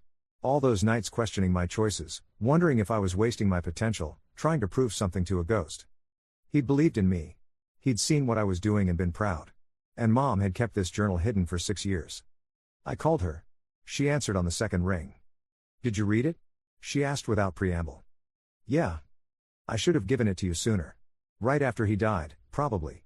But I was angry at him for leaving, and reading his words hurt too much. I boxed it up with his other things and tried to forget about it. Why give it to me now? She was quiet for a moment. Because my therapist asked what I was afraid of. And I realized I was afraid that if you knew how much your father believed in you, you'd hate me even more for trying to convince you otherwise. But you deserve to know the truth, even if it makes me look worse. Mom, he knew me better than I knew myself, she continued. He predicted exactly what I'd do, and he tried to protect you from it. The separate accounts he mentioned? I found those too. $30,000 each, meant to be accessible when you both turned 30. I used Derek's for his law school expenses. Told myself it was what your father would have wanted. I processed this information slowly. And mine? Still there. Untouched. I couldn't bring myself to touch it after what I'd done with Derek's portion. It's been sitting in an account collecting interest for 6 years. It's worth about $38,000 now. You're telling me Dad left me money and you just kept it? Yes. Another failure on my long list. Her voice cracked. The account is in your name. I'll send you the information. It should have been yours years ago. I wanted to be angry, but I was too exhausted. Why are you telling me all this? Because I'm trying to be honest. Completely honest, even when it's painful. Even when it makes me look like exactly what I am, a mother who failed her son in almost every way possible. She took a shaky breath. Your father was a better parent than I'll ever be. He saw you clearly. I'm just sorry it took me this long to see you through his eyes instead of my own distorted lens. We talked for another hour. She told me about finding the journal, about reading Dad's entries and recognizing all her failures reflected in his concerns. She told me about bringing it to her therapist, about the difficult sessions that followed. She told me about deciding to send it to me despite her fear that it would destroy whatever fragile progress we'd made. I need you to understand something, I said finally. I'm glad you sent it. I needed to know Dad believed in me. That means more than I can explain. But Mom, you have to stop punishing yourself. You made mistakes. Big ones. But you're trying to fix them. That counts. Does it? Does it really? Yeah. It does. Not enough to erase the past, but enough to build something different going forward. After we hung up, I opened the journal again and read certain entries multiple times. Dad's pride in my unconventional path. His worry that Mom would play favorites. His hope that someone would tell me I was special. I took photos of specific pages and sent them to Derek with a message. Dad left us both something important. You should read the whole journal sometime. His response came quickly. What did it say? That he was proud of both of us. That he saw exactly who we were and loved us for it. That he tried to protect us from what came after. Derek called immediately. I read him the relevant entries, my voice steady despite the emotions swirling underneath. He listened in silence. I never knew, he said when I finished. I always thought Dad was focused on me because of law school. I didn't realize he was worried about you getting overlooked. He knew Mom pretty well. Yeah, he did. Derek paused. Matt, about the money Dad left. The account he set up for me, Mom used it for tuition. I didn't know about it until after I graduated. She told me it was from his life insurance. She told me that tonight. I should pay you back. Half of what she spent from my account. It's only fair. Keep it. Dad wanted you to have it for your education. Mom just accessed it in a way he wouldn't have approved of.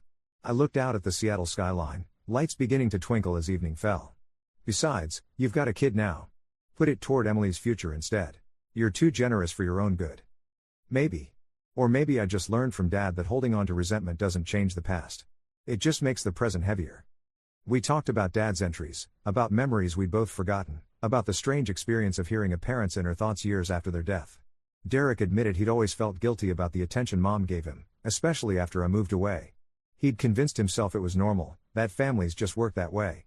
She needed you to be the successful one, I said. It gave her purpose after Dad died. I don't think she meant to hurt me, she just got so focused on your trajectory that she couldn't see mine. That doesn't make it right. No, but understanding it makes it easier to move past. After hanging up with Derek, I sat with the journal for a long time. I thought about the father I'd lost and the version of him I'd never fully known. The man who'd seen my potential and documented it privately, hoping someone would find his words and share them with me. I thought about Mom's evolution from the woman who'd humiliated me at Derek's graduation to the one who'd sent me this journal knowing it would reveal more of her failures. That took courage of a different kind, the courage to be honest even when honesty was painful. The account information arrived via email the next day. $38,000, as promised. Money that had been mine for years, sitting untouched while I drained my savings to pay Mom's mortgage. I could be angry about that. I probably should be. But instead, I felt something closer to closure. Dad had provided for me, had thought about my future, had tried to give me a foundation. The fact that it had taken 6 years to reach me didn't diminish his intent. I invested the money in a retirement account and sent Mom a simple message, received the account information. Thank you for finally telling me the truth. Her response, your father would be proud of the man you've become. I'm sorry it took me so long to see it. Spring arrived in Seattle with its usual reluctance, gray skies giving way to occasional sunshine, cherry blossoms blooming in defiant bursts of color. I celebrated my promotion to senior principal architect, leading a team of 15 across 3 product lines. The work was challenging and meaningful, the kind of problems that required both technical expertise and strategic thinking. I flew back for Emily's first birthday party. The celebration was simple, family only, held in Derek and Rachel's backyard. Emily smashed cake into her face while adults laughed and took photos. Mom was there, relaxed in a way I hadn't seen in years. She'd brought a handmade quilt for Emily, something she'd learned to make through a class at her community center. When did you start quilting? I asked, examining the intricate stitching. About 6 months ago. Turns out I like working with my hands. It's meditative. She smiled. Your father used to say I needed hobbies that didn't involve fixing other people's lives. He was a smart man. The smartest. I just wish I'd listened better. We watched Emily toddle around the yard, her uncertain steps bringing equal parts delight and panic to her parents. Normal family moments, unremarkable and precious because of it. I've been thinking about what you said, Mom ventured. About building something different going forward. I want you to know I'm committed to that. Not just through therapy or financial responsibility, but through showing up differently. Being the mother you deserve to have all along. You're already doing that. It's not perfect, but it's real. That's what matters. She squeezed my hand briefly, then went to help Derek chase after Emily, who'd discovered the dog next door and wanted to investigate. Later, as the party wound down, Derek pulled me aside. Rachel and I have been talking, he said. We want you to be Emily's guardian if anything happens to us. I blinked. What? We're setting up our will, making everything official. And we can't think of anyone better to raise her if we can't.